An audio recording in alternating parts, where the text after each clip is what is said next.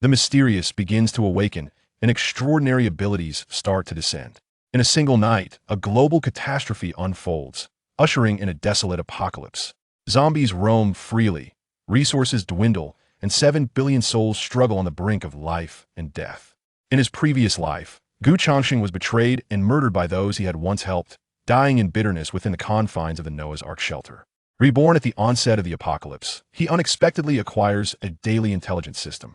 From that moment forth, Changsheng resolves to live up to his name, acting with prudence until he achieves longevity, thereby ushering in the greatest mythical era of the apocalypse.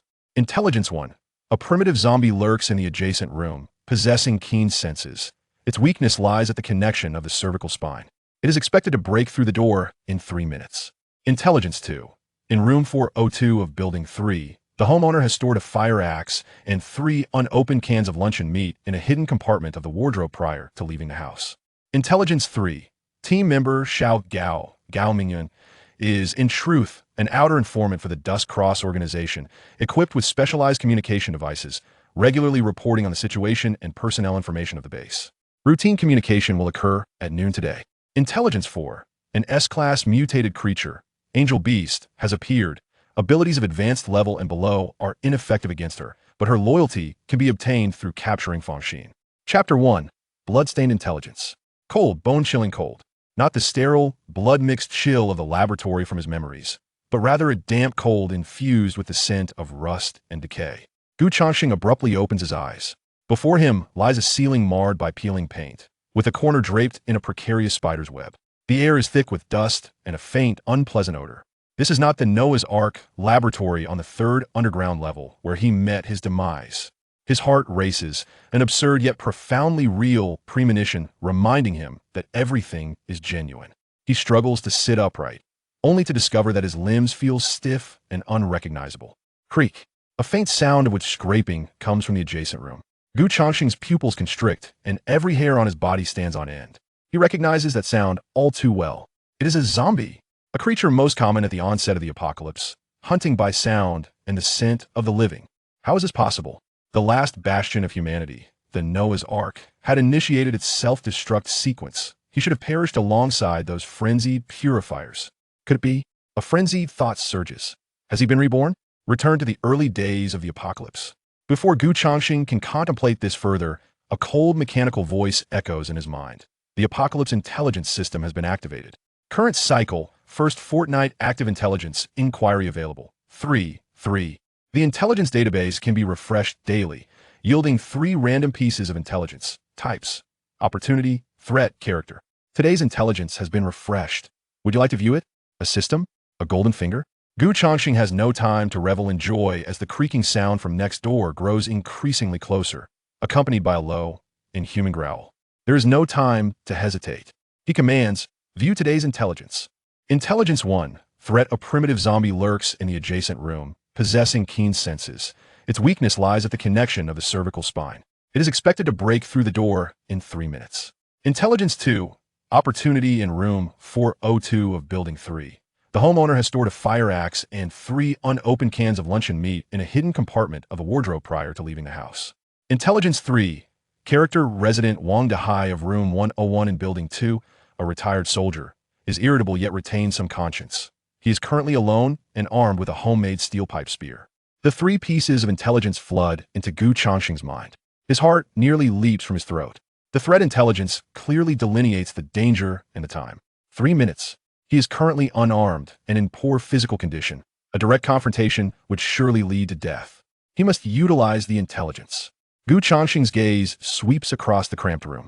It is a typical single apartment, furnished with worn furniture and scattered with overturned instant noodle packaging. His eyes fixate on the rickety coat, rack swaying precariously by the door. Made of iron, though slender, it is sufficiently sturdy. Changsheng swiftly analyzes the situation. The zombie's weakness lies at the back of the neck, requiring precise strikes.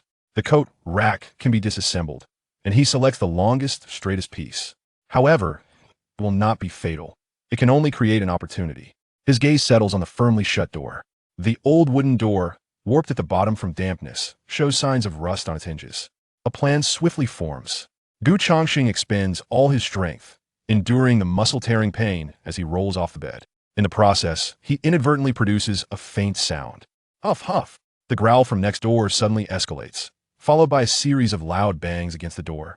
There is no time left. Clenching his teeth, Changsheng rushes to the coat rack, violently tearing it apart, selecting a section of iron pipe approximately 1 meter long, weighing too light but better than nothing. He does not choose to hide.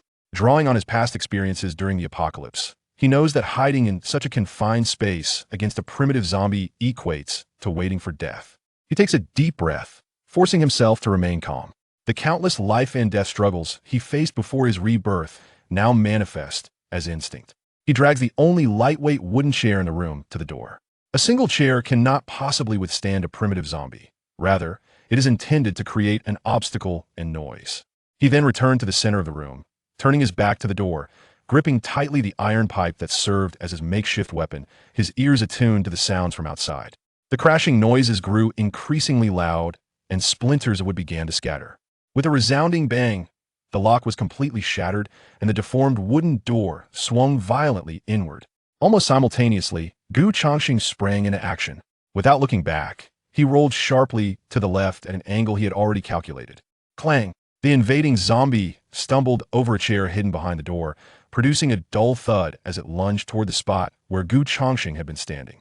Now was the moment. Changsheng rolled to his feet, his body taut like a drawn bow, the iron pipe slicing through the air in an arc, precisely targeting the exposed nape of the zombie.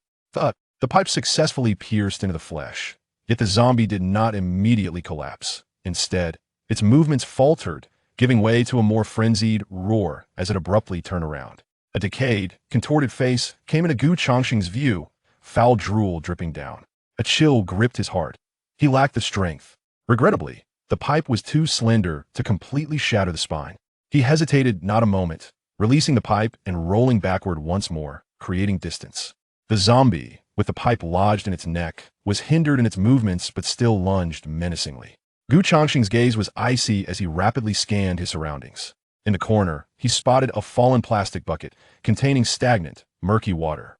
Got it. He deftly evaded the zombie's assault, kicking the plastic bucket in the corner with precision. Splash! The murky water splattered everywhere, drenching the zombie in the process. Its movements noticeably slowed and became clumsy, seemingly unaccustomed to the slippery sensation. Seizing this fleeting opportunity, Changsheng charged forward, grasping the end of the iron pipe still embedded in the zombie's neck, exerting all his strength to push down with his body weight, while twisting forcefully. Crack! The sharp sound of shattering bones echoed through the air. The zombie's motions abruptly halted, its massive form crashing to the ground, utterly silenced. The heavy stench of blood and decay filled the air. Leaning against the wall, Changsheng gasped for breath, sweat soaking his back, and his chest burned from the exertion. I have survived. He gazed at the corpse of the zombie on the ground, then at his trembling hands. This was the apocalypse, an ever-present threat of death. And he, Changsheng, had returned, armed with a constantly updating intelligence system. He had come back to the very place where this nightmare began. This time, he would not repeat his mistakes, would not place faith in those hypocritical saviors, nor would he entrust his hopes to others. In this life, he would rely on caution and this intelligence system, determined to endure and survive. To live until the end was the only path to victory. Changsheng withdrew the bloodied iron pipe, suppressing his discomfort as he wiped it on the tattered clothing of the zombie. His gaze shifted to the dilapidated door and the eerie, silent hallway beyond. The immediate priority was to secure the fire axe and canned meat mentioned in the intelligence. In the early days of the apocalypse, weapons and food were the essentials for survival. He approached the door, cautiously peering out. Chapter 2. The initial success of intelligence, a perplexing amalgamation of scents permeated the stairwell, dust, blood, and a faint odor of decay. The motion sensor lights had long ceased to function, and only a feeble glimmer of daylight filtered through the distant window, outlining indistinct shapes. Changsheng strained to listen. Apart from the sound of his own labored breathing, there was an oppressive silence. This stillness, in a world ravaged by chaos, often proved more unsettling than the clamor of turmoil. He recalled the details of Intelligence 2. Unit 3, Room 402, concealed compartment in the master bedroom wardrobe. Based on the layout of the rooms and his memory, he deduced that he currently occupied Room 501 of Unit 3. Thus, the target lay just below him. Fortunately, despite the commotion caused by his recent confrontation with the undead. It appeared that no other wandering monstrosities had been drawn to his presence. Perhaps the survivors in this building were few or had become sufficiently cautious. Changsheng refrained from immediate action. He leaned the iron pipe, a tool of his recent triumph, against the doorframe, then laboriously dragged the corpse of the zombie to a corner of the room, covering it with a tattered cloth. Alas, lacking specialized corpse neutralizers, he could only rely on this rudimentary measure to mitigate the spread of the sanguine scent, hoping it would suffice for as long as possible. Having completed this task, Changsheng returned to the door, pressing his ear against the cold wall to discern any sounds from below. Once he confirmed that the area was temporarily secure, he gripped the iron pipe tightly, crouched low, and stepped cautiously out of his room, moving with deliberate slowness. The staircase was thick with dust, and the handrails bore dark crimson stains, the source of which remained uncertain, blood or rust. As he descended, Changsheng heightened his vigilance. Each footfall landed on the edge of the stairs, striving to produce no sound. His eyes, sharp as a hawk's, scanned the corners of the staircase and the shadows that might emerge below. Soon, he arrived at the 4th floor. The corridor was equally silent. The doors to rooms 401 and 402 stood firmly shut, and room 402 bore no signs of damage, appearing relatively safe. Yet he dared not let his guard down. In this apocalyptic world, the greatest peril often lay not in the monsters that stood before him, but in the hearts of men and the unknown lurking behind closed doors. He refrained from hastily knocking or attempting to force entry. Instead, Changsheng paused at the threshold of room 402, listening intently. No sounds emanated from within. He gently pressed his ear against the door panel. The silence persisted. However, this did not entirely eliminate the possibility of someone inside. Perhaps the occupant was as cautious as he. He stepped back 2 paces, his gaze settling on the lock. It was the most common type of anti-theft lock. To pick it, the noise would be too great and time-consuming. Better to investigate first, for safety's sake. He maneuvered to the opposite side of the corridor, cautiously peering out of the window. Beyond, a leaden sky loomed, the city's silhouette blurred. Sporadic gunfire and the growls of monsters echoed in the distance, serving as grim reminders of the hellscape he inhabited. His focus, however, remained not on the distant chaos but on the window of room 402. The curtains were drawn tightly, obscuring the view within, revealing only a few garments hanging on the balcony. The thick layer of dust suggested that the place had not been tended to in quite some time. This indicated that the occupant of the room had likely been away for a considerable period. Given the accuracy of the previous intelligence, the probability of room 402 being temporarily safe was likewise high. After contemplating for a moment, Changsheng made up his mind, turning back to the door of room 402. However, instead of resorting to brute force, he retrieved a small piece of fine iron wire from his pocket. This was a lockpicking skill he had secretly practiced in a laboratory before his rebirth, and unexpectedly, it was now proving useful. Holding his breath, Changsheng inserted the wire into the keyhole, carefully manipulating it with the remnants of muscle memory and tactile sensation from his previous life. As seconds ticked by, beads of sweat began to form on his forehead. With a subtle click, the lock was successfully disengaged. He felt a wave of relief wash over him. Yet he did not immediately push the door open. Instead, he listened intently once more, confirming the absence of any sounds. He slowly and cautiously opened the door just a crack. The sight within unfolded before him. The furniture in the living room was shrouded in a thin layer of dust. Clothes were carelessly thrown on the sofa, and an empty instant noodle cup rested on the coffee table. Everything remained as it had been when the owner departed. There were no bloodstains or signs of struggle. Changsheng slipped into the room, gently leaving the door ajar without locking it, in case he needed a swift exit. He gripped the iron pipe tightly and quickly yet cautiously inspected the living room, kitchen, and bathroom. All was secure. Finally, he arrived at the master bedroom. The furnishings were simple: a bed, a wardrobe, and a vanity table, all equally covered in dust. His gaze was drawn directly to the old wooden wardrobe. According to the intelligence, a hidden compartment should be within. He approached and opened the wardrobe door. Inside hung several garments, while beneath lay a stack of bedding. Changsheng removed all the clothes and bedding, meticulously examining the inner walls of the wardrobe. Soon, he noticed a piece of wood at the backside, near the bottom, that was slightly discolored. Tapping it revealed a sound distinct from the rest, somewhat hollow. He had found it. Carefully, he pried at the edge of the wooden panel with the tip of the iron pipe. The panel yielded, revealing a small square space.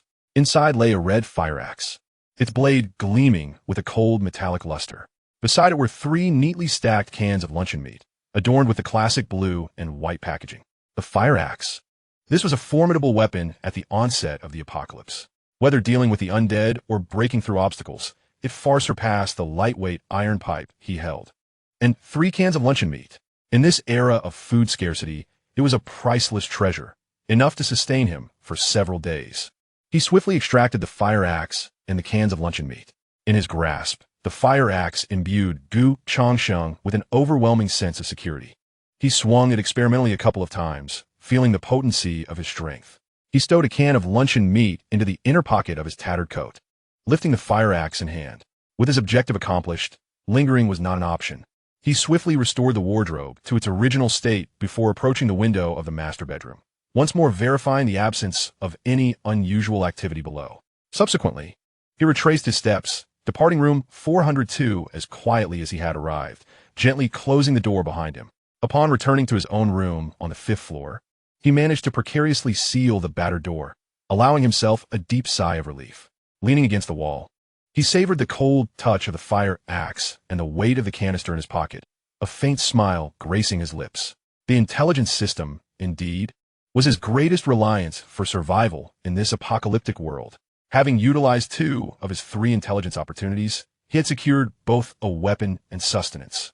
While averting a life-threatening crisis, an advantageous exchange, the final intelligence opportunity remained, yet it was not urgently needed at the moment.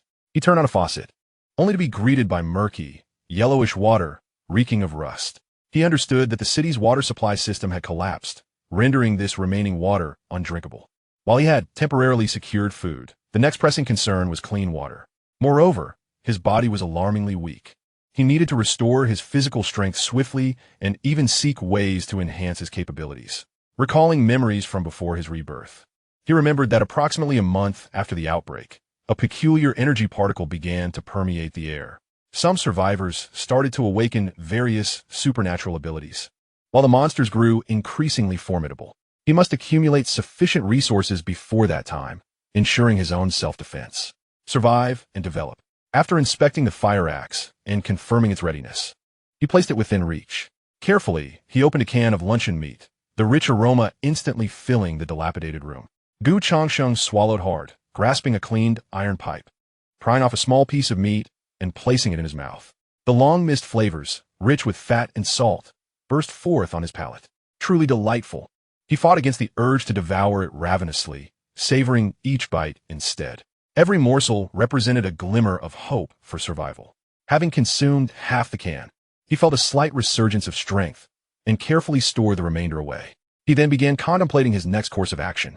The most pressing need was to find a relatively safe stronghold. The door of room 501 was broken and clearly unsuitable for long-term habitation. Additionally, a stable water source was imperative, as contaminated water could not be consumed in excess. Lastly, and most importantly, he needed to enhance his strength, whether through seeking potential methods to harness energy or through rigorous physical training. These objectives must be prioritized. All of this necessitated more information, plunging Changsheng into deep contemplation. At that moment, a sudden rush of footsteps and faint sounds of argument echoed from downstairs. Changsheng's heart tightened, and he instinctively grasped the fire axe beside him, stealthily approaching the blocked doorway to listen intently. Chapter 3. Proactively Investigating Intelligence. Let go of me, you bunch of bastards. A slightly hoarse female voice screamed, filled with panic and fear. Heh, little girl, stop struggling. Come with us, and my friends will make sure you live in luxury. A coarse male voice responded, dripping with unabashed malice. Ha! Who need your food, you scoundrels? Help! Someone please. The woman cried out, her voice tinged with desperation. Shut up. If you keep screaming, I swear I'll end you right now. Another sinister male voice threatened. Then came a sharp slap, followed by the abrupt cessation of her cries, leaving only her subdued sobs. Changsheng furrowed his brow. By the sound of it, there were at least 2 men, possibly more, and they appeared to be forcibly taking a woman. The location seemed to be just downstairs, perhaps even on the 4th floor. He held his breath, striving to discern the source and details of the noises. Boss, this girl is quite feisty. Let's take her back for some fun. Yeah, hurry up. Those guys on the 3rd floor probably heard the commotion too. We can't let them get ahead of us. The voice referred to as the boss replied ominously. Don't worry, boss. This building is practically our territory now. Who would dare challenge us? The coarse voice chuckled with pride. Stop chatting and take her away. The footsteps began to move, seemingly dragging someone along, accompanied by the woman's muffled sobs and struggles. Changsheng's gaze turned icy. In this apocalyptic world, where order had collapsed and humanity had withered, such occurrences were all too common. He had witnessed far more brutal scenes than this in his previous life. Should I intervene? The thought flickered through his mind, but was quickly extinguished. Forget it. I can barely protect myself, and my strength has yet to recover. I can't rely solely on a fire axe to confront several armed individuals, can I? Changsheng understood well that if he acted recklessly, he might end up in dire straits himself. The first principle of survival: never meddle in others' affairs unless one has absolute confidence and sufficient gain. Save someone? He might not even be able to save himself. Moreover, his current position was not secure. Should he be exposed and targeted by this group, the consequences would be unimaginable. From the direction of the footsteps, they seemed to be moving toward the staircase, possibly intending to leave the building or to loot the upper floors. Changsheng tightened his grip on the fire axe and silently retreated to the innermost corner of the room, keeping a vigilant eye on the damaged door. The footsteps grew closer, reaching the stairwell between the 4th and 5th floors. Damn it, how did the door on the 5th floor get broken? The coarse male voice questioned. Puzzled. Probably smashed open by zombie. Do we search it? The ominous boss voice inquired. It seems not. I didn't pay attention when we came up earlier. Changsheng's heart raced as he contemplated the imminent danger of their intrusion. If they were to break in, he had no choice but to engage, striving to seize the upper hand by eliminating at least one of them. Outside the door, a voice urged caution, warning against potential pitfalls. A footstep paused at the 5th floor stairwell, seemingly hesitant. Changsheng's muscles tensed, poised for immediate action. He clutched a fire axe across his chest, his gaze fixated on the entrance. The silence stretched on for what felt like an eternity. Forget it, boss. It reeks of death in there. It's likely been cleared out or there's zombies. We should hurry and take this girl back. It will be troublesome if that bunch from the 3rd floor shows up. The coarse voice seemed to harbor a tinge of apprehension, seeking an excuse to retreat. After a brief silence, a grim voice echoed. Agreed, we must prioritize the matter at hand. Let us go. The footsteps resumed, this time descending the staircase. Soon, the corridor returned to silence, save for the faint sound of a woman's sobs fading into the distance. Changsheng's top body slowly relaxed, his back drenched in cold sweat. That was close. He had nearly been discovered. This group clearly regarded the building as their territory and appeared to have competitors. As their conversation hinted at another faction on the 3rd floor, it was evidently not a safe place to linger. He needed to find a new, more concealed stronghold promptly. The emergence of the downstairs crew intensified Changsheng's realization that, besides monsters, humans posed a significant threat in this apocalyptic world, one that was potentially more dangerous and unpredictable. He glanced at the remaining half-can of luncheon meat and felt the 2 additional cans in his pocket. The food could last for a few more days, but the issue of water was pressing. To outmaneuver his adversaries, he would need to rely on the intelligence system.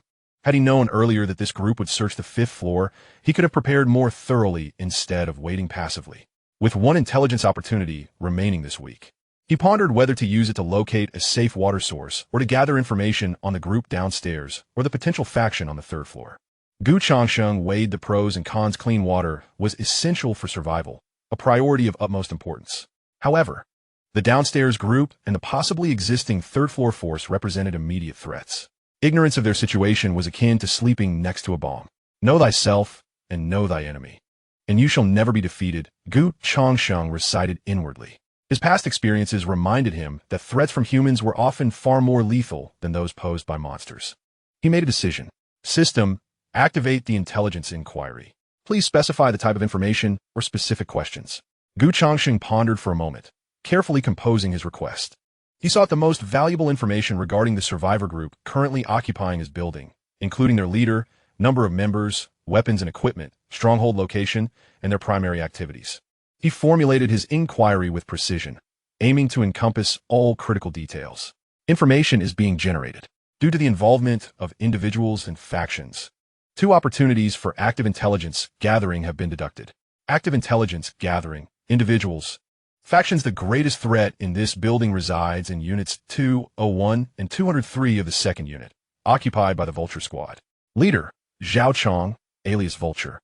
Formerly a construction site foreman, ruthless and cunning, a primary strength-type mutant. Core members consist of 5 individuals, including Zhao Chong, all armed with melee weapons such as machetes and steel pipes, with one member possessing a modified nail gun. There are approximately 3 to 5 peripheral members responsible for vigilance and miscellaneous tasks. Their primary activity pattern: collecting supplies in the morning, returning to their base to rest in the afternoon, and enhancing vigilance at night. Note: this squad has recently clashed with a certain faction from the 3rd Unit, suspected to be an organization led by Wang Dehai from Room 101, leading to heightened tensions. Information flooded into Changsheng's mind, causing his pupils to constrict. The Vulture Squad. Indeed, they were the group he had encountered earlier. The leader, Zhao Chong, is actually a primary strength-type mutant. This is undoubtedly dire news. Even a primary mutant possesses physical attributes that significantly surpass those of an ordinary person, including enhanced strength, speed, and resilience. This implies that in a direct confrontation, his chances of success wielding a fire axe against Zhao Chong are exceedingly slim. Furthermore, they have 5 core members and a modified nail gun. Such a weapon can inflict considerable damage at close range. Their stronghold in Units 201 and 203, having been breached, indicates a certain level of organization and combat capability. Their activity pattern is also crucial. They venture out in the morning and rest in the afternoon. This suggests that their defenses are relatively weak in the morning, yet it may simultaneously be the most perilous time within the building. More critically, they have had conflicts with the faction from the 3rd Unit. The 3rd Unit, Wang Dehai from Room 101. Changsheng immediately recalled the 3rd piece of intelligence he had gathered on the first day. Resident Wang Dehai from Room 101 in the same building, a retired soldier, known for his volatile nature, yet possessing a sense of morality, currently alone and armed with a homemade steel pipe spear. Wait, the intelligence indicated that Wang Dehai is in Unit 101, but the current information states that a faction from the 3rd Unit has clashed with the Vulture Squad, presumably led by Wang Dehai. Is there an error in the intelligence, or has Wang Dehai relocated and expanded his influence? Or is it possible that the information from the first day reflected the situation at that time, and now Wang Dehai is no longer in Unit 101 and is no longer alone? This possibility seems very high. It appears that the intelligence system provides a snapshot of information at the time of refresh, rather than a static record. This realization heightened Changsheng's vigilance. Information is time-sensitive and should not be taken at face value. Nevertheless, the value of this intelligence remains immense. It not only reveals the strength and threat posed by the Vulture Squad, but also points to another potential faction, Wang Dehai, a retired soldier. Volatile, yet possessing a sense of morality. He seems to be a somewhat more manageable counterpart than the Vulture Squad. No, one must remain cautious. In the apocalyptic realm, anyone may transform due to the relentless pressure of survival. Presently, the choices before me have become starkly evident. Remaining on this 5th floor is no longer tenable. I risk being discovered by the Vulture Squad at any moment. I must seek a more concealed refuge, endeavoring to evade the squad's operational hours and territories. As for Wang Dehai, it is prudent to maintain distance for the time being. Changsheng is acutely aware that approaching any faction recklessly under uncertain circumstances is perilous. He secured the fire axe at his back, wrapping it with a tattered cloth for concealment, and meticulously stowed the remaining 2.5 cans of luncheon meat deep within the inner pocket of his coat. Before departing, he instinctively took the iron pipe with him. An additional tool is always beneficial. Having completed his preparations, he returned to the door, inhaled deeply, and then gently pulled open the dilapidated door, slipping into the dimly lit corridor. Chapter 4. An unexpected encounter on the rooftop. Changsheng swiftly entered the stairwell, taking measured steps towards the rooftop entrance. In contrast to the unknown dangers lurking below and the potential presence of other survivors, the rooftop offered relative independence, with an expansive view that facilitated observation of the surroundings. Should peril arise, the narrow gap between buildings might afford him the chance to leap to an adjacent structure and escape. With a stroke of fortune, he might even discover abandoned water storage equipment. Gripping the iron pipe, the fire axe pressed uncomfortably against his back. Yet this discomfort was offset by an increased sense of security.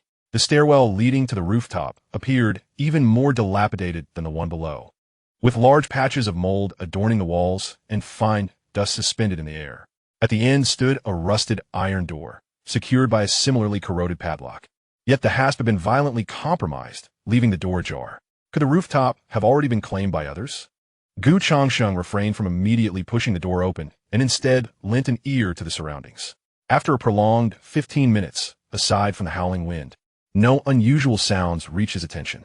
He slowly nudged the iron door open, the blinding sunlight causing him to squint momentarily.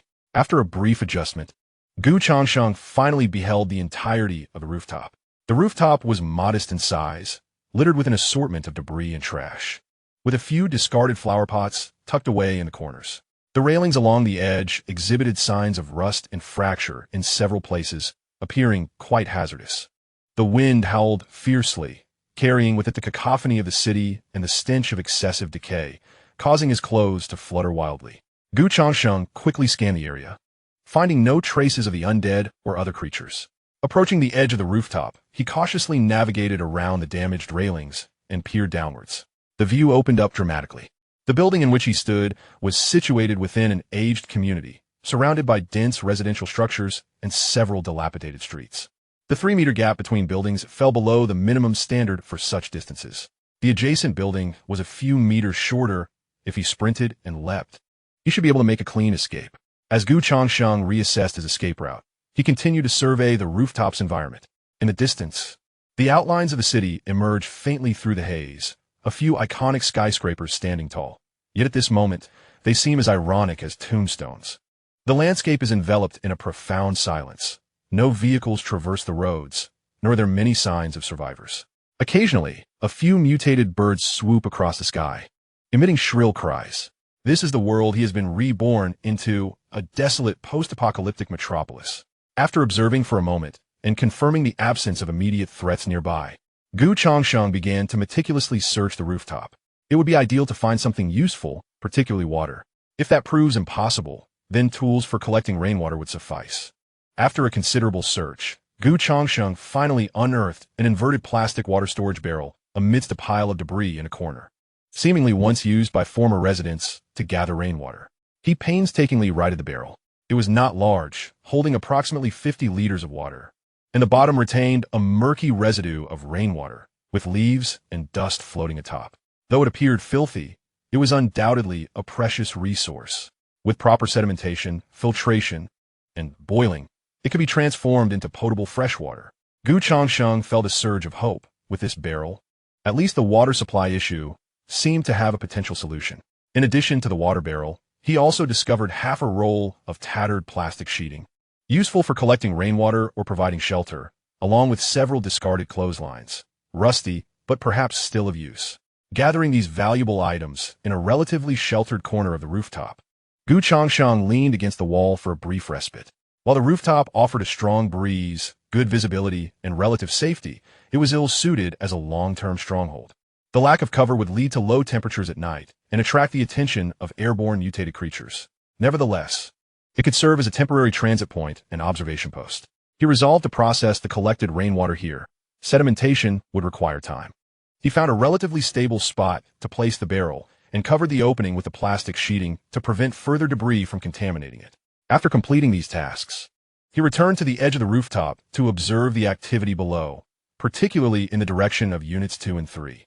As time passed slowly and darkness began to descend, sporadic gunfire and explosions echoed from afar, indicating conflicts between survivors and monsters or other factions in different corners of the city, which were of no immediate concern to him.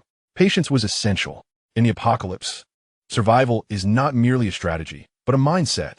Just as he was intently scanning the streets below, attempting to discern any signs of the Vulture Squad or Wang Dahai's faction, a faint sound of footsteps suddenly reached his ears. Changsheng froze, instinctively spinning around, drawing his fire axe from his waist, lowering his body into a defensive stance. There, at the iron door leading to the rooftop, stood a slight figure, having appeared there unbeknownst to him. A girl, seemingly around 15 or 16 years of age, donned an ill-fitting, stained sports jacket. Her hair was disheveled, her complexion pale, and her eyes brimmed with terror and unease. Clutching a half-piece of hard, stale bread, she gasped in fright as Changsheng abruptly turned and drew his axe. retreating against the cold, iron door, trembling in fear. Gu Changsheng's heart sank. There was someone here. He had not sensed her approach at all. Was it due to his earlier fixation on observing below, or was her footfall simply too soft? He remained vigilant, holding the fire axe before him, his gaze sharp as he scrutinized her. The girl appeared to pose no threat. She resembled an ordinary survivor who had miraculously endured. Yet, in this apocalyptic world, appearances are often deceiving. Who are you? You don't come any closer. Her voice quivered, tinged with a sob, as she held the half-piece of bread before her as though it were her sole weapon. Gu Changsheng offered no reply, merely regarding her coldly, assessing her intentions. How had she made it up here? How long had she been here? Did she have companions? Countless questions raced through his mind. I am just here to find something to eat. I mean no harm, the girl stammered, seemingly intimidated by Gu Changsheng's icy stare. There are bad people downstairs. I can't go down. Bad people downstairs? Was she referring to the vulture squad? Which room are you from? Gu Changsheng finally spoke, his voice low and gravelly. I live on the 4th floor, 403, she replied softly, her gaze timid. Room 403. That was right next to 402, where he had previously scavenged supplies. Have you been hiding in your room all this time? Gu Changsheng continued his interrogation. The girl nodded, her eyes reddening. My parents went out to find food and never came back. I'm so scared being alone, and the food is running out. Her words sounded plausible, aligning with the prevalent plight of survivors in this bleak world. Yet, Gu Changsheng remained on guard. How did you know to come to the rooftop? I heard noises from upstairs and thought, maybe I could find something to eat or someone. Her voice dwindled to a whisper. Gu Changsheng furrowed his brow. Had she heard the sounds he made while searching the rooftop earlier? How long have you been up here? And not long. I just got up here and saw you. She seemed on the verge of tears. Gu Changsheng studied her silently, his mind racing. If her words were truthful, she indeed appeared harmless for the moment. However, her presence was itself a variable. A girl unable to survive alone in this apocalypse often signified trouble. Should he disregard her, or? He glanced at the half-piece of stale bread in her hand, then at her frail form and frightened eyes. A fleeting tremor of doubt flickered within his heart. Swiftly subdued by reason, he was no savior. His foremost obligation was to ensure his own survival. There was no sustenance on the rooftop. Gu Changsheng's tone was frigid, devoid of any emotion. The dangers below were palpable. It would be prudent for you to seek shelter and remain silent. Having uttered these words, he averted his gaze from the girl and turned to the opposite edge of the rooftop, resuming his vigil over the commotion below, thereby signaling his stance. In the current situation, he had no intention of concerning himself with her. The girl appeared taken aback by Gu Changsheng's reaction, frozen in place, her fingers gripping the bread, tightening unconsciously. The rooftop was left with only the howling wind and the girl's suppressed, delicate sobs. Gu Changsheng seemed oblivious to her plight, redirecting his focus to the streets and buildings below.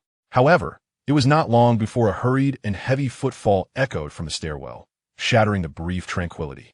The sound grew closer at an alarming pace, with a clear target in sight. The rooftop. Gu Changsheng's pupils constricted as he swiftly turned towards the iron door.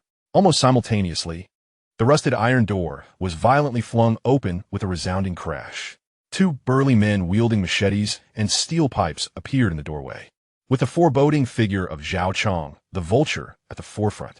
He immediately spotted Gu Changsheng and the terrified girl, her face drained of color.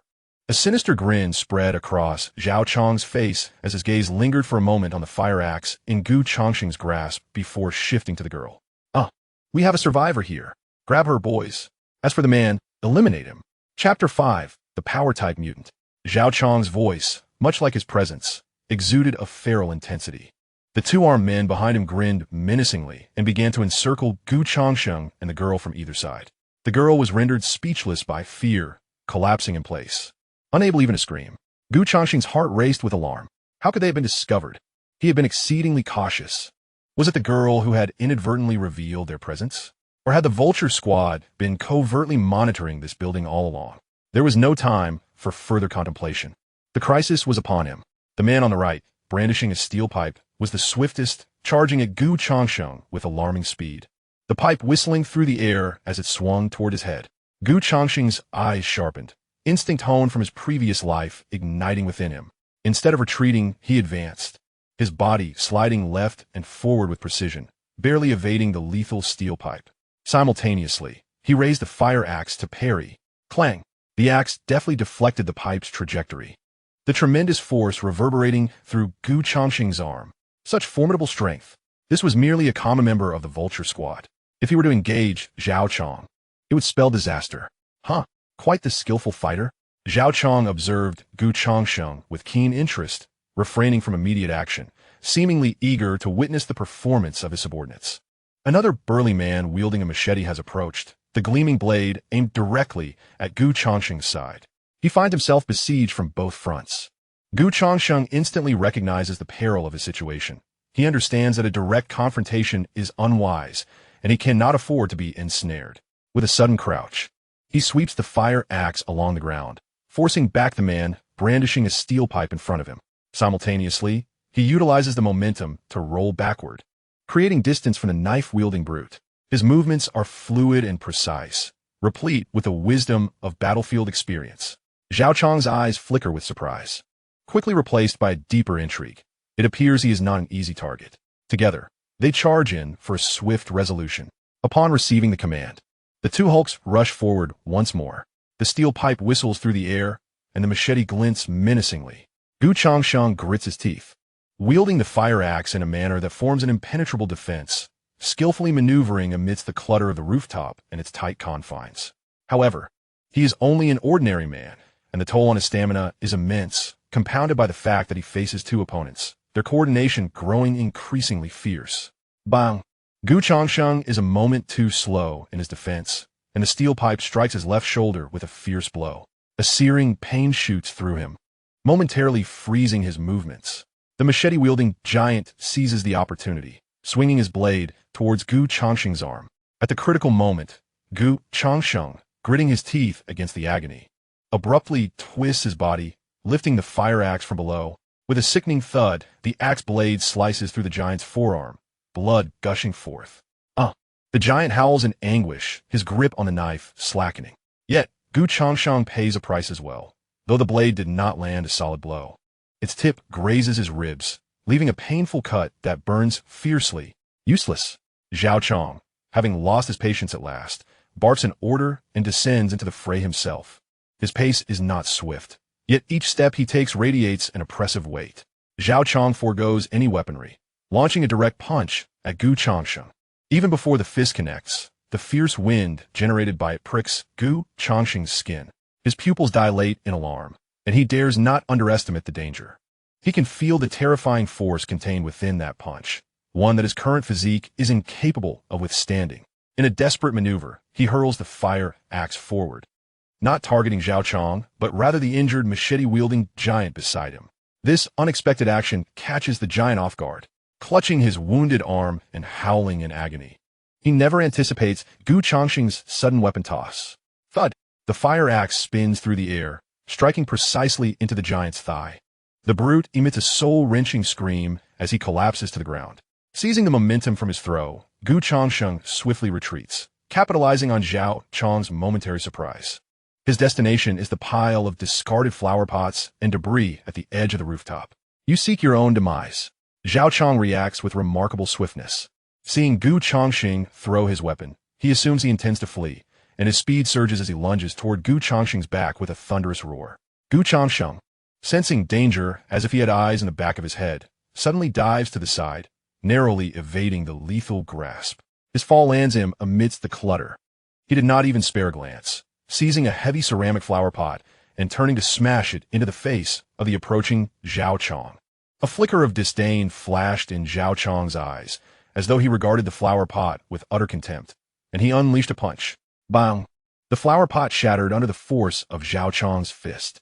Yet, the tremendous impact momentarily halted the momentum of his strike. In that fleeting instant, Gu Changsheng's true lethal maneuver was unveiled. The act of throwing the fire axe, lunging toward the clutter, and smashing the flower pot was all a ruse to conceal his actual intent, to retrieve the rusted yet sharp closed drying pole he had previously discovered. As the flower pot crumbled, Gu Changsheng, reminiscent of a lurking serpent, thrust the sharp drying pole fiercely into Zhao Chong's abdomen. This was a relatively vulnerable area of the human body. Zhao Chong clearly did not anticipate that Gu Changsheng had a trump card, and one so cunning. He roared in fury, attempting to retract his punch to block, but it was too late. Although the physique of a mutant was formidable, it was not invulnerable. Squelch. The sharp drying pole successfully penetrated Zhao Chang's abdomen. Though not deeply, it was sufficient to inflict injury. Roar. Zhao Chang emitted a beast-like howl, the excruciating pain inciting his wrath. He swung his hand back to strike Gu Changsheng. Gu Changsheng was already prepared. Having landed his blow, he swiftly retreated. Clap. Zhao Chang's strike missed, crashing against the nearby railing with a dull thud. I will take your life. Zhao Chang clutched his bleeding abdomen, his eyes blazing with fury as he glared intently at Gu Changsheng.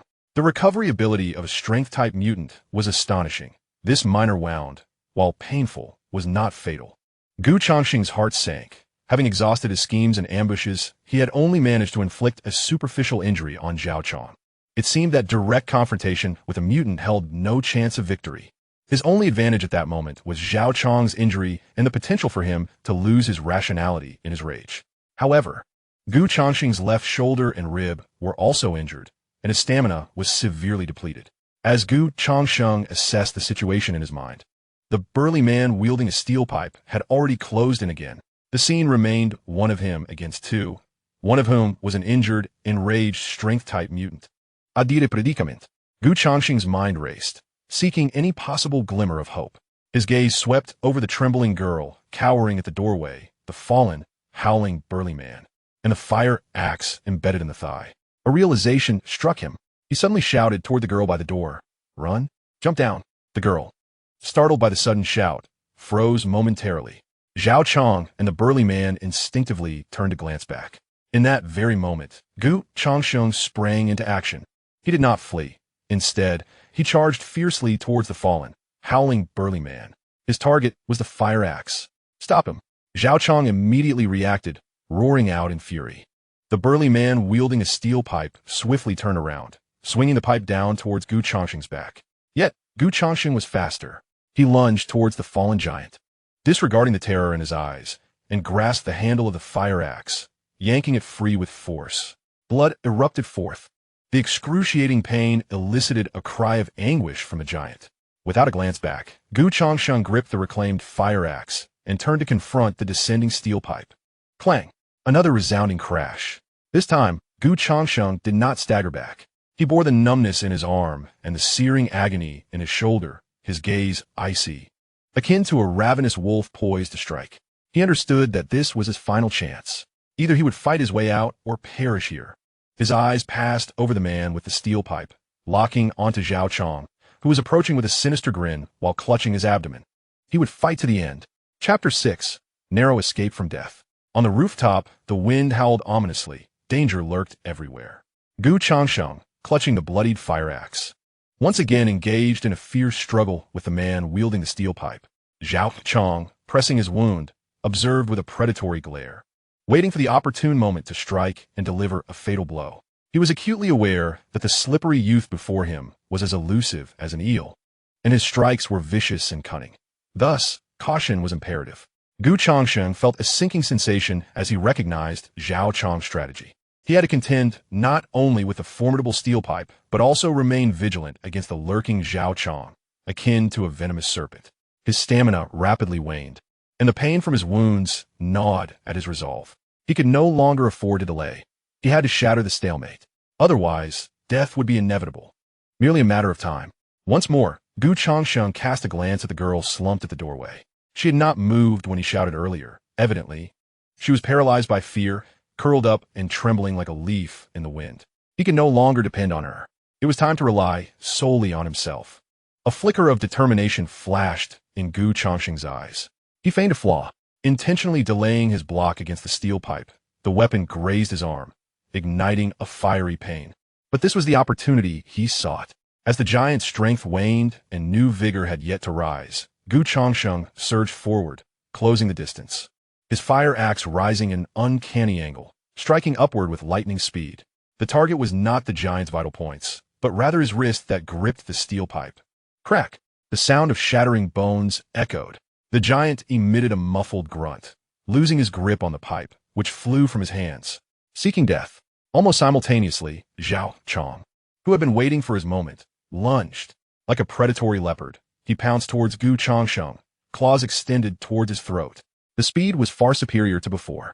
Gu Changsheng had just gained the upper hand, his stance unstable, leaving him no time to evade. The shadow of death loomed. In this critical moment, Gu Changsheng executed an unexpected maneuver that astonished everyone. He did not retreat.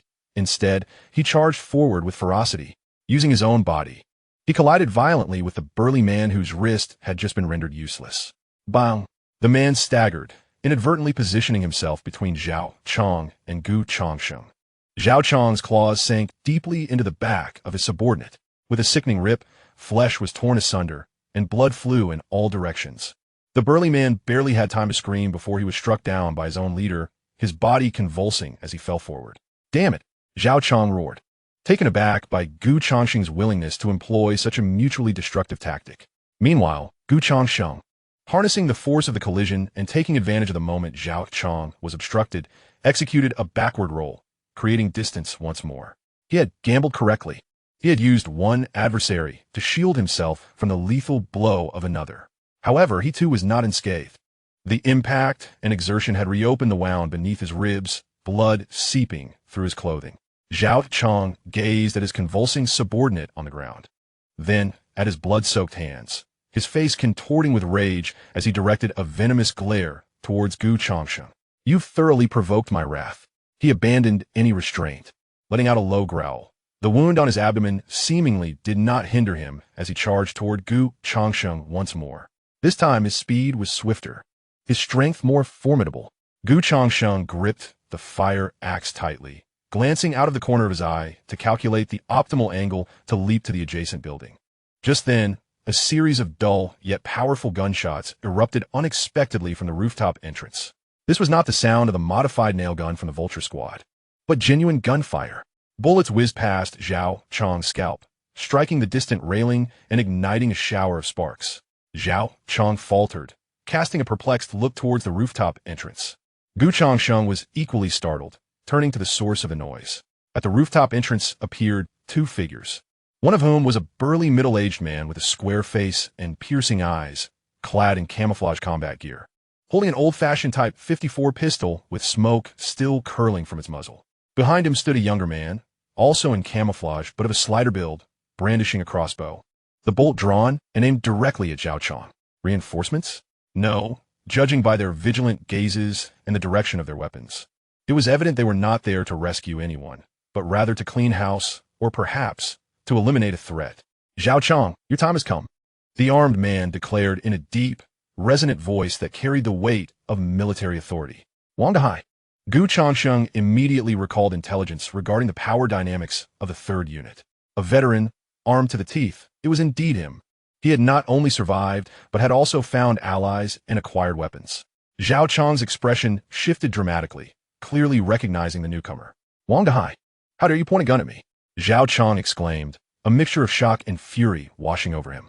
"Humph, you bring scum everywhere, burning, killing, and plundering, causing misery to the survivors. What use are you to me?" Wang Dahai's gaze was frigid. "Today, it is either your demise or mine." The tide of the confrontation had suddenly shifted.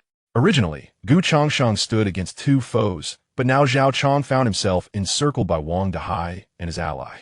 Thoughts raced through Gu Changsheng's mind. This is an opportunity. While they are at an impasse, I must escape swiftly. He glanced at the fire axe on the ground, then at Zhao Chong and Wang Dahai. Alas, the axe, though formidable, presents no immediate chance. It is wiser to seek a means of retreat. Gu Changsheng made a decisive choice, fearing becoming a target for both sides, and silently moved toward the edge of the rooftop on the opposite side. He moved lightly, striving not to attract the attention of the two adversaries. Indeed, both Zhao Chong and Wang Dahai were focused entirely on one another. "Wang Dahai, do you think it with just the two of you, a rusty gun and a crossbow, you can take me down?" Although wary of firearms, Zhao Chong, as a power-type mutant, had his own confidence, a malevolent grin resurfacing on his face. As long as he could reach the adjacent building, he could regroup and build his forces anew. "Wang Dahai, once I deal with you, all your supplies and women will be mine. Less talk, more action. Let's fight." Wang Dahai no longer engaged in idle chatter and raised his gun to aim once more. The young man beside him tightened the string of his crossbow.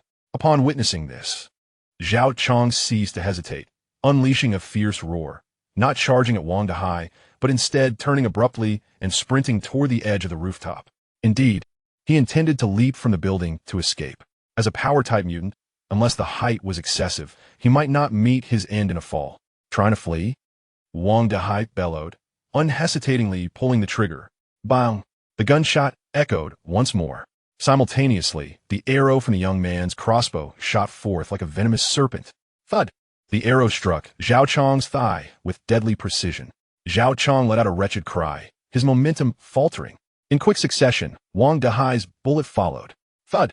The bullet pierced Zhao Chong's back.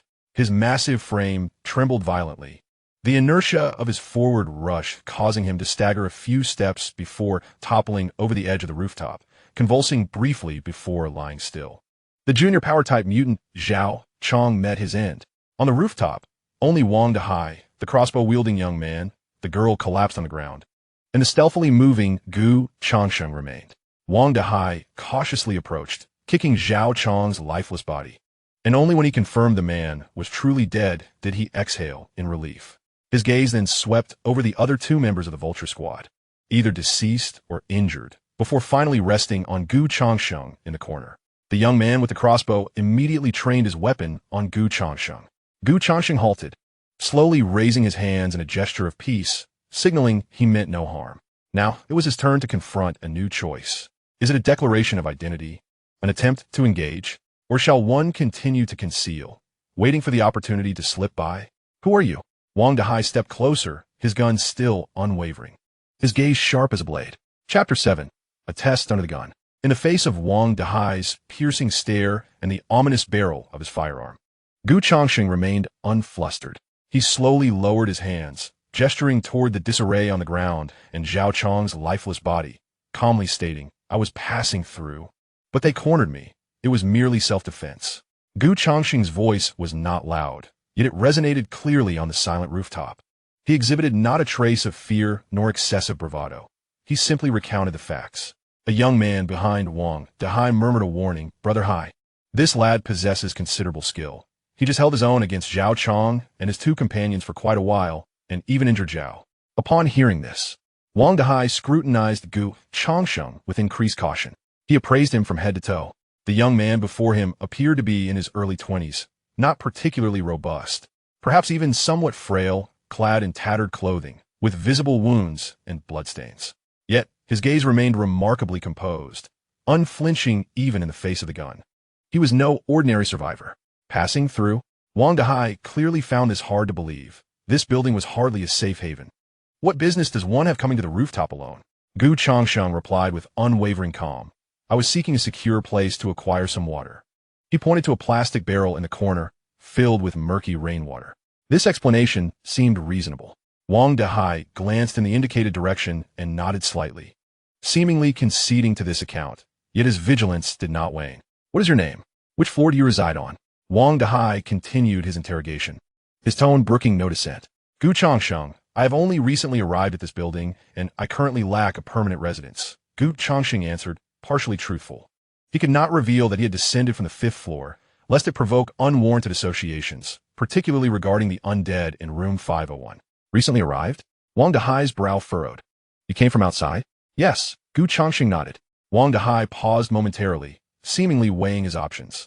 He glanced at the corpse on the ground, then back at Gu Changsheng. Finally his gaze fell upon the girl, trembling by the door. "Xiao Lu, go see how the girl is doing," Wang Dahai instructed the young man behind him. "Yes, Brother Hai." The young man named Xiao Lu sheathed his crossbow and hurried to the girl, crouching down to assess her condition. The girl appeared to be in shock, merely hugging her knees and weeping softly, unable to utter a word. Only then did Wang Dahai turn his attention back to Gu Changsheng, his tone slightly softened. "Gu Changsheng, right? Thank you for holding off Zhao Chong and his companions. Otherwise, we might not have resolved this as smoothly." Was this an overture of goodwill? Gu Changsheng's mind raced, yet his expression remained impassive. It was a mere effort. "I acted in self-preservation." "Regardless, you have aided us," Wang Dahai remarked. "Zhao Chong and his band of scoundrels deserve their demise. They have entrenched themselves in Unit 2, plundering resources and preying upon the weak, committing numerous misdeeds." He paused momentarily, then continued, I see you possess considerable skill and audacity. Would you be interested in joining us? Arriving at this juncture, Changsheng understood that this was Wang Dahai's true intention. As a capable individual who appeared to lack significant connections, he was a coveted ally for any faction striving to establish itself in this post-apocalyptic world. Should he align himself with Wang Dahai's faction? Changsheng swiftly weighed the pros and cons. The advantages were apparent. He could secure a relatively stable stronghold and team support, facilitating the acquisition of resources and information. Wang Dahai seemed more upright than Zhao Chong, at least on the surface, and he wielded a firearm, which lent him greater authority. However, there were considerable drawbacks as well. Joining a team would mean relinquishing his freedom and submitting to Wang Dahai's commands, along with the risks of team obligations. Furthermore, the extent of Wang Dahai's remaining conscience was yet to be determined. The hearts of men in this world were the most inscrutable of all.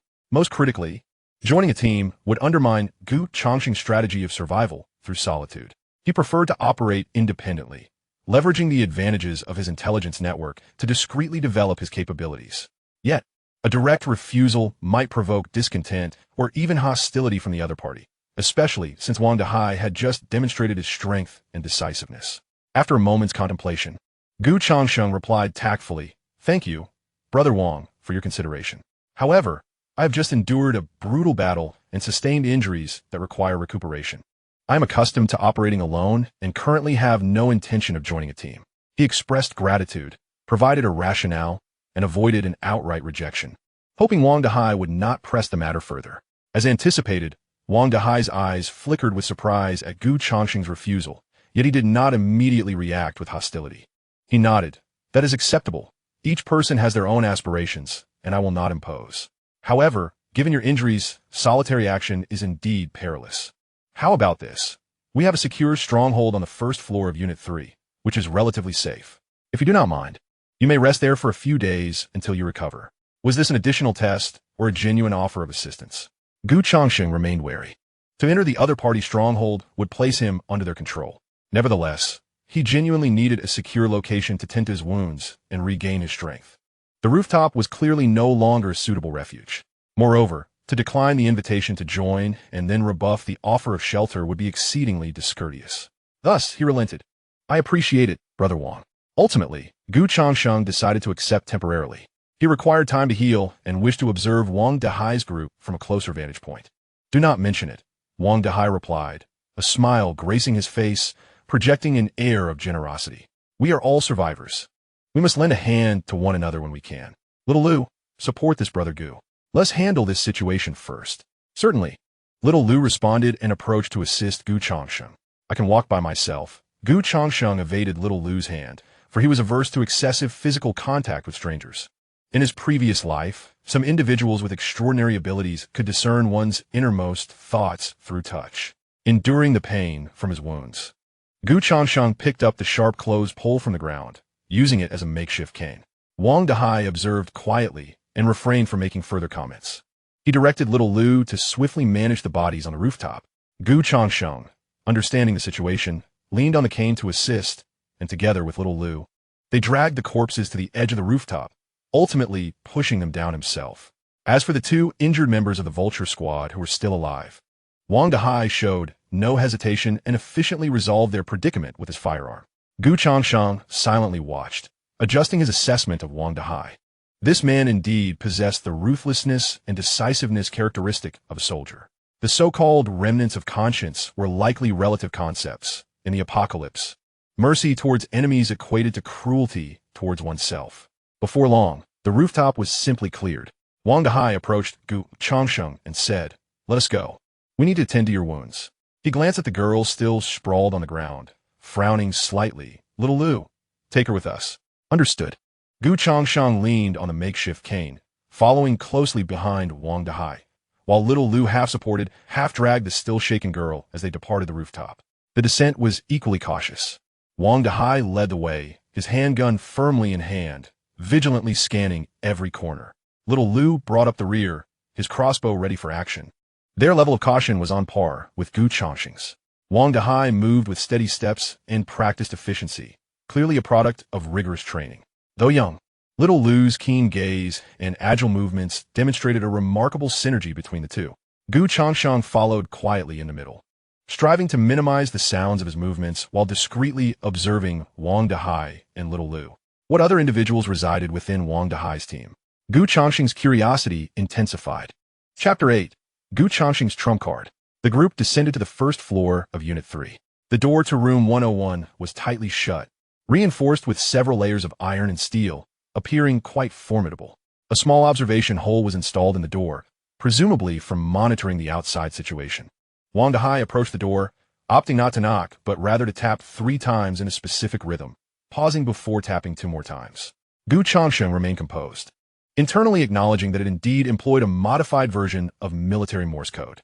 Wang Dehai was no ordinary individual. Soon, the observation hole opened, revealing a vigilant eye that scanned the surroundings. After confirming it was Wang Dehai, the sound of several locks being unlatched echoed from within, and the heavy door swung open. A tall, slender young man wearing glasses appeared. Upon noticing Gu Changsheng and the girl behind Wang Dehai, a flicker of surprise crossed his eyes. Yet he refrained from asking further questions. "Brother Hai, you're back," the bespectacled youth said, stepping aside to allow entry. Tidy up a bit. Zhao Chang has been dealt with," Wang Dehai stated in a calm tone, as if merely addressing a trivial matter. Upon hearing this, the young man visibly relaxed, a look of relief washing over his face. "That's wonderful. Those scoundrels finally. Let us discuss it inside," Wang Dehai interrupted, leading the way into the stronghold. Gu Changsheng followed closely behind, stepping into Wang Dehai's domain. It was a typical layout of 3 rooms and a hall, but the interior had been transformed beyond recognition. The living room was cluttered with supplies, food, water, medicine, and various tools and parts. The windows were sealed with wooden boards and metal sheets, leaving only narrow slits for observation and ventilation. In the corner, several fire extinguishers and sandbags were clearly positioned as defensive measures. Aside from the young man who opened the door, 2 others occupied the living room. One was a burly, bald man who was polishing a cleaver. He merely nodded upon seeing Wang Dehai and the others enter. The other was a weary middle-aged woman, who appeared somewhat haggard as she sorted through some clothing. Upon seeing the girl being supported by Xiao Lu, she quickly rose to greet them. "Oh dear, what happened to this child?" the woman inquired with concern etched on her face. "She encountered some trouble on the way," Wang Dehai instructed. "Aunt Sun, please help her settle down." "All right," Aunt Sun responded promptly, taking the girl into another room while gently comforting her. Wang Dehai pointed to a relatively clean makeshift bed in the corner of the living room and addressed Gu Changsheng. "Brother Gu, please have a seat." "Xiao Gao, fetch the medical kit and tend to Brother Gu's wounds." Xiao Gao, the bespectacled youth, immediately complied, retrieving a white medical kit from a cabinet. Gu Changsheng did not refuse. He expressed his gratitude and moved to sit on the bed. He indeed needed to address his injuries, as infections could prove fatal in this post-apocalyptic world. Xiao Gao opened the medical kit, revealing alcohol, gauze, bandages, and a selection of common anti-inflammatory and analgesic medications, all seemingly well prepared. "Please remove your clothing," Xiao Gao instructed.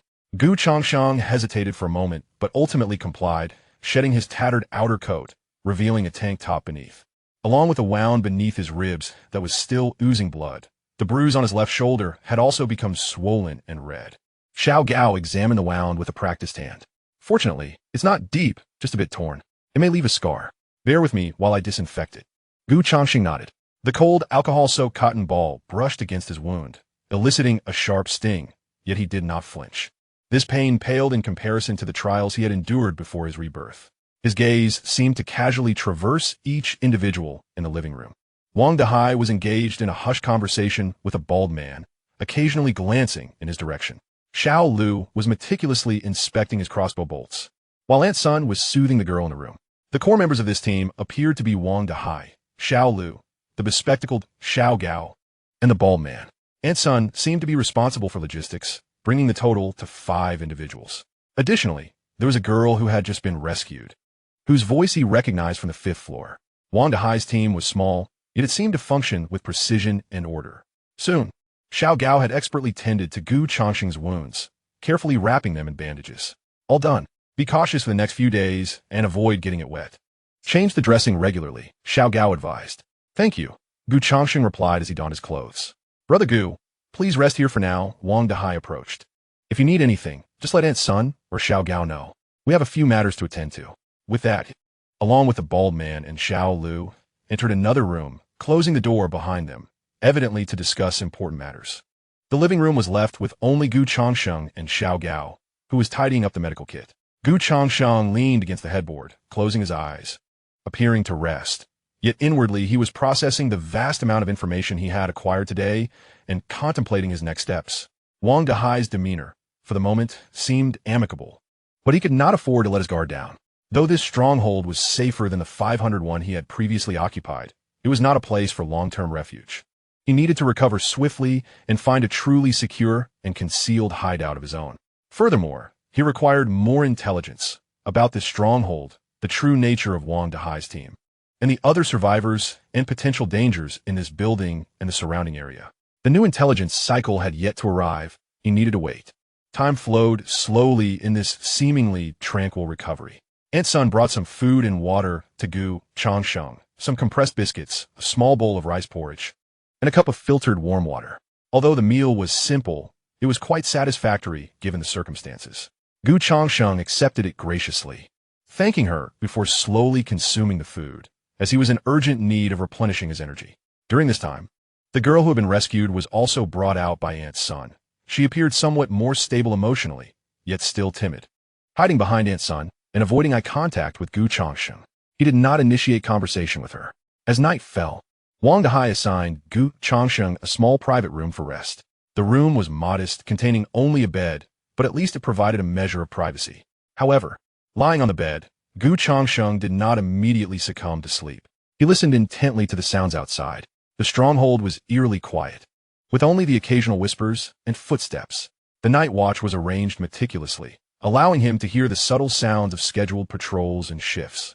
It was only after confirming that the outside had settled into complete silence that Gu Changsheng slowly sat up. From his clothes-fitting pocket, he cautiously retrieved 2 items. One was the half-consumed can of luncheon meat, while the other was a small piece of dark red crystal resembling coagulated blood. This crystal had been stealthily excavated from near Zhao Chang's heart while he was cleaning up the corpse on the rooftop. Discreetly extracted when Wang Dahai and the others were otherwise occupied, blending seamlessly with his own blood, making it difficult to detect. This was the remnant of Zhao Chang, a power-type mutant who had left behind this artifact upon his death. Gu Changsheng's eyes flickered. Memories from his past life informed him that this object was known as a source crystal. In the apocalypse, it was something that countless ordinary individuals coveted. Gu Changsheng gazed at the dime-sized, dark red crystal in his palm, which emitted faint energy fluctuations, and his breath quickened slightly. Fragments of memories from his previous life surged forth. About a month after the onset of the apocalypse, some powerful mutated creatures and a few awakened individuals would crystallize this pure energy within their bodies upon death, forming source crystals. These crystals could be absorbed directly to enhance physical qualities and even assist mutants in elevating their abilities. They were an exceedingly precious strategic resource in the apocalypse. However, he had not anticipated that just a few days into the apocalypse, Zhao Chang had already produced a source crystal. Though Zhao Chang's source crystal was merely a low-grade one, containing a melange of energies, it was still a source crystal. Did this imply that the emergence of energy particles in this world and the process of biological mutation were progressing more rapidly than he had remembered? This realization sent a chill through Gu Changsheng. If this were indeed the case, he would need to expedite his plans for survival. Chapter 9. The First Enhancement of Power. Gu Changsheng meticulously cradled the source crystal in his palm. According to his memories from before his rebirth, the method to absorb a source crystal was quite simple. It involved direct ingestion. Once ingested, the crystal would gradually release energy, which the body would absorb. The experience varied from person to person. Some might endure discomfort, while others felt immense relief. Regardless of the sensations, the efficacy of source crystals was universally acknowledged by survivors of the apocalypse. Of course, direct ingestion was merely suited for ordinary individuals. Gu Changsheng believed that those with abilities must possess more efficient methods for guiding absorption. Currently, as an ordinary person with somewhat enhanced physical resilience, he had no choice but to resort to the most primitive approach. He glanced at the tightly shut door, confirming that there was no sound from outside, and without further hesitation, he placed the dark red source crystal into his mouth, swallowing it with great difficulty alongside his saliva. As the source crystal entered his abdomen. He initially felt nothing extraordinary. Sitting cross-legged on the bed, Changsheng focused his mind, silently attuning to the changes within his body.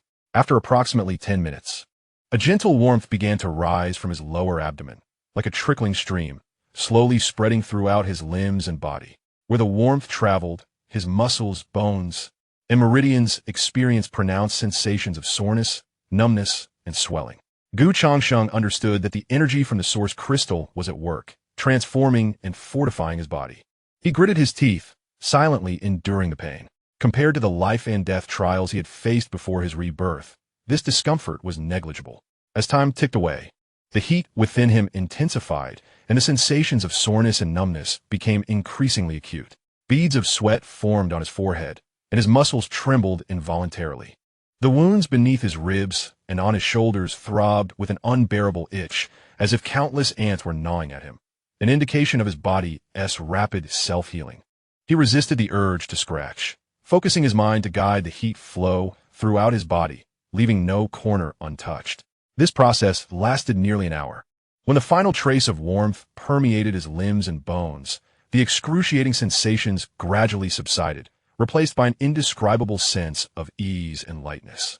Changsheng slowly opened his eyes and exhaled a long, deep breath. He could distinctly feel that his body had changed. His strength, speed, and reflexes seemed to have experienced a slight, yet undeniable enhancement. Most notably, the wounds that had required several days to scab over were no longer bleeding. The pain significantly diminished, and they even began to itch, a sign of rapid healing. Indeed, it was effective. A glimmer of joy flashed in Changsheng's eyes. Although it was merely a low-grade primary source crystal with limited effects, it was undoubtedly a tremendous breakthrough for his frail body after rebirth. This meant he had discovered a path to swiftly enhance his strength in this apocalyptic world. As long as he could acquire more source crystals, his power would continue to grow.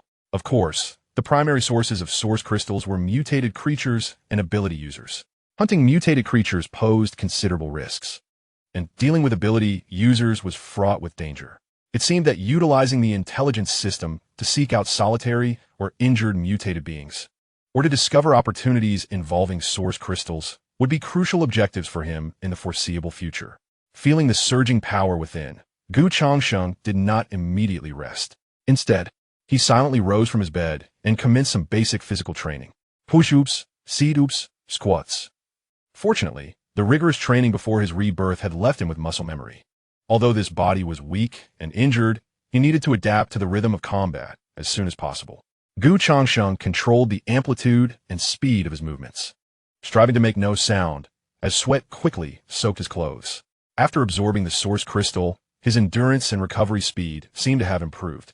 What once would have exhausted him after a few dozen repetitions, he could now sustain for a longer duration.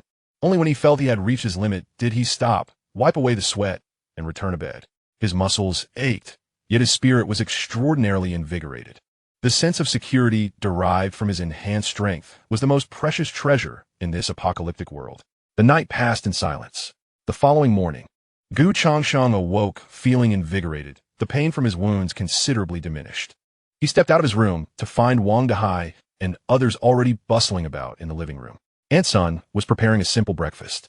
Xiao Gao was tinkering with a device resembling a radio, and Wang Dahai along with a bald man were organizing their weapons and gear, seemingly readying themselves for an outing. "Brother Gu, you're awake? How do your wounds feel?" Wang Dahai inquired upon noticing him. "Much improved. Thank you for your concern, Brother Wang," Changsheng replied, stretching his shoulders and appearing his usual self, albeit with slight discomfort from the injury. "That is good to hear," Wang Dahai nodded. "We're heading out today to gather some supplies. Rest assured, you can stay here to recuperate. If you need anything, just ask." Aunt Sunday understood, Changsheng responded, eagerly anticipating their departure, as it would afford him the opportunity to observe the stronghold more closely or perhaps engage in other activities. The breakfast consisted of porridge and a few biscuits, which Changsheng shared with the others. During the meal, the rescued girl emerged, looking significantly better. Although still quiet and timidly trailing behind Aunt Sunday, Aunt Sun informed everyone that the girl's name was Lin Weiwei and that her parents had perished. Wang Dahai glanced at Lin Weiwei but said nothing, merely instructing Aunt Sun to take care of her. After breakfast, Wang Dahai, the bald man, and Xiao Lu donned their gear, armed themselves, and departed the stronghold. Xiao Gao and Ant Sun remained behind to ensure the security and logistics of the base. As Gu Changsheng watched their figures recede, a flicker of contemplation crossed his gaze. He made his way to the window, peering through a narrow crack to observe. Wang Dehai and the others had not strayed far. They were moving cautiously within the vicinity, seemingly targeting a few nearby buildings. Their actions were meticulous, demonstrating evident experience as they provided cover for one another. It appeared that neither I nor Zhao Chong would engage with them. It seemed unlikely that Zhao Chong could contend with Wang Dehai and his crew. Gu Changsheng withdrew his gaze and began to wander through the stronghold, familiarizing himself with the environment. Xiao Gao spent most of his time near the radio, seemingly attempting to connect with the outside world or eavesdrop on something. Ant Sun busied herself in the kitchen and various rooms, organizing supplies and cleaning. Lin Weiwei followed her like a little shadow. Gu Changsheng refrained from interrupting them, opting instead to silently observe every corner of the stronghold, the defensive structures, the stockpiled provisions, and the theoretically essential escape routes. The more he understood this stronghold, the better he could assess the risks and opportunities. As he approached the doorway of a room near the balcony, his peripheral vision caught sight of what appeared to be an inconspicuous backpack nestled in the corner. The backpack seemed slightly bulging, its zipper not fully closed, revealing a glimpse of what looked like a map. Gu Changsheng felt a stir of curiosity. A map? What kind of map could it be? He discreetly shifted his gaze, feigning a casual stroll, and slowly made his way back to his small room. Was that backpack left behind by Wang Dehai and his companions? Or did it belong to someone else? What significant information might it contain? No, I must remain calm. At times like this, it is crucial to maintain composure and avoid rash actions. With Xiao Gao and Ant Sun present, recklessly rummaging through someone else's belongings could lead to unforeseen consequences. I must bide my time and wait for an opportunity. Alternatively, I could leverage my unique abilities. The new intelligence cycle will not refresh for several days. After much contemplation, Gu Changsheng resolved to exercise patience and continue observing. In the afternoon, Wang Dehai and his team returned safely, bringing back a modest haul of canned food, several packets of medicine, and some daily necessities. Although their collection was not particularly bountiful, it was a rare find in these times. Their faces bore signs of exhaustion, and the bald man had fresh bandages wrapped around his arm, indicating that they had encountered some trouble during their outing, though it seemed there were no significant casualties. Gu Changsheng observed that upon returning, Wang Dehai's first action was to engage in a hushed conversation with Xiao Gao, seemingly inquiring about the situation at the base that morning and Gu Changsheng's performance. Xiao Gao provided an honest account. After listening, Wang Dehai cast a discreet glance at Gu Changsheng before shifting his focus elsewhere. Dinner was once again simple. After the meal, Gu Changsheng excused himself, claiming to feel unwell, and retreated to his room early. Lying on his bed, he appeared to rest, but in reality, his mind was racing. Although Wang Dehai's team had accepted him, it was evident that they did not fully trust him. The fact that he was not included in today's reconnaissance mission, and that Wang Dehai sought information about him from Xiao Gao upon their return, spoke volumes. He needed to find his own way out of this predicament. The map within that backpack lingered incessantly in his thoughts. If it were a regional map, possibly marked with resource points or areas of danger, its value would be immeasurable. Tonight, he must devise a plan to take a look. Chapter 10. Nocturnal Secrets. As night fell once more, the base gradually settled into silence. Gu Changsheng lay in bed, regulating his breathing to maintain a state of half-sleep, while his ears remained attuned to every sound outside. The night watch was still being alternated between Xiao Gao and the bald man. After listening for a considerable time, Gu Changsheng discerned that footsteps occurred at regular intervals, only to vanish at predictable moments. He refrained from making any hasty moves, patiently waiting for the opportune moment. Around 3 o'clock in the morning, a faint sound of shift change echoed from outside, followed by complete hush. Gu Changsheng understood that this was the hour when one was most fatigued and least vigilant. The time had come. He slowly opened his eyes, a glint of determination shining within, and silently slipped out of bed, his bare feet padding softly as he approached the door with the stealth of a cat. After listening intently for a while and confirming the corridor was unoccupied, he cautiously began to turn the doorknob. The old hinges emitted a barely audible creak, which in the stillness of the night felt strikingly loud. Instantly, Gu Changsheng halted his movements and held his breath. After a few seconds, ensuring he had not drawn any attention, Gu Changsheng continued. pushing the door open just enough to slip through. Like a wraith, he glided into the dimly lit living room. The only source of illumination was a solitary emergency light flickering in the corner, casting a feeble glow that barely allowed for vision. His objective was clear. The backpack nestled in the corner of the balcony. He crouched low, using the shadows cast by the furniture as his cover, inching forward towards the balcony with utmost caution. Each step was taken on the tips of his toes, devoid of any sound. His eyes darted around, particularly towards the direction of the rooms occupied by the tall and bald men. Minutes later, he arrived near the balcony. The backpack lay silently in the corner, just as he had seen during the day. Changsheng crouched down, reconfirming that the area was deserted before extending his hand to gently unzip the backpack. The faint sound of the zipper caused his heart to race, but upon surveying the surroundings and finding no movement, he pressed on.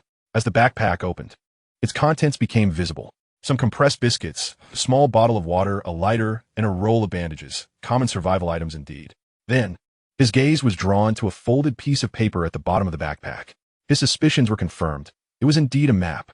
Carefully, he extracted the map, not fully unfolding it, but just enough to discern its title and general contents under the dim light. Map of Resource Distribution and Hazard Zones in the Old District of Binhai City, 1st edition. What a remarkable find. This was truly an invaluable treasure from the onset of the apocalypse. Different areas of the Old District were marked in various colors on the map. Red indicated high-risk zones, likely teeming with zombies or mutated creatures. Yellow represented moderate danger, and green signified relatively safe areas. Additionally, special symbols denoted locations such as supermarkets, pharmacies, hardware stores, gas stations, and hospitals. There were even several sites labeled as armories, speculated, and research facilities, unknown. Next to each label, brief notes provided further information. For instance, a certain supermarket was marked as looted with minimal remnants, while a particular pharmacy noted zombies on the 1st floor and the 2nd floor was unknown. The amount of information was staggering. Moreover, it was exceedingly detailed. This was clearly not a map that an ordinary survivor could have drawn. Where did Wanda Hai and his group acquire this map? Did they create it themselves, or did they obtain it from elsewhere? Suppressing the shock within, Changsheng quickly committed the key information from the map to memory, especially the annotations relevant to the vicinity of the building where he currently found himself. The aging community he inhabited was marked as a yellow zone, with sporadic zombie activity, but no formidable mutated creatures had yet been discovered. The 2nd unit, previously occupied by the Vulture Squad, bore a distinctive red cross next to it, with a note stating that Zhao Chong had cleared it. A large supermarket, marked in red, lies a few blocks away, accompanied by the note that resources are abundant, and the area is teeming with zombies suspected to harbor mutations. Nearby is a community hospital, indicated in green, with the annotation that most of its medical supplies have been scavenged, leaving only a few wandering zombies. Most notably, approximately 2 kilometers from the neighborhood, a derelict factory area bears a distinctive blue mark, stating, "Suspected official temporary refuge." With intermittent signals detected, the specifics remain unclear, and it is highly dangerous. An official temporary refuge. This information sent a surge of excitement through Changsheng's heart, in his memories from before his rebirth. He recalled that at the onset of the apocalypse, the authorities indeed established several temporary shelters, but they quickly fell into chaos and were abandoned. The underground base he inhabited, known as the Noah's Ark, was one of the few large shelters established later in the crisis. If this abandoned factory is truly an official temporary refuge, or even if it once was, it could potentially harbor invaluable resources, weapons, or even critical information. However, the warning of extreme danger also served as a reminder to approach with caution. Changsheng forcefully committed the key details from the map to memory, fully aware that he could not take it with him, nor could he linger here for too long. Just as he prepared to fold the map and return it to his backpack, a faint sound suddenly emanated from the corridor leading from the living room to the bedroom. It seemed to be the noise of someone shifting. Changsheng froze, his movements abruptly halted. He held his breath, ears attuned to discern any further sounds. After a few seconds of silence, he wondered if it had merely been a false alarm or if the night watch had awakened. He dare not take the risk. He needed to leave immediately. With utmost speed, he refolded the map along its original creases, shoved it back to the bottom of his backpack, and gently zipped it up, striving to restore its previous state. Once this was accomplished, he did not look back, turning instead to stealthily make his way toward his own room. Every step felt precarious. Upon reaching his door, He reconfirmed that the corridor was clear, then slipped inside, softly closing the door behind him. Leaning against the cold door, Changsheng realized that his back was drenched in cold sweat. That was too close. Yet, the gains were monumental. The information on this map was invaluable, providing crucial references for his forthcoming actions, especially the information regarding the suspected official temporary refuge, which opened up possibilities for acquiring higher-grade resources and intelligence.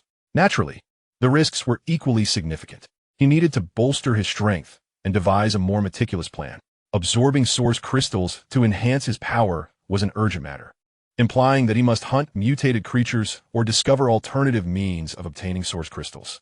The perilous areas marked on the map might hold the opportunities he sought. Yet, he remained trapped within Wang Dahai's stronghold.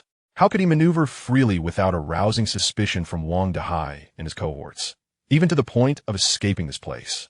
As Changsheng lay back on his bed, contemplating, he shut his eyes while his mind raced, formulating new strategies.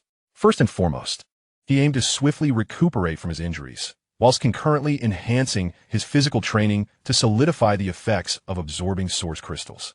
Secondly, he resolved to appear more cooperative, thereby lowering the vigilance of Wang Dahai and his companions. He realized that beginning tomorrow, he should adopt a more affable demeanor when necessary. He could even take the initiative to request joint excursions. Changsheng understood that only by earning a certain degree of trust could he gain access to more information and prepare for his eventual departure. As for the official refuge point, it currently held a low priority in his considerations. Without sufficient strength and intelligence, a rash visit would be tantamount to courting death. He needed to endure, develop, gather intelligence, and await the opportune moment. Changsheng silently reiterated his guiding principles for action. This night was destined to be sleepless. The following day, Changsheng behaved as usual, perhaps even exhibiting a heightened level of enthusiasm. He proactively assisted Aunt Sun in organizing supplies, feigning curiosity to inquire with Xiao Gao about some basic questions regarding radio equipment. Even during discussions about the outpost defenses with Wang Dahai and the others, he casually offered one or two seemingly feasible suggestions. They observed these changes in him. Although complete trust had yet to be established, their demeanor towards him had noticeably softened. The burly man even extended a cigarette to him during a break, though Changsheng politely declined, stating that he did not smoke. Everything seemed to be progressing in a favorable direction. However, on the third day, a new cycle of intelligence arrived. The three pieces of information refreshed by the system caused Changsheng's previously settled mind to become unsettled once more. Chapter 11. Intelligence Amidst Peril. As the first rays of light crept through the cracks of the window, a chilling mechanical notification echoed in Changsheng's mind. A new intelligence cycle has commenced mid-cycle. Current cycle, intelligence available 3. The intelligence database can be refreshed once daily, already refreshed, yielding 3 random pieces of intelligence. Today's intelligence has been refreshed. Do you wish to view it? Here it comes. Changsheng silently thought. View today's intelligence. Information 1. Threat: the water source of the outpost, filtered water from the rooftop storage tank, has been contaminated with a small amount of chronic toxin, which will cause neurological damage if consumed for a week. Source of contamination: unknown. Information 2. Person team member Xiao Gao Ming Yuan is, in fact, an external intelligence agent for the Dust Cross organization, equipped with special communication devices, and regularly reports the status of the outpost and personnel information to superiors. Routine communication is scheduled for noon today. Information 3. Opportunity: approximately 800 meters southeast of the outpost, in the middle section of an abandoned sewer, near the No. 3 sewage treatment outlet. A wounded carrion rat, a primary mutated creature, is trapped, harboring a congealed source crystal within its body. It is anticipated that in 12 hours, one may succumb to excessive blood loss or be discovered by other creatures. 3 pieces of intelligence detonated in Changsheng's mind like heavy explosives, causing even this reborn individual to pale slightly. The water source is toxic. Moreover, it harbors a chronic poison. This revelation sent a chill down his spine. The water he had been consuming over the past few days came from this very source. Although the quantity was minimal, if the information proved accurate, the long-term consequences could be dire. Who is responsible? What is their motive? Is it targeting Wang Dahai's team? Or is it a case of indiscriminate poisoning? The unknown signifies greater peril. The second piece of intelligence was even more alarming. Xiao Gao, that seemingly frail and harmless youth responsible for technical support and oversight, is, in fact, an informant for a mysterious organization. Strangely, he had never heard of this organization called the Twilight Cross in his previous life. Is it a new force that has emerged in this era, or did it exist previously, unbeknownst to him? Xiao Gao regularly reports to his superiors about the situation at the base, including personnel information. This implies that his own existence may very well be known to this Twilight Cross organization. A spy hidden within the team is akin to a ticking time bomb lying in wait. More critically, he is set to communicate today at noon. Among these 3 pieces of intelligence, only the third appears to be a glimmer of good news. The injured corruption rat has condensed source crystals. This is precisely what Changsheng currently needs. The location is in the sewers, not far away, and the target is on the brink of death, making the acquisition relatively straightforward. However, the poisonous water and Xiao Gao's spy identity present 2 imminent and colossal threats that render him incapable of calmly seeking the source crystals. A decisive action must be taken immediately. Changsheng compelled himself to calm down, analyzing the current situation and his options. He certainly could no longer drink the water. However, finding a plausible reason for this without raising suspicion was essential. As for whether to inform Wang Dehai about the water source issue, that too required careful consideration. Pacing slowly in his room, Changsheng contemplated whether to disclose the water source problem to Wang Dehai. Informing him could serve as a warning, perhaps earning trust to confront the crisis together. Yet, there are risks. What if Wang Dehai does not believe him or suspect him of foul play? Moreover, this could easily expose his possession of special sources of information. Conversely, if he refrained from informing Wang Dehai and sought to resolve the water issue himself, perhaps by utilizing the rainwater barrels from earlier or venturing outside to find alternatives, he could maintain his secrecy. Yet, witnessing the others in the team continue to consume the poison water seemed highly unethical. While he adhered to the principle of survival, he still held onto certain fundamental boundaries, and the collapse of the team would not serve his interests either. Next, there was the matter of Xiao Gao. This threat was more significant and insidious. Directly exposing Xiao Gao, the risks are immense. Without evidence, he could easily find himself ensnared by Xiao Gao's retaliation or be viewed by Wang Dehai as an instigator of discord. Moreover, to act rashly could alarm the serpent. Should the enigmatic Twilight Cross organization, lurking behind Xiao Gao, possess formidable strength, it might summon far greater troubles. Is it not wiser to observe discreetly and gather evidence? This endeavor requires both time and opportunity, and with Xiao Gao scheduled to communicate by noon today, the urgency is palpable. Alternatively, should one consider thwarting his communication or even eliminating him? The mere thought sent a chill through Changsheng's heart. Yet, he understood that in a world teetering on the brink of collapse, one must at times be ruthless and unyielding. Ultimately, the allure of the source crystal is profound, as it pertains to his enhancement of power. However, given the treacherous atmosphere within the stronghold, it would be perilous to recklessly venture into the sewers in pursuit of the crystal. What if unforeseen chaos erupted in his absence? Changsheng could not help but smile wryly. After enduring a long wait for 3 pieces of intelligence, each proved to be fraught with complications. Should one label this fortune as good or ill? Sitting on his bed, he absently rubbed his fingers together, realizing he must make the optimal choice in a brief span of time. After considerable deliberation, Changsheng resolved not to disclose the water source issue to Wang Dehai for the time being. Instead, he would immediately cease using the stronghold's water supply, seeking to substitute it with the rainwater he had previously collected, or by locating an alternative source. He could feign gastrointestinal discomfort or an allergy to the taste of the filtered water as a rationale. Simultaneously, he would observe the reactions of others, watching for any signs of poisoning. As for the source of contamination, he deemed it unfeasible to investigate at present and decided to set it aside for now. The situation with Xiao Gao was indeed delicate. He could neither directly expose him nor permit him to communicate freely. It was imperative to devise a means to halt his communication scheduled for noon, while simultaneously seeking opportunities to gather evidence or orchestrate an accident. Perhaps, the method to obstruct his communication might involve sabotaging his equipment or creating interference during his transmission. The prospect of the source crystal must be temporarily relinquished, though lamentable. The enhancement of his power could wait in light of the imminent internal threat.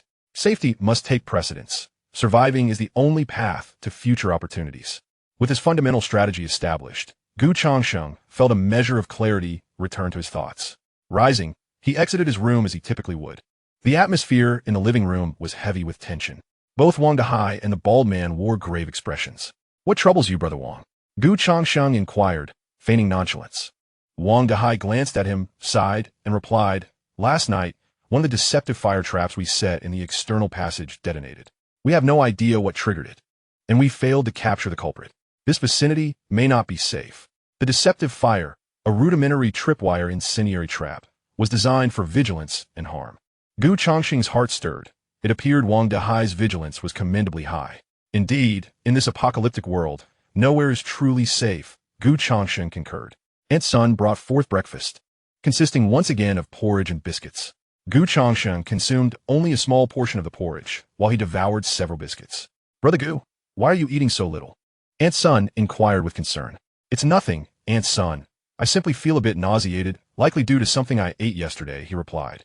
Aunt Sun, not pressing further, merely advised him to rest. After finishing his breakfast, Xiao Gao, as usual, settled in front of his radio station, beginning to fiddle with the equipment. Changsheng's gaze casually swept over the device and a small box beside Xiao Gao that resembled an encrypted terminal. Could that be his special communication device? He approached Xiao Gao, feigning curiosity as he inquired, "Brother Gao, can this device connect to the outside world?" Xiao Gao looked up at him, a smile gracing his lips. "It's difficult. The interference is too severe. I can only occasionally receive some intermittent signals. Contacting the outside world is practically impossible. Had it not been for the corroborating intelligence Changsheng used, he would have discerned no anomaly in Xiao Gao's tone or demeanor." Nodding in acknowledgement, Changsheng refrained from further questioning and turned to leave. He needed to contemplate how to discreetly prevent Xiao Gao from communicating before noon. Time was of the essence.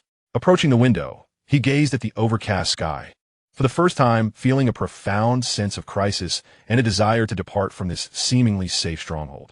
The Wang Dahai team was likely not as straightforward and secure as it appeared. He needed to act swiftly, casting a glance at the wall clock. He noted the hour hand pointed to 8. 4 hours remained until noon. His gaze returned to Xiao Gao, who was still engrossed in the equipment, a chilling resolve flickering in his eyes. Chapter 12.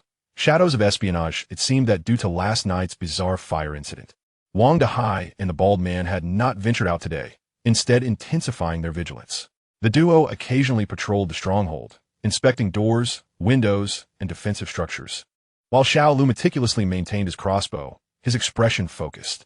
All of this made Changsheng, who was struggling to find the right moment to act, feel as though the morning hours were stretching interminably. With no opportunity presenting itself, he decided to bide his time, temporarily abandoning his intentions.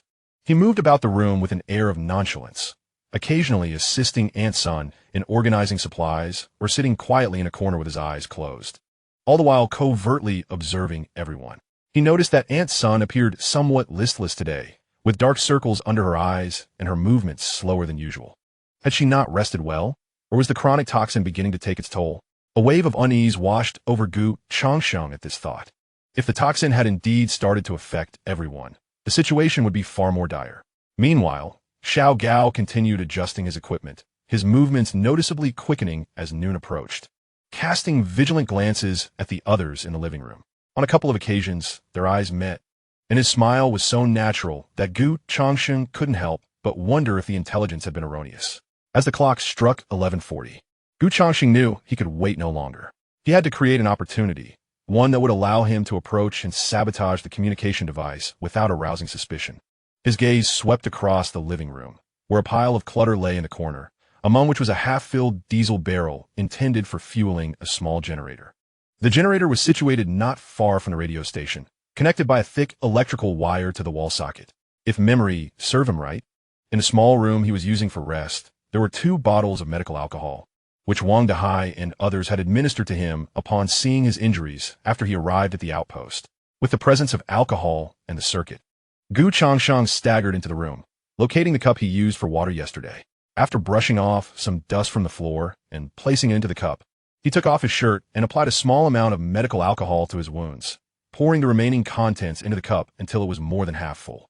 He gave it a gentle shake to ensure the liquid resembled ordinary drinking water, albeit slightly murky. Cautiously carrying the cup, he stepped out of the room, taking a deep breath to calm his racing heart. Wang Dahai and the bald man were seated on the opposite side of the living room, meticulously cleaning their weapons, while Aunt Sun was busy in the kitchen, and Lin Weiwei timidly sat in the corner. At this moment, all attention was diverted from him. He approached Xiao Gao, his eyes fixated on the cup beside the equipment, adopting a guise of needing to go to the restroom. His steps purposefully faltered, causing him to inadvertently bump into a nearby shelf. With a loud clatter, several empty cans atop the shelf tumbled down, producing a jarring sound. Simultaneously, the cup in his hand splashed directly onto the black communication box that Xiao Gao had placed on the table. "Oh no!" Gu Changsheng exclaimed, reaching out to catch it, but inadvertently knocked the entire cup over onto the box. A faint electrical crackle ensued, the indicators on the small black box flickering twice before extinguishing with a soft pop. "My equipment." Xiao Gao's expression shifted dramatically as he leaped to his feet, his voice sharp, losing all previous shyness. Wang Dahai and the bald man were startled by the commotion and quickly rushed over. "What is going on?" Wang Dahai barked. Gu Changsheng, his face etched with panic, stammered, "I am sorry, Gao Gu. Wang Gu, I didn't mean to. I think my injuries are affecting me. My legs gave way just now, and I lost my balance." Xiao Gao seized the black box, trembling fingers attempting to wipe away the water stains as he pressed the switch, but remained unresponsive. His face flushed crimson, then turned ashen as he glared at Gu Changsheng, suspicion brimming in his eyes. "You did this on purpose." Before Gu Changsheng could respond, a faint electrical spark erupted.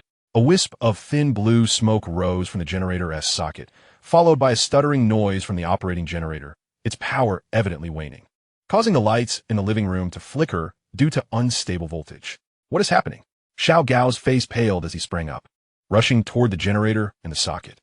Wang Dahai and the bald brute immediately became alert and hastened over. "Damn it, is the socket short-circuited?" Gu Changsheng felt a surge of joy within. It seemed the preliminary objective had been achieved. The next step was to utterly destroy that ominous black box. He approached with concern. "Brother Gao, what's wrong? Do you need assistance? Get lost. Don't make things worse." Xiao Gao appeared unusually agitated, shoving Gu Changsheng aside as he frantically inspected the smoking socket and generator. Wang Dahai also took a look at the socket and cursed, "Damn it, the wiring is old." "Xiao Gao, can it be repaired?" I'll give it a try." Xiao Gao, sweat beading on his forehead, clumsily rummaged through his toolbox. "It might take some time." The wall clock's hands pointed to 11:50. Only 10 minutes remained until the communication time mentioned in the intelligence. Xiao Gao's eyes were anxious. He frequently glanced at the small black box connected to the radio, his fingers trembling slightly. Gu Changsheng understood that a mere wiring fault wouldn't delay them for long. As a professional intelligence officer, Xiao Gao might have a backup power source or other means. They had to seize this moment to completely destroy that communicator. Gu Changsheng inadvertently moved closer, this time approaching the radio station. "Brother Wang, the wires are burnt. Could it pose a danger?" He pointed at the smoking socket, attempting to divert the attention of Wang Dahai and the bald brute. Indeed, both instinctively turned their gazes toward the socket. In that fleeting moment, Gu Changsheng subtly shifted his body, obstructing part of Xiao Gao's view, while his left foot, like a specter, deftly struck the leg of the table holding the radio. His force was artfully calculated. It was sufficient to cause the table to shake violently, yet not enough to topple it immediately. "Watch out!" Gu Changsheng feigned a shout. The table trembled violently, causing the radio and that black communication box to jolt. "What are you doing?" Xiao Gao shouted in a mix of anger and panic, instinctively reaching out to steady the radio. But it was too late. Gu Changsheng's target was never the radio. It was the data cable connecting the black box to the radio. In that instant of shaking, his right hand shot out like lightning, fingers gripping that data line with a fierce tug, simultaneously exerting pressure to sever several delicate internal wires with his nails. All of this transpired in a flash, concealed by the tumult of the shaking table and the startled exclamations of those present. Click! A barely audible sound echoed as the data cable loosened, half detaching from the black box's interface. To the untrained eye, it appeared merely slackened, yet internally, it had been compromised. "Damn it!" Upon seeing the data line fall, Xiao Gao's face turned ashen, and he hurriedly attempted to reconnect it. But at that moment, Wang Dahai and the bald brute realized something was amiss, each seizing Gu Changsheng's arm and demanding sternly, "Gu Changsheng, what on earth are you trying to do?" Chapter 13. the unveiling of intentions. Wang Dahai and the bald giant gripped Gu Changsheng's arms like iron pincers, their gazes scrutinizing him intently. The bald man, with a similarly grim expression, fixed his stare upon Gu Changsheng, his knife slightly raised. The atmosphere plummeted to a chilling silence. A shiver ran down Gu Changsheng's spine. He realized that his previous actions had indeed aroused suspicion. He feigned a look of panic, exclaiming, "Brother Wang, I didn't mean to. I saw the table about to topple and wanted to support it, but who knew? Support it." Xiao Gao abruptly lifted his head, his eyes ablaze with fury, glaring fiercely at Gu Changsheng. "I believe you did it on purpose. You aimed to sabotage my equipment." As he spoke, he hastily grabbed the data cable, attempting to reconnect it to the black box. Yet, despite his efforts, the indicator light on the box remained unlit. "You," Xiao Gao, in a fit of rage, pointed a finger at Gu Changsheng. "It must be you who damaged the interface." "I did not," Gu Changsheng immediately retorted, appearing somewhat aggrieved. "The cable merely came loose. How could it be broken? Perhaps the equipment was already—" "Enough!" Wang Dahai's sharp command interrupted their quarrel. He released Gu Changsheng's arm, but kept his gaze firmly fixed on him, then turned to Xiao Gao. "Xiao Gao, what on earth is going on? Is this equipment truly significant?"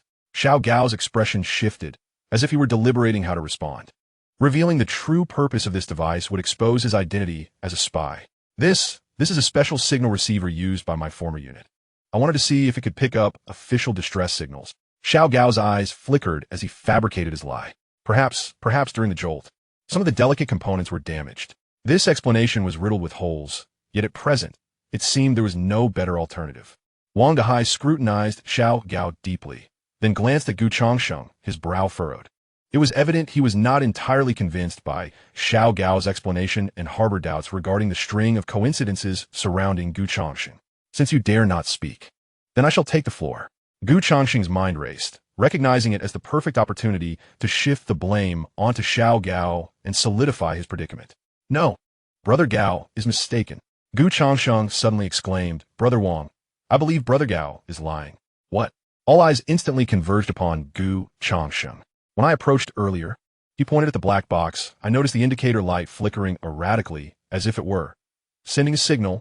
Moreover, his anxious demeanor suggests that it is certainly not a mere ordinary signal receiver. It is worth noting that a typical indicator light, even if it flickers, does so in a consistent pattern when functioning properly."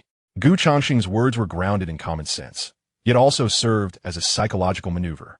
After all, Wang Dahai and the bald giant were not naive individuals. They began to scrutinize Xiao Gao with keen eyes. "You speak nonsense." Xiao Gao's complexion paled, and he vehemently countered. "Am I speaking nonsense?" A quick search would confirm it. Gu Changsheng pressed on, his piercing gaze fixed intently on Xiao Gao. "I suspect he is not merely intending to receive some trivial signal. Rather, he seeks to transmit our intelligence elsewhere. He is a spy." The very mention of the word spy caused the expressions of Wang Dahai and the bald man to darken gravely. In a post-apocalyptic world, a spy signifies treachery and death.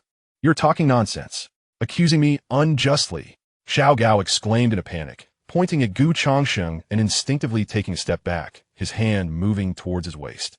Gu Changsheng keenly observed this subtle movement. He is reaching for a weapon.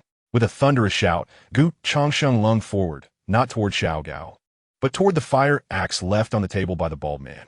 In an instant, Gu Changsheng seized the heavy axe, brandishing it before him. His icy gaze locked onto Xiao Gao. "Brother Wang, subdue him. Do not allow him to destroy evidence or resist." Upon witnessing Gu Changsheng wield the fire axe and the unmistakable murderous intent in Wang Dahai and the bald man's eyes, Xiao Gao's face drained of color. He realized his cover was blown. "It is you who have forced my hand." A flicker of madness and ferocity flashed in Xiao Gao's eyes as he suddenly drew not a weapon, but a small, silver metallic cylinder from his waist. Without hesitation, he pressed the button atop the cylinder. A pungent white smoke erupted from the cylinder, quickly enveloping the entire living room. "It is a smoke screen. Hold your breath." Wang Dahai, seasoned and experienced, shouted a warning while covering his mouth and nose. However, the smoke spread too rapidly. The acrid mist soon engulfed the room, obscuring vision and igniting a fiery pain in the throat, causing dizziness to set in. Cough, cough. The bald man could no longer contain his coughing. Aunt Sun and Lin Weiwei were also choking and retreated into the room. "Capture him," Wang Dahai commanded. forcing himself to endure the discomfort as he groped his way towards Xiao Gao's last known position. Yet, amidst the smoke, Xiao Gao's figure had vanished. Changsheng reacted with remarkable speed. The moment Xiao Gao released the smoke, he held his breath. Utilizing his enhanced physique and reflexes from absorbing the source crystal, along with his familiarity with the room's layout, he quickly deduced Xiao Gao's intent: escape. Instead of pursuing Xiao Gao, he abruptly turned and sprinted towards the black communication box that Xiao Gao had discarded on the floor. This item is crucial evidence. It must not be allowed to leave or be destroyed. He bent down to retrieve the box, feeling its chilling surface. The casing was sturdy, and the connection points were indeed damaged, with the data cable severed. Almost simultaneously, a dull thud resonated from near the door. Xiao Gao had collided with something. Over there. Wang Dahai discerned the sound's location and immediately lunged forward. Amidst the smoke, the sounds of a fierce struggle erupted, accompanied by Xiao Gao's furious shouts and Wang Dahai's muffled grunts. The bald giant seemed to have joined the fray, letting out a thunderous roar. Changsheng gripped his communication device and firefighting axe, refraining from immediately entering the fray. The smoke enveloped the area, obscuring his vision. To charge and recklessly could lead to accidental injury or even a surprise attack from Xiao Gao. He chose to remain in place, safeguarding the evidence while remaining vigilant of his surroundings. He could hear Xiao Gao's breathing becoming increasingly frantic, evidently unable to withstand the onslaught from Wang Dahai and the bald giant for much longer. Xiao Gao's strength appeared limited, relying solely on his equipment and the element of surprise. "Run again, will you?" Wang Dahai bellowed, followed by the sound of a heavy object crashing to the ground. The sounds of combat abruptly ceased. The smoke began to dissipate, revealing the scene in the living room. Xiao Gao was firmly pinned to the ground by Wang Dahai, his face marred with bruises, blood trickling from the corner of his mouth, and his glasses askew, presenting a disheveled sight. The bald giant stood nearby, panting heavily, his cleaver stained with blood, clearly having inflicted injury on Xiao Gao. Wang Dahai rummaged through Xiao Gao's belongings and quickly produced a compact handgun, several spare magazines, and a small pouch containing a few silver smoke bombs. "Damn it, there really are gadgets." The bald giant spat, stepping forward to deliver a vicious kick to Xiao Gao. Wang Dahai rose, his expression dark and foreboding.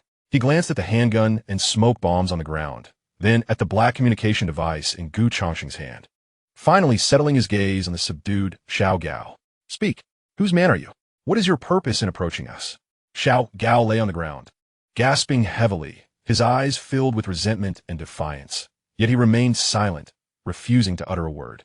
Wang Dahai's gaze turned icy as he drew his Type 54 pistol from his waist, the dark muzzle pressed directly against Xiao Gao's temple. "I will ask you again, speak. Otherwise, death awaits." A chilling aura permeated the air. Even Changsheng felt a shiver. Wang Dahai was truly enraged. Chapter 14. The Truth and Deceit. Faced with the ominous muzzle and Wang Dahai's palpable killing intent, Xiao Gao's body trembled slightly, yet he gritted his teeth, glaring resentfully at Changsheng as he hissed his response. "It's him. It's Changsheng who has framed me.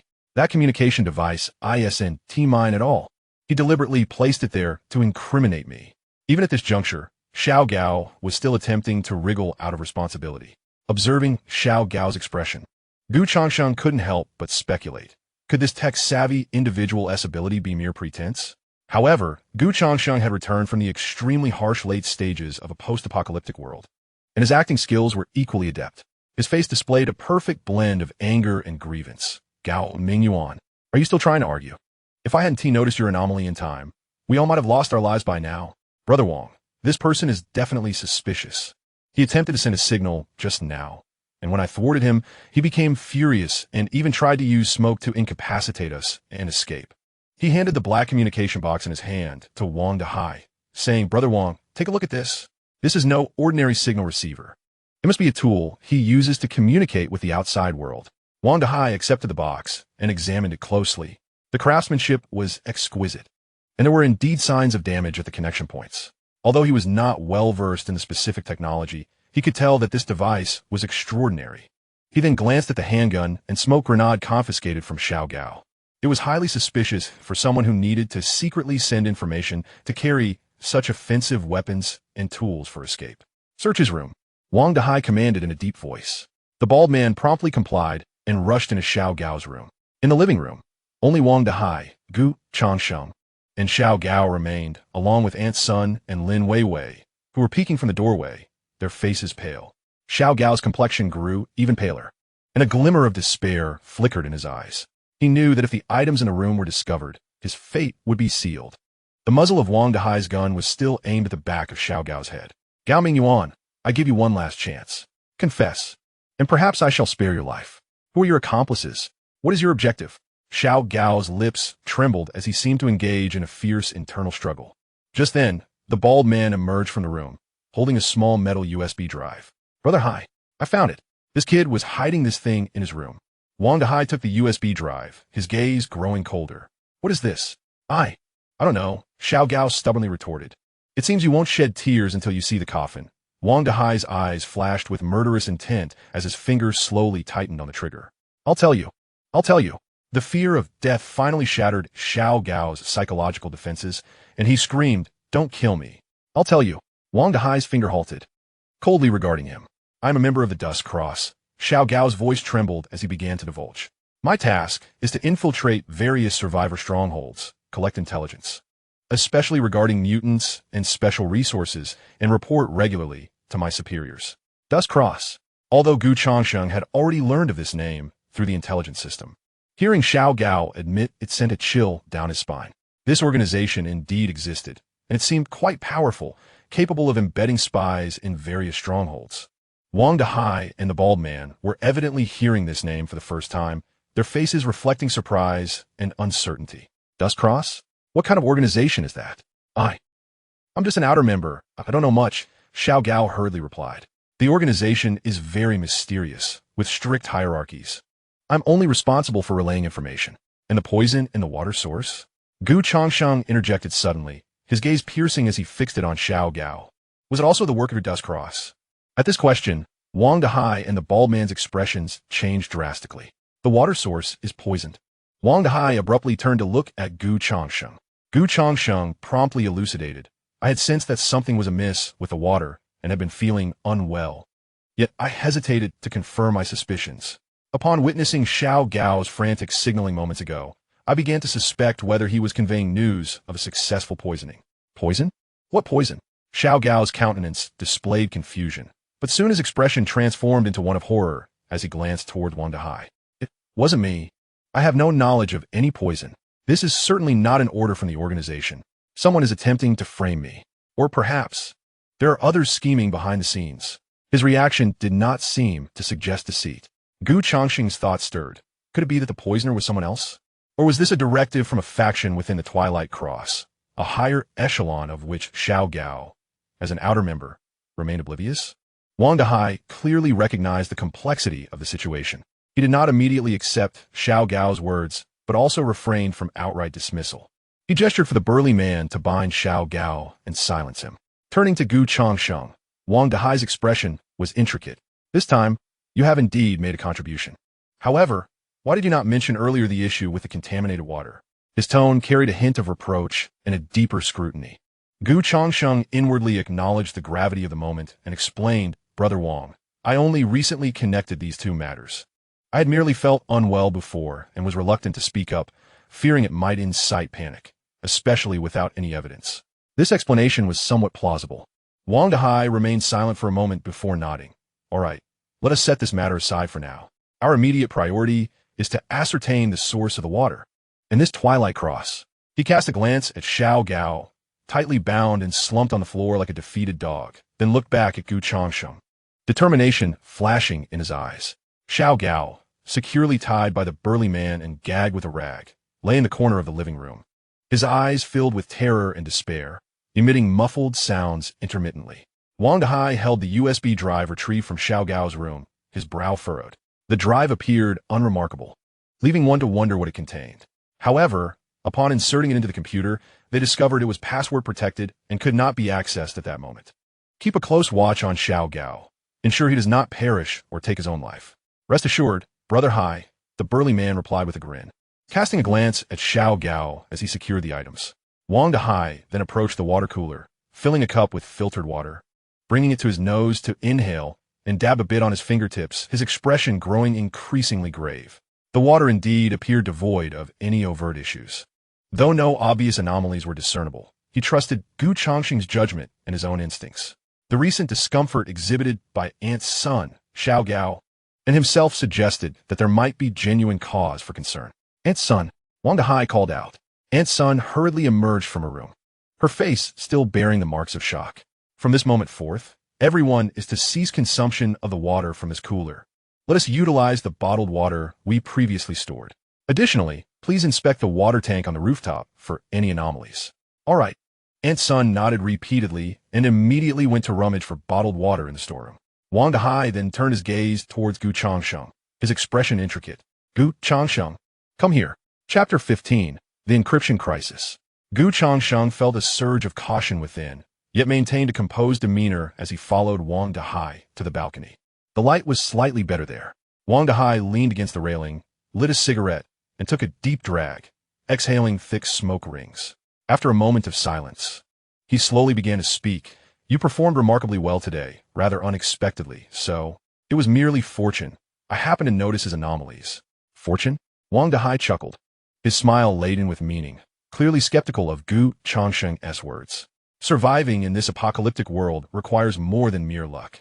Your skills, your courage, and your keen observation do not resemble those of an ordinary survivor just emerging from the outside. A test.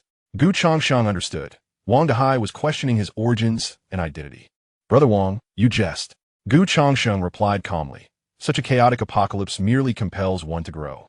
After enduring numerous experiences, one naturally becomes more cautious and prudent.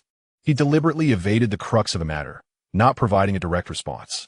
Wang Dehai scrutinized him for a moment, choosing not to press further, and instead remarked, Do you have a way to access Xiao Gao's USB drive? Gu Changsheng's mind raced. To claim he could access, it would undoubtedly reveal his exceptional abilities, inviting further suspicion. To say he could not would jeopardize vital intelligence contained within the drive. After pondering for a moment, he replied, Brother Wang, if this USB drive is fortified with high-level encryption, attempting to forcibly decrypt it may result in data destruction. Xiao Gao was a professional intelligence officer, and his possessions would undoubtedly be well guarded. I can only say that I may attempt it, but I cannot guarantee success. Gu Changsheng was confident that his words were impeccably measured, showcasing his knowledge without overcommitting. Wang Dehai nodded, just do your best. If you can access it, it will greatly aid our understanding of the Twilight Cross Society. If you require any tools, we can provide whatever we have. Let me take a look. Gu Changsheng took the USB drive from Wang Dehai and approached the computer previously used by Xiao Gao. The device appeared relatively new, likely brought by Xiao Gao himself. He inserted the USB drive, and the computer quickly recognized it, but a password entry box promptly appeared. Beneath it was a small line of text indicating, entering the wrong password 3 times will result in automatic data destruction.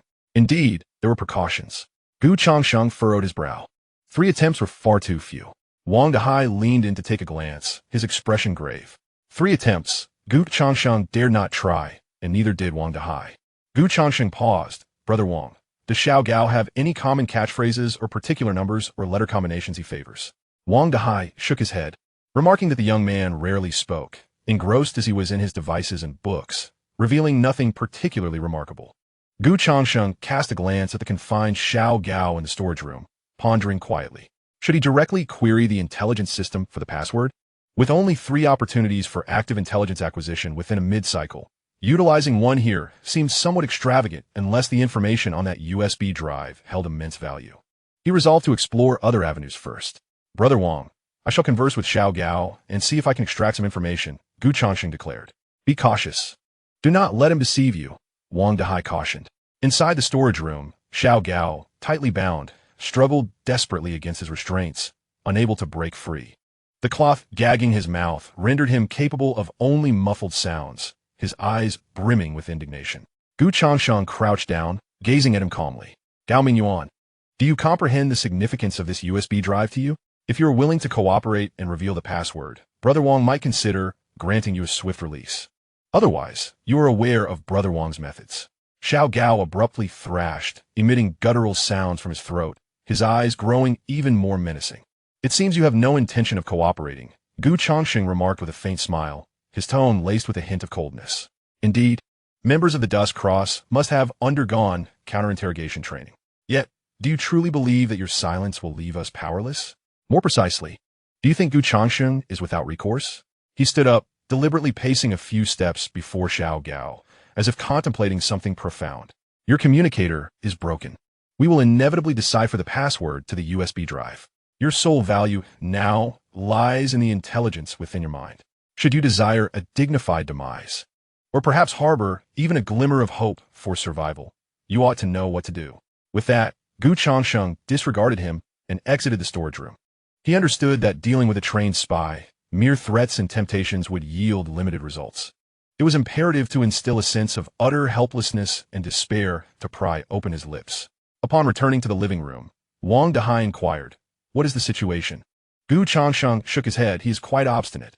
It appears our only option is to devise a method regarding the USB drive itself. He settled before the computer, scrutinizing the password input box, remaining there for a full 10 hours.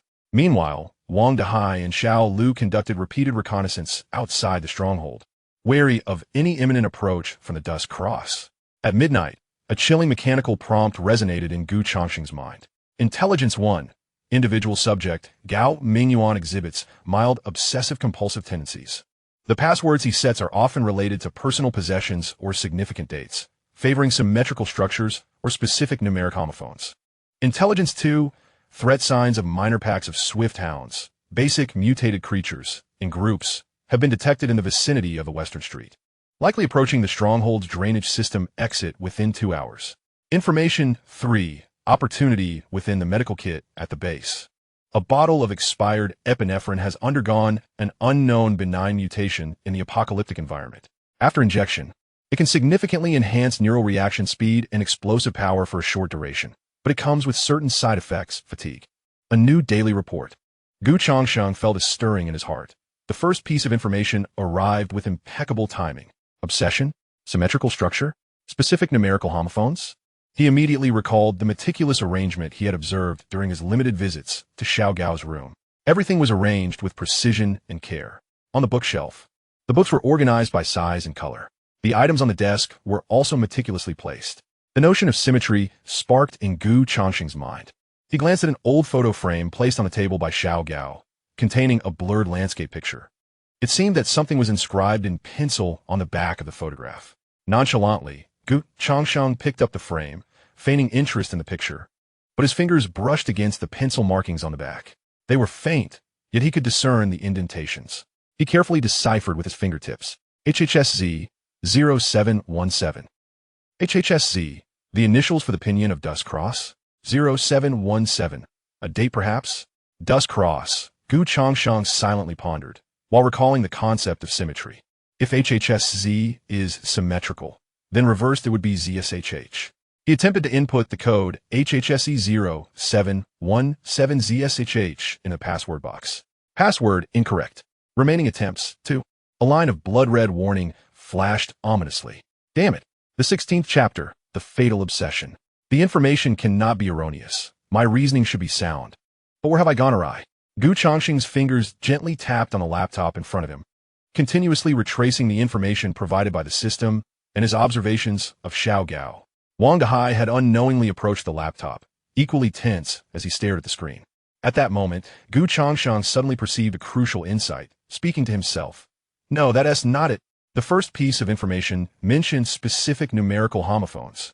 0717. Could be a homophone for your wife together? That hardly resembles a password. Obsession, symmetry. Suddenly, a possibility struck him. The symmetry lies not only in the letters, but in the entire structure. 12 characters may not appear symmetrical to Xiao Gao. 11 characters will be truly symmetrical. Therefore, the digit to be omitted from 0717 is 0, while 17 represents the homophone for together.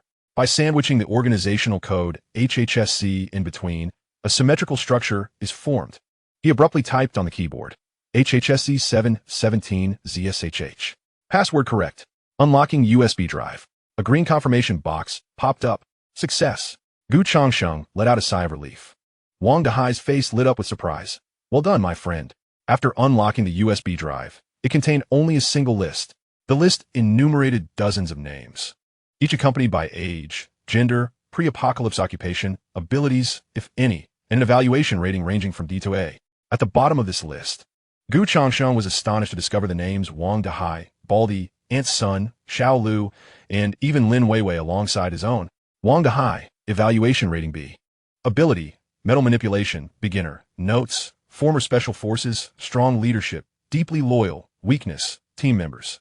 Baldi, real name Zhan Chong, evaluation rating C. Ability, skin hardening, beginner. Notes, irritable temperament. Obedient to Wang Dehai. Ant's Son, real name Sun Hui, evaluation rating D. Notes, responsible for logistics, no abilities, but possesses some medical knowledge. Xiao Lu, real name Lu Ming, evaluation rating C. Ability, dynamic vision, beginner. Notes, precise archery, calm demeanor. Lin Weiwei, evaluation rating D. Notes, young woman, no abilities, easily frightened. Gu Changsheng, evaluation rating unknown. Ability, unknown. Notes, newly joined member, background unclear, exhibits calmness, possesses some combat skills, requires close observation.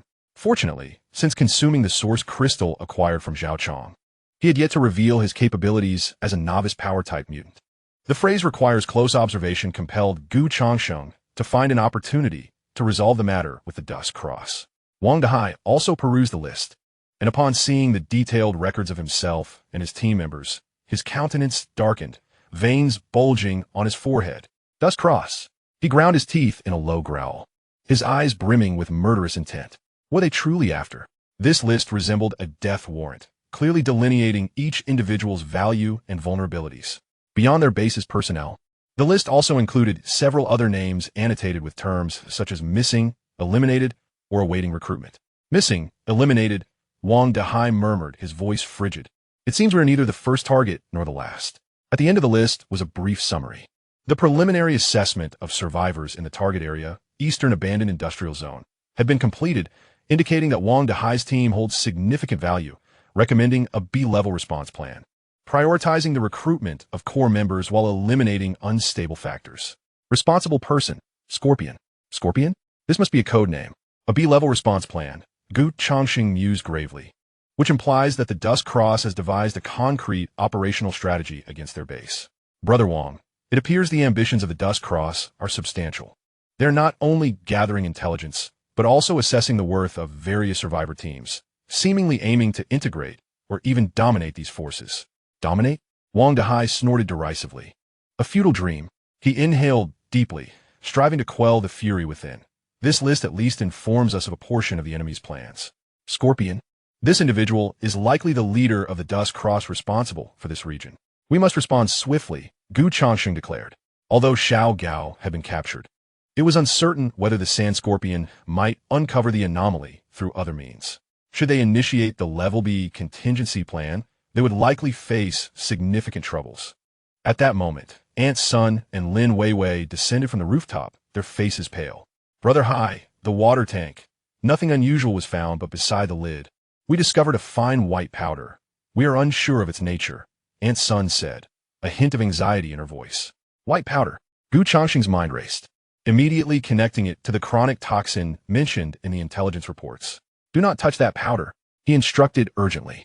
Brother Wang, it is highly probable that this powder is the source of the poison. The source of the poison? Wang Dehai's expression shifted dramatically, and he promptly followed Ant's Son and Lin Weiwei back to the rooftop. Gu Changsheng and the bald man trailed closely behind. The rooftop water tank was a massive stainless steel container, its lid tightly sealed. Upon inspecting the crevice at the edge of the lid, they indeed found some exceedingly fine white powder, nearly imperceptible without careful scrutiny. This is it, Ant's Son pointed at the powder, her heart racing. Wang Dehai crouched down, examining the powder closely before glancing at the tank lid. The lid was locked, but it was merely a standard padlock, easily pried open by someone determined. This powder could have been introduced to the tank by rainwater or air, subsequently dissolving in the water, Gu Changsheng deduced. Moreover, as a chronic toxin, it is difficult to detect. The perpetrator demonstrates remarkable cunning. Damn it, the bald man exclaimed in anger. Who is so malicious? Wang Dehai stood, his countenance dark and brooding. He surveyed the tank and the surrounding environment. The rooftop offered a broad view, yet it also contained numerous hiding spots and nearby abandoned structures. It appears that within our ranks, or rather, in a place we deemed secure, There lurks an enemy intent on our demise. Wang Dahai's voice was chilling. Is there anyone else beside Xiao Gao? The bald man asked, his eyes wide. Xiao Gao was merely an informant for the Twilight Cross. He may not be the one responsible for the poisoning. His words plunged both Wang Dahai and the bald man into contemplation. Indeed, although Xiao Gao had been apprehended, the issue of water contamination remained unresolved, implying that the poisoner was someone else, an even more deeply concealed adversary. Who could it be? Wang Dahai scanned the faces of everyone present, including Gu Changsheng.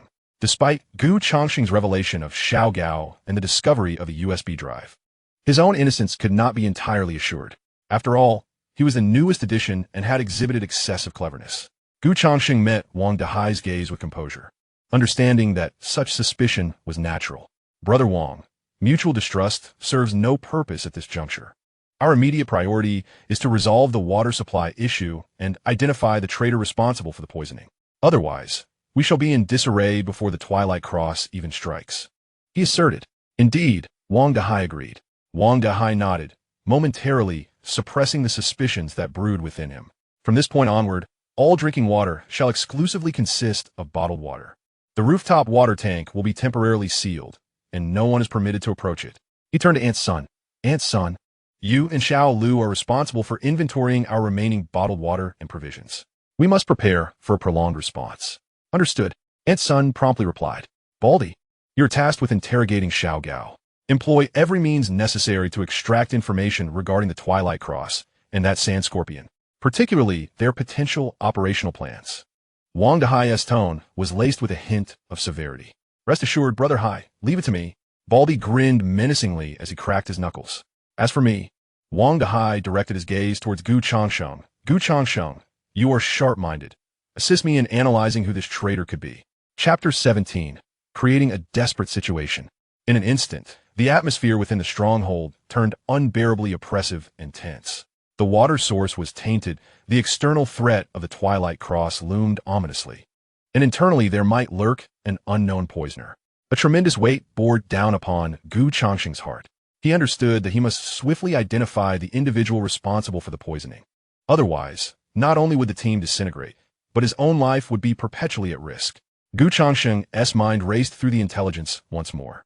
Information 1. Threat: the Stronghold's water source, filtered water from the rooftop tank, has been contaminated with a small amount of chronic toxin.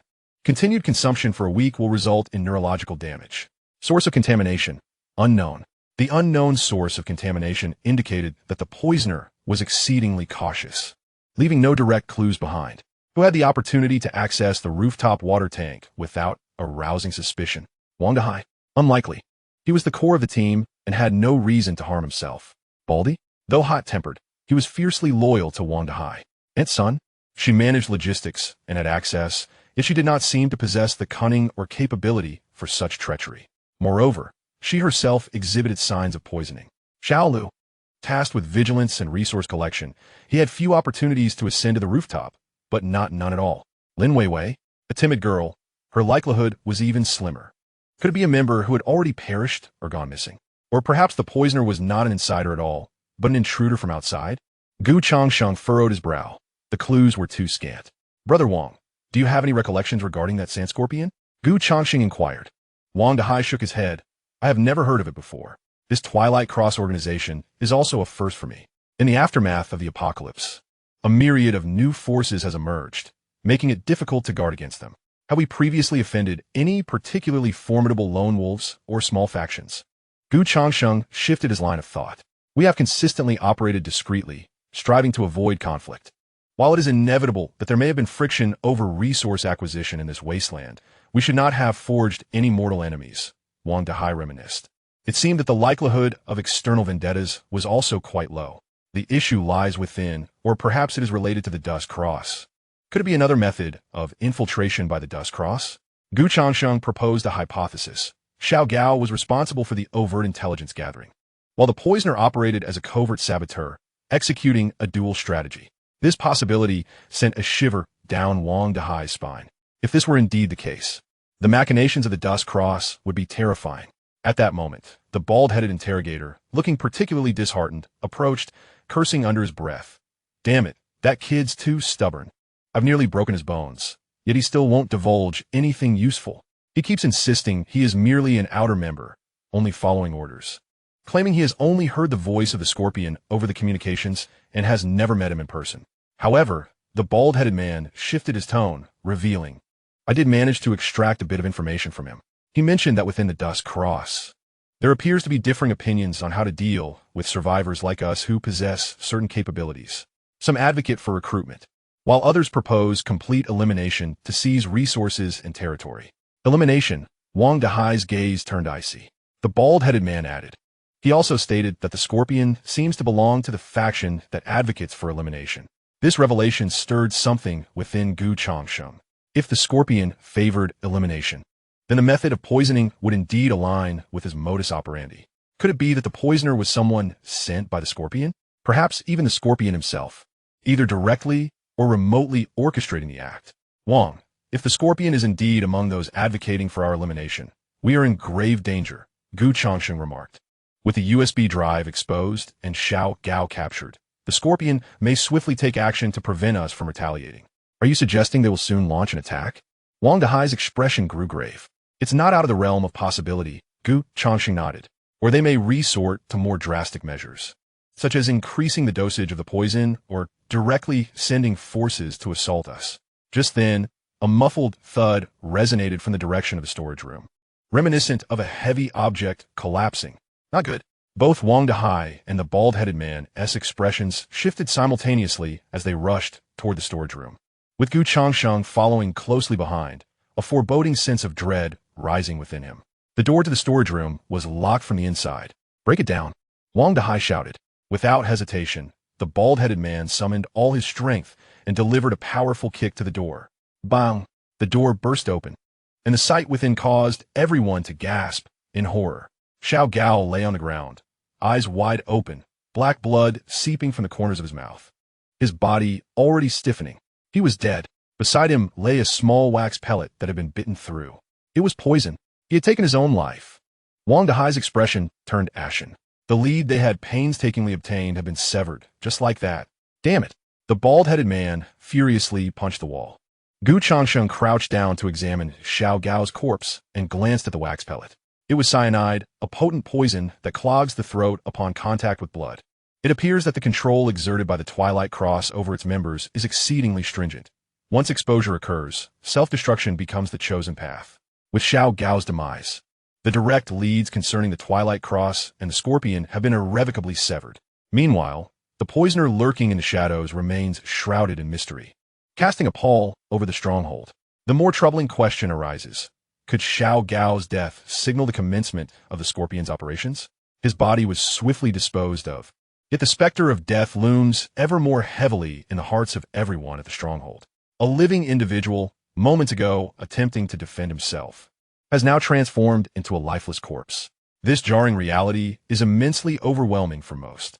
Aunt Sun and Lin Weiwei were left pale with fright, cowering in their room, reluctant to emerge. Little Lu fell silent, methodically polishing his crossbow, his eyes brimming with vigilance.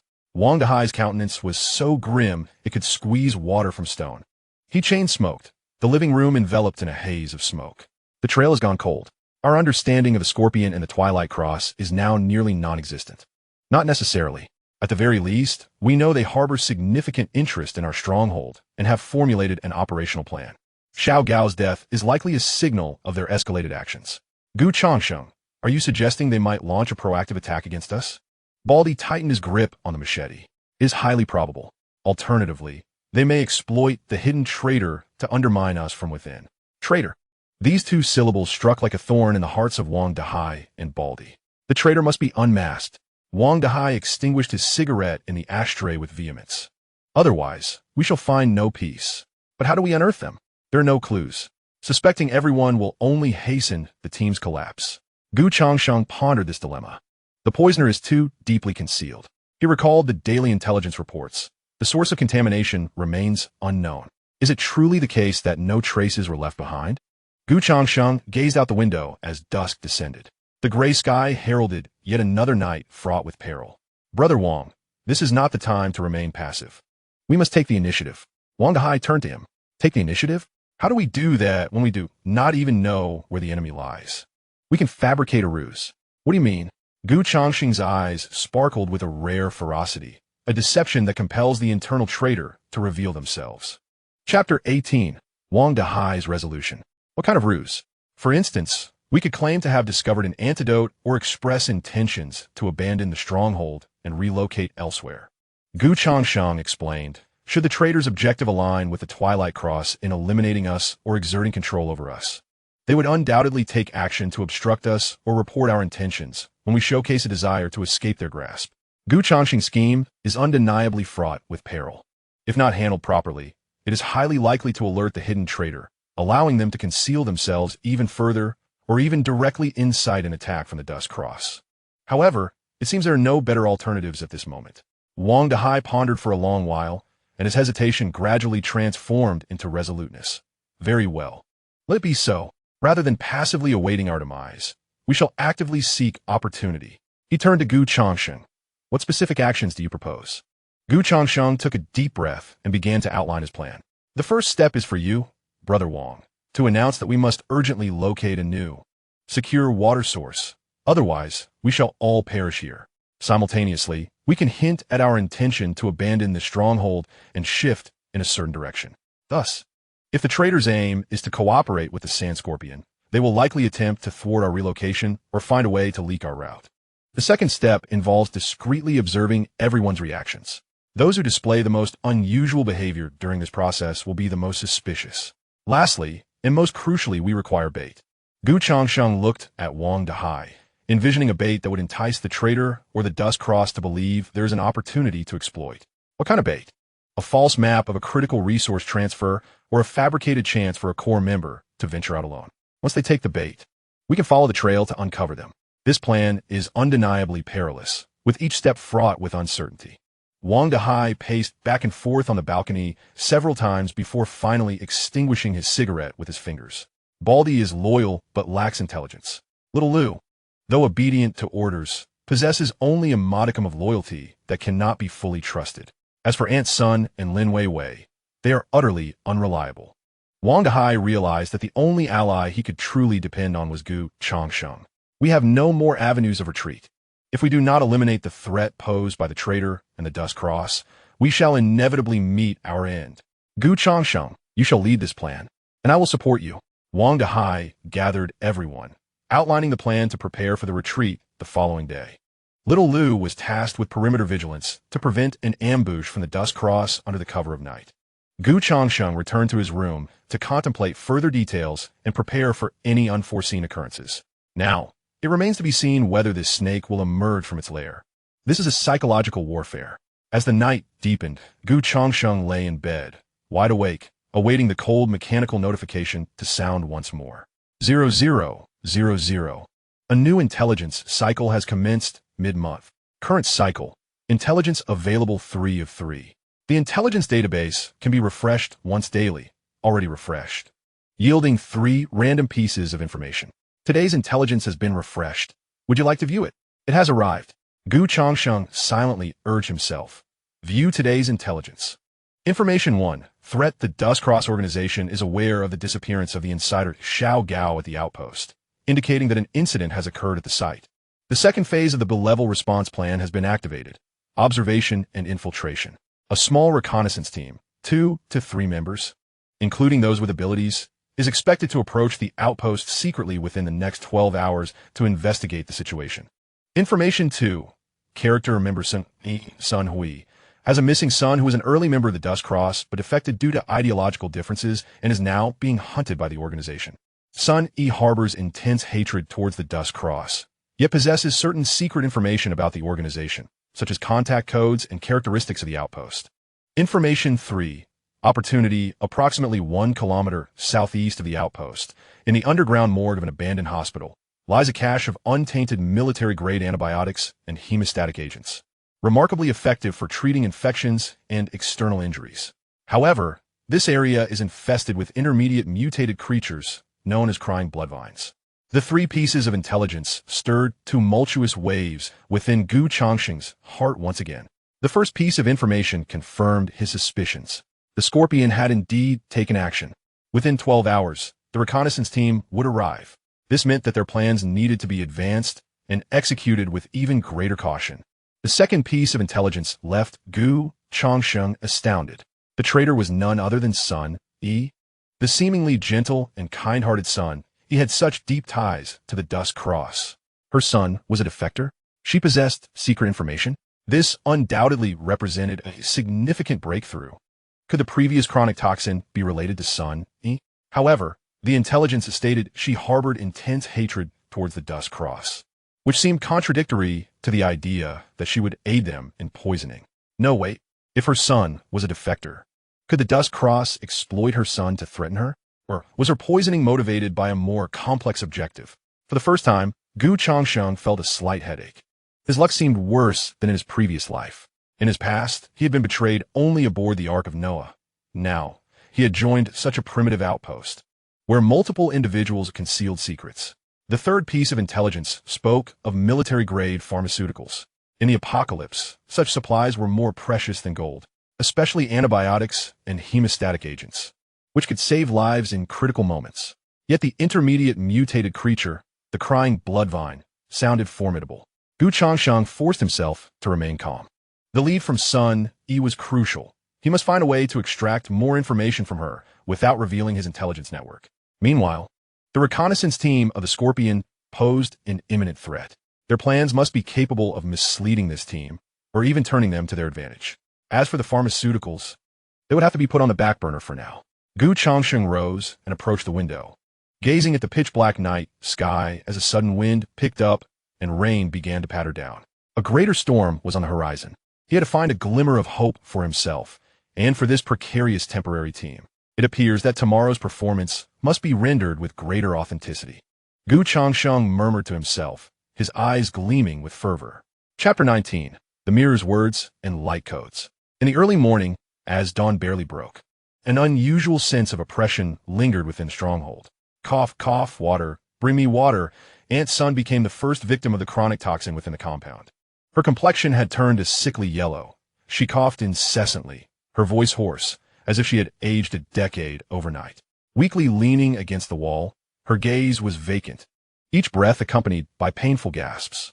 Lin Weiwei, uncertain whether it was the onset of the chronic toxin or merely psychological distress, also began to clutch her abdomen, beads of cold sweat forming on her forehead. She bit her lip tightly, her body trembling slightly, perhaps fearing that Wang Dehai and the others would abandon her should she fall ill. Yet, she remained silent, her pale visage betraying her condition. The shadow of the chronic toxin spread like an invisible plague throughout the stronghold, pressing upon everyone's hearts like a colossal stone, rendering even breathing a laborious task. Even bottled water seemed to carry a hint of bitterness. Morale plummeted at a visible pace. Wang Dehai, observing the lifeless scene before him, understood that Changsheng's plan had reached a critical juncture that demanded immediate execution. Delaying further would truly fracture their unity. This cannot continue.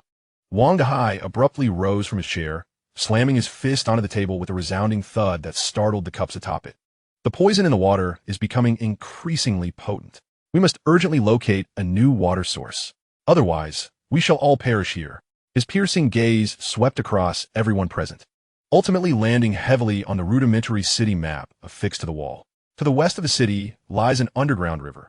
I have been there during past missions, and the water quality should be acceptable. We must relocate swiftly. We cannot remain here any longer. His finger emphatically pointed at a previously vague area on the map, marked with additional pencil lines, likely added by someone later on. Relocate? Brother Hai, in our current state, how can we move? The bald man furrowed his brow. Worry etched across his rugged face. Aunt Sun and Lin Weiwei shared expressions of trepidation. Relocating in this apocalyptic scenario meant abandoning everything, a perilous endeavor. We cannot wait any longer. To delay further is to court death. Prepare today. At dawn tomorrow, we shall depart. Adhering to Changsheng's directive, he intentionally raised his voice, ensuring that every corner of the stronghold and any potential eavesdroppers outside could clearly hear. Aunt Sun trembled as she approached from the wall, her voice hoarse. Brother Hai, must we truly abandon this place? We have painstakingly built this home. Her voice quivered with emotion, revealing a profound attachment to the stronghold. Aunt Sun, now is not the time for compassion. Wang Dehai interrupted her, asserting that the importance of life far outweighed that of a mere stronghold. Aunt Sun was taken aback by Wang Dahai's tone.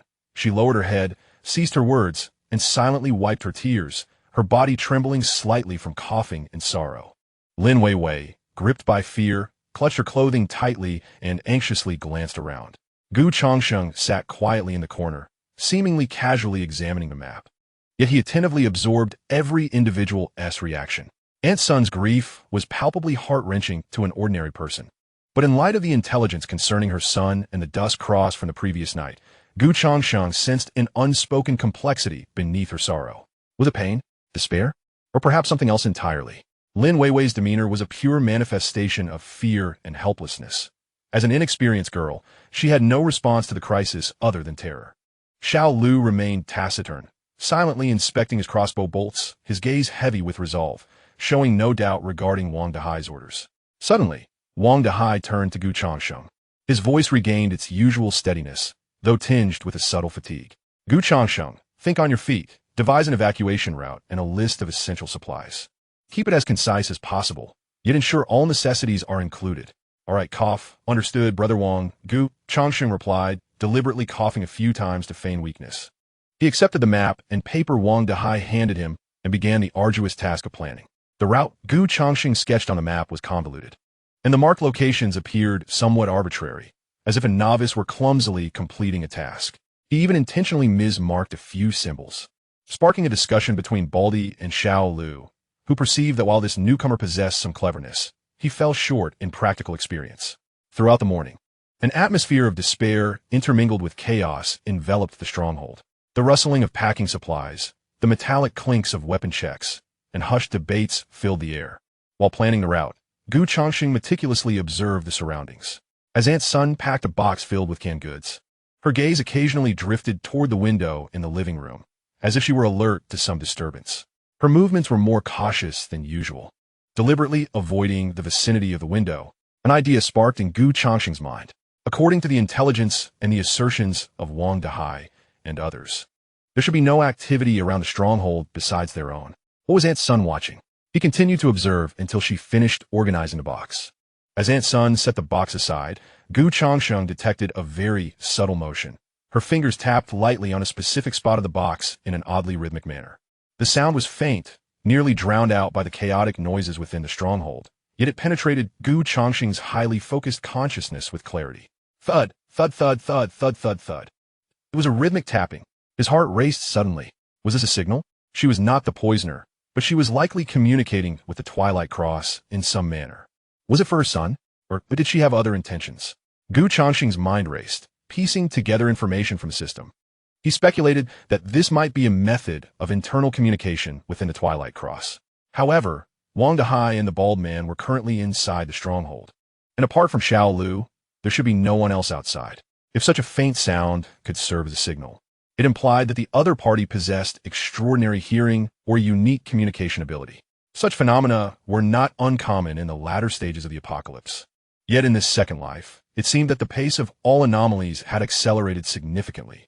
Gu Changsheng realized he had no time to delve into the reasons behind the changes in the apocalypse. He could only continue to observe discreetly. After a while, Aunt Sun left the living room and went to the balcony. Gu Changsheng quietly rose, seizing the opportunity to head to the restroom, and approached the window near the living room.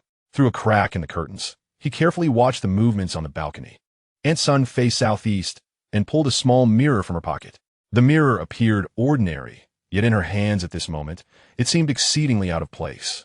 In the apocalypse, people cared less about their appearance, and Aunt Sun was not one to be overly concerned with her looks. Why would she produce a mirror at this time? Southeast? Gu Changsheng's heart skipped a beat.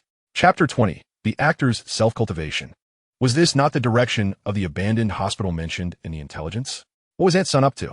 Under the morning sunlight, Aunt Sun raised the mirror, reflecting a gentle glow. She swiftly adjusted the angle of the mirror, making the reflected light dance in the air. Was she signaling with the mirror?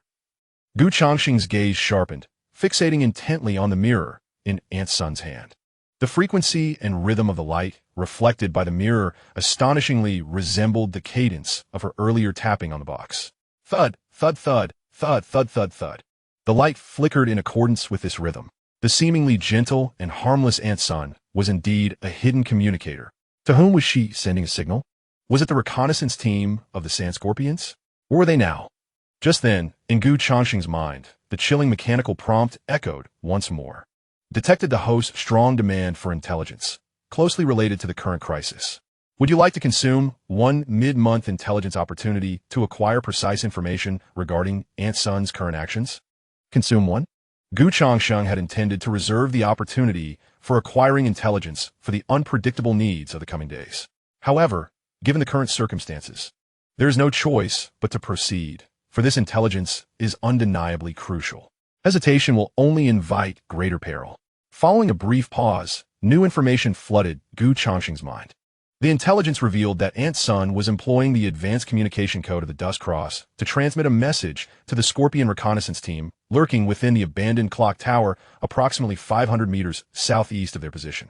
The content of the message stated, "The target is weak, plans for relocation are underway, action will commence at dawn tomorrow, and a route map has been obtained.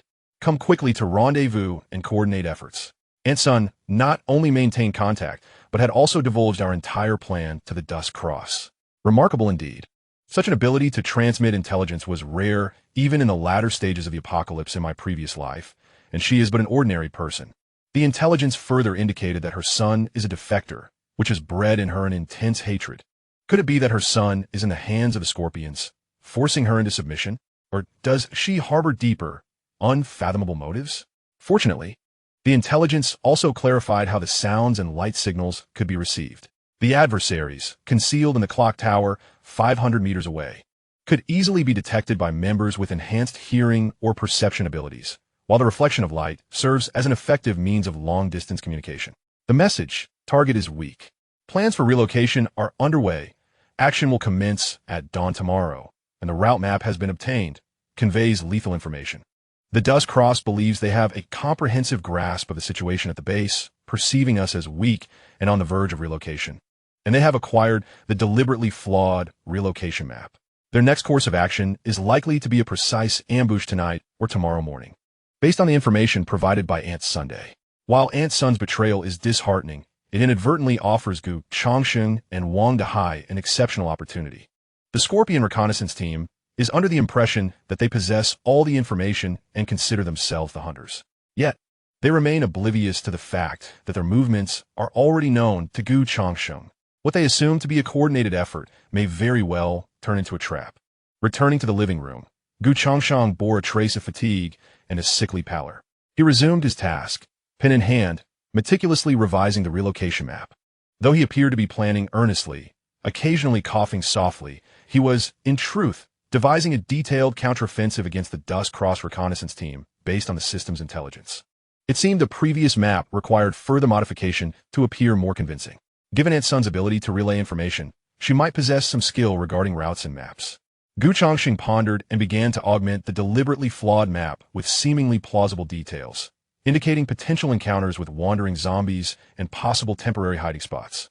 These details were derived from his understanding of the surrounding environment, rendering the map more akin to a well-considered relocation plan.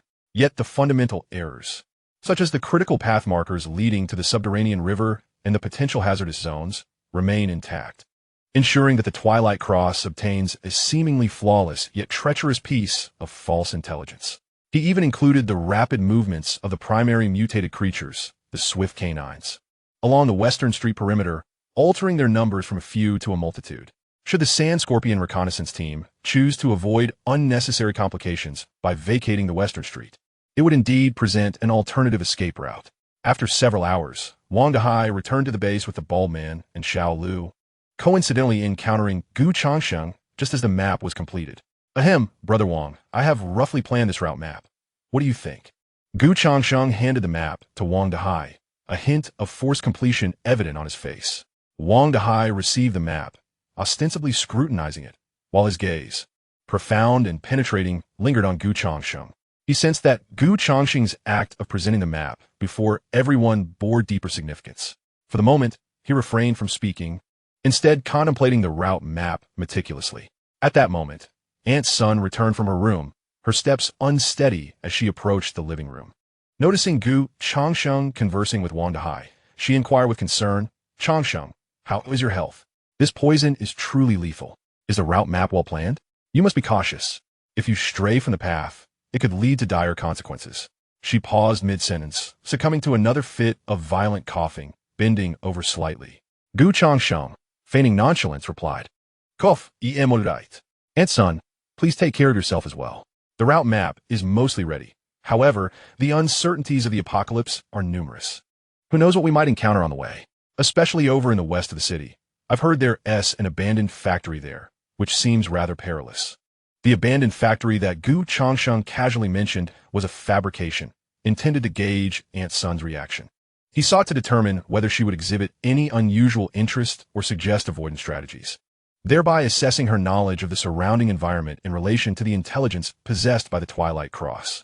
Aunt Sun, momentarily pausing her coughing, flashed an imperceptible glimmer in her eyes upon hearing this, swiftly concealed by her frail demeanor.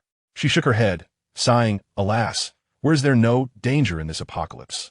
We can only take it one step at a time, hoping to find a safe place. Her response appeared quite ordinary, revealing no particular interest in the abandoned factory, which deepened Gu Changsheng's unease. This indicated that Aunt Sun was either sufficiently cautious or that her intelligence was more precise than he had anticipated, suggesting she was aware that the location he had fabricated did not fall within the purview of the Twilight Cross as concerns. If it were merely the former, it would suffice. However, if it were the latter, it would spell trouble. Chapter 21. Playing into the scheme. While Gu Changsheng and Aunt Sun were still engaged in conversation, Wang Dahai, after much contemplation, finally grasped the implications within the route map. He cast a glance at Gu Changsheng and then surveyed the others. Gu Changsheng, this map of yours seems somewhat different from the previous one. Gu Changsheng cleared his throat softly before continuing. Brother Wang, you possess keen insight. After much contemplation, I have supplemented the information I previously gathered.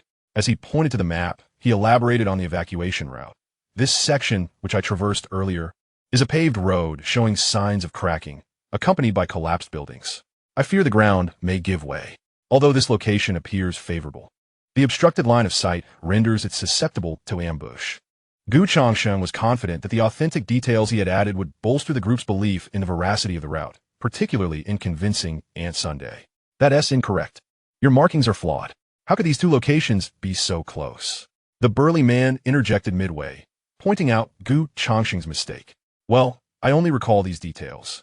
I'm not adept at cartography. Gu Changsheng replied, feigning embarrassment. All right, Brother Wang, it's merely a route map. Understanding the essence suffices. You can teach him next time. With Wang Dahai's timely intervention, Gu Changsheng seized the opportunity to ask, Brother Wang, how does the previously determined route look? Not too optimistic. There are more ghouls on the road than anticipated, along with traces of mutated creatures. However, it is passable. I've identified a few temporary refuge points, though none are ideal, requiring overnight cleaning and fortification. Very well, I will further examine this route map. Everyone should rest now to regain their strength. We have a tough battle ahead tomorrow. As night fell, the outpost was enveloped in silence and unease. Aunt Sun and Lin Weiwei retired to their rooms, while Xiao Lu maintained vigilance outside. Wang Dahai summoned Gu Changsheng into his room. Once the door was closed, isolating them from external scrutiny and potential eavesdropping, the weariness on Wang Dahai's face dissipated, replaced by an unprecedented seriousness. Changsheng, what is wrong with Aunt Sun? He inquired in a hushed tone, his gaze fixed intently on Gu Changsheng. The transition from addressing him as Brother Gu to Gu Changsheng, and now simply Changsheng, reflected Wang Dahai's growing familiarity and trust. Moreover, he recognized that Gu Changsheng was not one to speak without purpose. The glance he exchanged while presenting the map earlier, along with his intentional mention of the abandoned factory, hinted at something unusual. Gu Changsheng did not withhold information, revealing Aunt Sun's peculiar behavior he had observed that afternoon. However, despite having developed a measure of trust in Wang Dahai, he refrained from disclosing his intelligence network, opting instead for a different explanation. She must be using the mirror to reflect light signals, conveying our plans en route to the reconnaissance team of the Dusk Cross. Aunt Sun's signal was directed southeast. Perhaps the reconnaissance team is positioned in that direction. As for their numbers being a reconnaissance team, they likely aren't many, at most 2 or 3, but they should all be endowed with abilities. Humans are most fatigued around 3 or 4 in the morning. I surmise this is when they will act. Every word spoken by Changsheng stemmed from information already known to the crowd, merely interwoven with his own logical deductions, leaving no room for doubt regarding their hidden truths. Upon hearing this, the color drained from Wang Dahai's face in an instant. The burly man beside him, clad in a shaved head, was about to slam his fist on the table, but was stopped by Changsheng, who gestured for silence. The burly man, suppressing his voice, exclaimed, "That old shrew. We have treated her so well, and yet she is a traitor, collaborating with the Twilight Cross to scheme against us." His fists tightened, the joints cracking ominously, as he yearned to rush out and tear Aunt Sun apart. "Calm down, Brother Chang," Changsheng interjected, his tone steady. "She is indeed a traitor, but we cannot act against her just yet. At the very least, we must ensure she remains unaware that we have seen through her. The Twilight Cross believes they possess all the information and are preparing for a coordinated attack tomorrow morning. This, paradoxically, presents us with an opportunity." Wang Dahai inhaled deeply, suppressing the fury simmering within him, and turned to Changsheng. "Are you suggesting we play along?" Changsheng nodded affirmatively. "Precisely. The Twilight Cross is oblivious to the fact that we have already discerned their movements, and they remain unaware that the route map we provided is a fabrication. They perceive us as lambs to the slaughter, completely unaware that we have ingeniously set a perfect trap for them." "A trap?" Wang Dahai inquired, intrigued. "Indeed. It shall be positioned at a location they assume we would inevitably traverse or near our stronghold, where they deem it most opportune for collaboration." Changsheng pointed to a specific area on the map, a complex of derelict buildings adjacent to one of their planned escape routes. "Here, the intricate terrain and obstructed sightlines render it an ideal site for an ambush." Wang Dahai narrowed his eyes, contemplating the location Changsheng indicated. After a moment of reflection, he remarked, "This place seems promising, but how do we lure them here? Will they trust this route map? And what of that perceptive ability user? Might they sense something amiss?" "They will trust it," Changsheng asserted. "Aunt Sun's conveyed information has instilled in them an unwavering confidence, leading them to believe we have been significantly weakened by chronic toxins and lack the capacity to resist.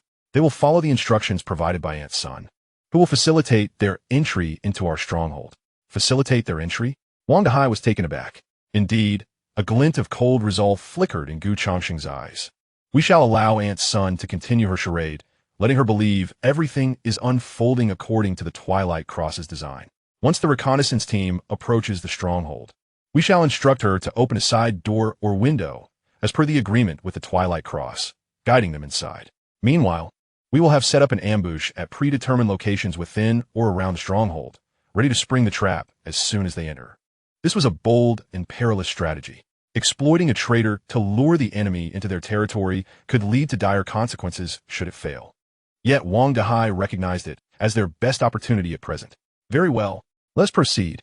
A glimmer of madness shone in Wang Dahai's eyes. Changsheng turned his gaze towards the bald man and Xiao Lu, although they had not fully comprehended the entirety of the plan. Witnessing the resolve of Wang Dahai and Changsheng, they silently tightened their grip on their weapons. "Brother Chang, you shall harness your extraordinary ability to harden your skin and withstand the frontal assault. Xiao Lu, your role is to provide long-range suppression and support. Should any speed-type ability users approach, it will be upon you to hinder their movements. I will assume the role of overall commander, coordinating with Brother Wang to confront their captain. Brother Wang, your metal manipulation prowess can enhance our weaponry's efficacy. We are counting on you for a decisive blow, as well as to set up some temporary metallic traps." "Understood," Wang Dahai nodded. The details of the plan were swiftly finalized, encompassing the specific ambush location, designated targets, the signal for attack, and the retreat route, even though they did not intend to retreat. Changsheng and his companions resolved to set the ambush in the adjacent unit.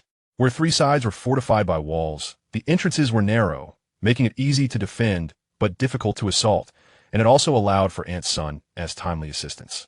Control over Aunt Sun was crucial. They decided to maintain an air of weakness and the pretense of preparing for relocation tonight, persuading her that the plans of the Dust Cross were progressing smoothly. The preparations before the operation unfolded with a tense yet orderly precision. The group dispersed to inspect their weapons and ammunition, each setting up simple obstacles and signal markers at predetermined locations. The entire stronghold had, in fact, entered a state of readiness, yet on the surface, it remained a chaotic scene of relocation preparations. As night deepened, the stronghold fell into silence. Changsheng sat in the living room, eyes closed in meditation, though his mind was taut with anticipation. He understood that the true tempest would descend upon them come the dawn.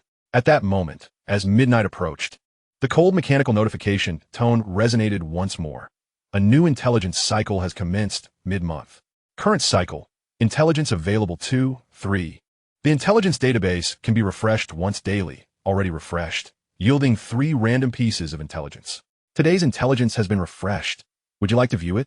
A shudder coursed through Changsheng, and he swiftly intoned, "View today's intelligence." Chapter 22. The Phantom of the Bell Tower. Intelligence 1. Threat: a reconnaissance team dispatched by the Dust-Cross Scorpion has arrived at the abandoned bell tower, comprising 3 members. Captain Night Falcon, a novice speed-type ability user. Member Iron Arm, a novice strength-type mutant. And Member Wind Listener, a novice perception-type ability user, capable of ultra-long-distance auditory detection and vague environmental perception. Intelligence 2. Opportunity: in the southeastern corner of the Stronghold storage room lies a cache of undiscovered military-grade compressed food, rich in energy, sufficient to sustain 5 individuals for half a month. Intelligence 3. Character Lin Weiwei, whose family was once an influential merchant in this region prior to the apocalypse, possesses certain undisclosed assets, such as hidden treasure locations and secret communication channels. However, she herself is not fully aware of the significance or specific locations of these secrets. What a fortuitous turn of events. Changsheng could not help but marvel at the timing. The first piece of intelligence confirmed the accuracy of Ant Sun's information, providing him with a clearer understanding of the enemy's capabilities. A speed-type Esper, a strength-type mutant, and a perception-type Esper. This configuration represented a formidable force that should not be underestimated, especially for their nascent team. The perception-type Esper, in particular, could likely detect signs of their ambush. Changsheng swiftly simulated the opponent's abilities in his mind and began to adjust his counterattack strategy. The perception-type Esper, known for their acute hearing and vague environmental awareness, indicated that conventional ambush disguises might prove inadequate. Disruption was imperative. The second piece of intelligence concerned military-grade compressed food. This was undoubtedly a pleasant surprise. In this world plagued by food scarcity, the value of such supplies was akin to gold, sufficient to sustain them through the impending hardships and lay a foundation for future development. However, there was no time to dwell on this. The current crisis must be addressed first. The third piece of intelligence involved Lin Weiwei, with ties to a wealthy merchant family and clues to hidden assets. The potential value behind this information was significant, yet it was not an immediate concern. The most pressing issue at hand was the approaching reconnaissance team from the Dust Cross. According to the intel, they could act at any moment, especially after Ant Sun relayed the information about tomorrow morning's operation and the acquired route map. The early morning darkness enveloped the city. Outside the stronghold, an eerie silence prevailed, occasionally broken by distant roars, a grim reminder of the apocalyptic world. A chilling atmosphere pervaded the air, as if frost could condense within it. Inside the stronghold, Ant Sun arrived quietly at the balcony at the agreed time. Changsheng observed from the shadows. Ant Sun moved with meticulous care, producing a mirror from her pocket and facing southeast. Changsheng understood that this was Ant Sun's final performance. She would utilize the mirror's light code to send the ultimate confirmation signal. All was well, proceed according to plan. This signal would dispel any doubts held by the Dust Cross, allowing them to approach with confidence. Within the abandoned clock tower, approximately 500 meters from the stronghold, 3 figures concealed themselves at a height, members of the reconnaissance team dispatched by the Sand Scorpion. The leader, Night Falcon, though slender, bore a look of disdain as he gazed toward the stronghold, waiting for news from the perception-type Esper. "Captain, the signal has arrived," the Esper suddenly spoke, their voice tinged with excitement. It was Ant Sun's signal. All was well, proceed according to plan. It seemed the stronghold had been thoroughly weakened by toxins, and that Changsheng was merely a fool, with numerous flaws in the plan route map. She had obtained the map. Night Falcon's sneer deepened. Excellent. They could effortlessly eliminate a potential threat while securing supplies. Lord Sand Scorpion truly possessed foresight. Such infiltration methods were far more efficient than a brute force assault. Iron Arm. Perception-type Esper, prepare for action. Before dawn, we must cleanse this stronghold. Understood. The reconnaissance team, following the route map provided by Ant Sun, cautiously departed from the bell tower, stealthily approaching the stronghold. Soon, they arrived at a narrow alley, cluttered with fallen bricks and shattered glass. while concealed tripwires lay hidden beneath the ground. At that moment, a gust of wind swept through the alley. The keen-eared wind listener's ears twitched slightly, and he furrowed his brow. "Captain, this alley doesn't sound right. There seems to be some extraneous noise and signs of traps." The night falcon, swift as the wind, had already dashed to the mouth of the alley. Despite knowing of wind listener's acute perception, he dismissed the warning, confident in his own agility. Moreover, the post-apocalyptic wasteland was rife with mutated creatures and wandering corpses, making some noise quite normal. As the newly appointed leader of the reconnaissance team at Twilight Cross, the Night Owl was eager to prove himself to the Scorpion and had no intention of wasting time on trivial details. After all, it was merely some debris. They could navigate around it with caution. Though Wind Listener sensed something amiss, the captain's orders were indisputable. The trio slowed their pace, attempting to circumvent the apparent obstacles. However, the traps set by Little Lou, though rudimentary, were sufficiently treacherous. The hulking iron arm inadvertently tripped over a hidden wire. Although he did not fall, his ankle twisted slightly, eliciting a muffled grunt. "Damn it," Iron Arm muttered under his breath. "Are you all right?" Night Falcon inquired, halting his steps. "Just a minor injury, nothing to worry about." Iron Arm gritted his teeth against the pain. "Wind Listener, you mentioned signs of traps?" Wind Listener closed his eyes to sense the surroundings. "Yes. It appears someone has cleared the ground here and deliberately set some fragile items and tripwires, as if to lure something in." Night Falcon's eyes narrowed. Could it be that the stronghold's inhabitants had not been poisoned? Or had they discovered something? Yet he quickly dismissed this notion. Aunt Sun's information was clear. The target was weak, the plan was to relocate, and there was a coordinated effort. Perhaps these were merely traces left by the stronghold's people to divert attention, or it could just be a coincidence. Besides, Aunt Sun's signal was exceptionally stable, without anomalies. He chose to trust her. It might just be traces left from clearing the path. Let us not overthink it. Let us quicken our pace and head towards the stronghold. At that moment, Gu Changsheng and Little Lu lay concealed within the ruins of a tall building at their ambush point. Through the only telescope available in the stronghold, Gu Changsheng observed every movement of the reconnaissance team with clarity. He witnessed Iron Arm's stumble and the exchange between Night Falcon and Wind Listener. In truth, Gu Changsheng had never expected Little Lu's traps to inflict any harm on a team composed of ability users. He merely sought to gauge Wind Listener's perceptive range through the traps. That individual possessed quite the skill, nearly detecting the anomaly. Gu Changsheng gestured to Little Lu, who silently nodded, his movements in cleaning the crossbow bolts becoming increasingly cautious. As for Wang Dahai and the bald man, they lay in ambush within an abandoned building along the path leading to the stronghold, awaiting the signal. At last, the reconnaissance team arrived near the stronghold and, following the location provided by Aunt Sun, discovered the concealed side door. Night Falcon cautiously transmitted the predetermined signal to Aunt Sunday inside the stronghold. Aunt Sun heard the signal. A flicker of complex emotions crossing her face, soon replaced by the instinctual resolve of a mother. She understood that there was no turning back. The door was carefully opened. Night Falcon, Iron Arm, and Sound Ears entered in single file. They did not rush in, but remained on high alert, with Sound Ears intensely scanning their surroundings. "Aunt Sun, is that you?" Night Falcon whispered. Aunt Sun appeared at the entrance of the passage, her face pale, managing a weak smile. "Yes, it's me. You've arrived. Where's the new route map?" Night Falcon inquired. "Here, right here." Aunt Sun retrieved the altered false map modified by Gu Changsheng from her bosom and handed it over. Night Falcon took the map, quickly glancing it over, confirming that the markings corresponded with the information Aunt Sun had previously conveyed. He dispelled the last shred of doubt in his heart. "Let us in. Let us attempt the first hunt. If it fails, we will ambush along the migration route." Just as Night Falcon was about to issue the order to proceed, an overwhelming sense of foreboding surged within him.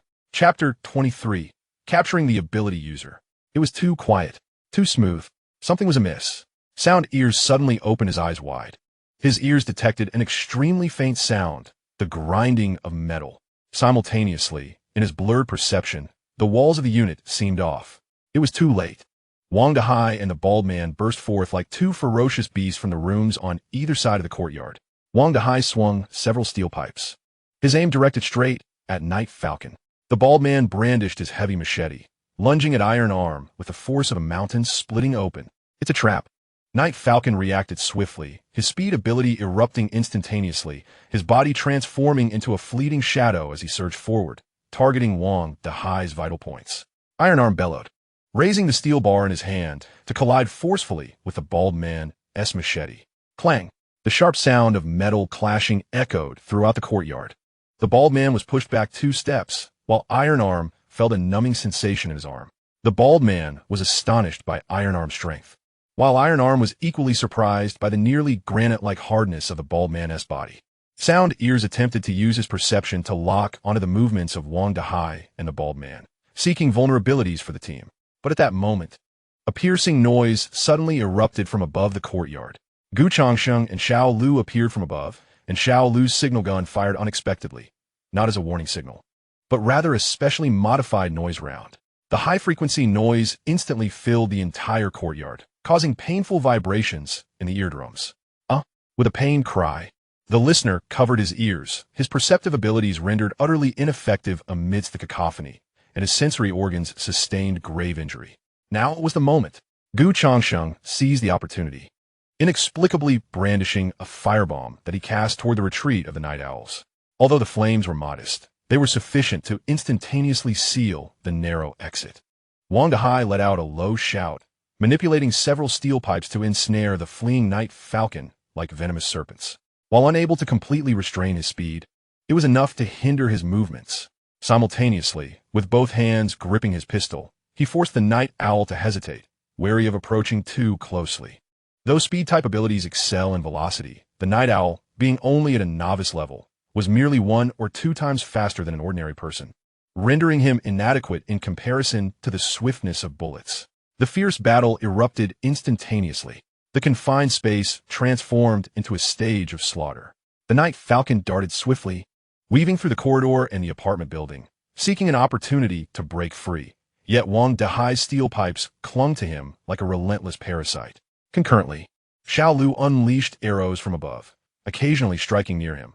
While not directly hitting, their precise landing forced him to continuously alter his course, further restricting his speed. The clash between Iron Arm and the bald man was more direct and brutal. Machetes and rebar clashed repeatedly, sending sparks flying. Although the bald man lacked strength abilities, his reinforced skin and reckless combat style made it challenging for the strength-type mutant, Iron Arm, to contend with him. Each collision resonated with tremors beneath their feet. The listener, overwhelmed by auditory chaos, was nearly incapacitated, clutching his head in agony. Wang, use your abilities to restrain that perceptive one. Gu Changsheng discerned that the listener was the weakest among the trio, prompting Wang Dahai to swiftly entangle him with a steel pipe, dragging him closer. Iron Arm, Captain, save me, the listener cried in terror. Seeing this, the Night Falcon surged forward, attempting to rescue him, but Gu Changsheng interjected suddenly. Do you wish to know what abilities I possess? Allow me to enlighten you. I am an illusion-type ability user. The Night Owl, witnessing Gu Changsheng materialize before him with remarkable speed, initially assumed he was either a nimble ordinary person or a newly awakened speed-type mutant. Upon hearing that Gu was an illusion type, the Night Owl was momentarily taken aback. Illusion? Could it be that all of this is merely a figment of my imagination? The Night Owl's thoughts were thrown into disarray by Gu Changsheng's revelation, causing him to falter and inadvertently close the distance between himself and Gu, who swung a fire axe with precision. The wind generated by the axe alerted the Night Owl to the impending danger, nearly severing half of his body. Disregarding the notion of illusions, he desperately retreated. Yet, as he retreated halfway, Wang Dahai commanded the steel pipes to form a temporary barrier. The Night Falcon was forced to halt, losing precious time, while his gaze remained fixed on Gu Changsheng. Curse it, you deceive me. You are not a psychic of illusion, but a powerhouse. With a resounding thud, the bald man seized the opportunity of the shifting tides of battle, roaring fiercely as he swung his machete down upon the steel beam thrusting from the Iron Arm. The immense force surged through the steel, causing the Iron Arm's hand to shatter. Without waiting for a response, the bald man crouched and charged into the Iron Arm's defensive range, delivering a powerful headbutt to the Iron Arm's chest. A crisp crack echoed. The Iron Arm, sturdy in stature, staggered back, his face instantly paling to the hue of a normal man before his mutation. Iron Arm, Night Hawk exclaimed, realizing the situation had turned dire. He glanced at Xuanfeng, who was restrained by Wang Dahai and the severely injured Iron Arm. a flicker of resolution flashing in his eyes. He made no attempt to rescue them, but instead erupted with speed, dashing towards the adjacent corridor in an effort to escape the building. Thinking of fleeing? It won't be so easy, Changsheng scoffed. Earlier, while revising the map, he had deliberately marked a multitude of primary mutated creatures' activity paths in the western part of the city, misleading the adversary into believing that if they chose to flee, they would avoid that direction. Now, he intended to exploit this. He retrieved the last noise grenade from the stronghold and aimed it at the direction where Nighthawk was attempting to escape, launching it with force. Buzz! This sound posed little threat to speed-type psychics, but Changsheng's true aim was to draw the nearby mutated creatures. Indeed, as the buzzing commenced, deep roars resonated outside the building, suggesting something had been lured. Nighthawk's speed was already extraordinary, but under the sudden interference of the buzzing sound, his body momentarily stiffened. It was this brief delay, less than a second, that provided an opportunity. Wang Dezai bellowed, commanding several steel beams buried beneath the courtyard to strike forth.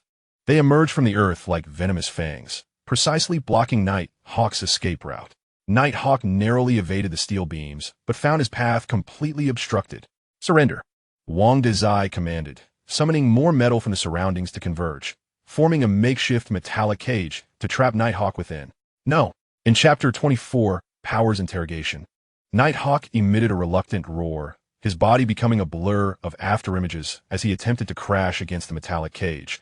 Yet Wang Dezai's control was exceedingly precise, thwarting every attempt with steel beams. The iron arm clutched his chest, collapsing to the ground in agony, utterly devoid of the will to resist. He had never anticipated that a powerhouse like himself would encounter someone as formidable as the Bald Man. After all, being a powerhouse did not equate to invulnerability. The opponent's hardened skin augmented their resistance to impacts several-fold. As for Schunfinger, he was firmly bound by Wang Dezai's steel pipes, his face ashen and his eyes filled with terror. The reconnaissance team dispatched by the Sand Scorpion had been swiftly overwhelmed and even captured by the combined forces of Changsheng and Wang Dezai. Witnessing all this, Aunt Sun stood frozen in shock. She witnessed, with her own eyes, how the elite reconnaissance team of the Twilight Cross was deftly lured into a trap, only to be effortlessly subdued by Wang Dezai and his companions. The color drained from her face, her body trembled, and disbelief filled her eyes. It dawned upon her that she had been manipulated. The seemingly frail Changsheng was, in truth, the real hunter. A wave of overwhelming fear engulfed her, as if a chilling hand had tightened around her throat. She understood that her fate would likely be far more dreadful than death itself. Aunt Sun, Changsheng slowly approached, gazing at the pale, trembling elder with a complex and frigid expression. He spoke not a word, yet his eyes conveyed everything. Aunt Sun collapsed to the ground, her voice quivering uncontrollably. Brother Hai. She attempted to explain, but her words faltered, leaving only broken sobs. Baldy, take Aunt Sun away and confine her, Wang Dezai commanded, not sparing a glance at Aunt Sun, his tone devoid of any emotion. Baldy stepped forward, roughly pulling Aunt Sun up and leading her deeper into the stronghold. She offered no resistance, like a marionette being dragged along. Her eyes filled with the ashen despair of defeat. The darkness before dawn enveloped the stronghold. The signs of battle within the building had been swiftly erased, as though nothing had ever transpired. Night Owl, Iron Arm, and Wind Listener were separately imprisoned in different rooms, their bodies shackled with metallic restraints reinforced by Wang Dezai's powers, ensuring their inability to escape or take their own lives. The group sat around in the living room, the atmosphere still heavy and oppressive, though they had achieved victory. The vast organization of the Twilight Cross, along with the hidden scorpion behind it, instilled a sense of unease that prevented them from relaxing even for a moment. Changsheng reclined on the sofa, idly toying with a source crystal he had retrieved from Night Owl. While most source crystals from primary mutated organisms were gray or white, this particular crystal shimmered with a faint green hue, containing pure energy. It was a source crystal that could only be formed within intermediate mutants, far more valuable than its primary counterparts. Brother Hai, our success in capturing them this time is entirely thanks to you, Baldy, and Xiao Lu for your excellent coordination. Changsheng broke the silence, extending the source crystal to Wang Dezai. This is our spoils. You should divide it among yourselves for body enhancement. Wang Dezai accepted the crystal, but did not distribute it immediately. Instead, he glanced at Changsheng and then at the room where Wind Listener was confined. making gestures to indicate whether they needed to keep quiet. Brother Wang, feel free to speak. That big-eared one cannot hear, Changsheng reassured him. Having been reborn during the latter stage of the apocalypse and drawing from the experiences of his previous life in a laboratory, he knew that once a perceptive mutant like Wind Listener sustained damage, their hearing range would temporarily diminish even more than that of an ordinary person. Perhaps only slightly better than that of a hard-of-hearing elder. Although mutants appeared earlier in this apocalypse, such injuries were unlikely to have changed. After Changsheng concealed the information about his reincarnation, he elaborated on the significant drawbacks of perception-type ability users to Wang Dahai and the others, which allowed them to finally speak at ease. Changsheng, do not stand on ceremony with us. If it weren't for you this time, we would have been oblivious to the enemy's whereabouts, let alone set an ambush. Baldy and Xiao Lu nodded in agreement, their eyes filled with awe and admiration for Changsheng. Through this battle, they witnessed his extraordinary intellect and composure, particularly his multiple instances of misleading the enemy, which made them realize how formidable a person like him could be. Let's not dwell on that, Changsheng interjected, shaking his head. This is not the time for relaxation. Although we have captured these three, the Dust Cross will soon discover their absence and undoubtedly send stronger individuals in pursuit. We must seize this moment to extract valuable intelligence from them. Interrogation? Wang Dahai pondered. They are from the Dust Cross, and their resolve will surely be formidable. Xiao Gao is a prime example. Xiao Gao, being merely an outer member, possessed limited knowledge, and the Dust Cross maintained strict control over them. However, these three were elite members of the reconnaissance team, especially the captain, Night Falcon, and the eavesdropper. They should possess considerable internal information. Our control over their lives is our greatest leverage. How shall we interrogate them?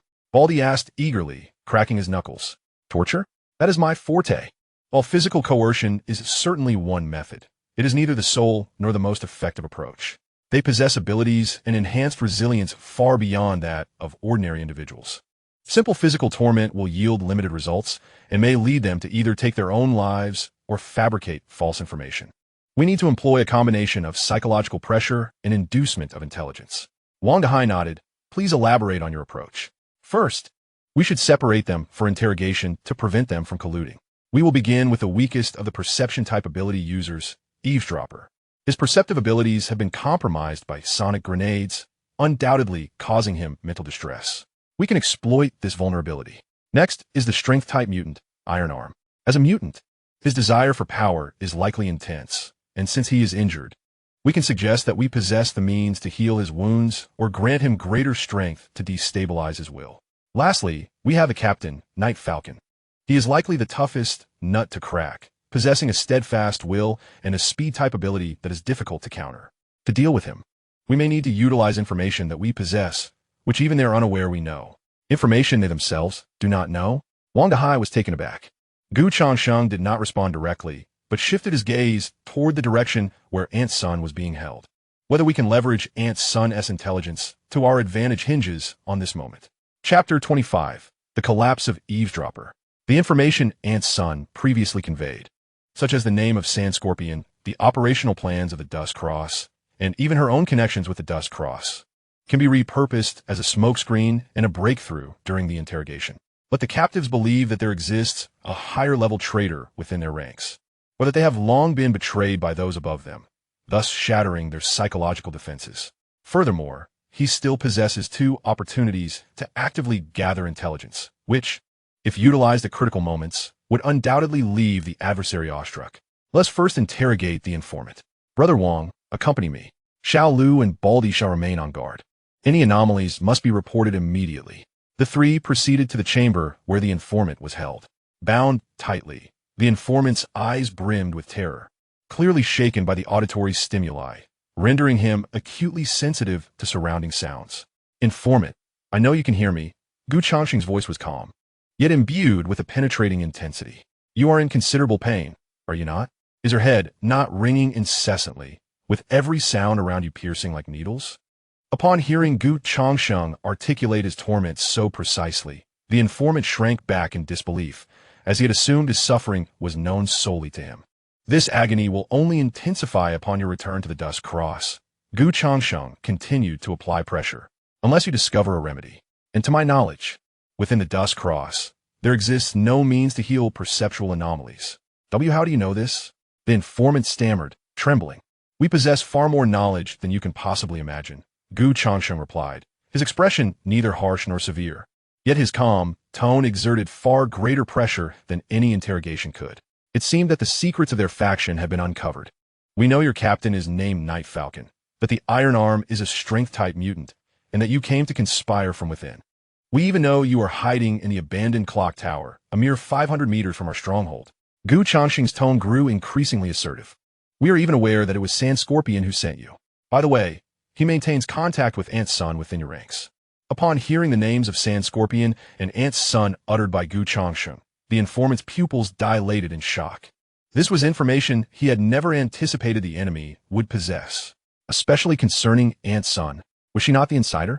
How could they know of her connection with Sand Scorpion? Impossible. You are deceiving me. The informant screamed in hysteria. Deceive you? Changsheng scoffed. Do you truly believe that if we were not already privy to everything about you, we could have so easily set a trap and captured you? Do not be naive. In the eyes of the Dust Cross, you are merely a pawn to be discarded at any moment. The companions you trust may have long since betrayed you. The bombshell dropped by Changsheng utterly dismantled the informant's psychological defenses. Betrayed? By whom? Was it Captain Night Falcon? Or was there a more senior traitor within the organization?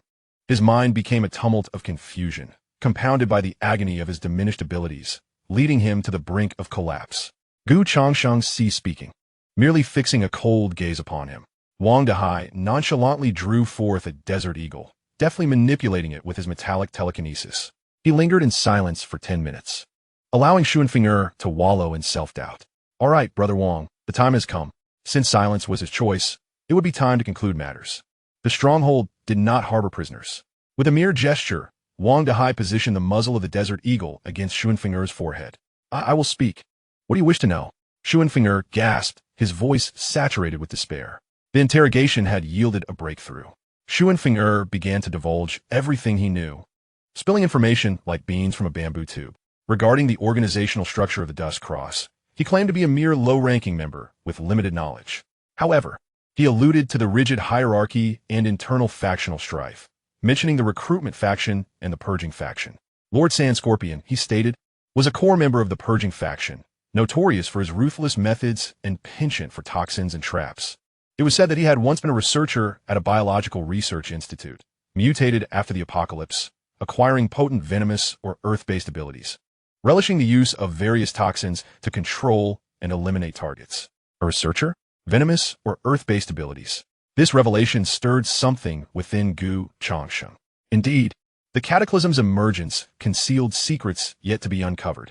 Was the apocalypse in his previous life similarly veiled? Xuanfeng also mentioned that their mission, aside from probing the stronghold's veracity and seeking opportunities to eliminate Wang Dahai and his companions, included a clandestine objective. They were to ascertain whether there were signs of certain anomalous activities surrounding the stronghold. He was unsure of the specifics, but knew it was related to a type of rodent. Rodents? Changsheng recalled the previous mention of the corrosive rat. It seemed dissimilar. Xuanfeng further disclosed that the Dust Cross was actively expanding, searching not only for source crystals and potential ability users, but also for relics from the bygone era, rumored to empower the organization and possibly alter the landscape of the apocalypse.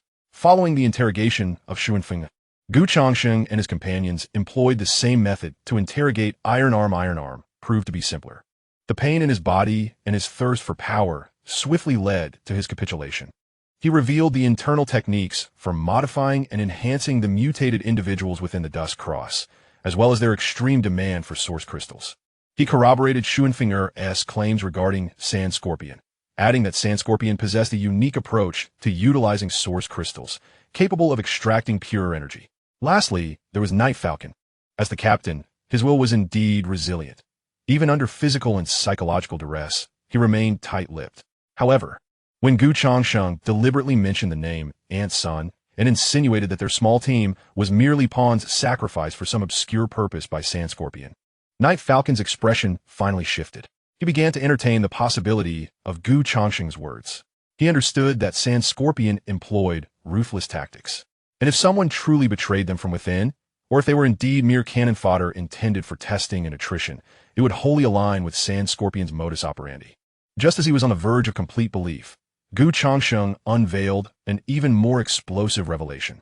Do not fret. The Sand Scorpion is also a target of the hunt. What? Even the esteemed Sand Scorpion is considered prey? Could it be that the recruitment faction has taken action? Night Owl hesitated, yet Changsheng had no intention of granting him time. You likely perceive me merely as a power-type ability user, do you not? Today, in a particularly good mood, I shall share with you a piece of information that you mistakenly think only your small team is privy to. Chapter 26. We do not engage in the tactics of Chiang Kai-shek. Night Owl raised his head wearily, utterly perplexed.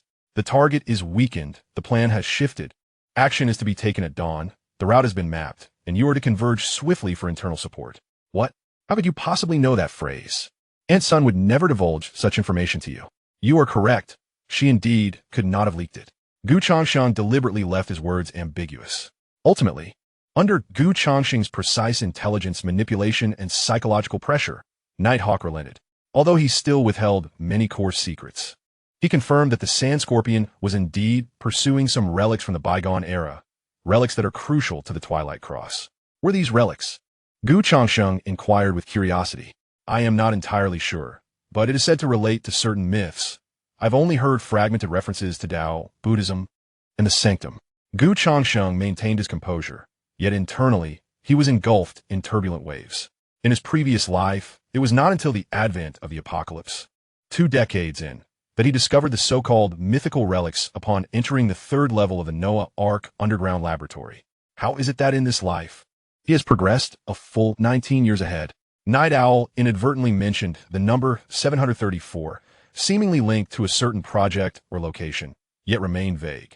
The identity of the Sand Scorpion, the expansion objectives of the Twilight Cross, the pursuit of unique resources, internal factions, Aunt Sun's betrayal, the mouse, the relics of the bygone era, and the number 734. These fragments of information coalesce to sketch a more bizarre apocalypse than they had envisioned. The Twilight Cross has an insatiable appetite. It seeks not only to engulf our stronghold, but also to uncover relics of the old world, aiming to alter the landscape of the apocalypse. Wang Dahai's expression grew more troubled. Changsheng nodded.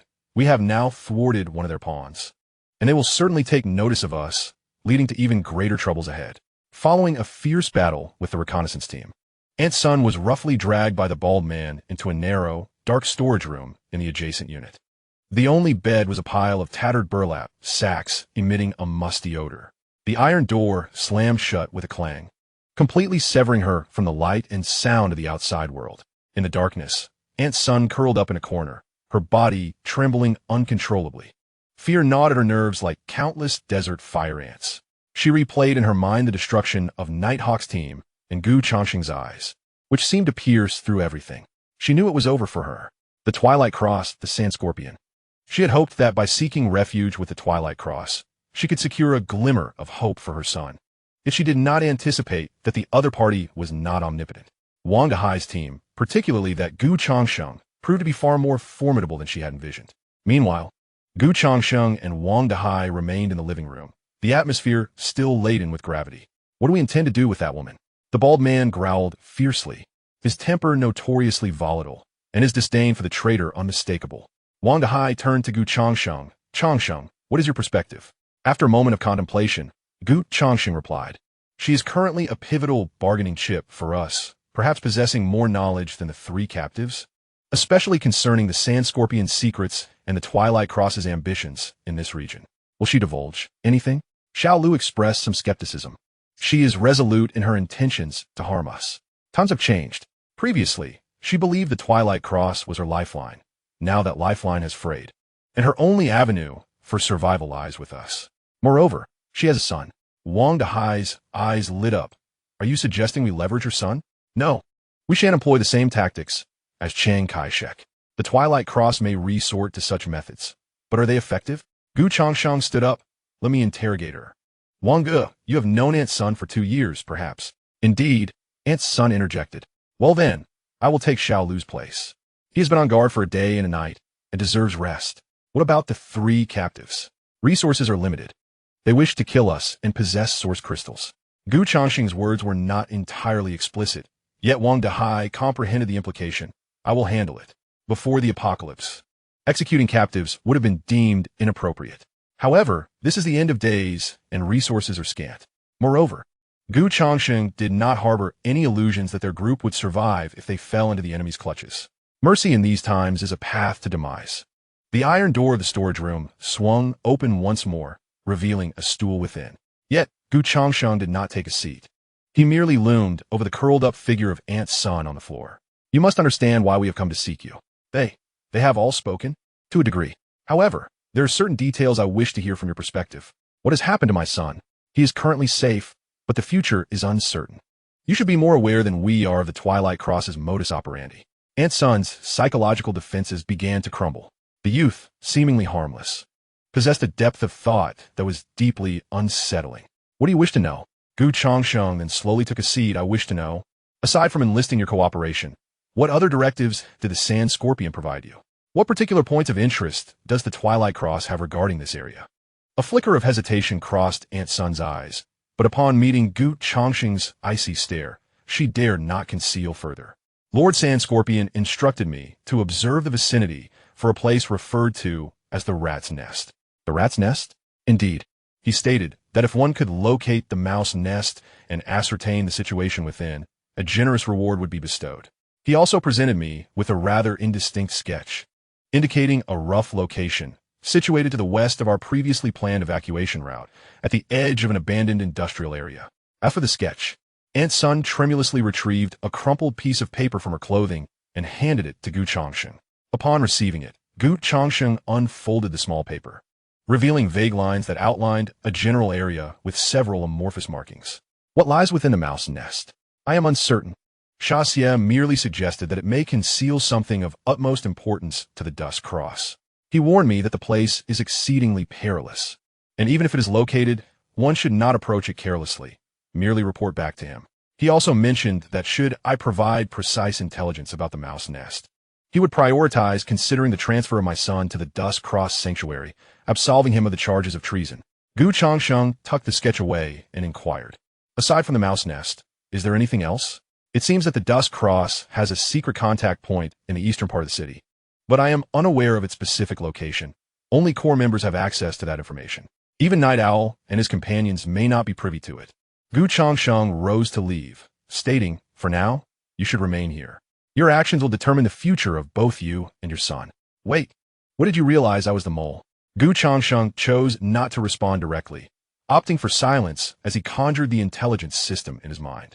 One instance of mid-period intelligence consumption used, actively obtaining information regarding Aunt Sun's son. Remaining instances of active intelligence acquisition this period. 1. Intelligence generation in progress. Intelligence. Person Sun Ming, son of Aunt Sun, participated in the secret research of the project codenamed Source Force before the apocalypse. Discovering that the Dust Cross aimed to utilize this project to control mutated entities and individuals with special abilities, and fled with critical data. Sun Ming is currently imprisoned by the Dust Cross, his fate unknown. It turns out that Sun Ming did not successfully defect. It appears Aunt Sun has also been deceived by Xia. Gu Changsheng paused briefly before continuing. Aunt Sun, your son was once a member of the Dust Cross, overseeing research on special ability projects, but was pursued after fleeing with confidential documents. With that, Gu Changsheng departed, leaving a bewildered Aunt Sun in his wake. How can this be? The identity of her own son was only vaguely known to Xia, and Night Owl and others were even less likely to know. How does Gu Changsheng possess such knowledge? Who is he truly? Could he genuinely be the possessor of the apocalyptic powers that Ming Er spoke of? Chapter 27. Gu Changsheng's Other Ability. Gu Changsheng returned to the living room, sharing the information and sketch provided by Aunt Sun with the others. The mouse nest? Wang Dahai furrowed his brow. The fact that Xia specifically instructed Aunt Sun to search for it indicates that this location holds great significance for him, and the contents within are surely of considerable value, yet undoubtedly very dangerous. Gu Changsheng gazed thoughtfully at the rudimentary sketch. As twilight descended, the Dust Cross employed cunning strategies, engaging in infiltration and the meticulous search for specific locations. Their schemes were far from simple. Gu Changsheng turned his gaze towards the trio. For the moment, the threat posed by the Dust Cross had been temporarily repelled, yet it was evident that they would not relent easily. We must swiftly enhance our strength, while simultaneously discerning the true nature of the rat's nest. What shall our next course of action be? Should we investigate the rat's nest? Inquired Xiao Lu. Changsheng nodded in agreement, indeed. However, not at this moment. We require more comprehensive preparations. Moreover, prior to our endeavor, I must confirm a few matters. The source crystals obtained from the demise of the night owls were all of the primary variety, specifically categorized as strength type, speed type, and perception type. Although the consumption of these source crystals only offered a minimal probability of acquiring other extraordinary abilities, the energy they harbored significantly contributed to the enhancement of one's powers. As for the intermediate source crystal acquired from the night owl, it had been wisely reserved for Changsheng by Wang Dehai and his companions. In a room, Changsheng gazed at the intermediate source crystal, overwhelmed with emotion. It appeared that Wang Dehai and his associates possessed some commendable qualities. A single intermediate source crystal was worth dozens of primary ones. This probing endeavor had not been in vain. Currently, as a primary strength-type ability user, consuming this intermediate source crystal should empower him sufficiently to contend with 7 or 8 ghouls effortlessly, and should he encounter a wandering corpse, he could retreat unscathed. Within Changsheng's past memories, there were no instructions regarding the consumption of intermediate source crystals. With formidable adversaries looming and only 3 days remaining, he hesitated to recklessly utilize the remaining piece of intelligence and opted to consume it like a primary source crystal. The moment he ingested the intermediate source crystal, he felt as though countless silver needles pierced through his throat and into his meridians, followed by an explosion of potent energy surging upwards towards his crown. While the remaining 8 pathways dispersed throughout his limbs and body, he curled up on the ground, veins bulging in his neck and peculiar patterns emerging on his skin. Enveloped in a mist of crimson, Changsheng gritted his teeth, suppressing any sound of discomfort, enduring the ordeal for a full half-hour. When he finally reopened his eyes, the sanguine mist had dissipated, leaving no trace of injury. Unfortunately, he sensed that he had yet to break through that threshold. He remained a primary ability user. To his surprise, this intermediate source crystal of unknown nature had awakened another ability within him: primary regeneration. Changsheng's gaze drifted towards the window, where the night remained thick with darkness. It was once again the stroke of midnight. Today's intelligence has been refreshed. Intelligence 1. Threat: the target area of the rat's nest is an abandoned entrance to an underground air defense facility, now overrun by numerous mutated rodents. Among them are at least 30 shadow mice, primary mutated creatures, swift and adept at stealthy ambushes, 5 stonehide fang mice, intermediate mutated creatures, possessing high defenses with sharp incisors capable of gnawing through metal, as well as a giant plague rat king, suspected to be the leader of the rodent horde. Advanced mutated creature, specific abilities unknown, extremely dangerous. Deep within the air defense facility, there seems to be a faint response indicating the presence of a source crystal vein. Information 2. Opportunity near the entrance of the rat's nest. In a partially collapsed abandoned factory, approximately 200 meters southeast of the sketch mark point A, beneath a pile of debris on the 2nd floor, lies a box containing 10 unopened military-grade high-explosive grenades. Information 3. Threat: the Scorpion of Dust Cross has learned through secret channels of the reconnaissance team's disappearance. He suspects that there are variables within the stronghold and has temporarily abandoned the plan for a direct assault or dispatching another team. Instead, he has ordered another covert team, Ghost, lurking in the nearby area, to secretly observe the movements of the stronghold and prioritize investigating the precise location and circumstances of the rat's nest.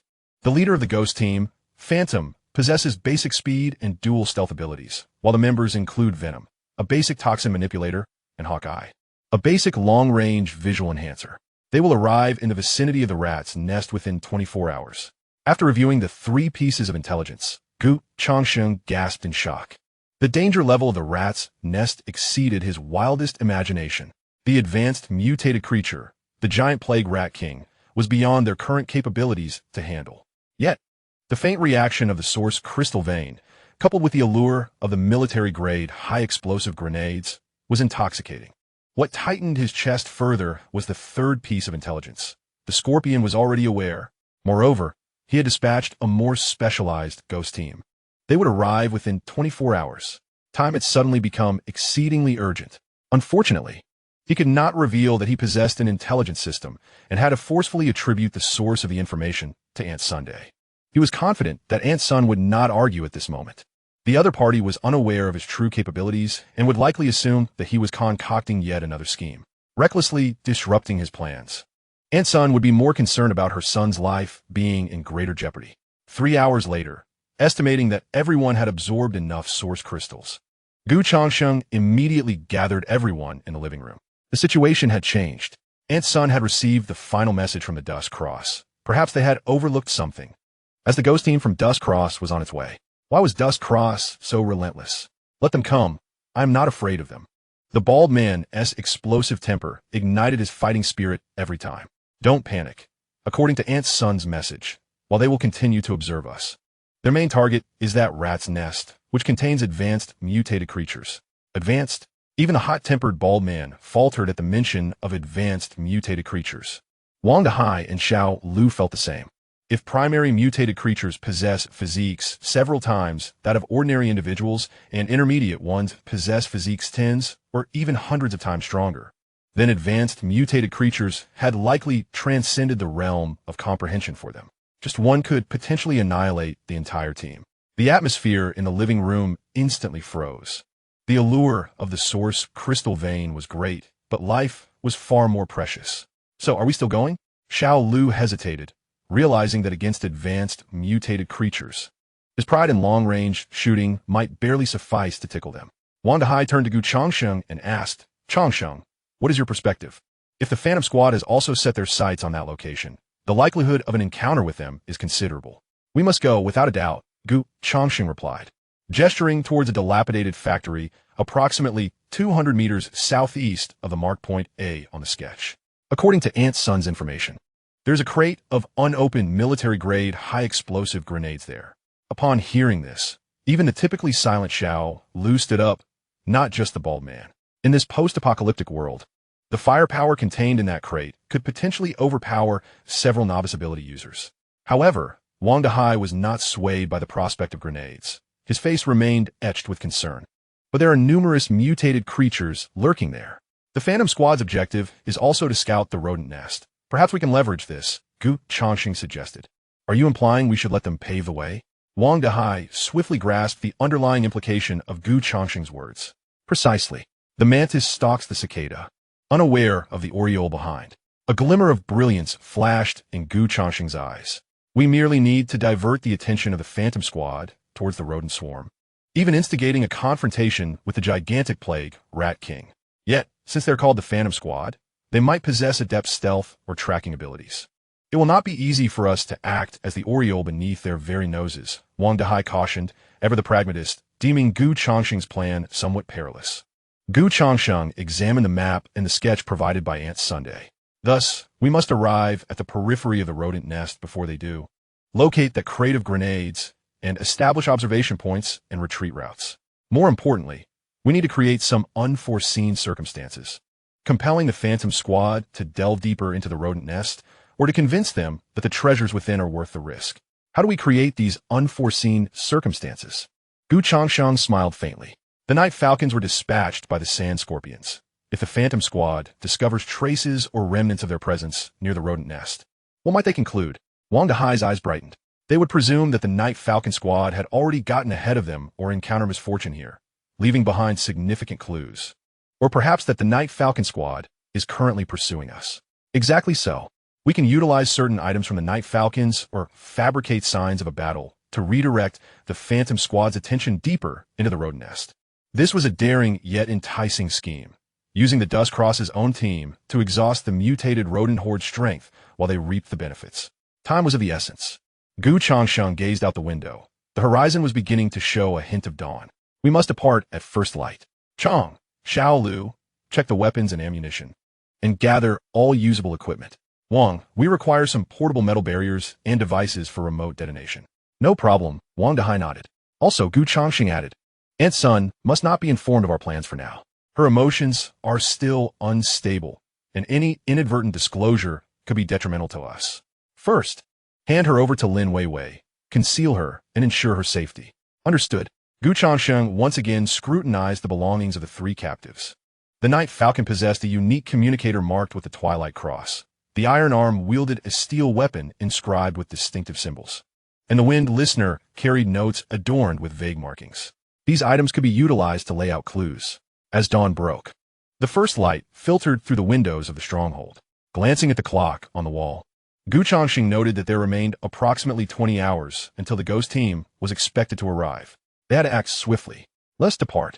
The quartet stealthily left the stronghold, heading towards the abandoned industrial district to the west. Along the way, in order to increase their pace, they skillfully avoided the wandering undead and scattered mutated creatures. Approximately 2 hours later, they reached the outskirts of the abandoned industrial area indicated in the intelligence report. The place was littered with crumbling walls and overgrown weeds, enveloped in a profound silence. Changsheng pointed to a nearby dilapidated structure, asserting that if Aunt Sun's information was accurate, the crate of grenades lay within that half-collapsed factory. I will scout ahead, the bald man volunteered, his tough exterior making him well-suited to face any unforeseen circumstances. Be cautious and watch your step, Wang Dahai advised. The bald man nodded, crouched low, and cautiously infiltrated the factory while the others stood guard outside. Moments later, he emerged from the building, a look of elation on his face and a heavy green military wooden box in hand. I found it. It's real. Upon opening the box, 10 grenade-sized M67 fragmentation grenades were neatly arranged inside, glinting with a cold metallic sheen. With the grenades in hand, the group felt an immediate surge of security. These devices were formidable weapons against mutated creatures and even those with extraordinary abilities. Next, we must locate the entrance to the rat's nest and prepare a welcome gift for the ghost team. According to the intelligence, the entrance to the rat's nest was an abandoned underground air raid shelter. However, Changsheng felt constrained by the information and could not divulge too many details. The group could only follow the sketch and search deeper within the industrial area. After a full 7 hours of searching, they finally discovered an inconspicuous entrance, half blocked by cement. Nestled beneath a slope nearly entirely overrun by vines and weeds. Scattered around the entrance were tiny animal bones and mouse droppings emitting a pungent odor, saturating the air with a nauseating stench of decay. This must be the place. Changsheng frowned. The conditions were even worse than he had anticipated.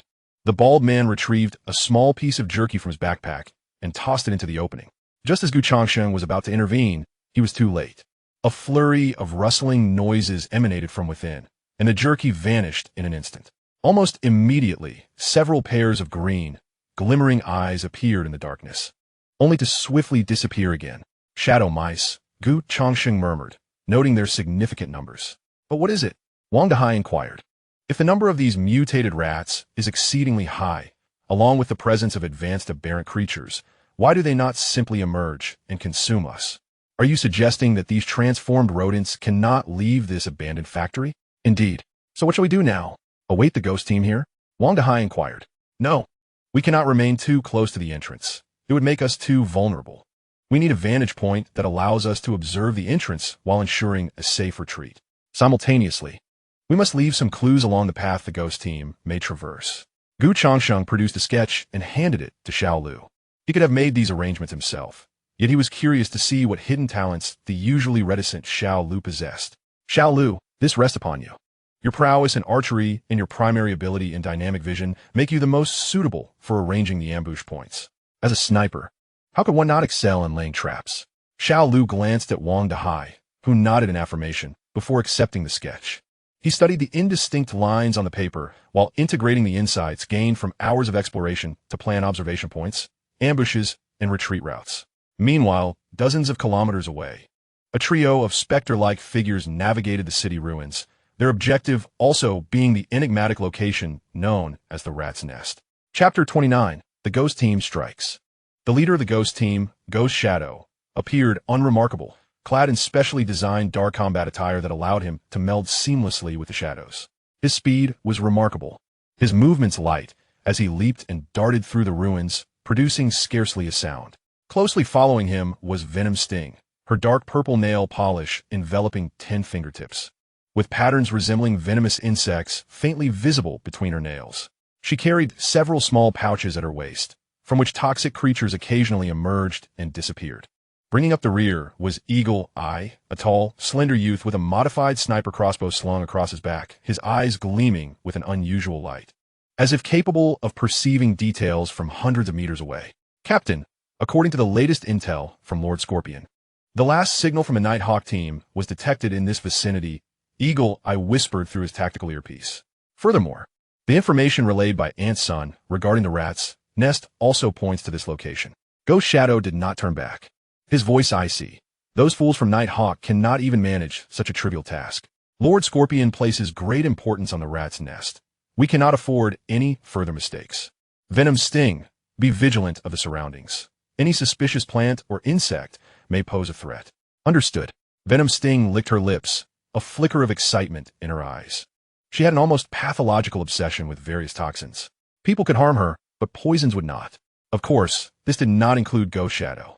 Their pace was swift, and their objective clear. Scorpion's orders were to prioritize reconnaissance of the rat's nest. Should they encounter Wang Dahai's survivor team and an opportunity arise, they might attempt to eliminate them. However, the primary mission was to gather intelligence on the rat's nest. If they detected any traces of Nighthawk, they could attempt a rescue. Meanwhile, Changsheng and his companions had chosen the upper floor of a partially collapsed factory, situated approximately 300 meters above the entrance of the rat's den, as their observation post and ambush point. This location offered a broad view, allowing them to clearly observe the entrance to the air raid shelter and the surrounding area for hundreds of meters, while also providing multiple escape routes. They had cleverly left the Dusk Cross communicator belonging to Night Falcon on a path most likely to be traversed by the Phantom Squad, alongside some stones and broken branches to feign signs of a minor skirmish and dragging, directing attention toward the entrance of the rat's den. In the direction of the entrance, they had also pressed the note of the wind listener into the ground, leaving only a small portion exposed. Additionally, the specially crafted rebar belonging to Iron Wall was snapped by Wang Dahai using his metal manipulation ability and discarded near the cave entrance. Would this suffice? Would they believe it? The bald man felt somewhat uncertain. They will, Changsheng assured confidently. The disappearance of Night Falcon was a fact. The Phantom Squad received orders to clean up the mess, and upon discovering the remnants of their predecessors along with clues seemingly leading to a significant target, they had every reason to investigate further, especially when the target was none other than the rat's den, personally pointed out by Lord Scorpion. Wang Dahai added, moreover, they are a professional reconnaissance team, well acquainted with their own members' belongings and signals. This communicator should certainly capture their attention. Little Lou had already readied his crossbow, aiming at a patch of open ground near the entrance of the rat's den. He had coated several crossbow bolts with a potent anesthetic procured from the wind listener. Although it might not be highly effective against advanced mutated creatures, it should sufficiently disrupt primary and intermediate ability users or mutants. Time passed slowly. The industrial area enveloped in silence, save for the mournful sounds of the wind sweeping through the ruins. At last, around 3 o'clock in the afternoon, 3 furtive figures appeared in Changsheng's binoculars. They're here, he whispered. Wang Dahai, the bald man, and Little Lou immediately perked up, entering a state of vigilance. The Ghost Squad proceeded with utmost caution, refraining from approaching the entrance of the rat's den directly, instead meticulously searching and observing the perimeter. Eagle Eye's gaze flickered, scanning every inch of the terrain like radar. Soon, Eagle Eye halted beside a patch of grass, picking up an object. Captain, I found Night Falcon's communicator. His voice carried a hint of surprise. The ghosts swiftly approached him, taking the communicator for a brief inspection, followed by a careful examination of the surrounding traces. They quickly discovered the note belonging to the wind listener and iron-armed steel weapon. It appeared that Night Falcon had indeed been here, and something significant had transpired. The ghost's expression tightened, the traces pointing toward that cave. The rat's den that Lord Scorpion sought was likely within. A glimmer of greed flashed in Poison Sting's eyes. Perhaps Night Falcon had already unearthed something valuable inside, only to be ensnared by Wang Dahai and his team. Let us venture inside. The Phantom made a swift decision. Hawkeye, maintain vigilance outside and be ready to provide support at a moment's notice. Poison Sting and I shall enter to investigate. Keep communication lines open. Understood, Captain. The Phantom and Poison Sting cautiously approached the cement-sealed opening. The Phantom drew a specially crafted dagger from his waist, gently brushing aside the vines obscuring the entrance, only to be met with a pungent, nauseating stench.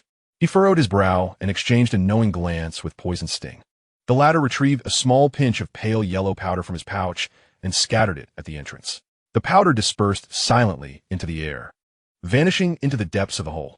Changsheng observed intently from his vantage point, a faint smile creeping across his lips. The bait had been set.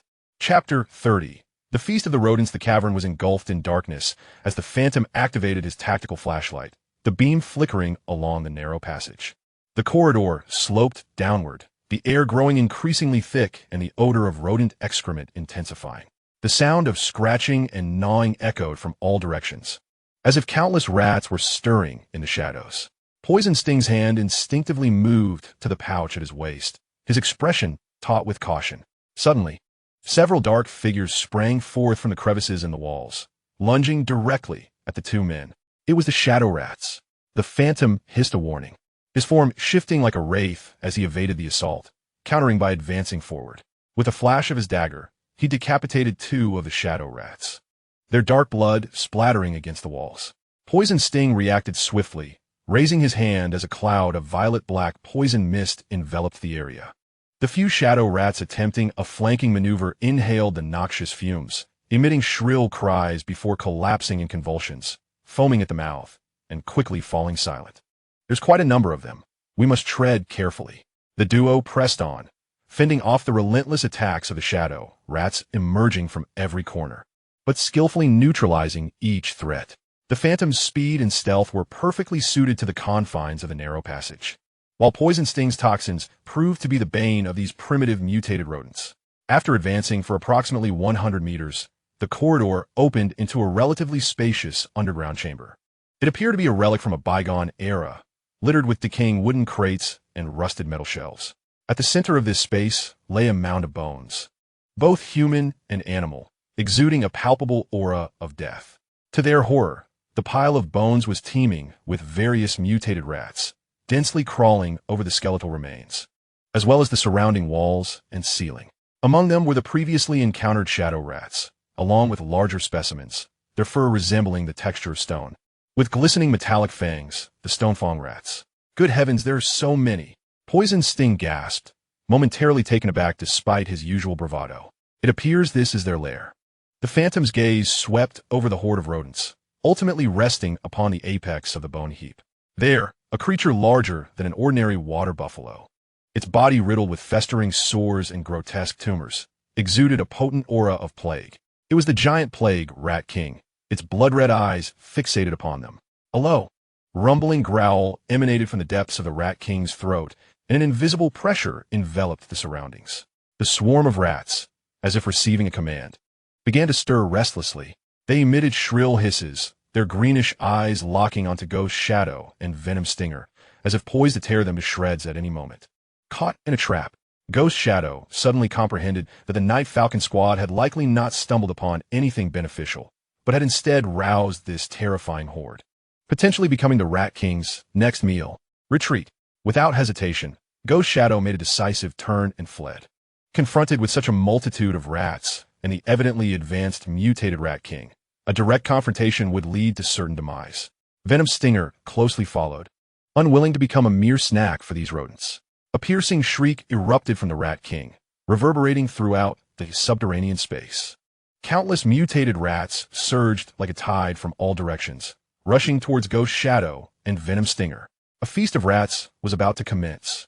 Outside the cave, Eagle Eye, through his earpiece, heard the commotion and Ghost Shadow's frantic cries, his expression shifting dramatically. "Captain, what is happening? We're encountering a massive horde of rats. There's a giant one. We must retreat." Ghost Shadow's voice was laden with terror and breathless urgency. Shortly thereafter, communication was severed.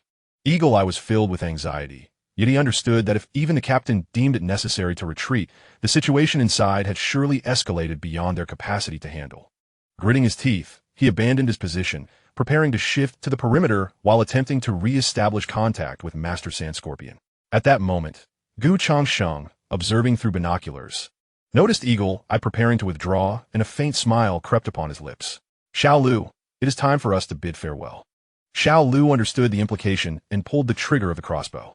An arrow laced with a tranquilizer shot through the air with a whisper, striking the ground beneath Eagle Eye's feet. Thud! The arrow embedded deeply into the earth, and the tranquilizer pouch burst, releasing a colorless, odorless gas that rapidly spread. Although Eagle Eye reacted swiftly and retreated a few steps, he still inhaled a trace of it. A wave of heaviness washed over his head, and his vision momentarily blurred. This is bad. An ambush. Panic surged within Eagle Eye as he realized that, in addition to the rat horde, there were enemies lurking outside. He dared not linger, forcing himself to endure the discomfort as he fled in the opposite direction from Gu, Changsheng, and the others. Gu Changsheng did not command Xiao Lu to pursue. His objective was not to annihilate the Phantom Squad, but rather to utilize them to disturb the rat nest and weaken their strength as much as possible. It appeared that his strategy was proving effective. Brother Wang, Brother Chang, prepare for action. Gu Changsheng picked up the grenades they had previously seized. Let us deliver a gift to the Rat King and see if we can reap some benefits in the process. The hunt orchestrated by Gu Changsheng has truly commenced. Gu Ying and Du Ci are desperately sprinting through the narrow passage, pursued by a relentless tide of shadowy rodents. The shadow mice move with astonishing speed, as dark figures leap at them from the sides and above. Utilizing his rudimentary speed and stealth abilities, coupled with a wealth of combat experience, Gu Ying narrowly evades the deadly lunges. His short blade dances through the air, spraying jets of black blood. Despite their own primary status, these mutated mice often attack in groups of 3 or 4, providing only slight trouble for the seasoned Gu Ying. Meanwhile, Du Ci continuously scatters an array of colorful poison powders, liquids, and even tiny venomous insect from the satchel at her waist. These toxins possess lethal potency against the shadow mice, leaving a trail of their lifeless bodies in her wake, momentarily halting the swarm's advance. However, the stone-skinned, sharp-toothed rats, classified as intermediate mutations, exhibit far greater resilience. They largely disregard Du Ci's initial toxins, their tough fur capable of withstanding the slashes of Gu Ying's blade, producing a clanging sound reminiscent of metal scraping. Their sharp incisors gnaw incessantly at the walls of the passage, attempting to widen their path or directly burrow through the rock to encircle their prey. Boss, this cannot continue. Their numbers are overwhelming. Du Ci gasped, her breath coming in ragged bursts as she ran, her supply of toxins depleting rapidly. If given ample time solely to consider her toxins, she was confident she could eliminate these primary and intermediate rodents. Yet, time was precisely what they lacked. Gu Ying's expression darkened, realizing the danger of this rat nest was far beyond his expectations. The pressure exerted by the colossal plague, Rat King, was immense, its mere presence inducing a sense of dread within him. Changsheng, we are nearing the exit. Hold on a little longer. Upon hearing the name she had not heard in 2 years, Du Ci gritted her teeth, her speed increasing once more. Gu Ying uttered a low command and wrapped his arm around Du Ci's waist, accelerating their pace yet again, just as they were about to burst forth from the cave. An unexpected calamity struck. With a thunderous roar, a massive explosion reverberated from outside the cave, followed by violent tremors as rocks and soil cascaded down, nearly burying the exit. There are others outside. Gu Ying's heart sank. Chapter 31. Seizing the chaos to enter the rat's den, Gu Ying surmised that Bird must have encountered trouble. Or perhaps another force had intervened. It was Gu Changsheng who had detonated a grenade, rather than throwing the grenade directly into the cave, which could have completely sealed their escape. He had tossed it beneath a massive rock above the cave entrance. The shockwave from the explosion collapsed the boulder, effectively blocking off a significant portion of the entrance, leaving only a narrow gap through which a single person could barely crawl. This maneuver not only trapped the rats and Gu Ying within the cave temporarily, but also afforded them a slim chance of escape, compelling them to act with even greater desperation. Damn it! The shadowy figure let out a low curse as he gazed at the partially blocked exit, a glimmer of despair flickering in his eyes. The tide of rodents behind him surged ever closer. With fierce determination, he unleashed his speed-enhancing abilities to their utmost limit, his body transforming into a mere shadow as he charged towards the narrow crevice. He hurled the last remaining pouch filled with a potent corrosive venom into the densest mass of the rodent horde behind him. A chilling chorus of rodent cries erupted as the venom swiftly cleared a small area, granting them precious seconds to escape. The shadowy figure was the first to reach the crevice, disregarding the sharp stones that scraped against him as he strained to push through.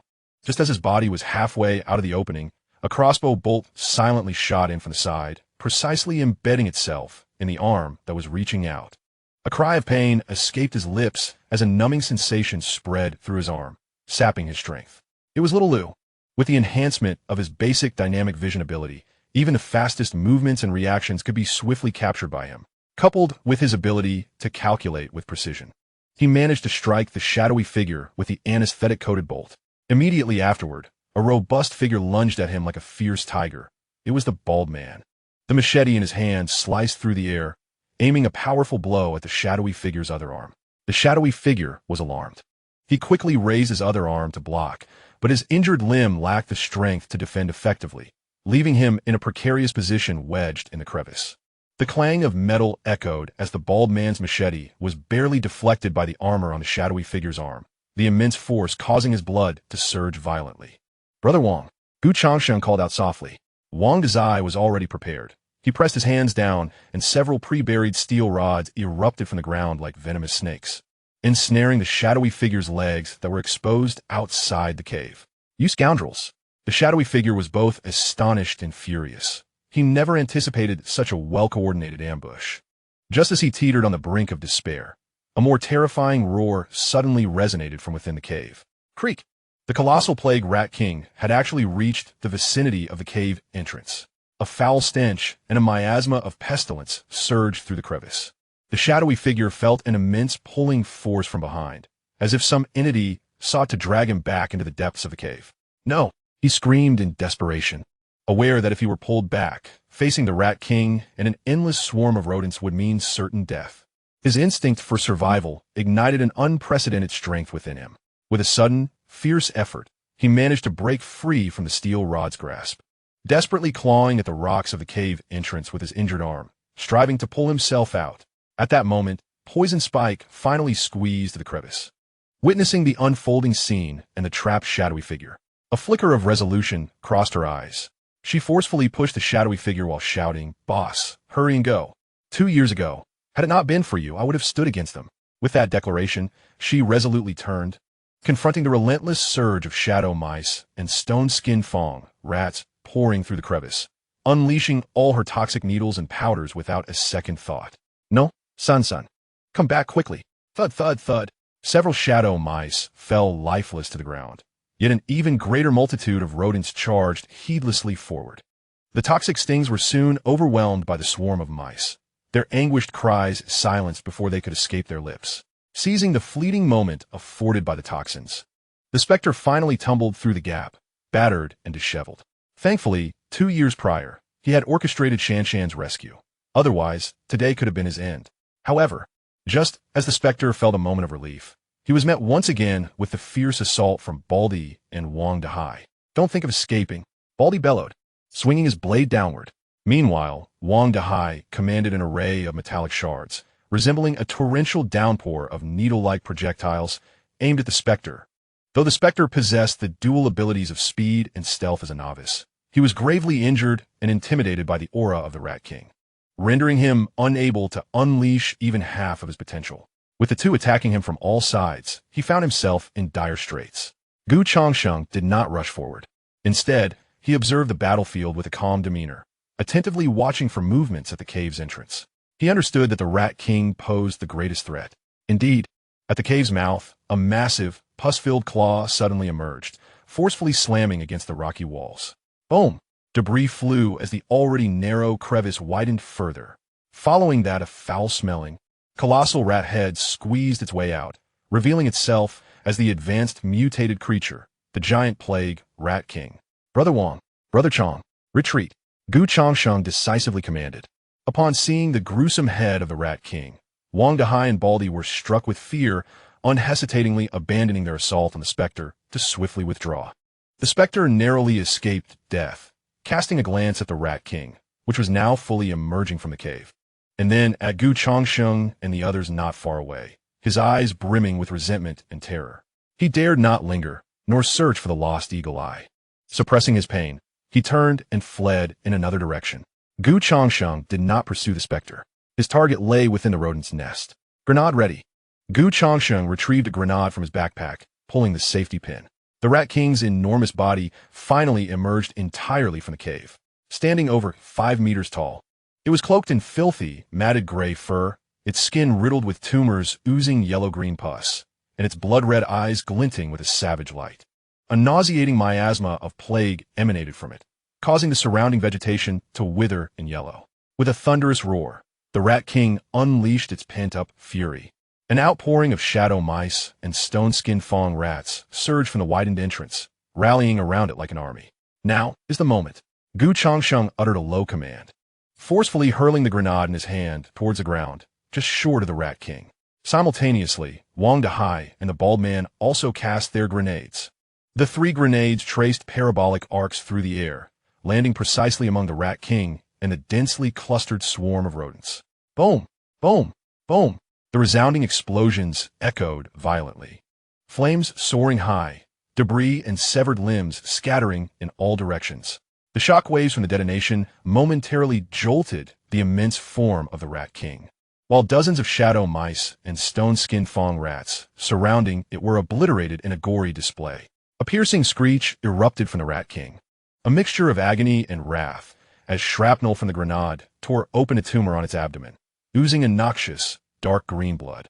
Effective. Changsheng's eyes sparkled with realization. The potency of the military grenades was indeed formidable. Even high-level mutated creatures could not entirely disregard their might. Now's the time. Into the fray. With a decisive wave of his hand, Changsheng surged towards the entrance. Their objective lay within the Rat King's lair, where they believed a source crystal vein might be hidden. The Rat King, enraged by the grenades, had its attention momentarily diverted, presenting them with the opportune moment for infiltration. Wang Dahai, the bald man, and Xiao Lu followed closely behind. The 4 of them plunged into the foul-smelling rat nest amidst the chaos of the explosions and the tumult of the rodents. Chapter 32. The Evolution of the Rats. As Changsheng and his companions entered the underground air raid shelter of the rat nest, they were immediately enveloped by a stifling sense of oppression. The air was thick with the acrid stench of blood, decay, and a unique miasma of plague emanating from the Rat King, nearly inducing nausea. The corridor was dimly lit, with only the flickering beams from their tactical flashlights illuminating the path ahead. The remnants of the previous battle, left by the Ghost Shadow Squad and the Venomous Stinger, were evident everywhere, with numerous shadow mice and a couple of stone-skinned fang rats lying lifelessly on the ground. Hurry! The Rat King could return at any moment. They swiftly followed the route previously traversed by the Ghost Shadow team towards the Rat King's stronghold. Along the way, a few stray shadow mice attempted to launch surprise attacks, but they were effortlessly dealt with by Wang Dahai and the bald man, thanks to Xiao Lu's keen situational awareness. Changsheng remained vigilant, keeping a watchful eye on their rear to prevent being encircled by the swarm. Before long, they arrived at the underground hall strewn with bones. The stench here was even more pungent, with skeletal remains piled high, exuding a chilling aura. Some mutated rats continued to scuttle along the walls and ceiling. Though their numbers had significantly dwindled, most had been led away by the Rat King, poisoned by the Venomous Stinger, or obliterated by the grenades. According to intelligence, Changsheng was aware of the faint source crystal vein response within this underground shelter, yet he could not disclose this to his companions. Spread out. Collect whatever resources you can find. If nothing is discovered, retreat. Survival is paramount, Changsheng instructed. The 4 immediately dispersed, meticulously searching through the heaps of bones and the surrounding rock walls. Here, there's something here. The bald-headed man suddenly exclaimed in delight as he cleared away a pile of beast bones, revealing a small patch of rock that glimmered with a faint grayish-white light. Changsheng and Wang Dahai immediately rushed over. Embedded within the rock were a dozen or so grains of gray crystals, unmistakably the most rudimentary source crystals. Although their quality was low and their quantity scarce, they were indeed source crystals. But that was not all. Xiao Lu, in another crevice of the rock wall, discovered several larger source crystals emanating a pale white light, of a superior quality compared to those uncovered by the bald-headed man. Wang Dahai, utilizing his metal manipulation abilities, sensed within a massive rock that it seemed to harbor a more concentrated source crystal energy. He attempted to control the surrounding discarded rebar, gradually stripping away the rock surface. With a crack, as a chunk of rock fell away, a more resplendent brilliance emerged. It was a stone the size of a human head, densely embedded with dozens of source crystals, mostly grayish-white, yet 3 of them exhibited a faint azure hue, radiating an even purer wave of energy. Intermediate source crystals. A flicker of joy crossed Changsheng's eyes. The value of these 3 azure source crystals far surpassed that of all the initial source crystals combined. They had struck it rich. The bald-headed man rubbed his hands together in excitement. Just as they prepared to extract these source crystals, a deafening roar erupted from outside, shaking the entire underground space. It was the Rat King. It had returned, and from the sound, it was filled with fury. This was bad. The Rat King was back. Quick, take as much as you can, Gu Changsheng decisively commanded. Wang Dahai, not bothering with finesse, used his metal abilities to slice the rock studded with source crystals from the wall and stowed it in a sturdy backpack he had prepared earlier. The bald-headed man and Xiao Lu hurriedly gathered as many scattered source crystals as they could. Retreat. Gu Changsheng cast a glance at the dark passage leading deeper. Lamenting the missed opportunity, perhaps they could have truly discovered the main vein of source crystals deeper within. Yet he knew they could not be greedy. The Rat King was wounded, and a high-level mutated creature in a berserk state was beyond their capacity to confront. The force swiftly evacuated the bone hall, racing back the way they had come. They had not gone far when heavy footsteps and the Rat King's furious growls echoed behind them, accompanied by the scuttling sounds of numerous mutated rats in pursuit. Brother Wang, don't hold back on the grenades, Gu Changsheng shouted. Wang Dahai understood, retrieving a military grenade from his backpack, estimating the distance as they rounded a corner, and hurled it backward with force. Boom! The explosion reverberated through the narrow passage, the shockwave toppling some of the pursuing shadow rats and temporarily hindering the Rat King's chase. Seizing the moment, the four quickened their pace, finally bursting out of that wretched rat's den before the Rat King could catch up. Outside, the sun shone brightly, creating a stark contrast to the darkness within the cave. Four individuals greedily inhaled the fresh air, each experiencing a sensation akin to having survived a catastrophe. Hurry, we must leave this place, Wang Dahai urged, fearful of the possibility that the Rat King might emerge from its lair at any moment. Following their predetermined escape route, they ran for a full kilometer or two before they could finally consider themselves free from that treacherous locale. Xiao Lu, could you assist me in confirming whether the Rat King has truly not pursued us? Xiao Lu gently pressed his hands to his eyes and gazed towards the cave, where he could faintly discern the scene. As a high-level mutated creature, the Rat King should have rampaged through the city. Yet it ceased its pursuit just 3 paces from the cave's mouth, instead letting out a continuous howl towards the heavens. How peculiar.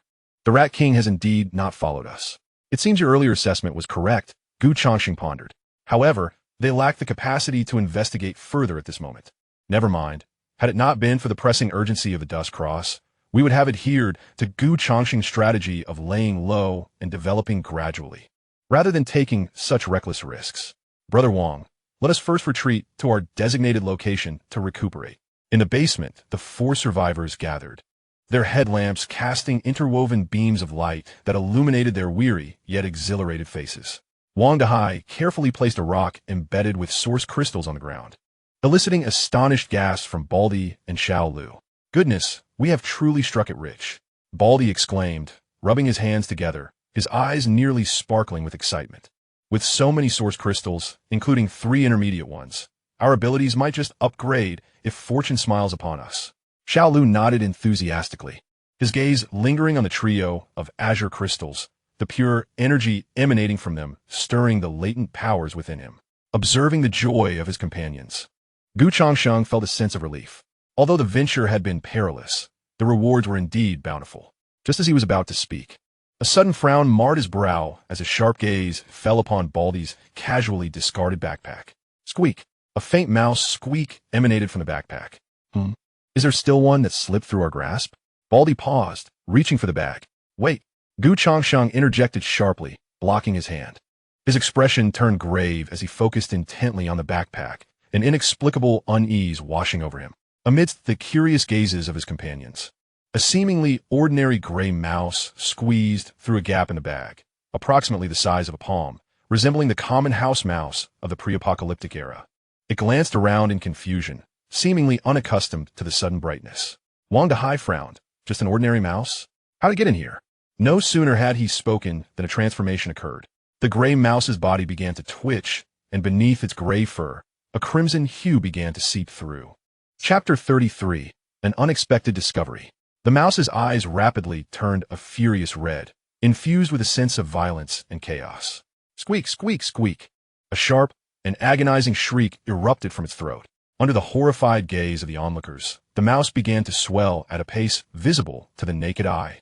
Its previously emaciated body inflated rapidly as if it were a balloon, the skin stretching and splitting, crimson blood seeping forth, transforming it into a grotesque, blood-soaked creature.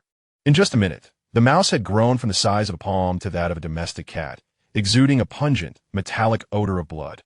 What manner of monster is this? The bald man staggered back a step, instinctively tightening his grip on the fire axe, his muscles tensing, ready to strike at any moment. Hold still, Changsheng commanded, his gaze fixed intensely on the mutated blood mouse, his mind racing. This mouse had been brought from their nest. Its mutation was undoubtedly linked to that place. Another minute passed, and the blood mouse's size surged once more, now nearly the size of a small dog. Its crimson eyes locked onto Changsheng and his companions, emitting a low, menacing growl. Suddenly, it raised one of its massive paws and slammed it down onto the concrete floor. Bang! A dull thud echoed as the concrete was dented under the force of its strike, debris scattering. Earth-based abilities? Wang Dahai exclaimed, disbelief etched across his face. Though he had served in the military and encountered various mutated creatures, he had never witnessed a being undergo such rapid transformation and awaken its powers before their eyes. This was utterly bizarre. The blood mouse seemed to revel in its newfound strength, raising its enormous claws and letting out a bloodthirsty roar as it lunged toward the nearest bald man. In that critical moment, another transformation occurred. A soft pop, reminiscent of a punctured airbag, resonated as the enormous blood mouse suddenly froze, followed by a heart-wrenching wail. Its massive form deflated like a puncture balloon, its flesh and blood becoming a grotesque mess, skin cracking in torrents of blood and bodily fluids gushing forth. Bang! Finally, with a muffled explosion, the nightmarish blood mouse, which had only just completed its terrifying transformation, was reduced to a pool of indistinct flesh and blood, a nauseating odor pervading the entire basement. The bald man stood agape, unable to speak, his face a mask of horror and dread. If that creature had lunged at him, the consequences would have been unthinkable. Xiao Lu's face also turned pale, his grip tightening around his crossbow. Wang Dahai took a deep breath, turning to Changsheng. Changsheng, what in the world is happening? Changsheng stared at the grotesque remnants on the ground, his expression grave. It appears that the area surrounding the mouse nest harbors some form of unique energy field or substance capable of catalyzing dramatic biological mutations. The giant plague mouse king was likely birthed in such an environment. Once removed from that specific environmental sphere, the catalytic effect dissipates, potentially resulting in a fierce backlash that leads to the catastrophic demise of those beings forcibly transformed. The crowd gasped in unison, finally comprehending why the terrifying Rat King ceased its pursuit after a certain distance from the burrow. It was constrained by the limitations of the territory. Damn that cursed place. It is even more sinister than we imagined. The bald man cursed, still shaken. The Dust Cross has gone to great lengths to locate that rat nest, and it is likely not merely for the source crystals we have uncovered. There must be deeper secrets concealed within. He recalled the relics from the bygone era mentioned in the intelligence reports, his mind shrouded in doubt. Meanwhile, in a covert stronghold in the eastern part of the city, a dimly lit room was illuminated solely by the flickering glow of a solitary oil lamp. The scorpion sat silently in a grand chair, his face obscured by a metallic mask, shrouded in the shadows of his cloak, revealing only a pair of hawk-like, piercing eyes. A member of the Dust Cross knelt before him, trembling in fear. Scorpion Lord, according to the latest intelligence, the Ghost Shadow team has also gone missing. Only Eagle Eye has managed to return, gravely injured. The air in the room plummeted to a frigid chill. The scorpion slowly raised his head, his voice hoarse and devoid of emotion. What did you say? The Ghost Shadow has fallen as well? Why yes, Scorpion Lord. The member bowed his head even lower. According to Eagle Eye, they encountered an extraordinarily terrifying horde of mutated rats at the nest, vast in number, and there was also a giant rat king, suspected to be a high-level mutation. Captain Ghost Shadow and team member Venom are likely in grave peril. Useless. The scorpion slammed his palm onto the metallic table before him, causing the water cup to leap with a sharp clatter. An invisible fury emanated from him, nearly suffocating the kneeling member. The Night Falcon team has fallen, and now the Ghost team has met with disaster. They couldn't even ascertain the precise situation at the rat nest. When did Wang Dahai's little survivor base become so formidable? The scorpion's voice was laced with brutality. He had initially believed that dispatching an experienced reconnaissance team, in conjunction with the intel from the Insider Ant's son, would easily resolve the matter with Wang Dahai and unveil the truth of the rat nest. He never anticipated such a result. Though he held a significant position within the Dust Cross, the successive losses of 2 elite reconnaissance teams, especially regarding a target of high interest like the rat nest, would undoubtedly exert immense pressure on him within the organization. The trembling member added cautiously, Scorpion Lord, according to Eagle Eye, they were ambushed by Wang Dahai's survivor team on the outskirts of the rat nest. It seems they were already aware of our plans and had set meticulous traps in advance. Knew about it beforehand? The Scorpion's gaze suddenly sharpened, a glint of cold malice flashing within. Could that fool Sun Hui have exposed our intentions? Moreover, one of the members hesitated momentarily before continuing, stating that before Hawkeye's escape, he had vaguely perceived the members of Wang Dahai's team rushing into the mouse nest, seemingly very intrigued by it. Changsha fell silent, his fingers unconsciously drumming against the table, each tap causing tiny fissures to appear on the ground. The strength of Wang Dahai's team, along with their profound understanding of the mouse nest, far exceeded his expectations. This compelled him to reassess this seemingly inconsequential faction in his eyes. More importantly, not long ago, he had received a confidential order from the higher echelons of the organization, indicating a task of greater urgency and significance than investigating the mouse nest, which required his direct leadership. Changsha unfolded a piece of paper in his hand, which ominously stated that relics from the bygone era had emerged. Hurry! Chapter 34, Changsha's Retreat. He understood that the origins of this relic were extraordinary and pivotal to their future plans for the Purification faction. He could no longer afford to squander precious time and resources on this small survivor stronghold and the uncertain situation surrounding the mouse nest. After a long pause, Changsha slowly spoke, his voice regaining its previous coldness and calm. Convey my orders. Temporarily abandon direct action against Wang Dahai's survivor stronghold. The reconnaissance mission concerning the mouse nest is also to be postponed. All personnel lurking in the nearby areas are to immediately switch to a state of silent observation, fully committed to gathering intelligence, awaiting my next directive. He scoffed inwardly.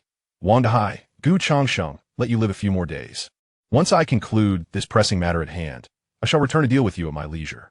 I hope by then, you have already eradicated those little nuisances within the mouse nest. Unbeknownst to him, this seemingly reluctant yet somewhat calculated decision provided Gu Changsheng and others with an invaluable opportunity to catch their breath and grow stronger. Yes, Lord Changsha, the subordinate, feeling as if pardoned, promptly bowed and carefully retreated. Meanwhile, in the dilapidated basement, Gu Changsheng's mind was stirred by the long-forgotten system notification sound. The intelligence database can be refreshed once daily, already refreshed, yielding 3 random pieces of information. Today's intelligence has been refreshed. Please decide whether to view it. Gu Changsheng's spirits lifted, and without hesitation, he silently declared, View. Intelligence 1, Threat Changsha, the regional leader of the Dust Cross organization, has temporarily diverted his primary attention and operational forces due to a higher level, more urgent task. His orders have directed his lurking forces in the vicinity to transition into a state of silent observation, significantly reducing the immediate threat to your stronghold in short term. However, he has not completely abandoned his focus on the mouse nest, and you, still collecting relevant intelligence through covert channels. Intelligence 2, Opportunity, approximately 3 kilometers northeast of the stronghold, lies an abandoned city fire station. Its equipment storage still contains a batch of relatively intact fire axes, heavy protective gear, and a small quantity of emergency medical supplies. Note, a small number of staggering zombies, approximately a dozen, are wandering around the main building of the fire station, while 3 corrosive fluid sprayers, primary mutated zombies capable of spraying highly corrosive liquid from their mouths, are active near the equipment warehouse. Intelligence 3, Person team member Lin Weiwei exhibits an unusual familiarity and slight emotional fluctuation towards the military-grade compressed food stored within the stronghold, suggesting a potential connection to her family's past experiences or business. She may possess knowledge regarding the procurement channels, production background, or hidden information related to such specialized military supplies. Upon reviewing this intelligence, Gu Changsheng felt a slight relaxation of his previously tense nerves. Fortune favored him. Fortunately, the Sand Scorpion had temporarily shifted its target. Otherwise, whether they could withstand the onslaught of the Dust Cross would have been uncertain. This news was undoubtedly the most favorable tidings at present.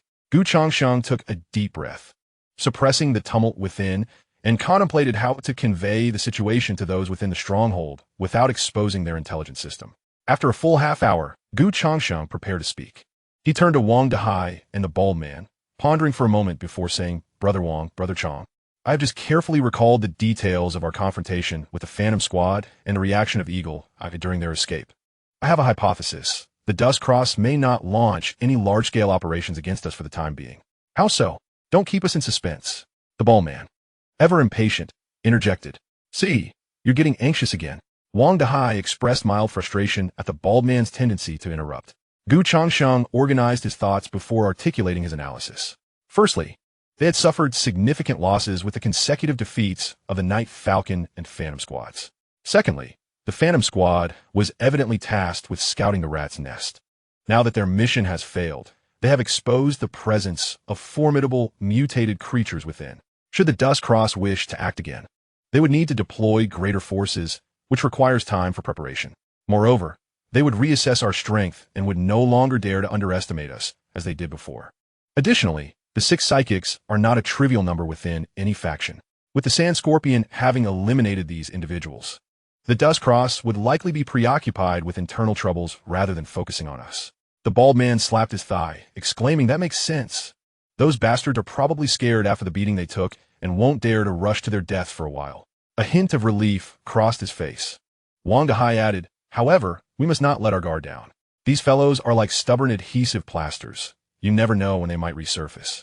Changsheng nodded in agreement, stating, "Indeed, the crisis has not been entirely averted. Yet, at the very least, we have gained a precious moment to catch our breath.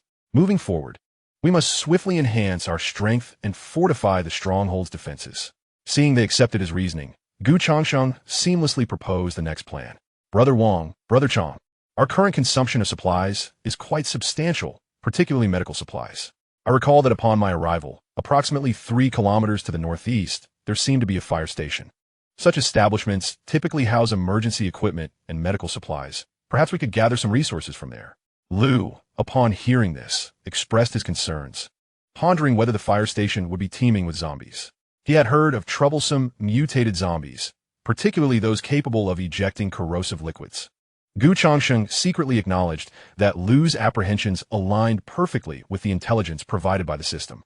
He feigned contemplation and replied, "Indeed, there is a possibility of that. However, we can first conduct a reconnaissance of the perimeter.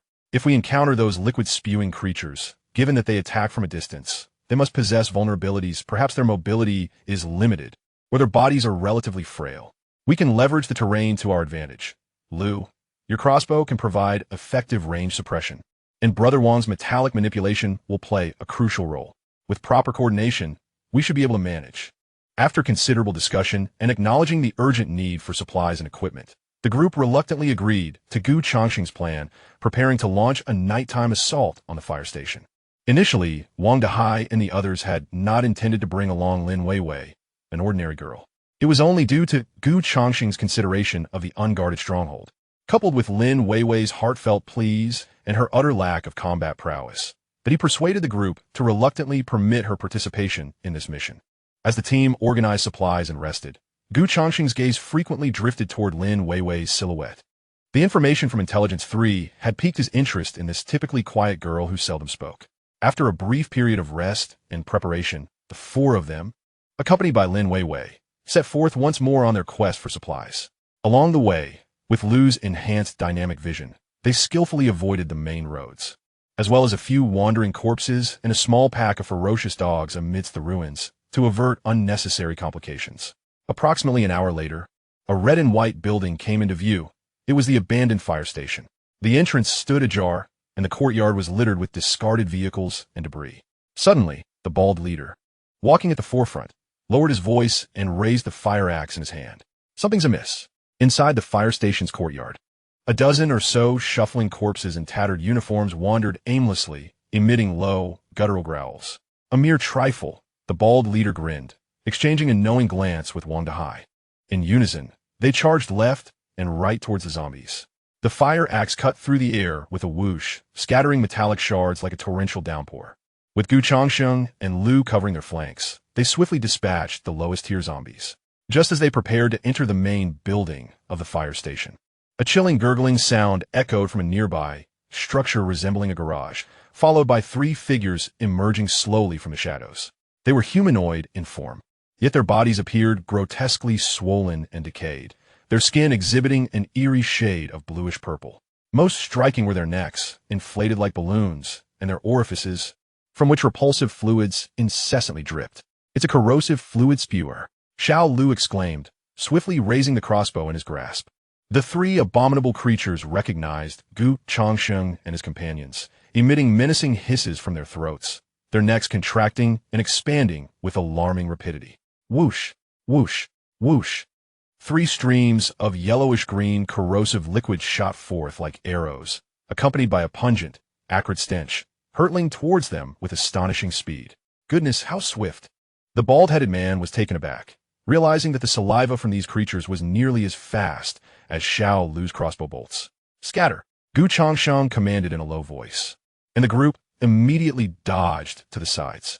With a sizzling sound, the corrosive liquid splattered onto the cement floor, instantly emitting a cloud of white smoke. As the one solid surface was eroded, leaving behind several deep craters that released a charred odor, a striking visual impact. Xiao Lu restrained them. Wang Dahai shouted. Concurrently, he gestured with his hands, causing several pieces of discarded metal to rise from the ground, spinning to shield the group. Though the makeshift barrier was quickly corroded through, it bought them precious time. Xiao Lu had already taken aim and pulled the trigger. Whoosh, whoosh. 2 crossbow bolts struck true, piercing the skulls of 2 of the fluid spewers. Yet, it seemed the bones of these mutated zombies had been reinforced. The bolts, while embedded, did not deliver a fatal blow, only eliciting more furious roars from the creatures. The bald-headed man bellowed in rage, seizing an opportunity. He charged like a tiger, descending from a mountain towards an injured fluid spewer, raising his fire axe high. Gu Changsheng's gaze flickered as he noticed that after the creatures discharged their liquid, their necks would briefly stiffen and retract. Choosing not to confront them head-on, he leveraged his superior strength, lifting a half-human-sized chunk of concrete, and with a fierce roar, hurled it at another fluid spewer that was aiming at the bald-headed man. Whoosh! The concrete block whistled through the air, striking the side of the fluid spewer with precision. Although it did not inflict a fatal wound, it interrupted its attack, causing the creature to stumble. Seizing the moment, the bald-headed man brought his fire axe down with tremendous force, cleaving through half of the skull of the already injured fluid spewer, splattering its foul liquid everywhere. Wang Dahai, meanwhile, commanded more metallic fragments, which flew like knives, continuously harassing the last fluid spewer to disrupt its aim. Xiao Lu, remaining composed, drew back the bowstring once more, releasing another arrow that struck directly into the eye of the final fluid spewer. With a horrific shriek, the last of the creatures collapsed to the ground. The battle concluded swiftly, yet the ordeal had been perilous. Gu Changsheng pulled down his sleeve to cover his left arm, though his expression bore an unmistakable unease. Originally, his left arm was intentionally splashed by a drop of corrosive liquid, which instantly burned a small hole through it, causing the flesh within to sizzle and emit a wave of excruciating pain. Gu Changsheng deliberately lingered behind, feeling the lethal potency of the corrosive substance, struggling to suppress any grimaces to avoid drawing the attention of others, silently cursing. This stuff is truly formidable. Soon after, he concentrated, sensing the effects of his primary regenerative abilities.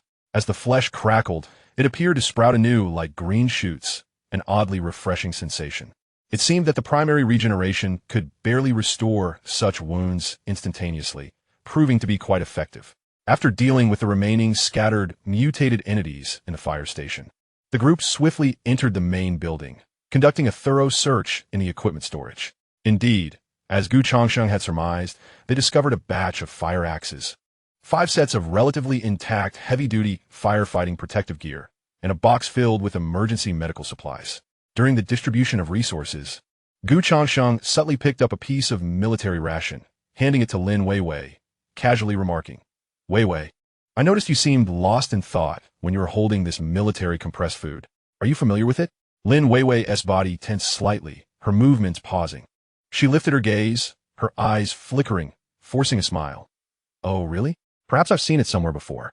Her reaction did not escape Gu Changsheng's keen perception and astute observation.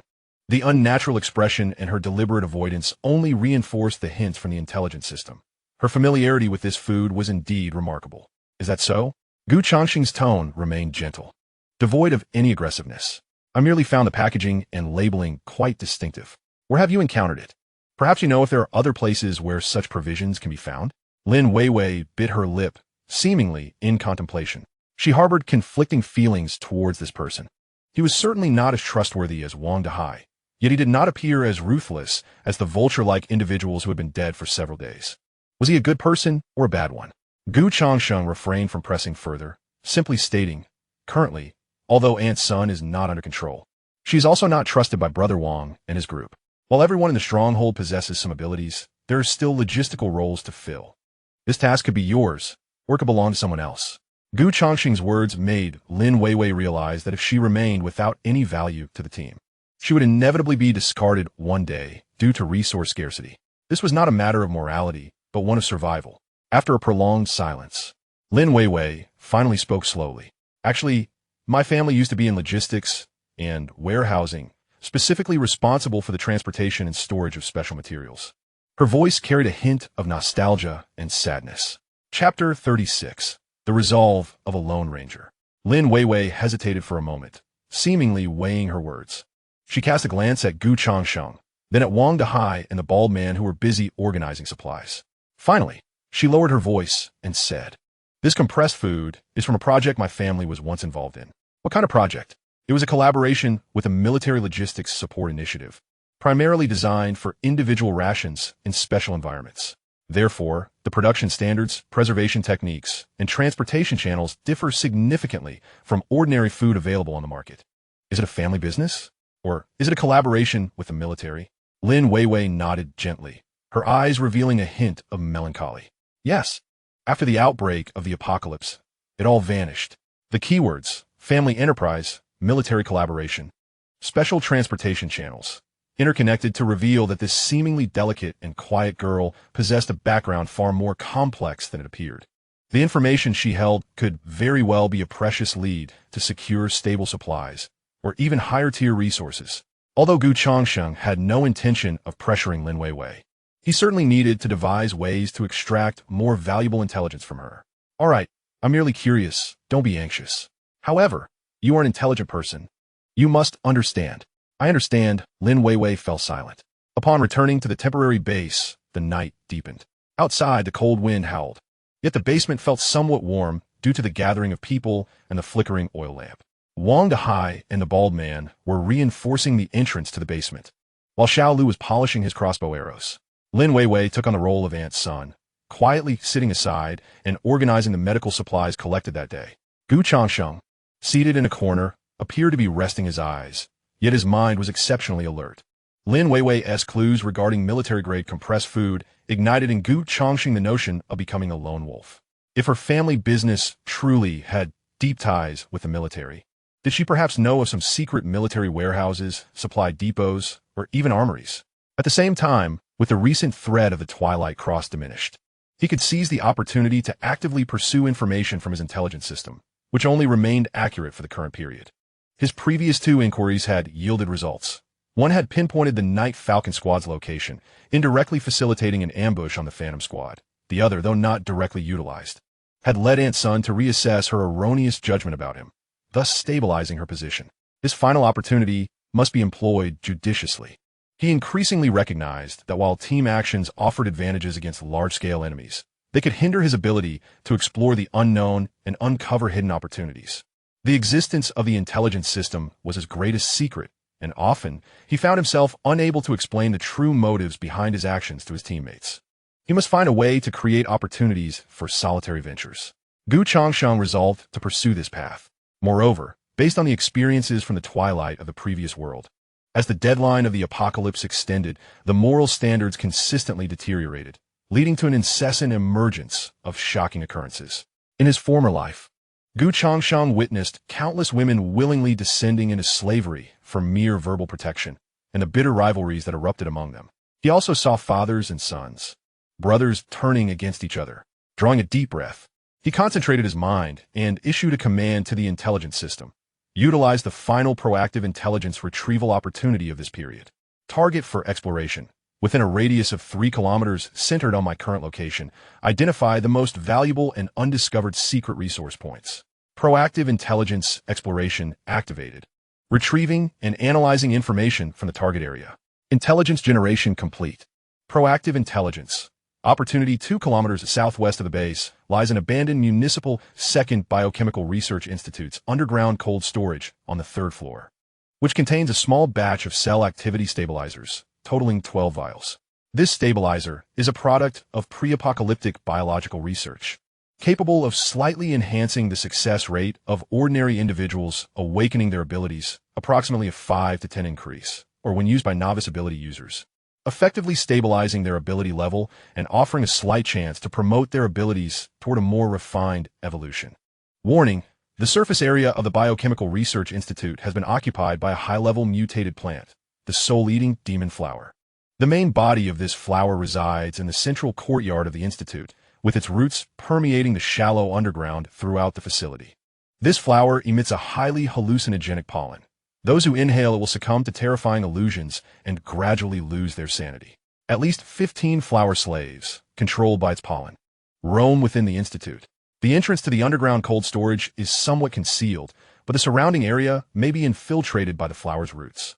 Changsheng meticulously read through this intelligence, and upon seeing the mention of the cell activity stabilizers, his expression momentarily froze. The value of this item was simply immeasurable, enhancing the success rate of ability awakening and stabilizing novice abilities. If he could acquire this batch of stabilizers, it would result in a qualitative leap in strength. Wang Dahai, the bald man, Xiao Lu, and even Lin Weiwei could all benefit from it. However, the accompanying warning sent a shiver down his spine. High-level mutated plants, hallucinogenic pollen, flower slaves. This combination was enough to send chills down anyone's spine. He had already experienced the terror of advanced mutated organisms from the giant plague rat king. If he were to lead the entire team there, the consequences of being affected by the soul-eating demon flower's pollen would be unthinkable, potentially leading to total annihilation. No, this place could not be approached by Wang Gu and the others. Changsheng made an immediate judgment. He must venture alone. Firstly, he possessed the primary regeneration ability, granting him relatively strong survival skills. Secondly, acting alone would make him a smaller target, facilitating infiltration and evacuation. Most importantly, he could utilize the detailed information provided by the intelligence system without fear of exposing any secrets. However, how could he explain to Wang Dahai and the others his intention to act independently, especially when heading to such a perilous area? Changsheng furrowed his brow, beginning to formulate a plausible excuse in his mind. He retrieved a hardshell notebook and a pen from his backpack, tools he typically employed to record his observations and insights. Flipping to a blank page, he commenced inscribing and sketching, mimicking his usual recording style, fabricating some reconnaissance clues. After filling approximately 2 pages, he described suspicious signs he had discovered while patrolling the southwestern direction of the stronghold. For instance, the unusual growth patterns of certain plants hinted at potential human activity, leading him to speculate that there might be a secret observation post of the Scorpion faction in that area, or perhaps other unknown threats lurking nearby. Completing this task, he took a deep breath, stood up, and approached Wang Dahai, who was discussing fortification strategies with the bald man. "Brother Wang, Brother Chang," Changsheng began. The two paused their work, turning to face him. "I have a matter I wish to discuss with you. Recently, while patrolling the outer perimeter to the southwest of the stronghold, I noticed some peculiar signs." As he spoke, he hesitantly handed over his notebook. "I've recorded some of my observations and some preliminary speculations. Please take a look." Wang Dahai accepted the notebook, while the bald man leaned in for a closer look. As they turned to the 2 pages Changsheng had just fabricated, their expressions grew serious. Chapter 37. The Accumulation of Resentment. Wang Dahai's rugged brows knitted tightly, his fingers tracing the forged notes. The bald man, on the other hand, scratched his head in frustration. He had never been fond of such convoluted analyses. Yet, the terms Changsheng used regarding the Scorpion faction as secret observation post and the unknown potential threats stirred a sense of danger among them. "Changsheng, are you certain these signs are not merely left by mutated beasts? Or could it be that we are overthinking?" Wang Dahai inquired, his voice grave. Having faced numerous life and death situations, He understood that even the slightest oversight could lead to catastrophic consequences. He had always held some trust in Gu Changsheng's observational skills. Yet the fact that Gu Changsheng had voluntarily proposed to venture into a potentially ambushed area heightened his concern. Gu Changsheng silently acknowledged Wang Dahai's caution, which he had anticipated. He feigned contemplation, his expression grave. I too hope that I am merely overthinking. However, those signs bear a resemblance to the patterns of movement exhibited by the Scorpion faction's members I observed previously. For instance, several patches of vegetation displayed signs of having been pruned by human hands, subtly done, unlike anything a typical mutated beast could accomplish. Additionally, at a higher vantage point, I detected a faint scent of smoke and fire, though it dissipated quickly. I suspect someone may have lingered there for an extended period. He paused, looking earnestly at Wang Dahai and the bald man. Brother Wang, Brother Chang, although the Scorpions have temporarily retreated, we must remain vigilant against the possibility of their resurgence. If there truly exists an observation post to the southwest, then every movement we make at our base is likely under their scrutiny. It resembles a ticking time bomb, which we must neutralize swiftly. Upon hearing this, the bald man exploded with anger. Damn it, these scoundrels refuse to fade away. If there is indeed an observation post, I'll take Xiao Lu and eradicate it. Wang Dahai shot him a glare. See, you're getting anxious again. If it is an observation post, making such a ruckus would only alert them. He turned to Gu Changsheng, his eyes inquiring. Changsheng, what do you think? This was precisely the prompt Gu Changsheng awaited. He inhaled deeply, his expression grave, and said, Brother Wang, my proposal is to scout alone. I am less conspicuous and can maneuver more flexibly. If this turns out to be a false alarm, that would be ideal. However, if there is indeed a threat, I could ascertain their arrangements and strength, returning to discuss our strategy with everyone, which is far more prudent than a reckless advance by our larger group. He deliberately emphasized the notion of going alone and being flexible, adding, moreover, should any unforeseen circumstances arise, I possess sufficient self-preservation skills to ensure my safe return. Wang Dahai fell silent. He recognized the truth in Gu Changsheng's words. When it came to reconnaissance and stealth, Gu Changsheng might be more suited than any of them. His previous encounter on the rooftop, where he single-handedly dealt with 3 members of the Vulture team, attested to his superior skill and keen observation, significantly mitigating the risks of his solo venture. No, it's too dangerous. The bald man remained unconvinced. If anyone goes, we should all go together for mutual support. At that moment, Xiao Lu silently nodded, expressing his agreement with the bald man's perspective. Gu Changsheng sighed inwardly, realizing that persuading them would not be an easy task. Brother Wang, I understand everyone has concerns. Yet, it is precisely because of the danger that we must exercise caution. Our manpower is limited, and every operation must strive for stability. If the enemy has indeed set a trap there, advancing with our larger group could lead to dire consequences if we find ourselves in a passive position. He paused momentarily, emphasizing his next words. Moreover, this is merely my hypothesis.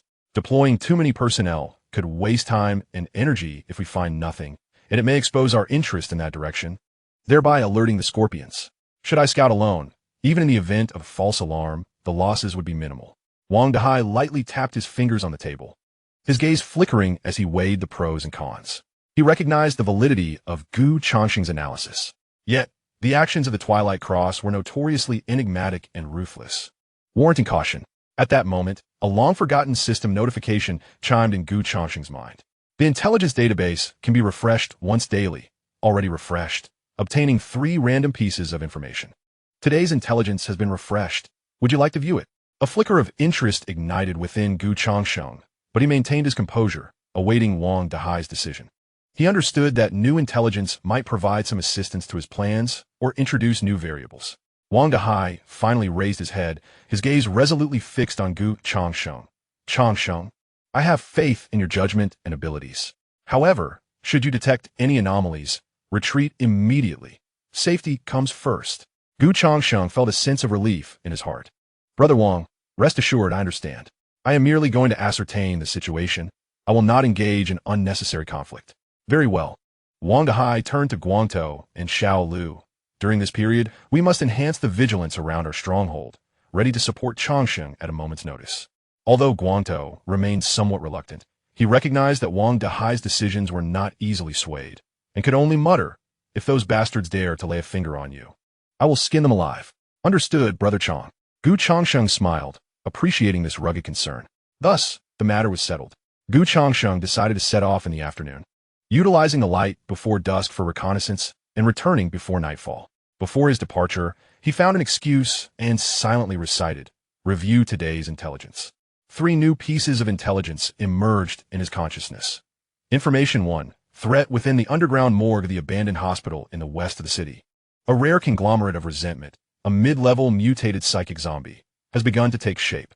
It can influence the minds of surrounding beings through the dissemination of intense negative emotions, driving them into states of frenzy and despair, gradually assimilating them into controlled specter servants. Currently, over 30 ordinary zombies have fallen under its control. Note, this resentment conglomerate possesses high resistance to mental attacks, but fears bright light and flames. Information 2. Opportunity approximately 4 kilometers due north of the stronghold. Within the warehouse of a defunct pet supply chain, a batch of unopened high-energy pet compressed food, about 50 kilograms, and a small quantity of pet antibiotics and disinfectants remain. The back door of the warehouse has slight damage, but the interior is relatively safe, with only a few ordinary shadow mice roaming about. When the words of information 3 surfaced in his mind, Gu Changsheng could not help but furrow his brows. How could this information possibly relate to Wang Dahai? Chapter 38. The Enigmatic Biochemical Research Institute. Information 3. Person when Wang Dahai mentions the sand scorpion of the Dust Cross. A flicker of barely perceptible pain and hatred flashes deep within his eyes. This emotional fluctuation far exceeds the ordinary survivor's revulsion towards raiders, suggesting that there exists a profound and undisclosed grudge between Wang Dahai and the Sand Scorpion or its members. After reviewing these 3 pieces of intelligence, Gu Changsheng's brow slightly knitted. The resentment conglomerate in information 1 sounded exceedingly troublesome. He had heard of the strangeness and danger of psychic zombies in his past life. Fortunately, this entity was located in the west of the city, contrary to his current target direction. The pet supply store mentioned in Information 2 was a pleasant surprise. High-energy pet food is a precious resource in this world of scarcity, as are the antibiotics and disinfectants urgently needed by the stronghold. This location could serve as the next target for the team's operations. However, the 3rd piece of intelligence sent a chill through Gu Changsheng. Did Wang Dahai have a personal vendetta against the scorpion? This matter could be significant or trivial. If not handled properly, it could adversely affect Wang Dahai's judgment and potentially plunge the entire team into unnecessary peril. He made a mental note to pay closer attention to Wang Dahai's reactions whenever the scorpion was mentioned and to seek subtle ways to uncover more details. Yet at this moment, the most pressing concern remained the expedition to the Biochemical Research Institute in the southwest. He temporarily buried these thoughts and began to meticulously inspect his gear. A fire axe, a military dagger, several spare crossbow bolts, a small amount of first aid supplies, and most importantly, the backpack filled with source crystals. This backpack had been forcibly thrust upon him by Wang Dahai before he departed the stronghold. Initially taken aback, he pondered for a moment, but soon felt a sense of relief. Wang Dahai was indeed more cunning than he appeared. This gesture of trust meant that if Gu Changsheng chose to leave, it would not erase the contributions he had made to the team, thereby alleviating concerns about the team fleeing with supplies. Should Gu Changsheng decide to return, the value of the source crystals would serve as a testament to his character. Just before setting off, Lin Weiwei silently handed him a water bottle and a few compressed biscuits. Her gaze was complex, seemingly on the verge of saying something, but ultimately she simply whispered, "Stay safe." Gu Changsheng accepted the items and nodded in acknowledgement. "Thank you."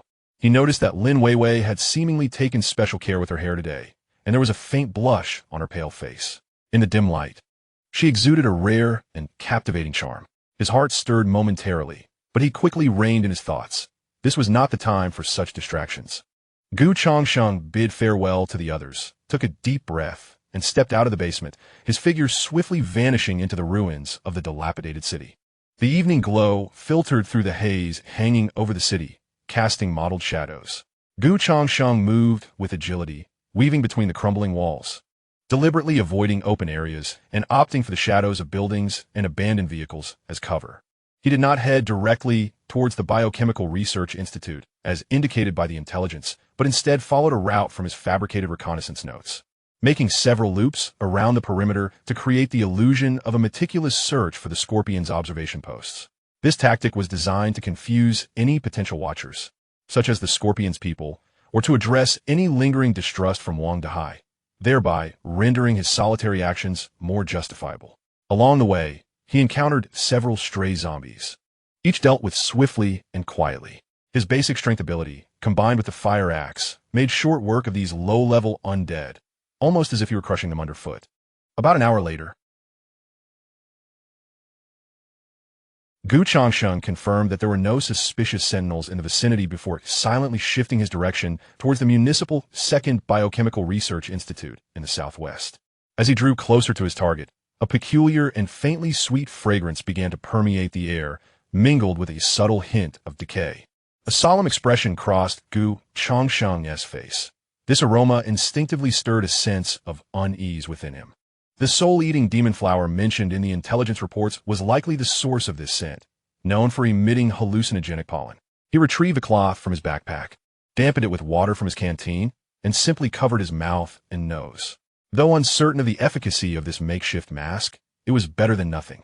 Soon, a white building, partially cloaked in vines and bizarre vegetation, came into view. The structure appeared relatively intact, yet its exterior was mottled, with numerous shattered windows, exuding an aura of desolation and strangeness. Above the main entrance, the words Municipal 2nd Biochemical Research Institute remained clearly visible, albeit stained with darkened grime.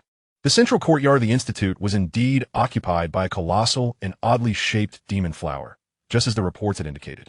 This flower towered at least 3 to 4 meters high, its petals displaying an eerie deep purple hue, with finely serrated edges that layered upwards in a blossoming fashion. The core of the flower resembled a writhing mass of dark red, flesh-like structure that emitted that disquieting sweet scent. Was this the soul-eating demon flower? Changsheng concealed himself behind a crumbling wall, observing from a distance, his heart filled with silent vigilance. Even from afar, he could sense the strange aura radiating from the flower. Surrounding the demon flower and near the entrance of the institute were a dozen figures aimlessly wandering about. They donned the white coats of researchers or the uniforms of security personnel, yet their movements were stiff, and their skin exhibited an abnormal ashen hue. Exactly as the reports had described, these were the flower thralls. Their movements were noticeably more agile than those of ordinary corpses, and their gazes seemed to perpetually drift towards the central soul-eating demon flower with a bizarre reverence. Changsheng inhaled deeply, suppressing the unease within him. He knew that a direct assault was out of the question. The range of the demon flower's pollen was uncertain, and inhaling it in excess could lead to dire consequences, had he not been forewarned by the intelligence. A reckless entry would surely have ensnared anyone who ventured too close to the clutches of the soul-eating demon flower. He had to devise a safe route to infiltrate the cold storage located 3 levels underground. He meticulously observed the layout of the institute and the patrol routes of the flower thralls. Most of the windows were broken, yet the lower-level windows were blocked by chaotic mutated plants or patrolled by flower thralls.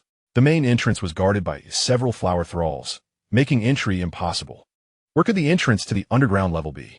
Typically, the subterranean structure of a biochemical research facility would feature independent ventilation shafts or concealed escape passages. His gaze meticulously searched the exterior walls of the research institute. Indeed, in a relatively secluded corner at the rear side of the building, he discovered a metal ventilation grill, half concealed by overgrown weeds. The grill was rusted, yet it appeared not to be entirely sealed. This must be the place. Chapter 39. Cell Activity Stabilizer. Changsheng's heart stirred. The position of this ventilation opening was situated far from the main body of the soul-devouring flower, where the pollen concentration was relatively low, and there were no flower slaves or ghouls patrolling nearby. To avoid succumbing to hallucinations or confusion, Changsheng even took out a dagger, preparing to make a small incision on his palm before losing consciousness, relying on his primary regeneration abilities to mitigate any severe injury. He cautiously circled to the rear of the building, confirming the area was secure before approaching the ventilation grill. Holding his breath to minimize inhalation of the sweet fragrance, he observed that the metal grill was entwined with several thick mutated vines. However, the vines themselves seemed to have been affected by the flower, growing in a somewhat deformed manner, though fortunately not yet fully mutated. Changsheng unsheathed his military dagger and began to cut through the vines. The vines were exceptionally resilient, and it took considerable effort for him to sever them, leaving him breathless. These troublesome entities, if they were to fully mutate, would likely render ordinary weapons ineffective. After resting for a few minutes to regain his breath and strength, Changsheng attempted to pull the grill. A faint metallic scraping sound echoed as he managed to create a gap in the grill. A stronger, earthy odor of mold wafted from within the ventilation duct. He listened intently. The duct was eerily silent, save for a gentle rush of air. Taking a deep breath, Changsheng removed his backpack, stuffed it into the duct, and then turned sideways, laboriously squeezing himself inside. Inside the duct, it was pitch dark, the space narrow and filled with dust and cobwebs, permeated by a suffocating scent of mold. Changsheng had to rely on his sense of touch and his faint primary night vision, inching forward. After crawling for about 10 meters, he encountered a downward turn. A surge of excitement coursed through him. It seemed this path was indeed the right one. The duct sloped downward at a considerable angle. He steadied his body and slowly slid down. After an indeterminate duration of sliding, he sensed that the space below appeared to open up slightly. Thud! He landed softly on the ground, using the tips of his toes to ensure silence. The ground had not been softened by the mutated creatures and remained relatively solid.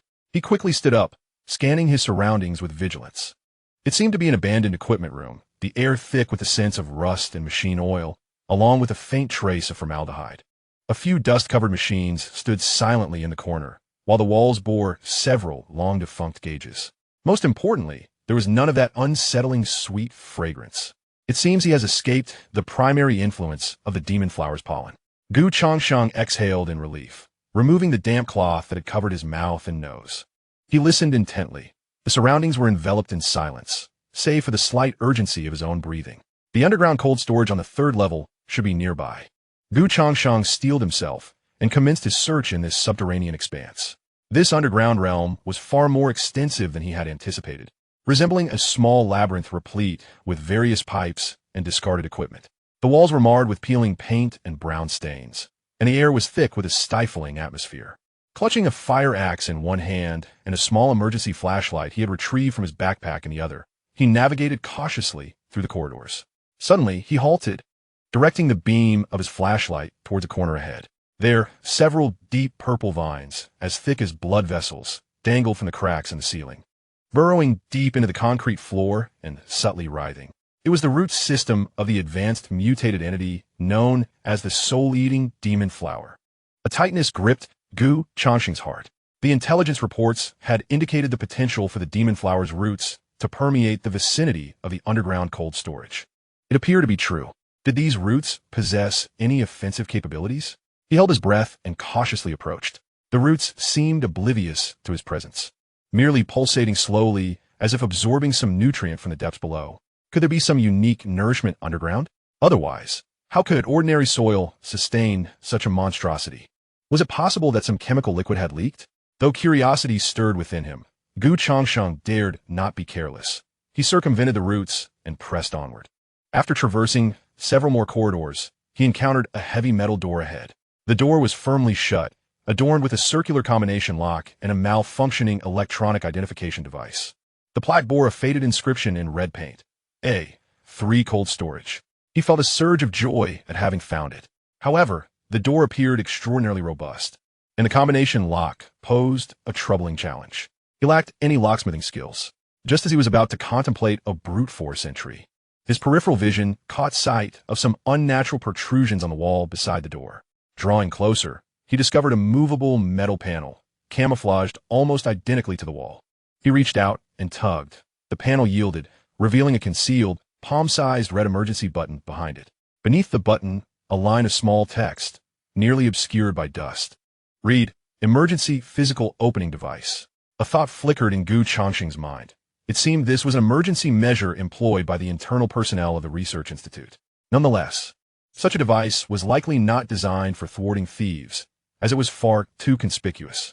It was presumably a contingency plan for when the combination lock became inoperative. Without hesitation, Changsheng pressed the red button, simultaneously recoiling in anticipation of any potential mechanisms springing forth. Click! Hiss! A faint mechanical unlocking sound echoed, followed by the hiss of hydraulic pressure releasing. The heavy metal door slowly creaked open, revealing a narrow gap. A chilling gust, laced with the pungent scent of chemicals, rushed forth from the opening, sending a shiver down Changsheng's spine. The biting cold invigorated him, prompting him to listen intently. Silence enveloped the interior. Cautiously, he pushed the robust metal door ajar and stepped inside. The cold storage facility was modest in size, approximately 20 to 30 square meters, with walls clad in frigid metal plates that shimmered with an eerie, cold glow. The air was thick with a unique amalgamation of low temperatures and disinfectant. Neatly arranged rows of metal shelves housed labeled frozen containers and glass vessels. Most of the equipment's indicator lights had long since dimmed, suggesting that the research facility's backup power had been depleted.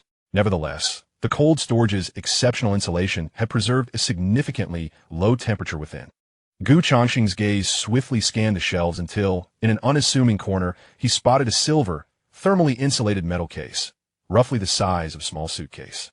A yellow label affixed to its surface bore the words, Cell Activity Stabilizer, Batch 07B, strictly controlled in both English and German.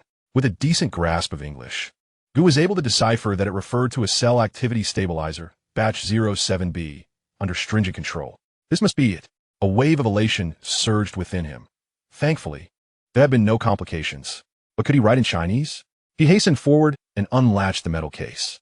With a crisp snap, the lid sprang open, revealing meticulously arranged grooves inside. 12 glass reagent tubes, akin to the size of fountain pens and glowing with a faint blue luminescence, lay nestled within custom shock-absorbent foam. Each tube bore the same inscription of Cell Activity Stabilizer accompanied by a unique serial number. The soft blue glow stood out starkly against the dim backdrop of the cold storage, exuding an inexplicable aura. Wonderful! Changsheng gingerly lifted one of the tubes, feeling its icy chill. Yet, before long, the liquid within began to swirl of its own accord, as if resonating with Gu's innate primary powers and regenerative abilities. This substance was undoubtedly a treasure.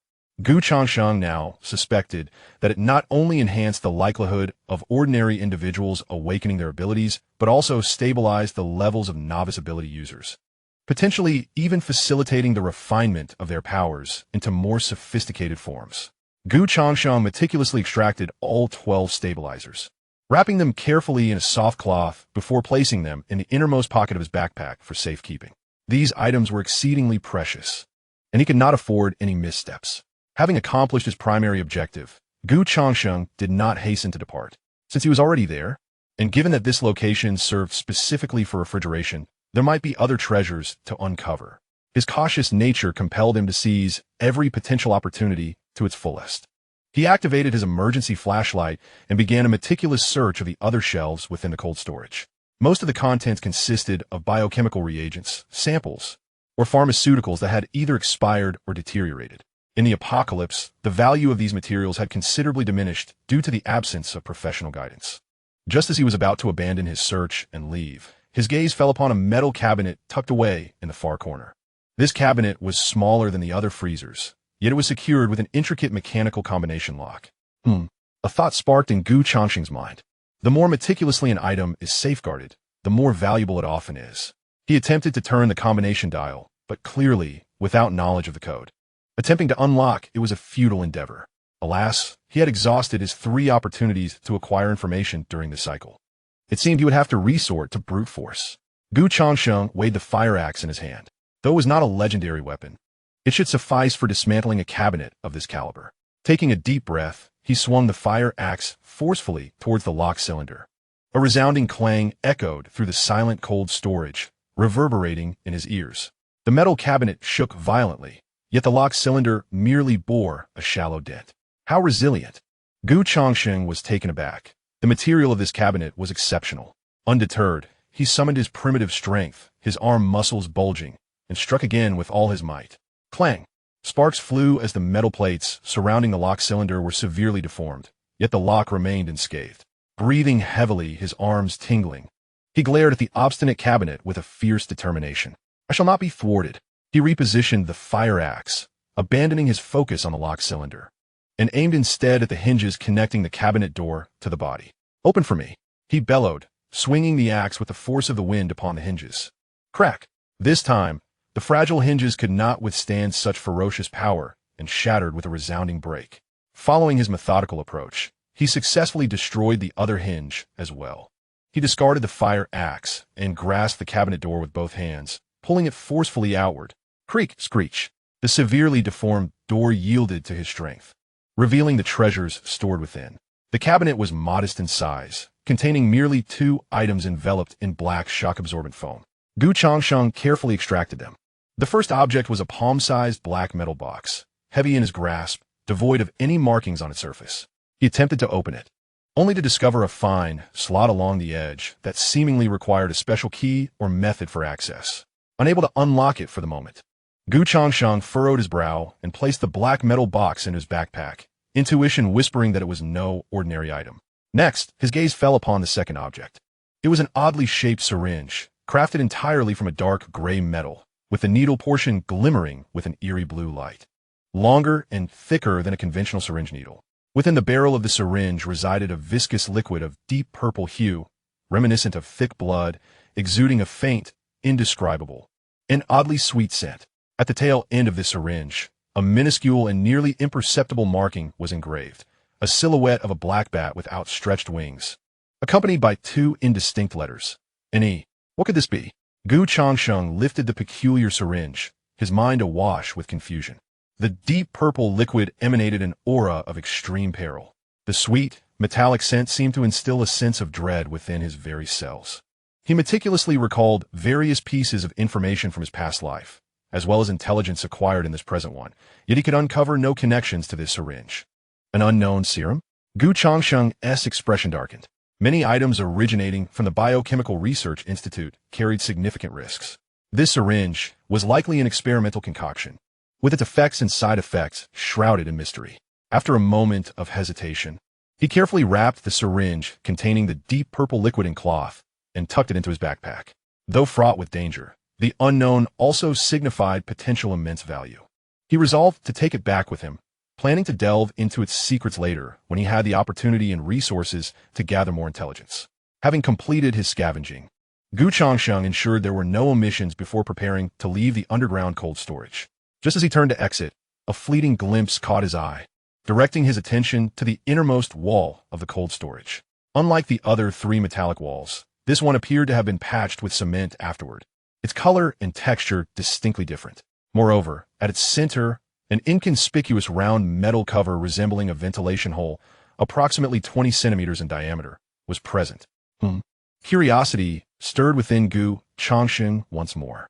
The design of this cold storage was replete with peculiarities. He approached to examine the metal cover closely. The edges were secured by fine screws, suggesting it could be disassembled. After contemplating, he retrieved the toolkit he had acquired from the fire station, which conveniently contained a set of small screwdrivers. He exerted some effort to meticulously unscrew the bolts on the metal cover, ultimately removing it. Behind the cover lay a pitch-black aperture, unfathomably deep, for which a chilling gust of wind surged forth, carrying a nauseatingly potent stench of blood and decay. This scent bore a disturbing resemblance to the odor he had encountered in the depths of the rat nest. Changsheng's gaze reflected a flicker of astonishment, as a wave of intense unease surged within him. Chapter 41. The Underground Passage. The Low Growl of the Rat King. Where does this cavern lead? The familiar miasma of blood and rot heightened Changsheng's vigilance to an extreme degree. He immediately recalled the unexplored region deep within the rat nest, along with the terrifying giant plague, Rat King. Could it be that the subterranean levels of this bioresearch facility were connected to the underground chambers of the rat nest? The mere thought sent a shiver down his spine. If this were indeed the case, the implications of such a discovery would be monumental. Suppressing his shock, he directed his flashlight into the cavern. The beam penetrated the darkness, only to be devoured by the abyss, illuminating merely a few meters around the entrance. The walls of the cave were rough, marked by the scratches of claws, both new and old, indicating that creatures had frequently traversed this space. Holding his breath, Changsheng listened intently. In the faintest whisper of sound, he discerned a subtle rustling from deep within the cavern, accompanied by the unmistakable, albeit faint, grinding of rodent teeth, an unmistakable sign of a rodent presence. Moreover, this sound was tinged with a suppressed, heart-pounding malice. Changsheng's heart raced. The sensation was strikingly familiar, eerily reminiscent of the giant plague, Rat King. Could it be that the lair of the Rat King, or a portion of its territory, extended to this very spot? Or perhaps this bioresearch facility was constructed atop a vast subterranean cavity, with the Rat King merely one of its inhabitants? Alternatively, might the entire underground of this city serve as the domain of the colossal mutated plague Rat King? Countless questions and speculations swirled within his mind. Instinctively, he took a step back, gripping his fire axe tightly and even retrieving the crossbow bolts given to him by Xiao Lu. Despite his awareness that if the Rat King truly emerged from this hole, in his current state, survival would be improbable. Calm down. He must remain composed. Changsheng inhaled deeply several times, forcing himself to analyze the situation rationally. Firstly, the Rat King was enormous. This opening, approximately 20 centimeters in diameter, could hardly accommodate its bulk. It was likely just a smaller branch passage or an extension of some ventilation duct. Secondly, the sounds he had heard were exceedingly faint, suggesting they were still quite distant. Moreover, if the Rat King were nearby, with its tyrannical nature and acute perception, it would have likely sensed the commotion in the cold storage long ago. This cavern may well connect to a far more extensive subterranean network. In Changsheng's gaze flickered. It is highly probable that this network is the very domain of the Rat King, perhaps even more intricate and vast than the rat nest had revealed. He recalled that when he was in the nest, the Rat King had ceased its pursuit after a certain distance, seemingly constrained by its territory. Upon reflection, it might not have been merely territorial limitation. Rather, it could be that it felt more at ease operating within its own realm and was reluctant to stray too far from its core area. This realization deepened Changsheng's understanding of this apocalyptic world. Beneath the surface, another more perilous and unknown realm seemed to lie in wait. He cast another glance at the profound entrance, his heart filled with trepidation, yet simultaneously stirred by an insatiable curiosity and desire for exploration. Should he decipher the structure of this underground network, he might uncover more secrets, and perhaps even greater fortunes. However, now was certainly not the time for recklessness. It was imperative to leave this place swiftly. Changsheng made a decisive resolution. The cold storage, and indeed the entire subterranean laboratory, proved far more dangerous than he had anticipated. He carefully replaced the metal cover, resecuring the screws in the exact manner as before, ensuring it appeared unchanged from when he had first opened it. He took one final glance at this chamber brimming with secrets and peril, thoroughly checking the 12 vials of cell activity stabilizer, the enigmatic black metal box, and the peculiar deep purple syringe once more. Once he confirmed everything was securely stowed, he turned and swiftly exited the cold storage. Retracing his steps, Changsheng's mood was significantly heavier than when he had arrived. The bounty of the cell activity stabilizer was indeed substantial, but the cavern connecting to the unknown underground world, along with the signs of the Rat King's presence, weighed like a boulder upon his heart. He needed to relay this information to Wang Dehai and the others without delay. This was no longer solely his concern. It likely pertained to the safety of the entire stronghold. If the rat horde could silently approach their base via the underground passage, the ramifications would be dire. As he stealthily navigated his way back, Changsheng exercised even greater caution than before. He had to be vigilant not only against the mutated creatures above, but also watchful for any anomalies beneath his feet. Fortunately, the roots of the soul-eating flower did not seem to extend near the ventilation duct through which he had entered. He successfully emerged from the duct and returned to the surface. By now, twilight had fully descended, and the remnants of the city were bathed in a crimson hue from the dying rays of the sun. The strange, sweet aroma in the air appeared to have intensified. Changsheng dared not linger, quickly orienting himself and hastening back towards the stronghold along the same path. Throughout his journey, his mind was a whirlpool of thoughts. What exactly is that black metal box? What purpose does the deep purple syringe serve? Furthermore, is Lin Weiwei's family's collaboration with the military somehow related to the biotechnological research conducted within these facilities? One enigma after another envelopes his mind like a shroud of mist. Fortunately, I possess an intelligence system. As long as I can endure, utilizing the random daily reports and the proactive intelligence gathered every 10 days, I can gradually unravel these mysteries. If I acquire sufficient information, I can not only survive in this apocalypse, but thrive.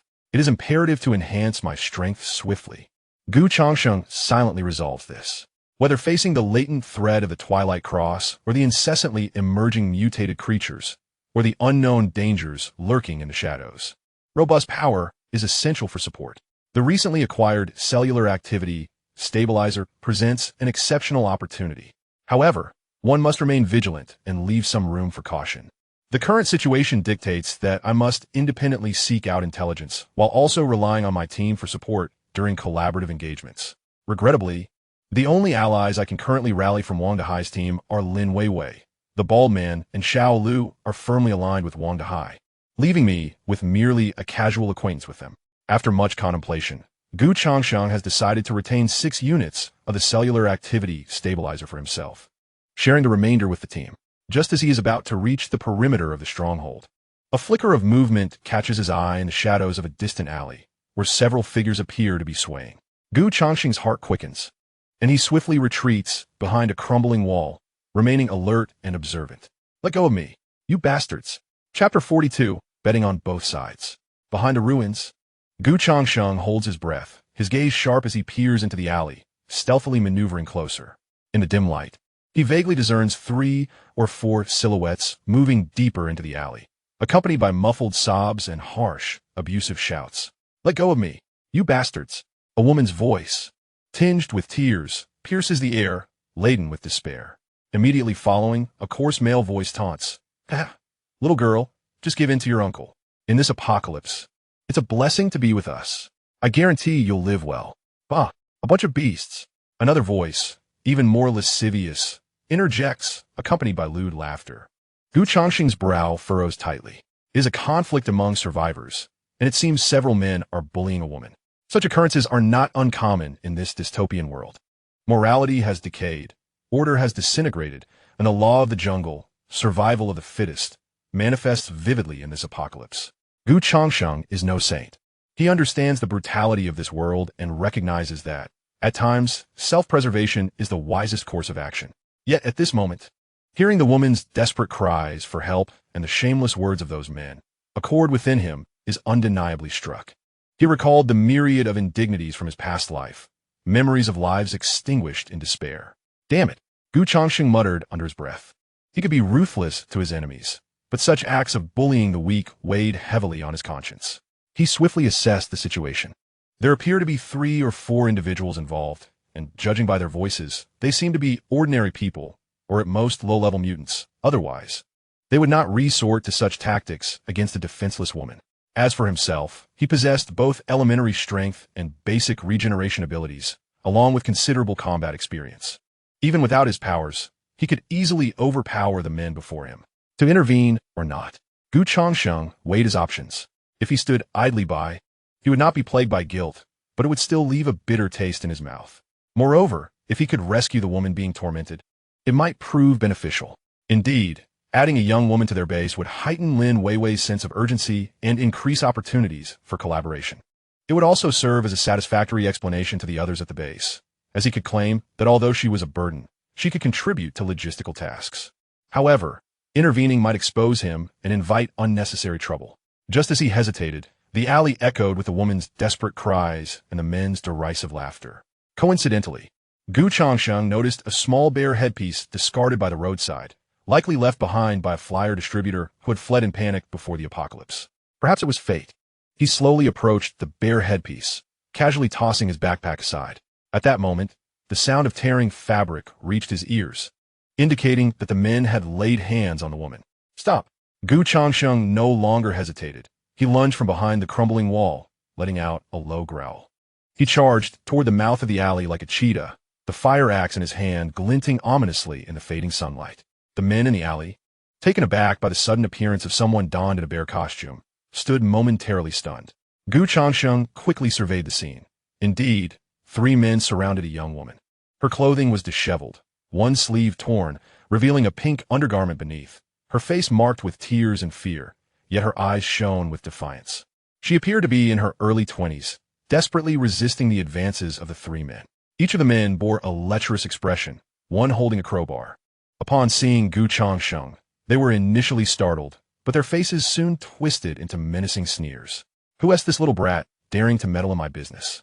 The man wielding the crowbar barked, pointing it menacingly at Changsheng. You'd better scram, or we'll deal with you too, growled another shorter man. Changsheng's gaze turned icy. He had no intention of engaging in dialogue with such scum. When dealing with vermin like them, a fist was always more persuasive than words. With a sudden surge of energy, He propelled himself forward, transforming into a fleeting shadow that lunged at the man wielding the crowbar. The full force of his rudimentary strength ability erupted. The man barely registered the blur before a fierce gust of wind rushed towards him. Instinctively, he raised the crowbar in an attempt to block the impending strike. Crack! A sharp sound reverberated through the air as Changsheng's fire axe struck with immense power, cleaving into the crowbar with ferocity. The crowbar, forged from high-quality steel, was deeply gouged, teetering on the brink of breaking. The tremendous force shattered the man's grip, sending the crowbar flying from his hands with a clang as it clattered to the ground. The sheer impact caused him to stagger backward, collapsing on the ground, his face etched with shock and disbelief. He could never have imagined that this seemingly youthful individual possessed such terrifying strength. Why, you are an ability user? The other two men stood frozen, taken aback by this unexpected turn of events. Seizing the moment, the besieged young woman forcefully pushed aside one of her assailants and scrambled towards the alley's exit, narrowly escaping to stand behind Changsheng. Who exactly are you? The remaining two men regarded Changsheng, their voices trembling. They finally grasped that they had encountered someone formidable. Changsheng offered no response, merely casting a frigid gaze their way, his fire axe raised slightly, the residue of zombie blood glistening ominously in the dim light. Leave or perish. His words were succinct, devoid of any emotion. The two men exchanged glances, each reflecting the fear mirrored in the other's eyes. They had no doubt that should they utter even a single word more, this harbinger of doom would unhesitatingly sever their heads. Let us go. Let's go. They urged in haste. Wait, kneel, and apologize to her. About 10 times before you leave. They scrambled to help their still-dazed companion to his feet, all three kneeling before the young woman, their heads bowing in submission. Thud, thud, thud. They performed 10 bows in quick succession before fleeing into the depths of the alley, vanishing into the darkness in an instant. Changsheng made no attempt to pursue them. For such insignificant characters, a lesson was sufficient. He had no desire to annihilate them completely. Only when the figures of the three men had entirely vanished did Changsheng release a slow breath. Turning to face the young woman, still trembling in the corner, she curled up against the wall, hugging her knees as she quivered slightly. Raising her head, her tear-filled eyes met Changsheng's, brimming with gratitude yet tinged with caution. It was then that he slowly removed his bare mask, striving to soften his tone. Are you all right? The young woman did not respond immediately, gazing intently at the handsome face revealed beneath the mask, which exuded a hint of warmth. After a moment, she replied in a somewhat hoarse voice, Thank you. Thank you for saving me. Could you also help save my brother? I am willing to offer you anything. With that, she placed her hand on her cuff and began to unfasten it. Chapter 43. The Bargaining Chip of Changsheng. Put on your clothes. If I were as you imagined, there would be no need for you to intervene. Changsheng turned, casting a glance around as if to afford the pitiful woman some semblance of dignity, and inquired, Who are they? Why do they torment you? The woman bit her lip, her eyes flashing with a mixture of humiliation and fury. They are from a nearby, makeshift gathering point. Today, I ventured out to seek food and medicine, and they targeted me. They want me to return with them. Her voice dwindled, laced with evident sorrow. Changsheng nodded, recognizing the unfortunate nature of her predicament. He surveyed the woman, despite the dirt smudging her face. Her delicate features were still discernible, complemented by her slender, yet curvaceous figure. Most striking were her eyes, which, even after experiencing terror, still radiated an indomitable spirit. What is your name? Where is your brother? Changsheng asked. The woman hesitated, seemingly torn between trust and skepticism towards this stranger. Yet, the decisive manner in which he had rescued her, coupled with his composed demeanor, instilled in her a flicker of trust. After all, who else could she rely on if not him? My name is Su Ro. My brother was bitten by a mutant dog a few days ago while searching for food. He has been running a high fever that won't subside. I came out today hoping to find some medicine. Su Ro spoke softly, her gaze dimming as she finished. Upon hearing this, Changsheng felt a stirring within him. Her brother was injured and in urgent need of medicine. An opportunity for alliance had presented itself. After a moment of contemplation, he replied, My name is Changsheng.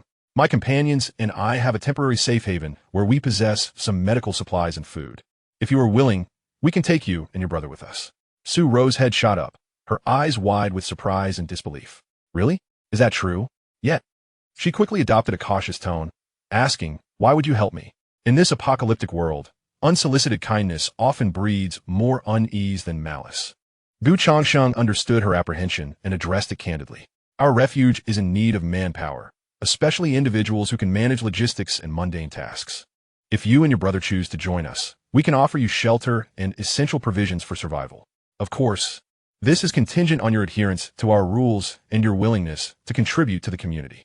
He paused, adding, ultimately, the choice is yours. If you do not trust me, I can provide you with some food and water, and you may leave. Gu Changsheng's tone remained calm, devoid of any coercion, which in turn evoked a sense of sincerity in Su Ro. She gazed into Gu Changsheng's clear eyes, reflecting on her and her brother's current predicament, as well as her brother's precarious health. The scales of her heart began to tip. After a long pause, she gritted her teeth, as if resolutely making a decision. Very well, I will follow you. I implore you, save my brother. As she spoke, she attempted to kneel before Gu Changsheng to bow her head, but he swiftly pulled her up. Remember, this time you're fortunate. In the future, if you wish to survive, you must strive for it yourself. Relying on the charity of others will one day yield no results. Take me to your brother. We must swiftly relocate him to a safe place. Tears welled in Su Ro's eyes as she nodded repeatedly yes. Thank you. Thank you. Under Su Ro's guidance, Gu Changsheng quickly arrived at the temporary refuge of the siblings. Behind a dilapidated bus station, they had constructed a makeshift shelter from a few broken wooden boards and plastic sheets. Upon seeing such a rudimentary shelter, Gu Changsheng felt a sense of luck. That it had yet to be disturbed by mutated creatures was indeed fortuitous. The interior of the shelter was dimly lit, permeated by the scent of herbs and the distinct odor of illness. A boy, seemingly no older than 12 or 13, curled up on a pile of tattered clothes. His complexion was flushed, lips cracked, and a damp cloth lay upon his forehead as he groaned in agony. Xiaoyu, Xiaoyu, I'm back. Su Ro rushed to the boy's side, calling out anxiously. Gu Changsheng approached to assess the boy's condition and noticed a filthy rag wrapped around his right calf, beneath which lay a grotesque wound, the surrounding skin red and swollen, clearly indicating a severe infection. The boy's breathing was rapid, and his temperature alarmingly high. Gu Changsheng furrowed his brow, realizing the situation was dire. He needed to administer antibiotics and clean the wound as soon as possible. He rummaged through his backpack for the emergency medical kit he had gathered from the fire station, retrieving some anti-inflammatory medication and clean gauze. I will tend to his wound first. Then we will return immediately to the base, Gu Changsheng stated. Su Ro nodded repeatedly, watching anxiously from the side. Gu Changsheng carefully unwrapped the filthy rag from the boy's leg, a foul odor assaulting his senses. The wound had become severely infected, even showing signs of necrosis. He stifled the overwhelming stench as he meticulously cleaned the injury with saline solution. While tending to the wound, he noticed something peculiar, despite the evident decay. New flesh seemed to be emerging amidst the rot, as if it were resisting the virus of the mutated canines. It was well known that prior to the apocalypse, a dog bite could instill fear of rabies, and now, the toxins from mutated dogs posed a grave threat to ordinary people. Gu Changsheng sensed that his gamble this time might yield significant rewards. It seems I am destined for great fortune. After all, I am performing a noble deed. Once he had cleaned Su Xiaoyu's grotesque wound, he applied the anti-inflammatory powder and rewrapped it with fresh gauze. Having completed his task, beads of sweat began to form on his forehead. After waiting for approximately half an hour, Gu Changsheng noticed that Su Xiaoyu showed no immediate signs of distress, prompting him to lift the young boy onto his back. Very well, let's be on our way, he declared. Although the boy was frail, he posed little burden to Gu Changsheng, who possessed rudimentary, superhuman strength. Su Ro cast a grateful glance at Gu Changsheng, silently gathering the scant belongings they had, and followed closely behind him. The trio proceeded towards the stronghold as the last rays of the setting sun vanished beneath the horizon, ushering in the dusk. The ruins of the city, shrouded in darkness, echoed with the eerie howls of the undead, rendering the atmosphere even more sinister and perilous.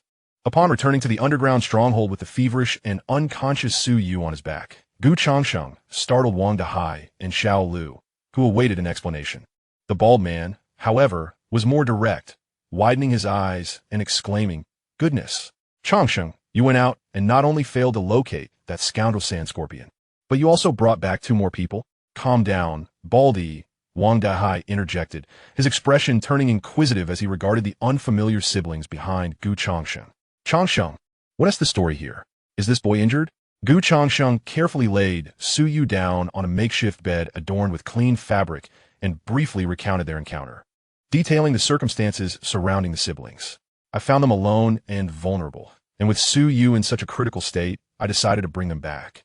Su Ro is willing to join our stronghold and contribute in any way she can, he stated, while observing the reactions of Wang Dahai and the others. Wang Dahai furrowed his brow upon hearing this. He approached Su Yu, examining his injuries and high fever, then turned to gaze at the visibly anxious Su Ro, remaining pensive and silent. Baldy, however, muttered in dissatisfaction, "We can barely take care of ourselves, and now we've added 2 more mouths to feed. The beauty is one thing, but the other is a sickly wretch." "Baldy," Wang Dahai admonished sharply, interrupting his tirade. Baldy pouted but refrained from further comment, his expression clearly displaying his reluctance. Xiao Lu silently scrutinized Su Ro, his gaze devoid of any overt emotion. Stung by Baldy's words, Su Ro's face paled, her lips pressed tightly together, her hands nervously fidgeting as she sought solace in the eyes of Gu Changsheng and Wang Dahai. Gu Changsheng understood that while Baldy's reaction was blunt, it reflected the harsh reality faced by many survivors in this post-apocalyptic world. Resources were scarce, and everyone fought to survive. Each additional person represented more consumption, especially one requiring care. Nonetheless, he found a certain irony in Baldy's words, as they inadvertently bolstered his own position and further aligned the Su siblings with him. He spoke up, "Brother Wang, Brother Chong, Xiao Lu, I recognize that our stronghold supplies are limited.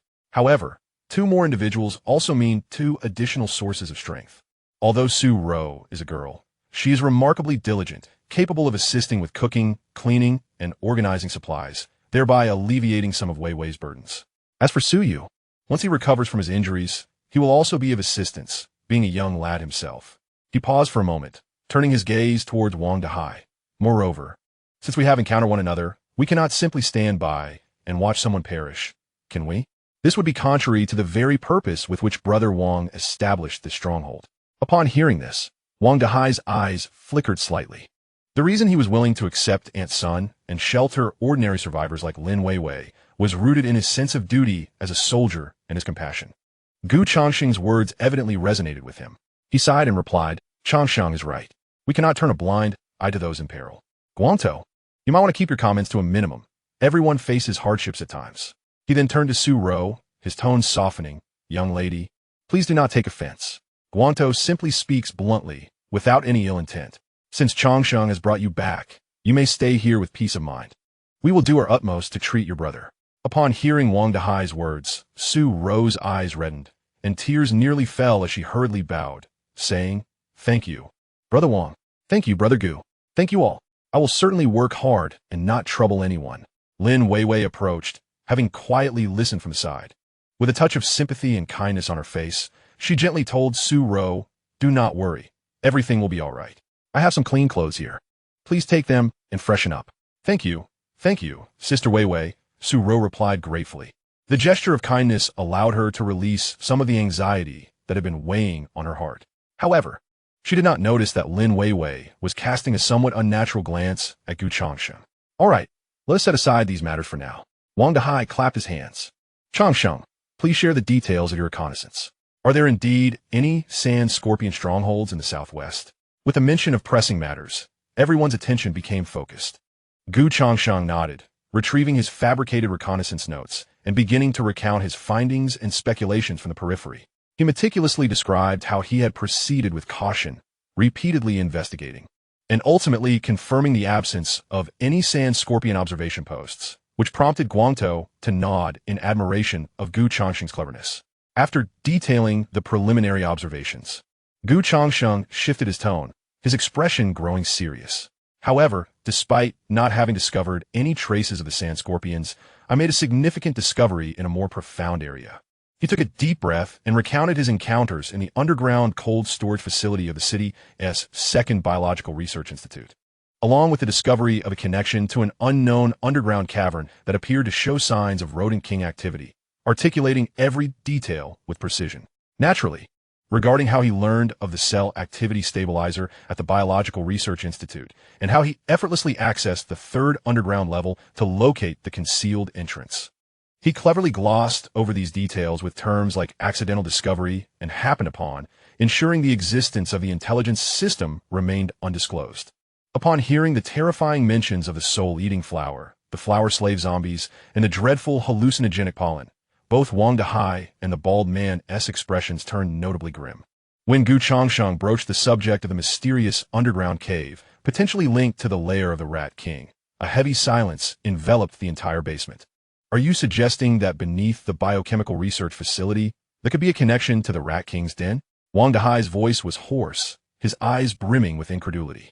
The usually audacious bald man recalled the unsettling encounter at the cave entrance and gasped, "Goodness, does this imply that the plague-ridden Rat King, or some other malevolent entity, could stealthily approach us from below at any moment?"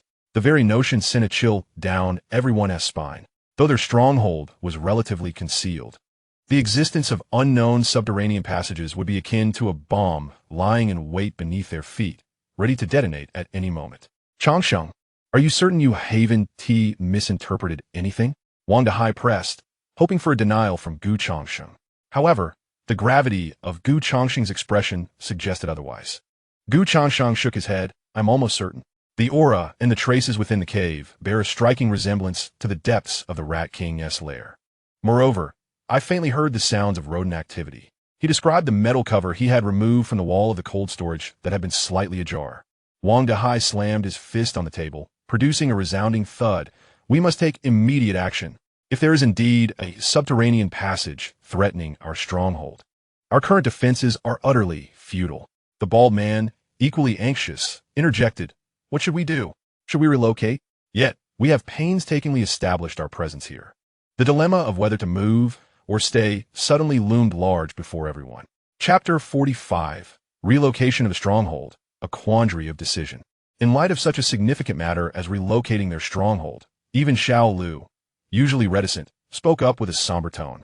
Relocating is no simple task.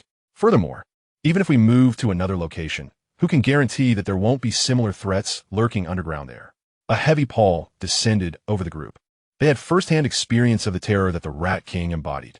If such a creature could approach them silently from below, they would scarcely have time to react. "What can we possibly do?" Observing the somber mood, Gu Changsheng spoke up, "Brother Wang, let us not panic just yet. Currently, the entrance to that cave is relatively small. Larger mutated creatures should be unable to pass through. Additionally, the biochemical research facility is still 2 kilometers away, and the geological structure in between may not be fully connected. Our immediate task is to bolster our defenses and find a way to investigate the underground conditions surrounding our stronghold." Wang Dahai nodded in agreement. Changsheng is correct. Panic will not resolve our issues. We must swiftly devise a response plan. He turned to Gu Changsheng. "Changsheng, you have worked hard this time, not only bringing back vital intelligence, but also saving Su Ro and her siblings. Please take a moment to rest. Regarding the matter of underground threats, we shall deliberate further." Gu Changsheng responded affirmatively, yet his mind was preoccupied with how to introduce the subject of the cell activity stabilizer in a judicious manner. This substance was crucial to his forthcoming plans. At that moment, Su Yu, who had been lying quietly on the bed, suddenly emitted a pained groan, his body beginning to twitch slightly, and his already flushed cheeks turned an even deeper shade of purple. "Xiao Yu, what is the matter?" Su Ro exclaimed, rushing to the bedside, her eyes brimming with tears. Lin Weiwei hastened forward to check, placing her hand on Su Yu's forehead and exclaiming, "He is burning up. His fever seems to have intensified." The sudden deterioration of Su Yu's condition cast a tense atmosphere over the basement once more. Wang Dahai and the bald man gathered around, frowning at Su Yu's agonized expression. "This boy's fever won't subside. The infection is far too severe." Wang Dahai spoke solemnly, his tone laced with helplessness. In this apocalyptic world, persistent high fevers and severe infections were the most dreaded ailments. Once the body could no longer endure, it often led to a fatal conclusion. Although they possessed some emergency medications, their efficacy against such a degree of infection was likely limited. In a state of despair, Su Ro could only keep wiping her brother's scorching forehead with a damp cloth, murmuring prayers under her breath. Observing this scene, Gu Changsheng felt a stirring within. This might be an opportune moment to present the cell activity stabilizer. Although the primary function of this stabilizer was to enhance the probability of awakening supernatural abilities and stabilize initial powers, Its nomenclature, which included references to cell activity and stability, suggested that it might offer unexpected therapeutic effects for such severe bodily trauma and infection. After all, recovery often correlated closely with the vitality and stability of the cells. Moreover, Suyu was merely an ordinary youth, lacking any awakened abilities. If the stabilizer could indeed yield positive effects for him, it would not only save his life, but also indirectly demonstrate the remarkable nature of this medication, laying the groundwork for its future use by himself and his team members, as well as justifying its origin. More critically, should he fortuitously trigger Suyu's supernatural ability, it would firmly establish his foundation within Stronghold. With these thoughts in mind, Gu Changsheng ceased his hesitation and spoke up.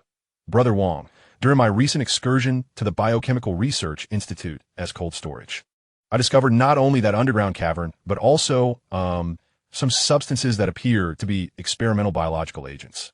As he spoke, he carefully extracted a vial of cell activity stabilizer from the inner pocket of his backpack, the vial shimmering with a soft blue luminescence. As this sci-fi-like vial came into view, it captivated everyone's attention. The ethereal blue glow appeared particularly enigmatic in the dimly lit basement. "What is this?" the bald man inquired curiously, leaning in to touch it, only to be swiftly rebuffed by Wang Dehai.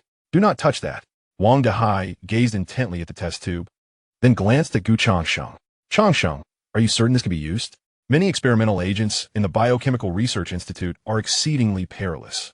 This was also a point Gu Changsheng needed to clarify. He feigned contemplation, wearing an expression mingled with uncertainty and a hint of hope. "I'm not entirely sure. When I discovered it, I came across fragments of related research records which suggested that this agent seems to be designed to, activate and stabilize the vitality of biological cells. It may have a positive effect on bodily recovery and the stimulation of potential." He deliberately obscured the specific efficacy of the agent, emphasizing only recovery and cellular vitality, which aligned well with Suyu's current condition. The label read Cellular Vitality Stabilizer. Gu Changsheng handed the test tube to Wang Dehai, pointing to the English and German inscriptions above. "I think perhaps we could try this on Suyu. It might help him get through this ordeal." Wang Dehai took the test tube, feeling its chill. The pale blue fluorescence and meticulous packaging indicated its extraordinary nature. Although he could not comprehend the English and German text, the words Cellular Vitality Stabilizer evoked a glimmer of hope within him. At that moment, Su Ro, disregarding everything else, clung to the possibility that it could aid her brother's condition, pleading with a desperate gaze at Wang Dehai and Gu Changsheng. "Brother Wang, Brother Gu, I implore you, save my brother. I will do anything if it can save him." Wang Dehai turned to Gu Changsheng, his eyes questioning. "Changsheng, how confident are you?" Gu Changsheng offered a wry smile. "Brother Wang, to be honest, I do not possess complete assurance. This is my first encounter with this substance. Yet, given Suyu's situation, if we do not devise a solution soon, we may have no choice but to take a gamble." "Take a gamble," Wang Dehai murmured. He looked at Suyu, writhing in agony on the bed. Then at Su Ro's eyes filled with despair and hope, his heart pounding. The use of an unknown agent carries immense risks. Yet without it, Suyu's demise seemed inevitable. Baldy, standing nearby, hesitated. What if it has side effects? At that moment, the silent Lu suddenly spoke up. "Captain, I believe we can give it a try. Brother Changsheng is not reckless. If he dares to present this, he must possess some judgment." Lu's words solidified Wang Dehai's resolve. "All right, Changsheng, let us proceed as you suggest. We shall gamble on this." Chapter 46, The Marvel of the Cellular Vitality Stabilizer. Gu Changsheng nodded, carefully retrieving a new syringe from the medical kit. He cautiously extracted approximately 1/3 of the pale blue liquid from the cellular vitality stabilizer.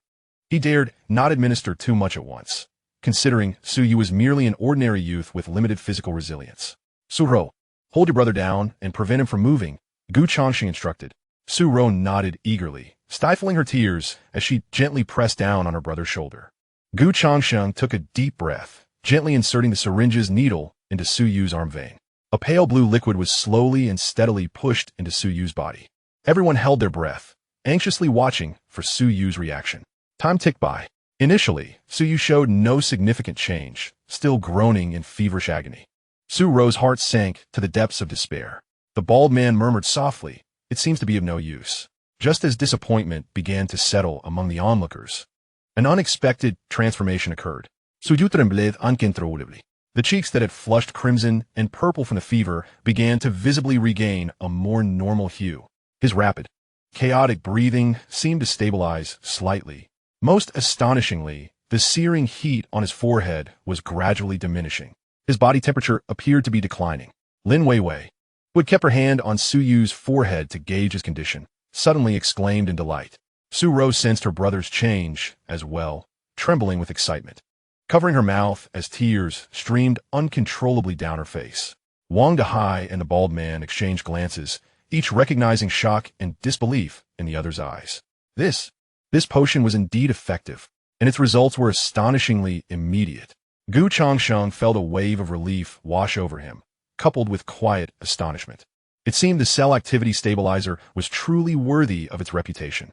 It not only affected supernatural abilities, but also demonstrated remarkable efficacy in restoring the bodily functions of ordinary individuals.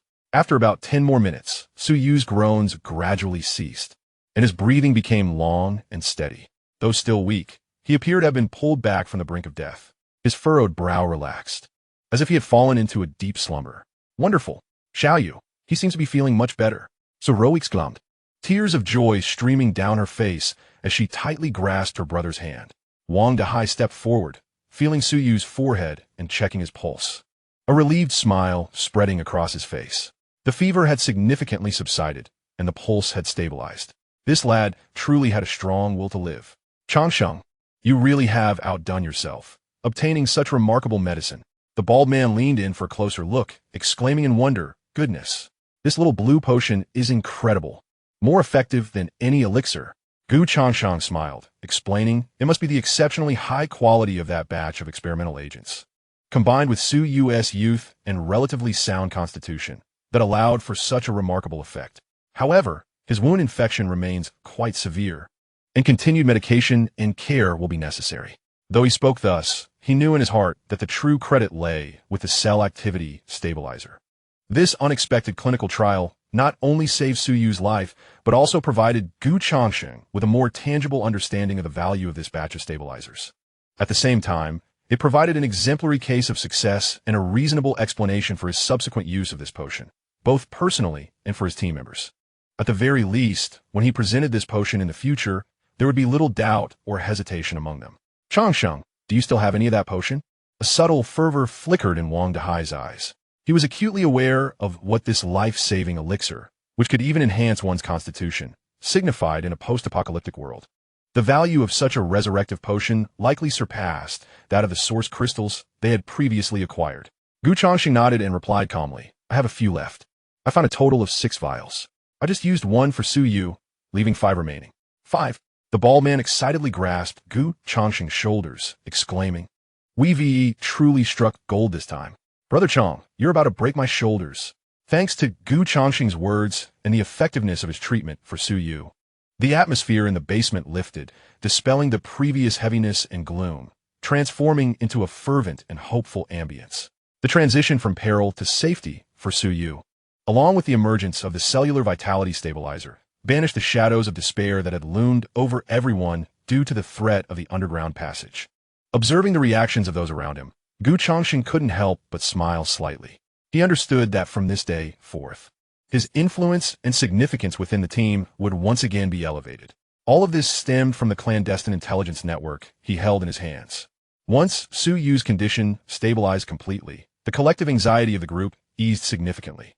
Wang Dehai instructed Su Ro and Lin Weiwei to stay and care for Su Yu while he took Gu Changsheng, the bald man, and Xiao Lu to another area to reconsider their strategies for addressing the potential threat from below. Changsheng, are you certain that the opening is only about 20 centimeters in diameter? Wang Dehai sought confirmation once more. This detail was crucial, impacting their defensive strategy. Gu Changsheng nodded affirmatively. Yes, I observed it closely. Unless it is a very small mutated rat, or something like the shadow rat, that can somewhat compress its body, it would be difficult for larger creatures to pass through. That makes things a bit easier. Wang Dehai exhaled in relief. At least the Plague Rat King should not pose an immediate threat to them. The bald man stroked his chin and remarked, Yet we must not let our guard down. What if that opening is merely a branch connected to a larger passage below, or if something has excavated it? His point was well taken. Xiao Lu surprisingly chimed in. We must assume the worst-case scenario. Changsheng interjected. My thought is that rather than exhaust ourselves searching through the basements and surrounding areas of our stronghold, we should seize the opportunity to find another stronghold, allowing us to escape the surveillance of the Twilight Cross. Indeed, with that Rat King stirring things up, I nearly forgot about the Twilight Cross's watchful eyes. Those scoundrels! The bald man slammed the table, clearly feeling a bit cornered. Changsheng is right. One can guard against thieves for a day, but who can guard against them for 1,000 days? Wang Dahai's words effectively sealed the discussion. However, is it truly feasible to find a new stronghold simply by searching? Chapter 47. The Unexpected Value of Ant Sunday. At this point, Changsheng could not help but let out a deep sigh. Indeed, discovering a new stronghold proves to be quite challenging, though fortunately, there is no immediate urgency within the next few days. Nonetheless, we must conduct a thorough examination of the basement and the surrounding areas to ascertain whether there are any additional underground entrances or vulnerabilities, aside from the passage linked to the biological research facility. Wang Dahai concurred, stating, indeed, this task must be undertaken without delay. Baldy, Xiaolu, I entrust this matter to both of you. One possesses great strength, while the other is particularly observant. The collaboration should pose no issues. Focus on inspecting the corners, ground fissures, and any abandoned pipe openings. Rest assured, Brother Wang, we shall complete the task, Baldy declared, thumping his chest with confidence. Xiaolu nodded in agreement. Changsheng continued, furthermore, we need to enhance the defenses of the basement itself, beyond fortifying the existing entrances. We can also set traps at critical points, such as snares, tripwires, or devices that can trigger alarms. Should anything attempt to infiltrate from below, we will be alerted immediately. That is an excellent suggestion. Wang Dahai's eyes sparkled with enthusiasm.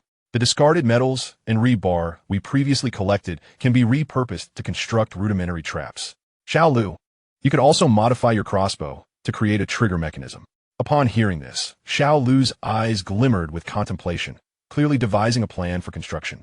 Changsheng further added, moreover, we must consider the possibility of establishing a backup, more secure emergency shelter within the stronghold or in proximity to the biological research facility.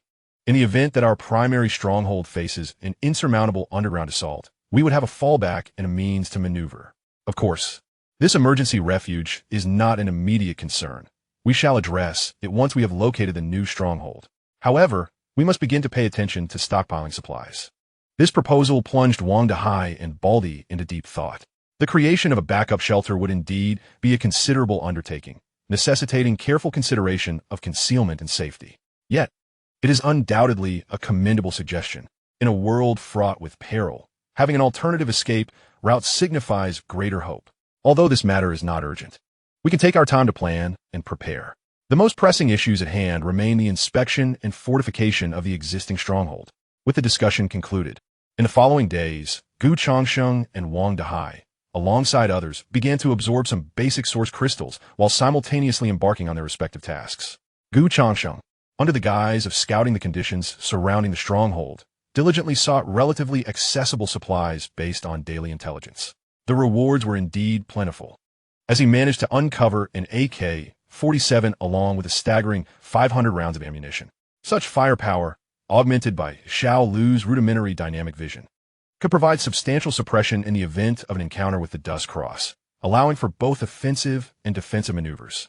Among the most crucial pieces of intelligence is Ant Sun's awareness of a bank vault that was once transformed into an underground treasury. This vault, poised for inspection, was indefinitely postponed due to the sudden investigation of the bank president, whose successor was reluctant to inherit such a troublesome situation. An underground treasury is indeed a prime location.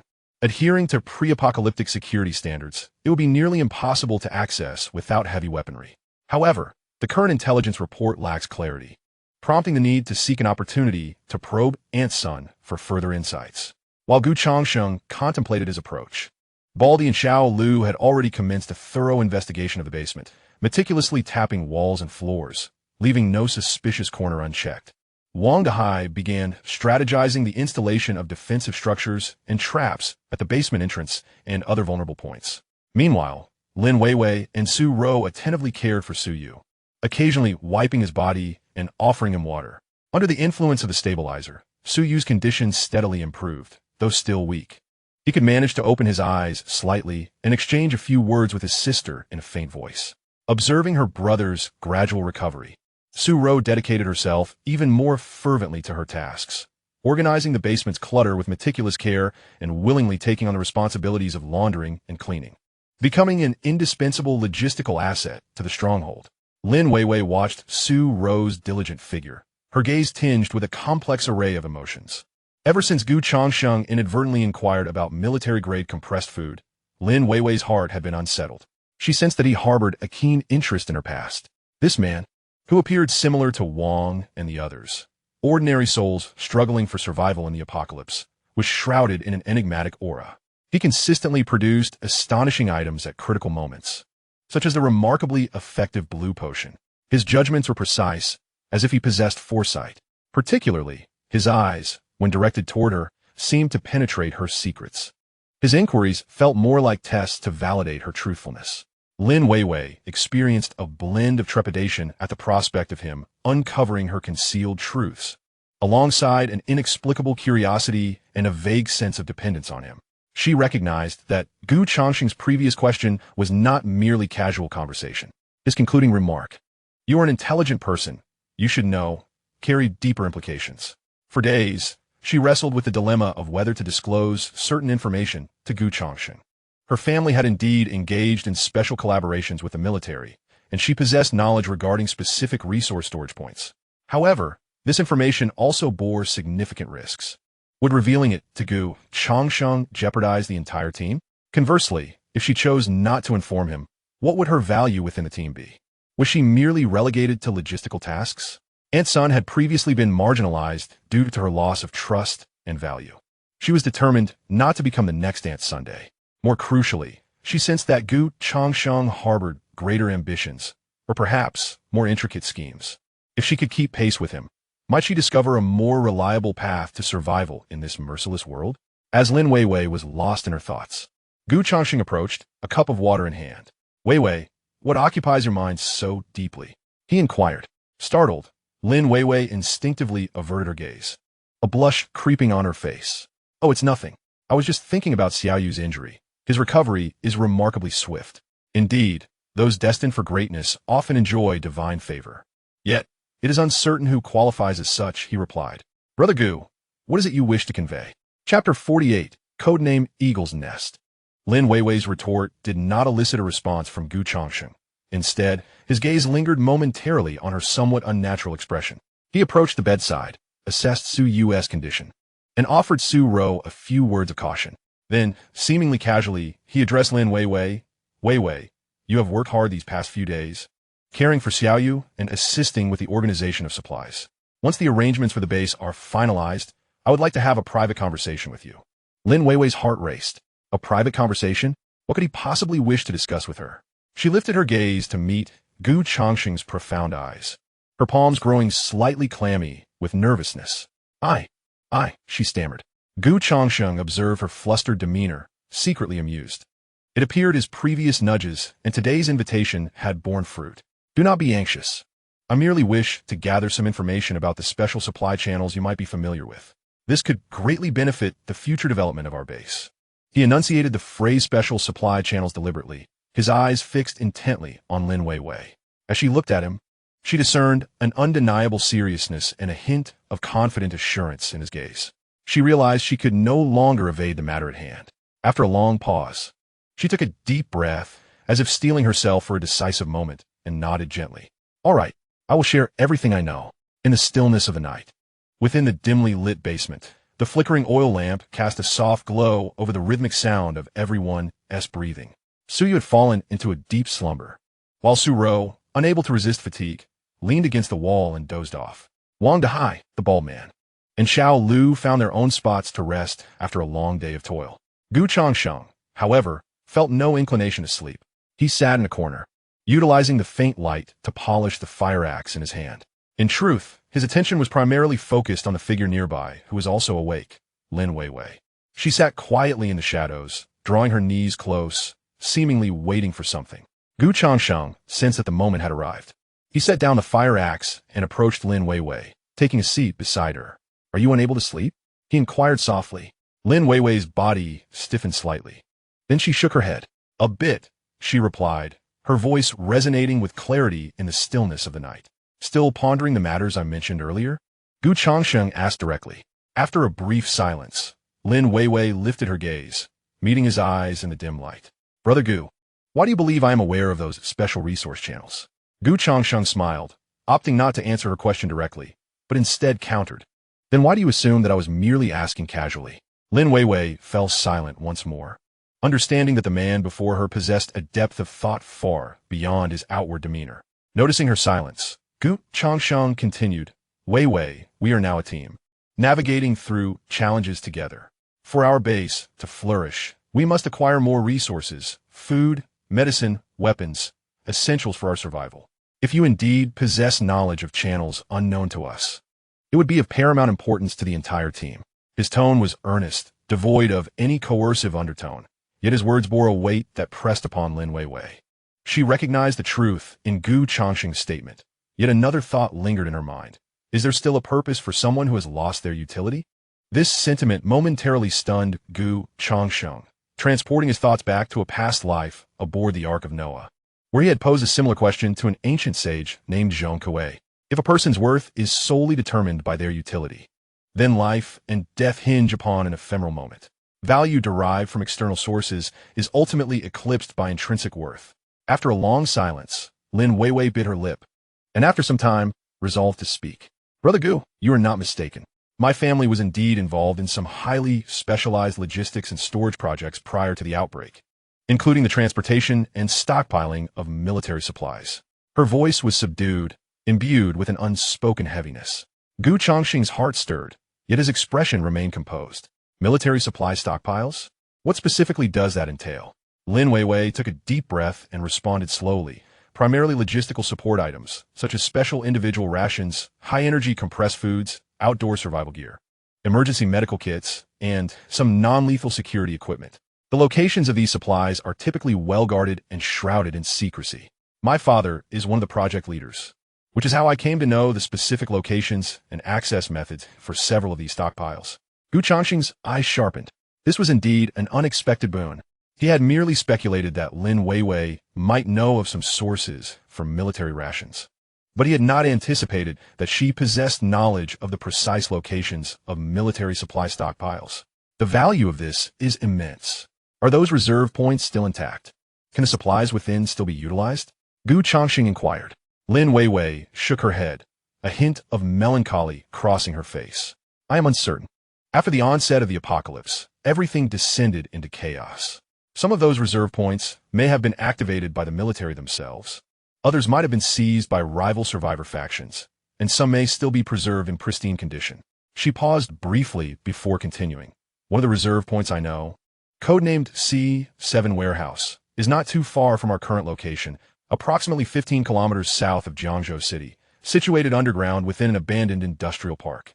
The primary storage there consists of the specialized individual rations and high-energy compressed foods I previously mentioned, along with a batch of military-grade water purification equipment and wilderness survival kits. C7 Warehouse. Gu Changsheng silently noted this name. The security measures for that warehouse are exceedingly stringent. In addition to conventional physical defenses, there is a dedicated power system and biometric access control. Although I know the password to enter the underground area, I lack the authorization for the biometric verification. Biometric access control? This complicates matters. If we cannot pass the biometric scan, knowing the password becomes futile. Lin Weiwei seemed to perceive his concerns, hesitated for a moment, and added, however, my father once mentioned that the design of C7 Warehouse took into account emergency plans for extreme situations. Aside from the biometric access, there appears to be a backup mechanical manual opening device concealed in a very discreet location, but I cannot recall the exact position. I only remember he mentioned it was related to the warehouse's ventilation system. The ventilation system? Gu Changsheng's mind sparked with the memory of his experience accessing the underground refrigeration unit at the Biochemical Research Institute. It seems there are commonalities in the design of these specialized facilities. Indeed, Lin Weiwei nodded. Moreover, during the early stages of the apocalypse, that industrial park experienced some rather unfortunate events. I have heard that it is infested with formidable mutated creatures, and there may even be rival survivor factions vying for control. This undoubtedly heightens the difficulty and risk associated with acquiring supplies. Changsheng pondered for a moment and asked, aside from C7 warehouse, do you know of any other reserve points? Lin Weiwei contemplated briefly before responding. There is another, codenamed Eagle's Nest, but I advise you to refrain from considering that place. Chapter 49, Lin Weiwei's bargaining chip. Eagle's Nest? What kind of place is that? Changsheng pressed further. It is a small military weapons and ammunition depot. Lin Weiwei's voice trembled slightly. Its location is even more clandestine, and its defenses are far more terrifying. It is said that not only does it house a plethora of automated defensive weapons, but is also guarded by mutated creatures cultivated by the military. My father stated that unless one possesses the highest level of authorization, anyone who approaches will be ruthlessly eliminated. A military weapons and ammunition depot with mutated creature guards. Changsheng inhaled sharply, realizing he was in a perilous place, yet one that brimmed with lethal allure. If they could procure a cache of superior weaponry, the combat prowess of their team would undergo a seismic transformation. However, Changsheng was acutely aware that with their current capabilities, venturing into the Eagle's Nest would be akin to striking a stone with an egg, an endeavor destined for failure. He gazed at Lin Weiwei, admiration flickering in his eyes. Despite knowing that her value lay in the strategic reserve information she possessed, her willingness to disclose it showcased her immense trust in him and the others at the stronghold. Rest assured, I shall keep this matter confidential. Until we possess absolute certainty, we will not recklessly engage those reserve points. Your safety is paramount, as it ensures the safety of the entire team. Upon hearing Changsheng's assurance, Lin Weiwei felt a wave of relief wash over her, accompanied by a warmth in her heart. She realized her candidness had paid off. Brother Gu, I believe in you, she whispered, her voice tinged with an imperceptible reliance. In response, Changsheng retrieved a vial of cellular activity stabilizer from his pocket and offered it to Lin Weiwei. What is this? She inquired. This is your share. The decision to use it lies with you. Whenever you choose to activate it, I will stand guard. Lin Weiwei nodded, lying back down, yet her mind was tumultuous. This medicine could awaken her latent potential. Could it be that she would finally unlock her extraordinary abilities? She felt as if, from that very moment onward, her life was irrevocably intertwined with that of this enigmatic man. Returning to his own corner, Changsheng was equally unsettled. The intelligence provided by Lin Weiwei was invaluable. The vial of cellular activity stabilizer was akin to a pact he had forged with her. Should she and Su Yu awaken their extraordinary abilities, his standing among the supporters of the stronghold would elevate to that of Wang Dahai. In this apocalyptic world, where human nature is unpredictable, each additional strength equates to enhanced security. Although he and Wang Dahai currently enjoyed a harmonious relationship, entrusting his life and fortune entirely to another was not in Changsheng's nature. What value does morality hold in a world such as this? As for the food and survival supplies in the C7 warehouse, they were of utmost urgency. Despite the biometric access barriers and unknown dangers, the clues regarding the ventilation system and mechanical unlocking devices offered a glimmer of hope. The Eagle's Nest. Changsheng momentarily suppressed his thoughts on it. The place was far too perilous to consider at this stage. With a soft exhalation, Changsheng attempted to calm the turbulent emotions stirred by this critical intelligence. Just then, the chilling prompt of the system resonated in his mind. The intelligence database can be refreshed once daily, already refreshed, yielding 3 random pieces of information. Today's intelligence has been refreshed. Would you like to view it? Here it comes. Changsheng's spirits lifted, and he silently affirmed. View. 3 new pieces of intelligence unfurled before his consciousness like a scroll. 1. Intelligence 1.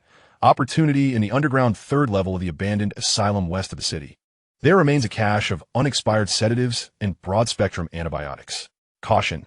This area is inhabited by a number of wandering howlers, primary mutants, who are extremely sensitive to sound. 2. Intelligence 2. Threat approximately 15 kilometers southeast of the stronghold, within the former city wastewater treatment plant. There have been high concentrations of energy fluctuations, indicating the potential evolution of a formidable mutated creature. This area poses an extreme danger for the next 3 days. It is advisable to maintain a safe distance. 3. Intelligence 3. Character the leader of the Black Crow Squad, Raven Eye, is a primary wind element user known for his cunning and greed. He is currently leading his team in the Jiangzhou University town area, searching for usable supplies and displaying hostility towards other survivor groups. Howlers? The mutated creature evolving in the wastewater treatment plant? The Black Crow Squad?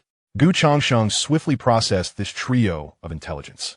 The first piece, regarding the abandoned asylum, highlighted the critical nature of the sedatives and broad-spectrum antibiotics as invaluable medical resources in this post-apocalyptic world, particularly the antibiotics, which are essential for treating wound infections.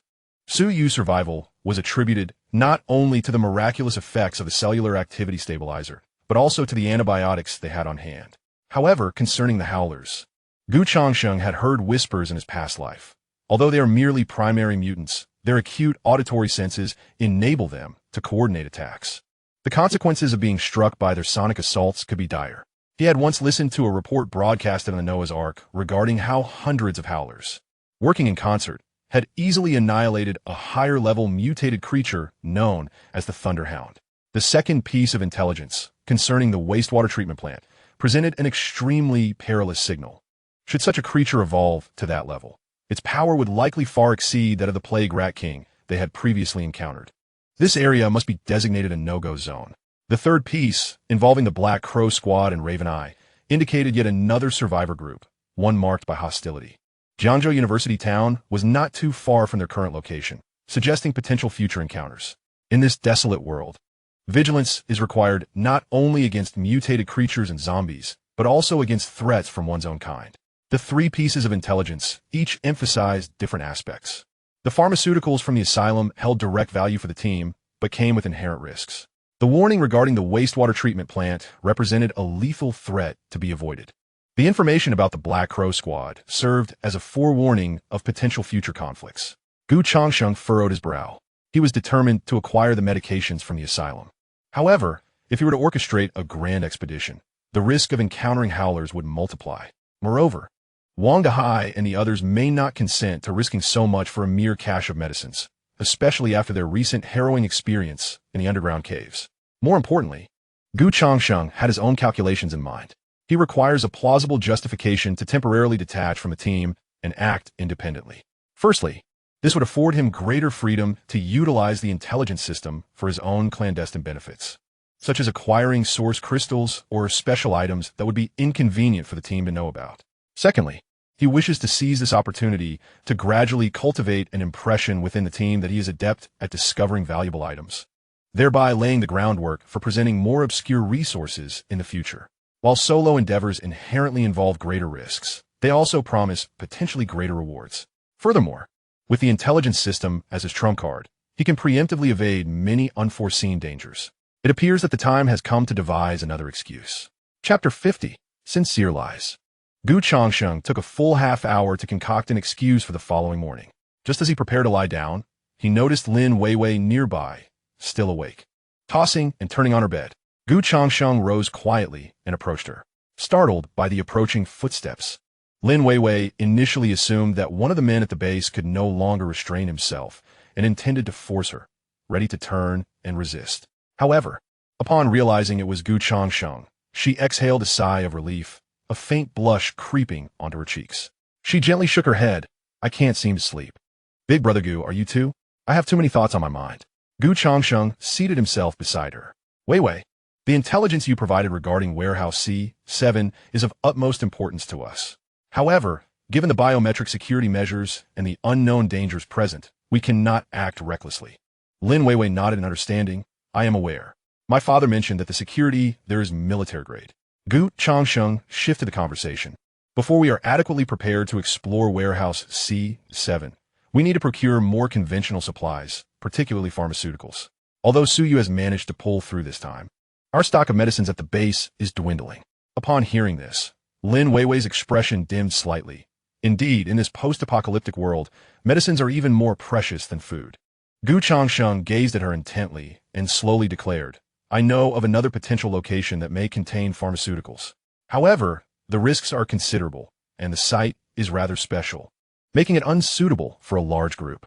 Lin Weiwei's interest was piqued, and she looked up at Changsheng. Are you suggesting? I intend to venture out alone tomorrow to scout the area. Changsheng responded calmly. If circumstances allow, I shall bring back some medicines. He paused before adding, this matter, I will only disclose to you. I hope you can assist me in explaining this to Brother Wong and the others. Despite having faced numerous tribulations in this dystopian world, Lin Weiwei, having once held a senior position in her family's business, was exceptionally astute and quickly grasped Gu Changsheng's intention. He aimed to attribute the success of acquiring the medicines, at least in part, to her intelligence, while simultaneously providing her with an opportunity to demonstrate her value within the team. She did not immediately acquiesce, but looked at Gu Changsheng with concern. Big brother Gu, it's far too dangerous for you to go alone. Those howlers, I seem to have heard of them somewhere. They sound terrifying. She was unaware of the specific content of Gu Changsheng's intelligence, yet from his solemn demeanor, she sensed the peril of their venture. Rest assured, since I dare to go, I possess a degree of confidence. As you know, my abilities afford me a measure of self-preservation. Lin Weiwei remained silent for a moment, her concern hanging unspoken in the air, ultimately offering a gentle nod. The two exchanged a few more words regarding the details of Warehouse C7 and the Eagle's Nest, primarily with Gu Changsheng inquiring about specifics, such as the potential characteristics of the ventilation system's entry points, as well as the context surrounding the mechanical opening device mentioned by her father. Although Lin Weiwei's recollections were somewhat hazy, she endeavored to recall and provided fragments of information that proved to be somewhat useful. As dawn broke, Gu Changsheng concluded his conversation with Lin Weiwei, urging her to rest. He then commenced preparations for his solitary excursion later that day. The morning light filtered through the narrow ventilation shaft of the basement, casting faint beams that dispelled some of the night's chill. Wang Dehai and others gradually awakened, and after a brief wash and breakfast, they began discussing the day's arrangements. Baldy, Xiao Lu, today you will continue to reinforce the defenses of the basement, particularly the entrance leading to the biochemical research facility. We must find a way to seal it completely or set up more discreet warning traps, Wang Dehai instructed while munching on a compressed biscuit. Rest assured, Brother Wang, Baldy replied, thumping his chest. Xiao Lu silently nodded, his keen gaze scanning the surroundings as if devising new defense strategies. At that moment, Lin Weiwei took a deep breath and stepped forward, her voice deliberately imbued with gravity. Brother Wang, I just heard Brother Gu mention that he might venture out alone today. Venture out alone? Wang Dehai raised an eyebrow, turning to Gu Changsheng. Changsheng, is there a particular reason? Gu Changsheng appropriately displayed a semblance of seriousness and contemplation, replying, Brother Wang, during my patrol around the perimeter last night, I discovered some rather unusual traces. I suspect they may be connected to the people from Dusk Cross. It seems they have not ceased their surveillance of us due to the Mouse King's incident. Dusk Cross? Upon hearing this, Baldy was immediately incensed. Those relentless scoundrels. I will eventually chop them up and feed them to the dogs. Wang Dehai gestured for Baldy to calm down, his sharp gaze fixed on Gu Changsheng. Changsheng, are you certain? What kind of traces? Fortunately, Gu Changsheng had already prepared his explanation. They are quite subtle markings, difficult for an ordinary person to detect. Moreover, I found some signs of destruction near our previously established warning points, executed with a level of professionalism uncharacteristic of mutated beings. He blended a mixture of truth and fabrication, making it sound plausible. I fear they may be scheming some operation against us or probing our vulnerabilities. Therefore, I intend to venture out alone to delve deeper into these traces. A larger group might inadvertently expose our objective. Upon hearing this, Wang Dehai fell into deep contemplation. The threat posed by the Twilight Cross loomed like a sharp sword suspended above them, demanding vigilance. Gu Changsheng's proposal, albeit somewhat audacious, held a semblance of logic. Conducting covert reconnaissance is best executed with fewer individuals. Moreover, Gu Changsheng's prowess was evident to all, particularly his adaptability, which far surpassed that of others. Ensuring his own safety should not pose a significant issue. Do you mean to suggest they may have discerned the location of our stronghold? Wang Dehai's tone was laden with gravity. Such a possibility cannot be dismissed, Gu Changsheng nodded. We must swiftly ascertain their movements to formulate appropriate countermeasures and simultaneously investigate the feasibility of alternative strongholds. Additionally, Weiwei shared a piece of information with me. The abandoned mental hospital in the west of the city may still harbor a stock of medications that were admitted before the apocalypse, potentially useful for anti-inflammatory and tranquilizing purposes. Is that true, Weiwei? Wang Dehai inquired. Yes, Brother Wang, I read about it in a newspaper before the end of the world. I cannot say for certain if they still exist now. Although she had received Gu Changsheng's permission, Lin Weiwei still chose to phrase her words with a certain hesitance, deliberately aligning her speech with Wang Dehai's prior perception when he had rescued her. After a prolonged silence, Wang Dahai finally nodded decisively. All right, Changsheng, I trust your judgment. Since you intend to go alone, take this. He then produced a small box from his pocket and handed it to Gu Changsheng. What do you mean by this, Brother Wang? Chapter 51, Shadows of the Abandoned Courtyard. Inside the box lay a mid-tier source crystal. Currently, there were 2 in the stronghold. Without you, we would be unable to acquire even a single one. This one is for you, while the remaining one will be shared among the rest of us. Although Gu Changsheng had secretly hoarded some resources from Wang Dahai, this gesture still stirred his emotions. Wang Dahai was indeed more suited to be the leader of their stronghold, fair in his dealings and sincere in his treatment of others. It seemed that although this reincarnated body paled in comparison to his previous one, fortune had favored him far more in this life. Gu Changsheng was not one to be overly modest. In the harsh environment of the apocalypse, it was imprudent to refuse resources. Thus, he accepted the box, saying, I shall not stand on ceremony. I will surely return with the medications for our stronghold. Changsheng, prioritize your safety above all else. Before nightfall, regardless of the outcome, you must return. With that, Gu Changsheng shouldered his backpack, filled with essential supplies, water, a handgun with spare magazines, and a fire axe at his waist. He silently departed the underground stronghold. He had decided to leave the AK-47 behind for the time being. The sun pierced through the clouds, casting its rays upon the desolate city. Abandoned vehicles, crumbled buildings, and the drifting remnants of paper and plastic bags painted a haunting tableau of a world undone. Gu Changsheng did not head directly to the psychiatric hospital in the western part of the city. Instead, he took a circuitous route, leaving misleading traces in the direction where the Twilight Cross might appear. This was part of his strategy, both to uphold his deception and to divert attention in case the Twilight Cross was indeed active nearby. After executing this plan, he cautiously avoided the main thoroughfare, weaving through abandoned buildings and dilapidated alleys as he stealthily approached the forsaken psychiatric hospital mentioned in the intelligence report. Along the way, he advanced with the caution of taking 5 steps forward and then retreating 2, meticulously verifying every sound and movement around him.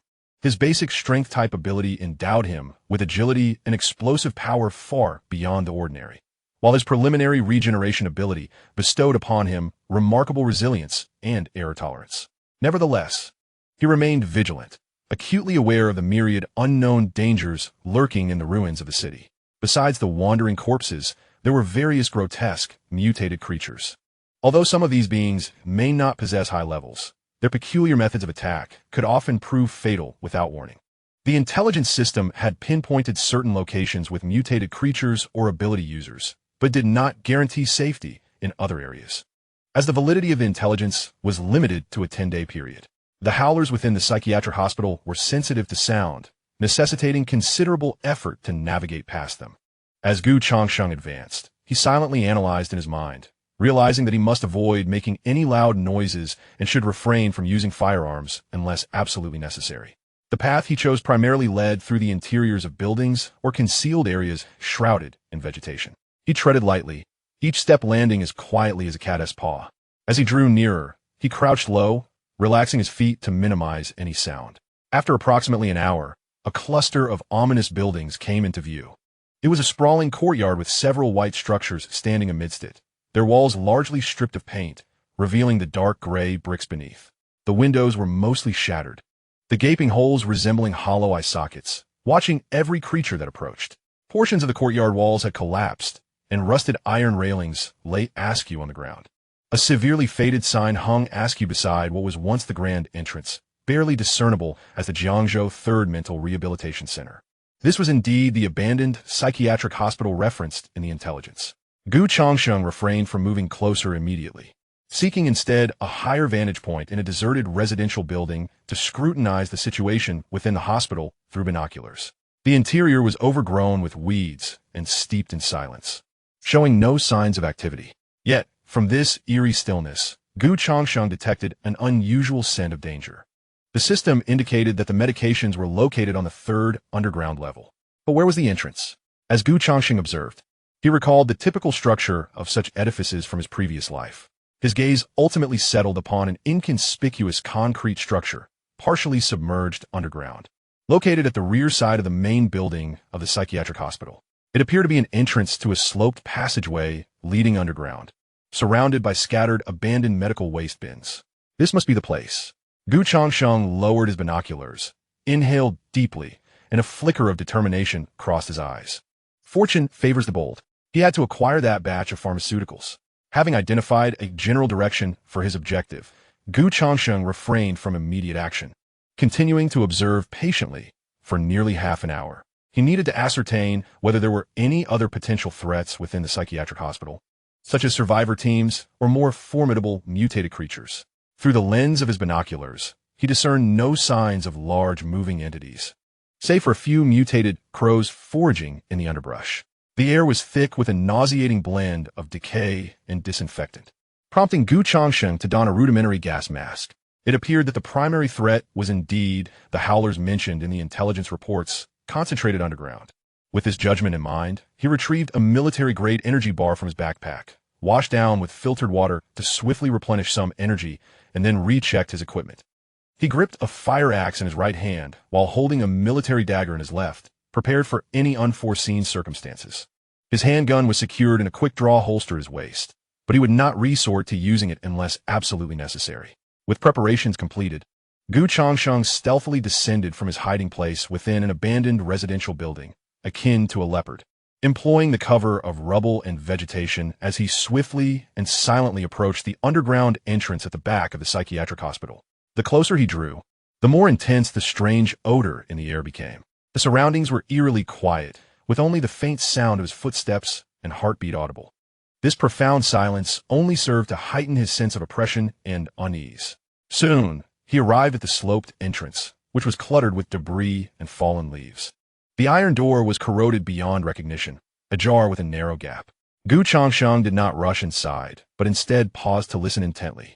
Faintly, he seemed to hear a series of indistinct, beast-like growls emanating from the depths below, accompanied by the sound of something dragging across the ground. The howlers. Changsheng's expression hardened. Cautiously, he pushed the rusty iron door open, the hinges creaking ominously in the stillness. Chapter 52. The Abandoned Psychiatric Hospital. Trouble. A sudden tightness gripped Changsheng's heart as he swiftly concealed himself behind the door, remaining as still as a corpse, vigilantly scanning his surroundings. After a full quarter of an hour, reassured by the absence of any anomalies, he exhaled slowly, rising cautiously to slip into the passageway. The slope extended downward, and the light rapidly dimmed. The air was thick with a pungent odor of mildew and blood, far more acrid than that which clung to the ground. Beneath his feet lay a slick, moss-covered concrete floor. Changsheng slowed his pace, each step taken with utmost caution to avoid any unnecessary sound. His eyes strained to adapt to the darkness, while his hearing heightened to its peak. The slope was not long, and soon he arrived at its end. Before him stretched a narrow corridor, flanked by tightly shut iron doors of patient rooms. Each door bore a small observation window, most of which were obscured by filth, rendering the interior conditions indistinguishable. Deeper into the corridor, the light dimmed further, nearly rendering his hands invisible. The low, rasping growls seemed to emanate from even deeper within. Changsheng retrieved a compact flashlight from his backpack, yet refrained from switching it on immediately. Instead, he relied on his enhanced night vision and a faint glimmer of light filtering through the vents to discern his direction. Intelligence indicated that the pharmaceuticals were located on the third underground level, Changsheng recalled. This place appeared to be the first underground level. He cautiously ventured along the corridor, ever vigilant of the patient rooms flanking him. Some doors were not fully secured, leaving a small gap, for which an unsettling aura seeped into the corridor. Suddenly, as he passed a partially open door, a withered hand, its nails darkened, shot out from the crack, reaching for his ankle. Anticipating the move, Changsheng deftly sidestepped at the moment of the attack, his fire axe striking down with lightning speed. A muffled thud echoed as the hand was severed at the wrist, tumbling to the floor, still twitching. Immediately thereafter, a pained and furious roar erupted from within the room, and a hunched figure burst forth, crashing through the door. This was a howler. Its form was slightly smaller than that of an ordinary zombie, its skin an unhealthy shade of grayish-white, marred by dark, vena patterns. Its head was grotesquely oversized, mouth agape at an exaggerated angle, revealing a maw full of sharp, jagged teeth. Most striking were its blood-red eyes, devoid of pupils, brimming with brutality and madness. With a piercing shriek, the howler lunged at Changsheng, arms outstretched, its speed significantly greater than that of a common undead. Changsheng remained unperturbed, advancing rather than retreating. He crouched low, evading the creature's assault, while his fire axe arced upward in a lethal trajectory, striking precisely at the howler's neck. A sharp crack echoed as its skull was cleaved in two, a foul spray of blood and brain matter erupting forth. Its immense body swayed before collapsing heavily to the ground, twitching a few times before lying still. Changsheng flicked the blood from the blade of his axe, his brow furrowing slightly.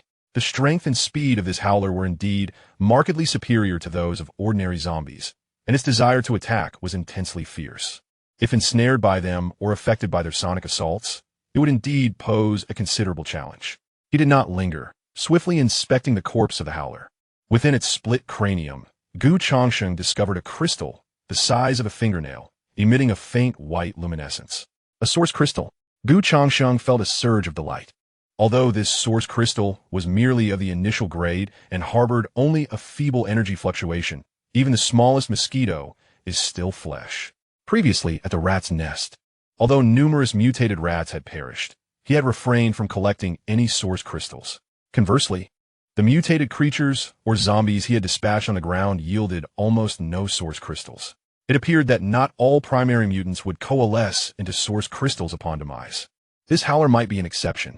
Perhaps the environment of the mental hospital and the rat's nest was more conducive to birthing mutants imbued with source crystals.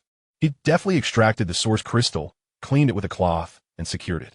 With this minor interlude resolved, Changsheng resumed his exploration deeper into the corridor. He soon located the staircase leading to the second underground level. The structure of the second underground level mirrored that of the first, yet it was darker and more humid. The metallic scent of blood hung heavier in the air. The low, guttural growls grew increasingly distinct, seemingly emanating from a nearby chamber. Changsheng treaded lightly, cautiously approaching. He discerned that the number of howlers in the second underground level was markedly greater than on the first. Some of the ward doors had been breached, revealing the silhouettes of multiple howlers swaying within. Changsheng had no intention of engaging them. His objective lay in the pharmaceuticals of the third underground level. Utilizing his nimble agility and acute awareness of danger, he deftly evaded several waves of wandering howlers and successfully uncovered the entrance to the third underground level. This was an even narrower and steeper staircase, reeking of a pungent decay. Changsheng inhaled deeply, tightening his grip on the fire axe in his hand as he stepped into the darkness leading to the third underground level. The staircase to the third underground level was dim and constricted, with walls coated in slippery moss and unidentified viscous substances, exuding a nauseating stench of rot. Changsheng activated his powerful flashlight. The beam swept through the darkness, illuminating only a few meters ahead, while the distance beyond remained an abyss of impenetrable blackness.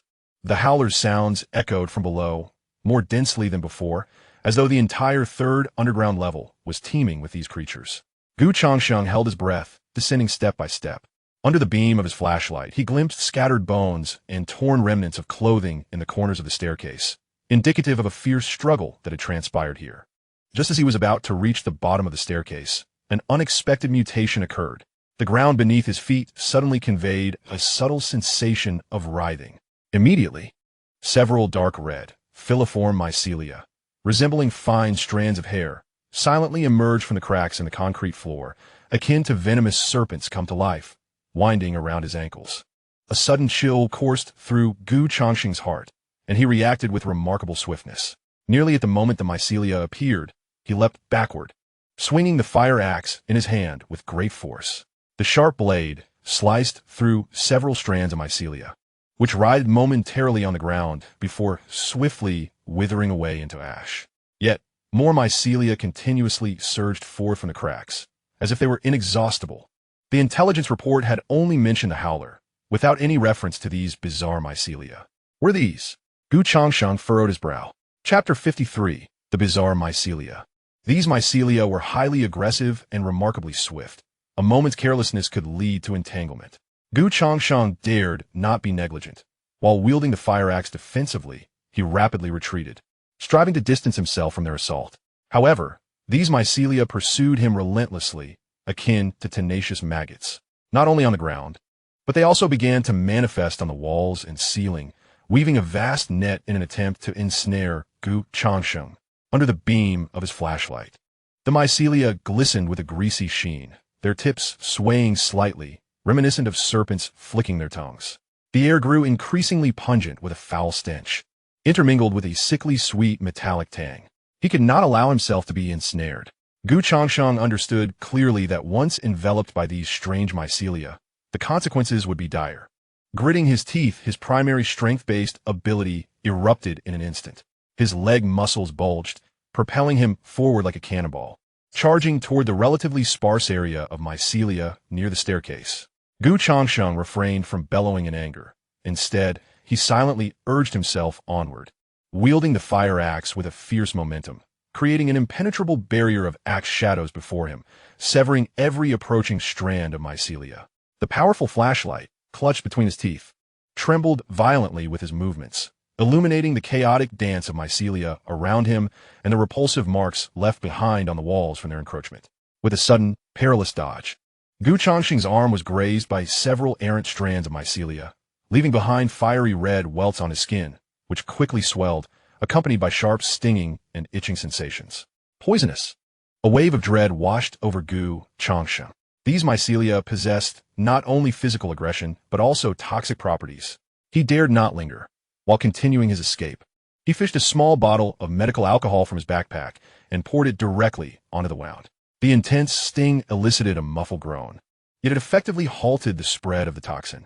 At last, having endured several shallow wounds and a significant expenditure of stamina, Changsheng successfully broke free from the encirclement of mycelia, reaching the ground of the third underground level.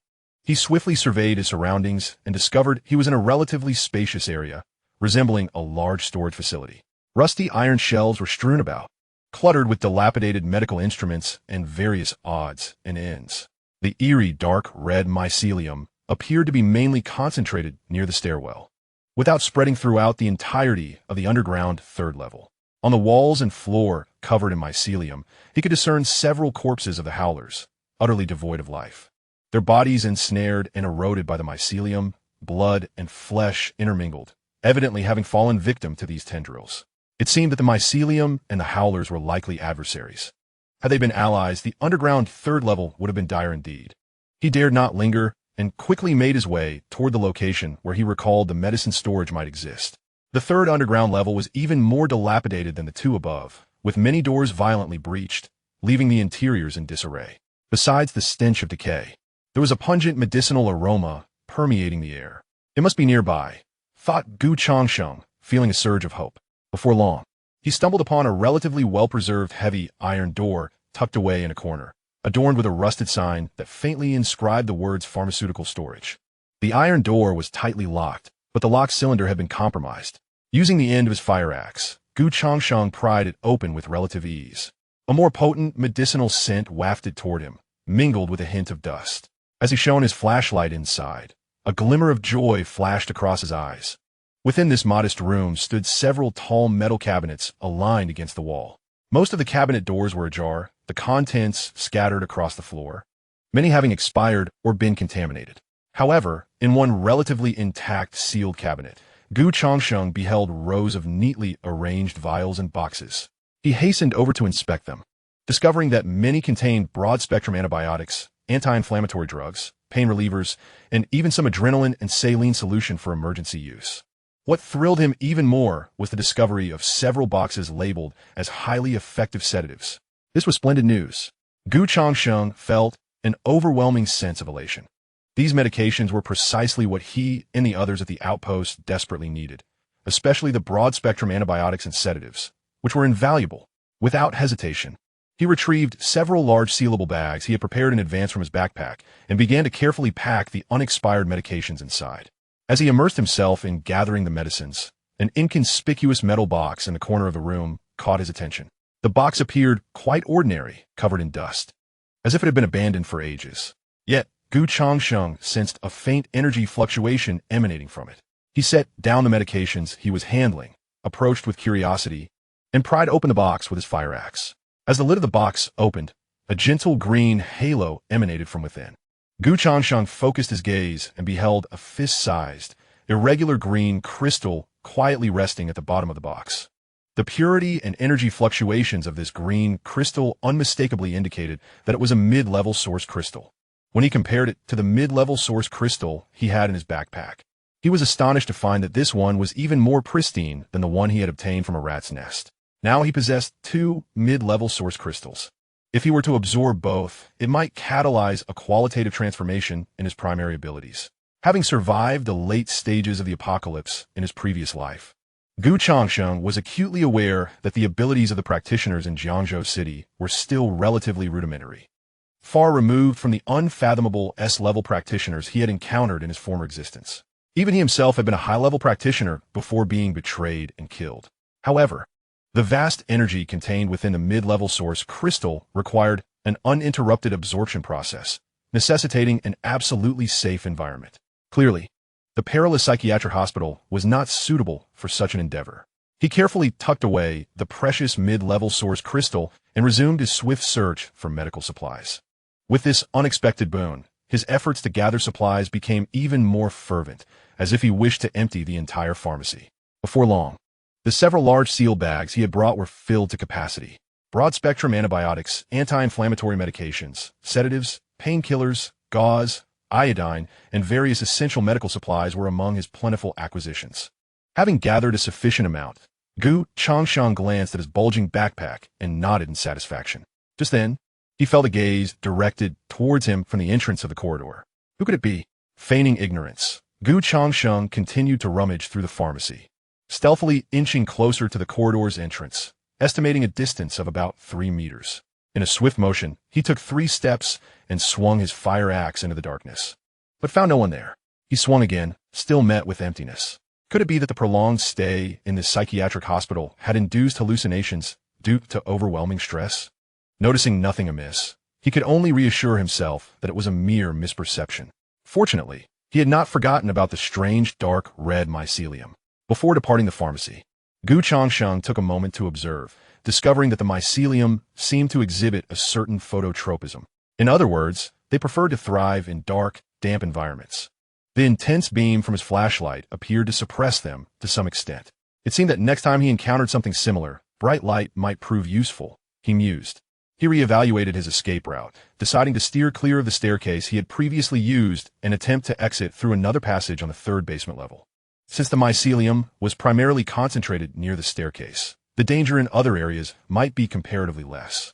Fortunately, at the far end of the 3rd underground level, he discovered a ventilation shaft leading to the surface. Although the ladder of the shaft was severely rusted, it remained relatively sturdy. Changsheng secured his backpack firmly to himself, took a deep breath, and began to ascend the ladder. The shaft was enveloped in darkness, permeated by the scent of rust and dust. After climbing approximately 10 meters, he finally glimpsed a faint light filtering down from above. Cautiously, Changsheng poked his head out, ensuring the surroundings were safe before emerging from the shaft, only to find himself in a boiler room. The space was thick with dust and cobwebs, where several enormous boilers stood silently. Without pausing, Changsheng swiftly exited the boiler room and returned to the ground level of the psychiatric hospital. By this time, the sun had begun its descent in the west. He needed to hurry back to the stronghold. On his way back, Changsheng remained vigilant. Instead of retracing his steps through the narrow path he had taken earlier, he opted for a more open route that allowed for better observation of his surroundings. Along the way, he encountered several wandering zombies, which he dispatched effortlessly with his fire axe. These ordinary undead posed no threat to him. However, after a thorough search, he found not even a single low-grade source crystal. Just as he was about to leave the psychiatric hospital area, his peripheral vision caught a fleeting glimpse of a vague silhouette behind a second-floor window of an abandoned ward building not far away. It was indeed no illusion. There was someone. Changsheng's heart raced, and he immediately halted, cautiously eyeing the window. The space behind the window was empty and silent, as if what he saw moments ago was merely a figment of his imagination. Were they other survivors, or perhaps members of the Dust Cross? He refrained from approaching recklessly. Since the individual was hiding in the shadows, it was evident they harbored ill intentions. Moreover, burdened as he was with supplies, he could not afford any mishaps regarding his medications or mid-grade source crystals. Changsheng cast a deep glance at the window, mentally marking the location, and decisively turned to hasten his departure. Regardless of who they were, he wished to avoid unnecessary complications. His immediate priority was to return safely to the stronghold. Shortly after he turned to leave, a figure reappeared at the second-floor window. It was a woman clad in a form-fitting black combat suit, tall and athletic. Her face obscured by a mask that covered half of it, revealing only a pair of cold yet alluring eyes. In her hand, she held a uniquely designed crossbow, its arrowhead glimmering with a chilling blue light. The woman quietly watched Changsheng's retreating figure, a subtle flicker of intrigue passing through her gaze. Beside her, another similarly dressed but more robust man whispered, "Crow's eye, should we follow?" With that bulging backpack, he must have quite a few valuable items. The woman known as Crow's Eye shook her head, her voice cold and hoarse. "No need. This person is not ordinary. He seemed to have sensed our presence. Furthermore, the trouble with the red grass beneath the mental hospital remains unresolved. Our objective lies within, not in confronting the solitary wanderer." "Red grass?" The burly man grimaced. "That stuff is indeed repulsive. We lost several brothers before we discerned its characteristics. Yet, Captain, that fellow appeared to have emerged from underground. Perhaps he knows how to deal with the red grass." Yin fell silent for a moment before slowly replying, "Let us observe first. If he proves to be of value or poses a threat to our plans, we can act later. Inform the others to heighten vigilance and swiftly clear the obstacles on the third underground level to retrieve that item. Moreover, before taking action, I must first experience his capabilities."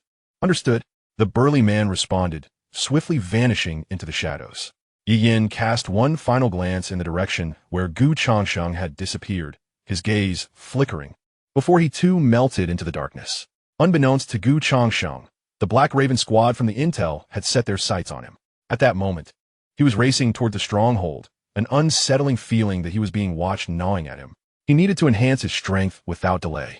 Changsheng gripped the fire axe tightly in his hand. In this apocalyptic world, only formidable strength could ensure one's survival. The two intermediate source crystals would be the key to his next leap in power. When Changsheng returned to the underground stronghold, burdened by a heavy backpack. Just before the night fell, the anxious hearts of Wang Dahai and the others finally found solace. "Changsheng, you're back at last," Wang Dahai exclaimed, rushing forward to scrutinize him. "Are you unscathed? What about the rabble from the Twilight Cross?" The bald man and Xiao Lu also gathered around, their eyes filled with concern and a hint of anticipation. Su Rou and Lin Weiwei hastened to his side, the latter's gaze betraying evident worry. Feigning weariness, Changsheng smiled and unloaded his backpack, which thudded heavily against the ground. After catching his breath, he continued, "I'm fine. The people from Twilight Cross are quite cunning. I followed them for a while and discovered they seemed to be operating only on the periphery, not delving deeper. Fearing I might alert them, I took a long detour to check on the mental hospital, as Weiwei mentioned." As he opened his backpack, an array of antibiotics, anti-inflammatory drugs, and painkillers filled the space. It seems Weiwei deserves the credit for this. Chapter 55, The Awakening of Su Yu. As a soldier, Wang Dahai understood the significance of medicine all too well. He excitedly approached, inspecting several boxes of antibiotics, and smiled at Weiwei, saying, "Weiwei, this credit truly belongs to you. Changsheng can consider this a secondary achievement." Lin Weiwei felt a tinge of shyness at his words and cast a grateful glance toward Changsheng. She understood that Changsheng was contributing to the team and establishing his reputation, which would likely lead to her receiving a more equitable distribution of resources in times of scarcity. The bald man also came over to take a look, exclaiming in surprise, "Goodness, so many valuable items. Changsheng, you're quite impressive. This is far better than what the rest of us roughnecks could scavenge in a day." Changsheng chuckled softly. "It's merely good fortune. You should identify which items are urgently needed and set those aside." He meticulously extracted the medicines from his backpack and handed them to Su Rou and Lin Weiwei for sorting. Immediately, Su Rou and Lin Weiwei became engrossed in their task, carefully categorizing and organizing the medicines. The atmosphere in the basement brightened considerably with the arrival of these supplies, dispelling the earlier gloom and infusing it with a sense of enthusiasm. As for Changsheng, his reputation for uncovering valuable items deepened among the members of the stronghold, ensuring that in the future, any further acquisitions through the intelligence network would not seem overly sudden. During dinner, the ambience was particularly harmonious. With the help of the stabilizers, Su Yu's condition continued to improve, allowing him to sit up with difficulty and sip some rice porridge.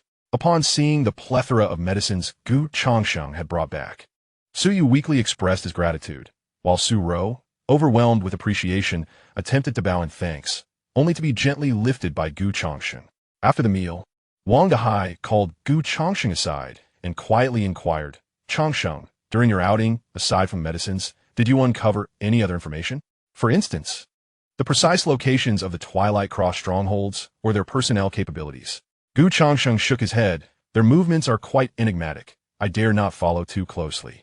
I only know that they are numerous, and their equipment seems satisfactory. As for the specific locations of their strongholds, that remains unclear for now." He wished not to prematurely reveal his knowledge of the Twilight Cross, to avoid unnecessary complications. Wang Dahai frowned slightly at this revelation.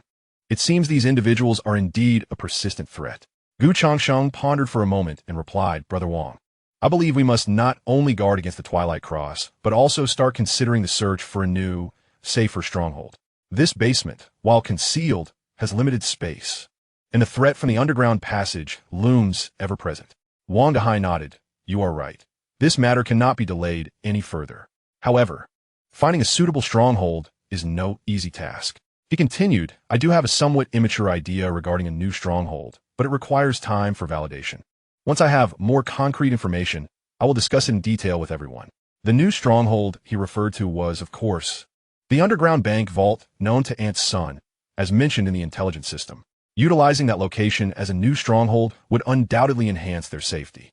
However, he needed to ascertain just how much Ant's son actually knew in the current condition of the vault, necessitating a personal investigation. Seeing Changsheng appear confident, Wang Dahai refrained from probing further, simply stating, "Very well, I entrust this matter to your care. Should you require any assistance, do not hesitate to ask." As night deepened and silence enveloped the surroundings, Changsheng returned to his corner, yet his mind remained turbulent. The recent visit to the psychiatric hospital yielded immense rewards, yet also unveiled a lurking crisis. The fleeting shadow glimpsed through the window, alongside the intelligence from the Black Crow Squad and Crow Eye, pricked at his heart like a thorn. He retrieved the medium-grade source crystal that he had kept close, feeling the surging energy within, his gaze growing ever more resolute. It was imperative that he absorb this source crystal promptly to augment his strength. He glanced at Su Yu and Lin Weiwei, who were not far off. Su Yu's body was still in recovery, while the cell activity stabilizer in Lin Weiwei's hand remained unused. Perhaps, once Su Yu regained his strength, he could join Lin Weiwei in attempting to awaken their abilities. If both succeeded, the overall prowess of their team would be significantly enhanced. Meanwhile, he could find an opportunity to quietly absorb the medium-grade source crystal during their awakening. Unbeknownst to Changsheng, Lin Weiwei was secretly observing him. Since his departure earlier, her heart had been in turmoil. Only when she saw him return safely, laden with supplies, did she breathe a sigh of relief. This man seemed to possess an uncanny ability to conjure miracles. The aura of mystery surrounding him instilled in her a mix of reverence and an involuntary sense of dependence. Gripping the pale blue cell activity stabilizer tightly, her heart brimmed with anticipation and a tinge of anxiety. Could she truly awaken her abilities? If she did, what powers might she possess? She cast a glance at Changsheng, who was meditating nearby, her resolve gradually solidifying. She no longer wished to be a weakling reliant on others for protection. Perhaps it was time to make a decision. In the days that followed, life within the stronghold returned to a temporary calm. Changsheng's daily reports left him lamenting his misfortune, as he encountered several days devoid of valuable intelligence. He could only console himself, believing he was accumulating good fortune. Perhaps once enough had been gathered, a few invaluable pieces of information would emerge at random. Wang Dahai, the bald man, and Xiao Lu, among others, were invigorated by the supplies Changsheng had brought back. They not only reinforced the defenses of the basement, but, at Changsheng's suggestion, utilized the collected scrap metal and rebar to craft simple traps and snares, strategically placing them around the stronghold. Su Ro devoted herself to caring for her brother, Su Yu. With ample supplies and a relatively stable environment, Su Yu's recovery progressed rapidly. His wounds had nearly healed. The fever had completely subsided, and his spirits improved day by day, though he still required time to regain his strength. Meanwhile, Lin Weiwei, apart from assisting in caring for Su Yu and managing various logistical tasks, often appeared lost in thought. The cell activity stabilizer in her hand felt like a brand from the outside, yet contained a treasure akin to pearls within, igniting both her desire and hesitation. During this period, Changsheng devoted himself to consolidating his extraordinary abilities while meticulously studying the two intermediate source crystals in his possession. He discovered that these crystals not only possessed pure energy, but also seemed to emanate a peculiar vitality, almost as if they were alive. By attempting to sense them with his mental energy, he faintly perceived some extremely subtle energy fluctuations emanating from within the crystals, akin to whispers. This sensation was remarkably wondrous, an experience he had never encountered with the lower-grade source crystals. Indeed, these intermediate source crystals were extraordinary. One noon, after Su Ro had finished feeding Su Yu with rice porridge, she helped him lean against the wall to rest. Although Su Yu remained somewhat weak, his complexion had improved considerably, and a hint of color returned to his face. "Sister, I feel as though there is something different within my body." Chapter 56, Astonishing Abilities.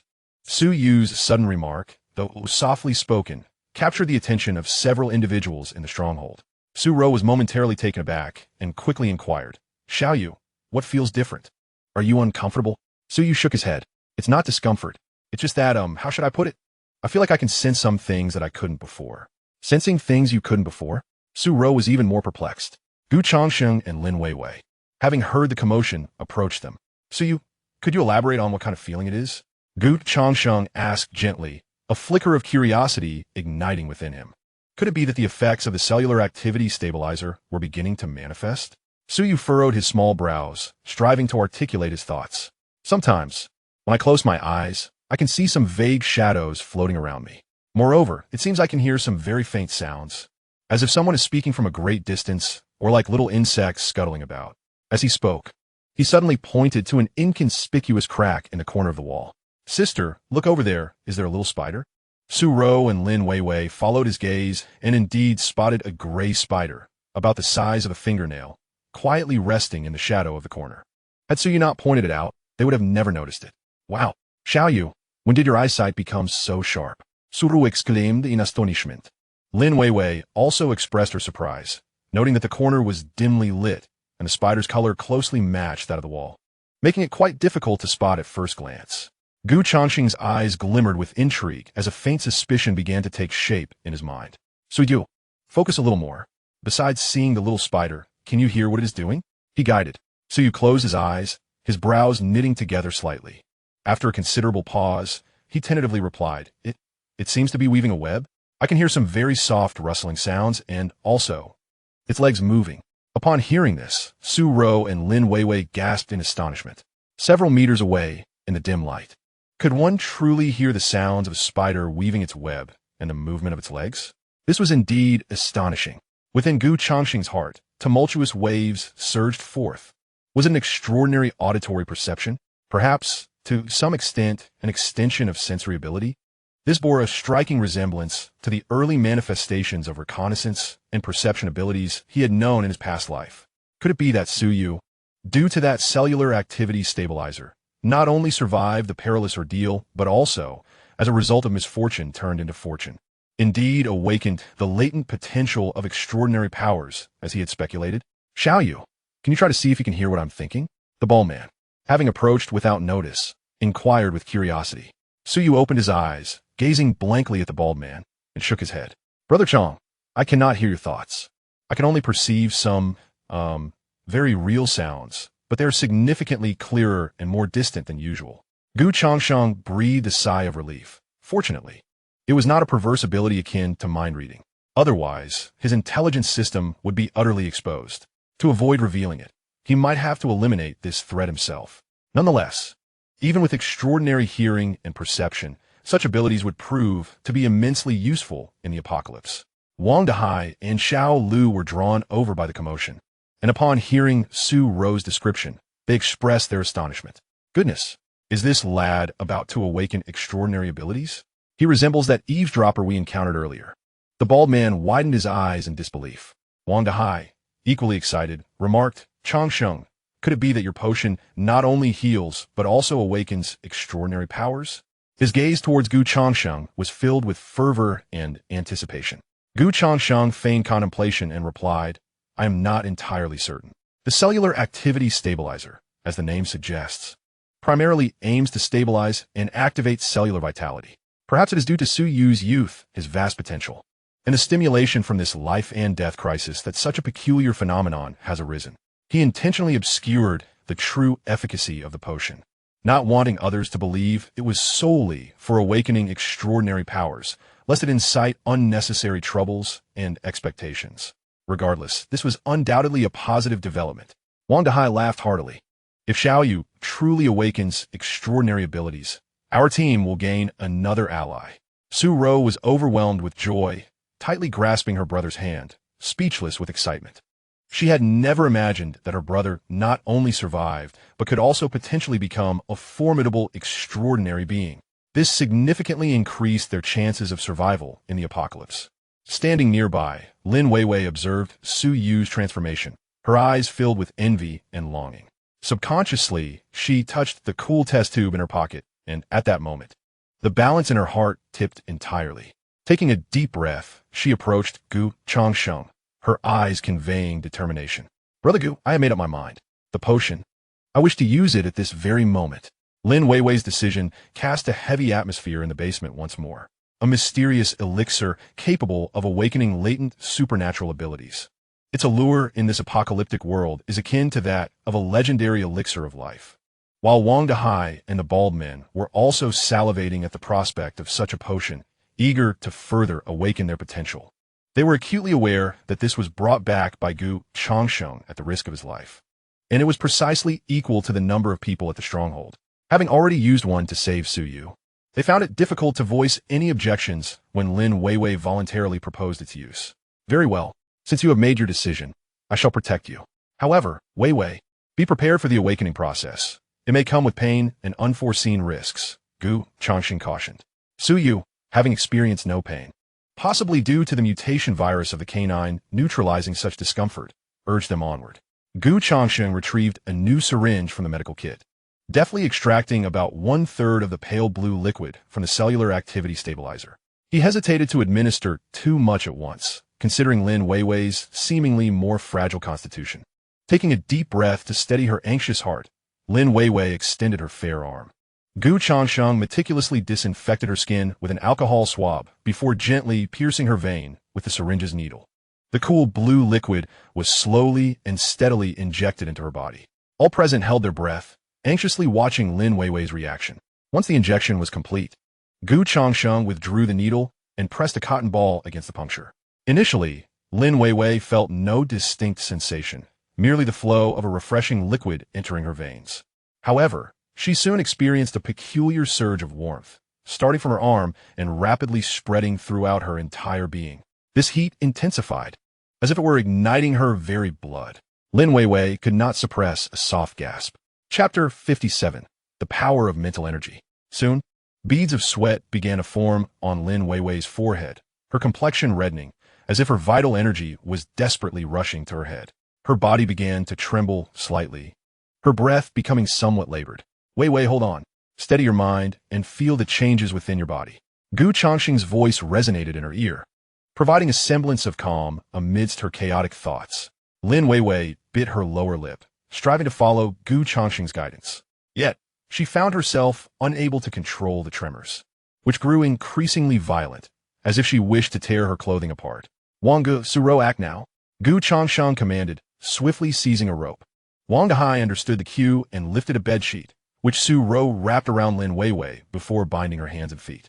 As the one in the midst of it all, Lin Weiwei distinctly felt as if every cell within her was being activated, brimming with an unprecedented vigor. The sensation was akin to a parched seedling encountering a life-giving rain, reminiscent of having ingested some illicit substance from a time before the apocalypse.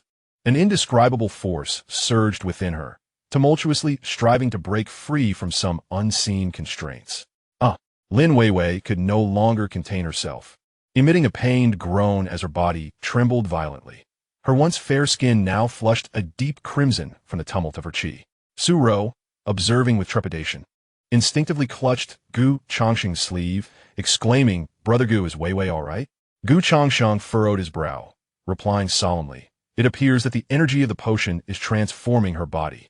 This may be a normal reaction, Whether she can endure this trial depends solely on her own willpower. He sensed the agitation of the energy within Lin Weiwei, more intense than when Suyu had been administered the potion.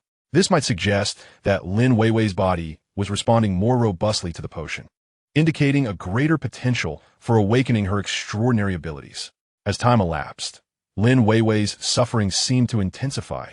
She curled into a ball, beads of sweat cascading from her forehead like rain, saturating her hair and garments. Her teeth bit into her lips until they bled, yet she persisted in silence, refusing to utter a plea for mercy.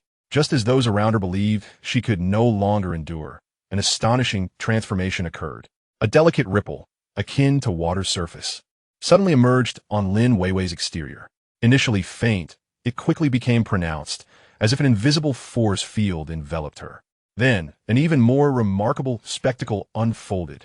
Several small stones and bits of metal scattered around her unexpectedly floated, swirling gently about her form. The bald man gaped in astonishment, stammering, "Is this telekinesis?" Wang Dehai and Xiao Lu mirrored his shock and disbelief. Though they had heard of various supernatural abilities, witnessing such telekinetic prowess in person was a first for them. It was a manifestation of psychic energy. Moreover, given the display, its potential seemed substantial. Lin Weiwei appeared to sense the changes around her. She slowly opened her eyes, gazing somewhat bewilderedly at the objects floating beside her. Tentatively, she extended her hand, and with a thought, a small stone obediently soared into her palm as if guided by an unseen force. I did it. Lin Weiwei beamed with incredulous delight, her voice weak yet filled with astonishment. She had indeed succeeded. Moreover, she had awakened a rare and formidable telekinetic ability. While the shock of Lin Weiwei's awakening still resonated, Suyu too began to experience new changes, initially only perceiving an enhancement in his auditory and sensory faculties. He seemed to resonate with the potent waves of energy emanating from Lin Weiwei's awakening. As he lay there, his previously pale cheeks, weakened by fatigue, suddenly flushed with an unusual hue. His tightly shut eyes sprang open, and the bewilderment and confusion that once filled them were replaced by a flickering, ashen brilliance. A soft, buzzing vibration, akin to a bee's hum, emanated from Suyu. In the astonished gaze of onlookers, the air surrounding him began to visibly warp, as if an invisible force was radiating outward from his very being. "Xiaoyu," Su Ro exclaimed, instinctively moving forward. "Don't go near him." Gu Changsheng grasped her arm, his expression grave as he fixed his gaze upon Suyu. The energy within Suyu was undergoing a profound transformation. His body began to tremble slightly, veins bulging on his forehead as he appeared to endure immense agony. Yet he remained silent, teeth clenched. He could distinctly sense the peculiar energy within him, which had merely heightened his hearing and perception, now surged forth like a torrent, crashing against his limbs and bones. In that moment, his auditory faculties seemed to transcend some unseen threshold. He could hear the sound of water dripping from pipes deep underground, the scuttling of insects within the walls, and even the heavy breaths and bone-chilling scrapes of the shambling corpses outside the stronghold. Moreover, his awareness expanded like a tide, enveloping everything within a radius of several dozen meters, presenting itself in his mind in a three-dimensional, all-encompassing manner. Every stone's texture, every leaf's vein, was astonishingly clear. This sensation was ineffably profound, a mystery beyond comprehension. Suddenly, Suyu could no longer contain the surging energy within him and released a long howl towards the heavens. The cry was not thunderous, yet it possessed a unique penetrative quality, as if it could pierce through eardrums and reach the depths of one's soul. With the sound of his howl, the warped air around him intensified. Crack! A glass resting on a nearby table shattered without warning, scattering into countless tiny fragments. Following that, another, then a third. All glass and ceramic objects within a certain proximity to Suyu began to groan under the pressure before shattering explosively. "Is this a sound wave attack?" The bald man was rendered speechless, instinctively covering his ears. Wang Dehai and Xiao Lu wore expressions of shock. First, Lin Weiwei's telekinesis, and now Suyu's sonic abilities. Two ordinary individuals within the stronghold had awakened such powerful and rare abilities on the same day. Gu Changsheng felt a mix of surprise and joy in his heart. Suyu had indeed awakened abilities related to sound and perception. Moreover, observing this formidable power. It appears to possess a certain degree of aggression, significantly surpassing the wind listener encountered previously in the Dust Cross. This is nothing short of a delightful surprise, one with psychic telekinesis and the other with sound wave perception and attack capabilities. These two extraordinary abilities can exert immense influence in a team combat scenario. Lin Weiwei's telekinesis allows for remote control and auxiliary attacks, while Suyu's sound wave perception provides formidable reconnaissance and early warning capabilities, even enabling area-wide sonic disruptions. After a considerable duration, the energy fluctuations emanating from Suyu gradually subsided. He gasped heavily, his complexion as pale as a corpse that had lain in the grave for many days. Chapter 58. The Cultivation of Extraordinary Abilities. Once Suyu's color was restored, the others finally felt at ease. Wang Dahai, the bald man, and Xiao Lu all gathered around, jubilantly congratulating the two, their eyes brimming with envy, yet casting glances at Gu Changsheng that held a hint of reverence. This young man, who had recently joined the stronghold, displayed remarkable skills and intellect, accomplishing so much in a mere fortnight. Wang Dahai secretly resolved that even if he could not retain Gu Changsheng in the future, he would strive to maintain a good relationship with him. In this apocalyptic world, having an additional ally, especially one of such caliber, is always advantageous. Unbeknownst to Gu Changsheng, Wang Dahai's thoughts were so multifaceted, he simply gazed at the exhilarating scene before him, his heart filled with myriad emotions. In his previous life, he had misplaced his trust in the so-called rival faction, relinquishing control to them and precipitating a tragedy. This time, he vowed to seize his destiny firmly in his own hands. The two cellular activity stabilizers not only introduced two extraordinary individuals into the team, but also ensured that they would bear their share of his legacy. This transaction was undeniably invaluable. Furthermore, the successful awakening of Lin Weiwei and Su Yu provided him with exceptional case studies and rational explanations for presenting more miraculous potions or elucidating some advanced behaviors in the future. At the very least, when he introduces similar items later, others will harbor fewer doubts and concerns. Wang Dahai feigned excitement as he patted Gu Changsheng's shoulder, laughing heartily in a seemingly teasing manner. Changsheng, you are indeed our team's benefactor. This potion of yours is more effective than any divine elixir. Pray tell, how many more treasures have you been concealing? Gu Changsheng smiled wryly and shook his head. Brother Wang, please refrain from jesting. I stumbled upon this potion by chance. There are only a few vials in total, and sharing means they will soon be gone. He did not wish for anyone to perceive him as capable of mass-producing such items. The bald man, rubbing his hands together, looked on at Lin Weiwei and Su Yu with palpable envy. Goodness, telekinesis and sonic attacks. It sounds incredible. Sister Weiwei, brother Yu, our team will be relying on you from now on. After awakening their extraordinary abilities, the bald man's address towards the two had noticeably become much more affectionate. Lin Weiwei's cheeks flushed slightly as she shyly remarked, Brother Bald, I have just awakened, and my abilities are still quite feeble. I need to practice diligently. She endeavored to control a small stone floating nearby, but it merely wobbled a short distance before plummeting to the ground. Suyu nodded in agreement. I feel the same. My body feels hollow, as if it has been completely drained. His earlier outburst had evidently exhausted a substantial amount of his physical and mental energy. Observing this, Gu Changsheng spoke up. You have just awakened your extraordinary abilities, and both your body and spirit are still relatively weak. You must take ample rest and gradually adapt. The utilization of these powers requires a step-by-step approach. One must not be overly eager for immediate success. He paused before adding, however, there is no need for concern. The growth of your abilities can be accelerated not only through your own training and comprehension, but also by absorbing source crystals. We have some basic source crystals at the base. Once your bodies have recovered somewhat, you may try to absorb them, which will greatly assist in stabilizing and enhancing your powers. Wang Dahai nodded in agreement, wholeheartedly affirming, Changsheng is right. Source crystals are indeed valuable. Weiwei, Xiaoyu, focus on your recovery. Do not worry about the source crystals. There will be plenty. He genuinely hoped for the team's strength to grow ever stronger. Wang Dahai even fantasized about a day when their stronghold could become the embodiment of his aspirations, allowing him to avenge the comrades he had lost. Of course, it was still too early for such thoughts. He had to keep his innermost secrets buried deep. Revealing them too soon would only jeopardize those around him. In the ensuing days, Lin Weiwei and Suyu became the center of attention at the stronghold. Under Gu Changsheng's guidance, they began to familiarize themselves with and master their newly awakened powers. Lin Weiwei's telekinesis was somewhat awkward in its initial stages. She could only manage to control lightweight objects, such as pebbles, empty cans, and discarded screws, with very limited distance and precision, and the exertion drained her mental energy significantly. Often, after practicing for a short while, she would feel dizzy and fatigued. Yet, she did not succumb to discouragement. Instead, she immersed herself in her training with great enthusiasm. Time and again, she attempted to move objects with her mind, savoring the wondrous flow of her mental energy. In moments of solitude, Gu Changsheng would discreetly impart guidance based on his past experiences. Weiwei, the essence of telekinesis lies in the concentration and direction of your mental energy.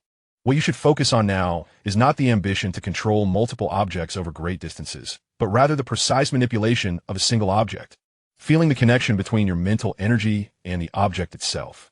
He also shared some small techniques he had learned in his previous life regarding mental training, such as meditation and concentrating on observing minute details. Lin Weiwei, being exceptionally intelligent, grasped these concepts swiftly. Under Gu Changsheng's mentorship, her progress was rapid. In the span of a few days, she had become adept at manipulating 3 to 5 small objects, moving and arranging them within a few meters in front of her.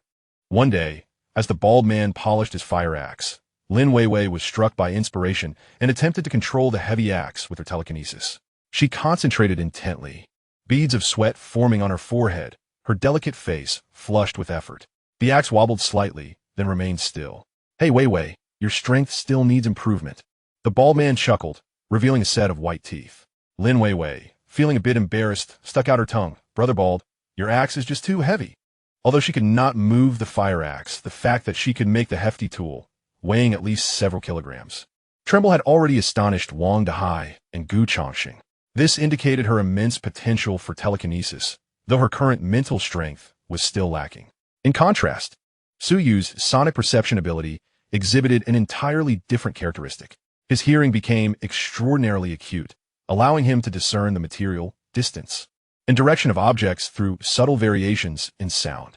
With his eyes closed, he could construct a clear auditory map in his mind. "Brother Wang, at your 3 o'clock, about 5 meters away, there's a cockroach crawling in the crack of the wall," Suyu suddenly spoke. "Xiaoyu, are you joking?" The previous eavesdropper from Dusk Cross couldn't achieve this level. Wang Dahai said, half believing as he approached to move a blocking wooden plank, only to find a cockroach scurrying away in the crack. "Goodness, you can actually hear that?" The bald man exclaimed in astonishment. As time went on, Suyu's range of perception continued to expand, initially only able to sense the surroundings within the base. Within days, he could clearly hear movements up to 100 meters outside. To the east, about 80 meters away, 3 zombies were wandering. To the south, 95 meters at the sewer entrance, signs of mutated rats were evident. With his eyes closed, he reported the surroundings like a radar, providing real-time updates on the situation. His ability was nothing short of a divine skill for the base's security alertness. In addition to passive perception, Suyu also began to experiment with actively utilizing sound waves.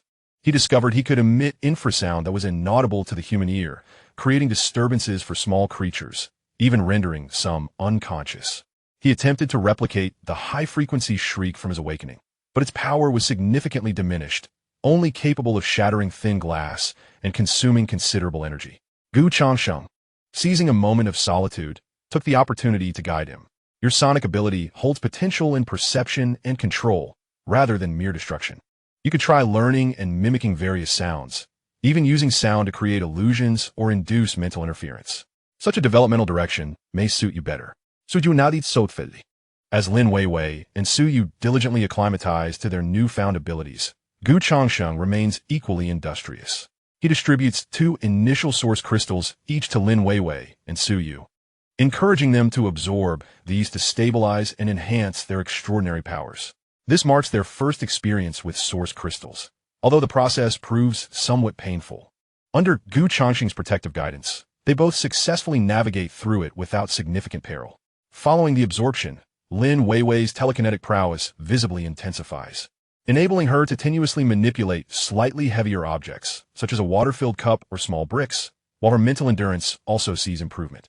Su Yu's auditory perception range expands further, allowing for more refined recognition and control over sounds.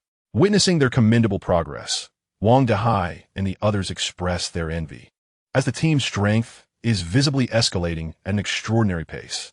Meanwhile, Changsheng secretly prepares to absorb an intermediate source crystal, aware that the process will create considerable disturbance and necessitate an environment of absolute tranquility and safety. He discerns that the bustling underground stronghold is not conducive for such an endeavor. He must seek an opportunity, a plausible justification, to temporarily vacate the stronghold and undertake this significant enhancement in solitude. That opportunity soon presents itself. Early in the morning, the daily intelligence refreshes as scheduled. Upon its update, Changsheng marvels at the serendipity of his fortune. The three pieces of intelligence, remarkably, converge on the abandoned water plant and the mutant entities within. Information 1. Opportunity at the bottom of the underground reservoir of the abandoned water plant in the northern city, a batch of military rations and high-energy compressed biscuits, wrapped in waterproof tarpaulins, lies concealed within the silt. Caution, leeches, zombies, intermediate mutants, occupy the reservoir and are highly sensitive to living flesh. Information 2. Threat, leeches, zombies, intermediate mutants, mature stage, approximately 3 meters in length, are coated in a resilient mucous epidermis that renders ordinary physical attacks ineffective. Weakness, they are averse to high temperatures and strong acids. Their primary offensive methods include spraying corrosive mucus and ensnaring targets with suction cup-laden tentacles. The core source crystal is situated towards the rear of their head. Caution, leeches, zombies exhibit remarkable speed in water and can rapidly recuperate from injuries by consuming blood. Information 3. Character at the top of reservoir area.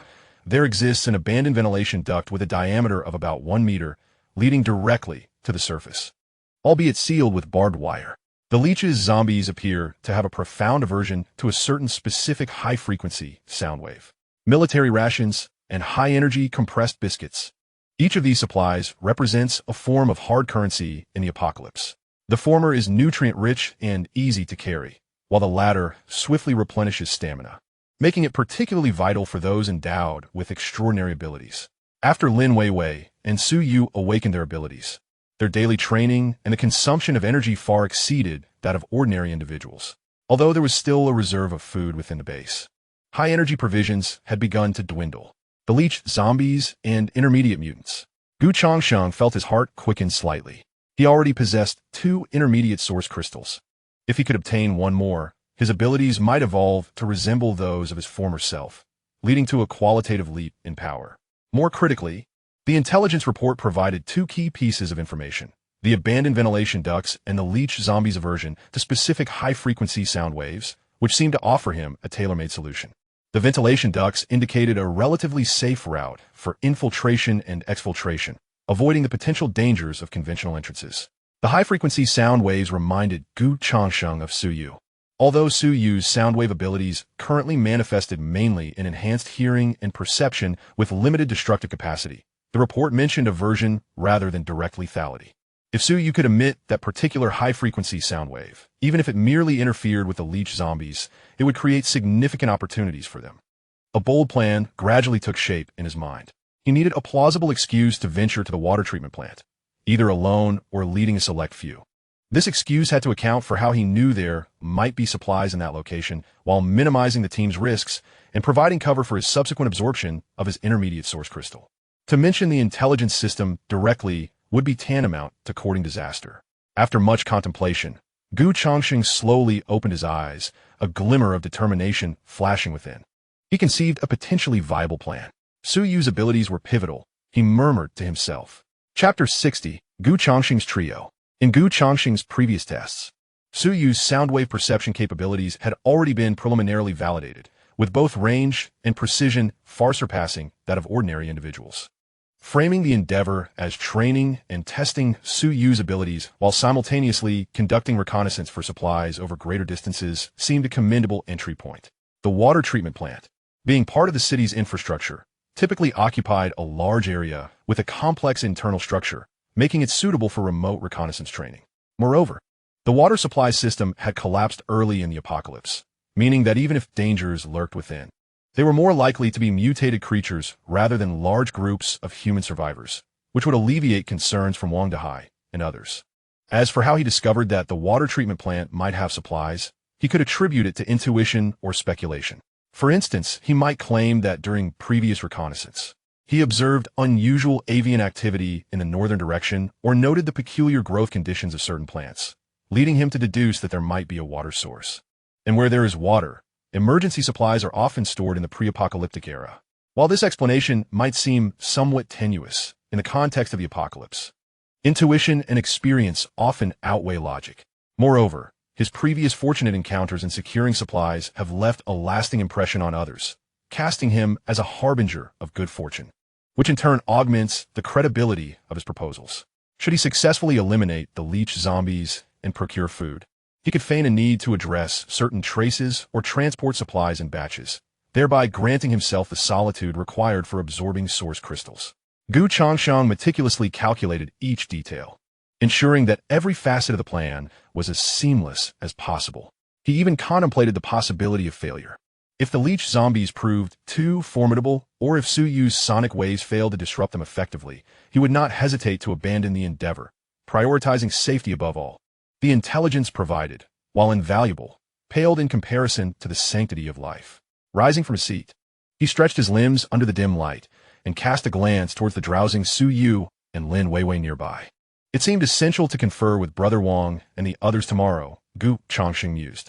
He felt confident in persuading Wang Dahai, for the pressure of food scarcity loomed over everyone like the sword of Damocles. The scheme he proposed appeared to bear manageable risks while offering enticing rewards.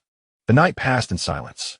As dawn broke, the inhabitants of the basement gradually awakened. After a brief morning routine, Su Ro commenced preparations for breakfast. Once again, it was thin porridge, though the portions allotted to each person were even more meager. Alas, the food supply was dwindling.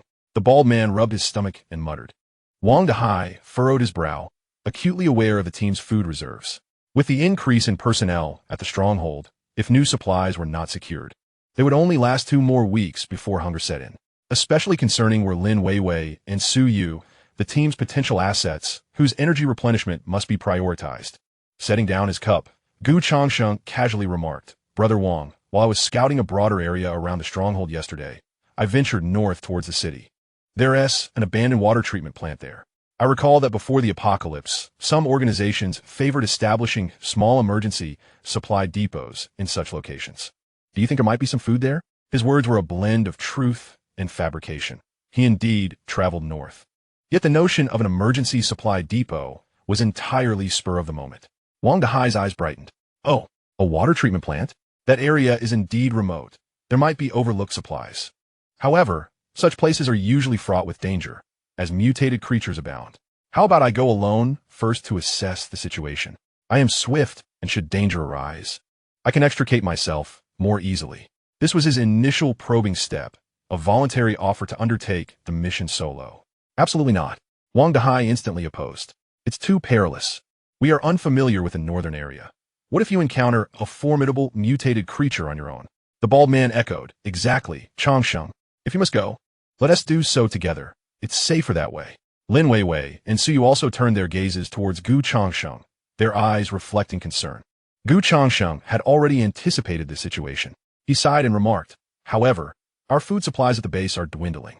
Mobilizing the entire force would lead to significant consumption, and the efficiency may not be high. In places like the water treatment plant, where the structure is complex, having fewer people could actually enhance our agility. He paused, casting a glance at Lin Weiwei and Su Yu. Moreover, I possess a certain intuition, or perhaps a premonition.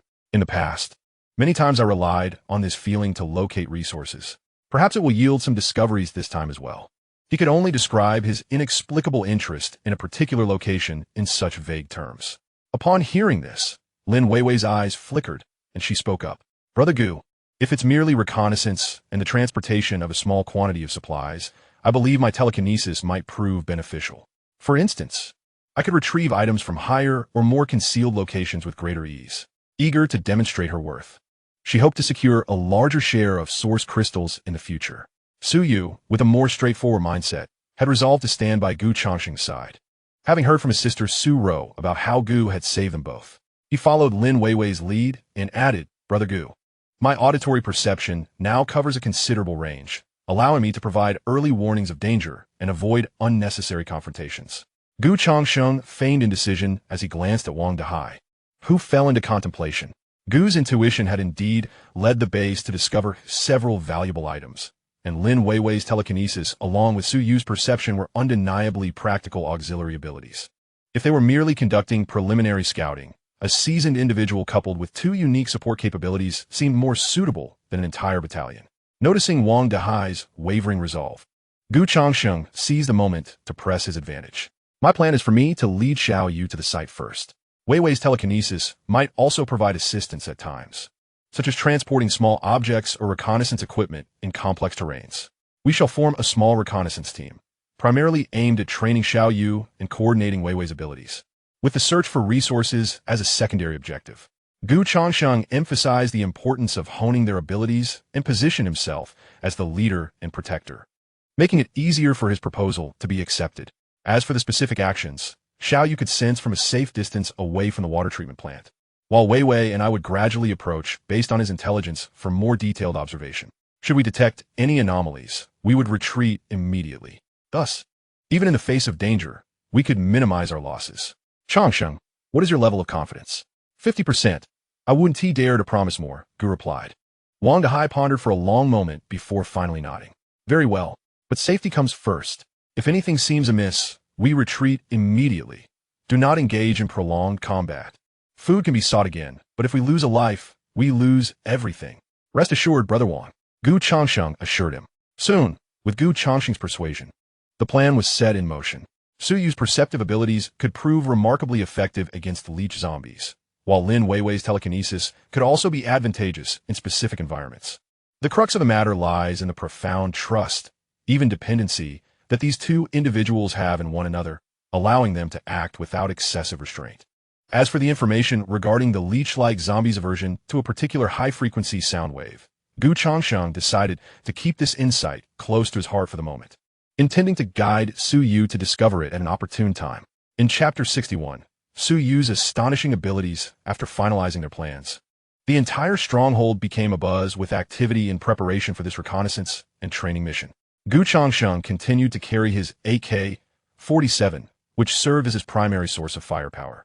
Lin Weiwei, in addition to the crossbow that Xiao Lu had modified for her, brought along numerous specialized bolts, some of which were imbued with toxins extracted from mutated plants, while others were affixed with flammable materials. Though her psychic abilities were not yet suitable for direct combat, they might yield unexpected advantages when combined with these contraptions. Lin Weiwei also thoughtfully prepared a small first aid kit containing bandages, antiseptic, and commonly used analgesics. Su Yu, however, was devoid of any offensive weaponry. His role was one of perception. Gu Changsheng instructed him to carry a pair of binoculars, a sketchbook, and charcoal pencils. Xiao Yu, any anomalies or significant geographical features you perceive, if you find it difficult to articulate them, do your best to illustrate them. This will greatly assist us in assessing the situation. Su Yu nodded earnestly, carefully stowing away the book and pencils. The intelligence mentioned that the leech-like zombies were averse to high temperatures and strong acids. High temperatures brought to Gu Changsheng's mind the idea of Molotov cocktails. Fortunately, there remained some alcohol and glass bottles collected from previous forays, prompting him to enlist Su Ro's help in crafting several rudimentary incendiary devices, sealing the bottle mouths with cloth strips. As for strong acids, such substances were hard to come by in this post-apocalyptic world. After some contemplation, Gu Changsheng instructed Xiao Lu to procure several discarded car batteries. While the battery acid was not highly corrosive, it might serve to irritate or repel certain flesh and blood mutants. He cautiously poured some battery acid into sturdy plastic bottles, marking them conspicuously. The potency of these concoctions remained uncertain, and he cautioned everyone to exercise utmost care, ensuring none would splash upon themselves. As Gu Changsheng reiterated his advice, he privately rejoiced at the specificity of the weaknesses provided by the intelligence system. The bald man regarded the secret weapons prepared by Gu Changsheng with admiration, exclaiming, "Changsheng, your mind is truly resourceful. I would never have thought of such things." Gu Changsheng merely smiled, vaguely explaining, "Since I'm leading the two of you, it's only prudent to be thoroughly prepared. I can't bring people out without ensuring their safe return, can I?" He could not divulge that these were all standard answers. In addition to these preparations, the trio packed sufficient provisions and water for 2 days. Despite their destination being the water treatment plant, no one could guarantee the potability of the water there. With everything in place, it was nearing midday. After a simple lunch, Changsheng's makeshift trio departed from the underground stronghold, embarking on their journey to the water treatment plant in the northern part of the city. The sunlight was somewhat blinding, and the air was thick with the unique scent of decay and dust that characterized the end of the world. The city remained eerily silent, only occasionally interrupted by the distant, haunting cries of the undead, a grim reminder of the harsh reality of this world. Changsheng led the way, wielding an AK-47, his senses alert to the surroundings. Lin Weiwei followed closely behind, armed with a crossbow, occasionally using her psychic abilities to clear away small obstacles, striving to minimize any noise during their passage. Su Yu trailed beside Lin Weiwei, his eyes closed, beads of sweat forming on his forehead, clearly exerting himself to utilize his sound wave perception ability to the fullest. Brother Gu, to the left front, approximately 150 meters. Around the corner of the street, there are 2 wandering undead, Su Yu reported. Changsheng immediately halted, raising his binoculars to gaze in that direction. Indeed, behind an abandoned bus, 2 ragged corpses were aimlessly shuffling, their emaciated skin clinging to their bones, emitting unintelligible guttural sounds. Weiwei, can you handle this? Changsheng inquired. Though he could easily deal with the threat himself, he was merely curious to observe Lin Weiwei's response. She nodded, drawing a standard crossbow bolt from her quiver and knocking it on the bowstring, carefully aiming for the head of one of the undead. Her expression was focused, and her psychic energy subtly stabilized the bow. Whoosh! The bolt flew through the air, striking precisely into the eye socket of the corpse. With the aid of her psychic force, the tremendous impact pinned it against the rear of the bus. The other undead, startled by the commotion, sluggishly turned its head. Before it could react, Changsheng's AK-47 discharged a rapid burst. Bang! The creature's head exploded like a rotten watermelon, blood and brain matter splattering the ground. Well done, Changsheng praised, noting how Lin Weiwei's archery skills had improved significantly with the support of her psychic abilities. Su Yu let out a sigh of relief. He had distinctly heard the sound of the bolt slicing through the air and the bullet penetrating the skull, a sensory experience that left him both anxious and inexplicably exhilarated.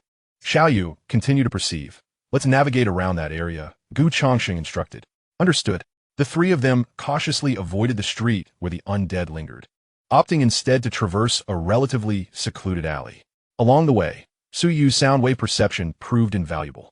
He acted as a mobile radar, continuously alerting the group to potential threats ahead.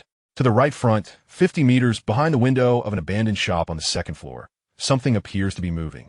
It's small, likely a mutated rat. Up ahead at the intersection, there's a rustling sound from the underground drainage, quite a number. It could be a horde of scavenger rats. To the left, approximately 200 meters away, heavy footsteps can be heard, indicative of at least a low-level mutant. Based on Su Yu's information, the trio continuously adjusted their route, striving to avoid unnecessary confrontations. When confronted with the unavoidable presence of scattered zombies or minor mutated creatures, the trio swiftly resolved these encounters through their harmonious collaboration. Although Lin Weiwei's telekinesis was not yet potent enough to directly engage heavy targets, it excelled in supportive roles. She could levitate stones and hurl them from a distance to divert the attention of the undead, thus providing Changsheng with opportunities to shoot. At times, when faced with low obstacles, she could also elevate Su Yu, aiding him in effortlessly clearing the barriers. Their impressive synergy caused Changsheng to nod silently, instilling him with increased confidence regarding their expedition to the water treatment plant. After traversing for more than 2 hours, the relatively open area to the north of the city came into view, a sprawling complex featuring several enormous circular water storage tanks and a cluster of low-lying factory buildings emerged before them. That must be the abandoned water treatment plant, Changsheng thought. Xiaoyu, how do you feel? He inquired, stopping behind a relatively concealed crumbling wall. Su Yu closed his eyes, concentrating for a moment before his complexion paled slightly. Brother Gu, it's incredibly quiet inside, yet there's an indescribable sense of oppression. I can sense the sound of flowing water, quite pronounced, likely underground. There are also faint sounds, as if numerous insects are writhing, emanating from below. Numerous insects writhing? Changsheng's interest was piqued. Could he be referring to the tentacles of the leech zombies? Can you perceive any particularly powerful entities? Changsheng pressed on. Suyu shook his head. It's too far, and the underground structure is complex, resulting in significant interference. I can only vaguely sense a substantial energy reaction in the underground reservoir area, filled with a chilling and hungry essence. The description of a chilling and hungry essence resonated with the intelligence regarding the leech zombies, which were extremely sensitive to living flesh. Changsheng nodded, formulating a plan in his mind. All right, let's not approach just yet. Find a higher vantage point and try to sense again to see if you can locate the reservoir or ventilation ducts. Chapter 62. The Emergence of Leech Zombies. The walls of the water treatment plant had long since collapsed in multiple places, revealing gaping black openings. The factory area was overrun with weeds, while various unnamed, mutated plants stubbornly sprouted through the cracks in the concrete, extending their bizarre and contorted branches and leaves. The air was thick with the pungent sense of rust, the metallic tang of water, and a faint whiff of decay. Changsheng and his companions cautiously avoided the main entrance and infiltrated the factory area through a relatively concealed breach in the wall. Xiaoyu, which direction do you think offers the best visibility and relative safety? Changsheng whispered. He had already discerned that Suyu's abilities, while both perception-based, like the previous Dustcross's wind-listening ear, were more akin to a form of sonic reconnaissance, making it difficult to discern spoken words. Whereas wind-listening ear had sharper hearing but lacked in terrain surveying. Suyu closed his eyes, attentively listening to the surrounding environment. His delicate visage appeared somewhat pallid due to the concentration of mental energy, with beads of sweat trickling down his forehead. After a brief moment, he pointed towards a concrete edifice, approximately 3 to 4 stories tall, located in the southeastern corner of the factory complex. Brother Gu, over there atop that building, should be the former office or control room. The area is relatively open, and I sense only a few scattered zombies wandering nearby. The building's structure remains fairly intact. Very well, let us proceed there. The three of them crouched low, utilizing the abandoned pipes, equipment, and rampant weeds within the factory as cover.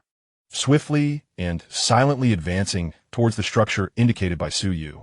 Along the way, they indeed encountered several zombies meandering through the factory grounds. These zombies appeared to be former employees of the water treatment plant, clad in tattered blue uniforms. They moved sluggishly, posing minimal threat, and were swiftly dealt with by Changsheng and Lin Weiwei using silenced weapons, creating little commotion. Before long, the trio arrived at the base of the concrete building. The door to the stairwell hung askew in its frame, marred by dried, dark red stains. I will go in first, Changsheng signaled to Lin Weiwei and Suyu, indicating they should remain vigilant. Gripping his AK-47 tightly, he took a deep breath and slipped into the dark stairwell. The air inside was thick with the musty odor of mildew and dust.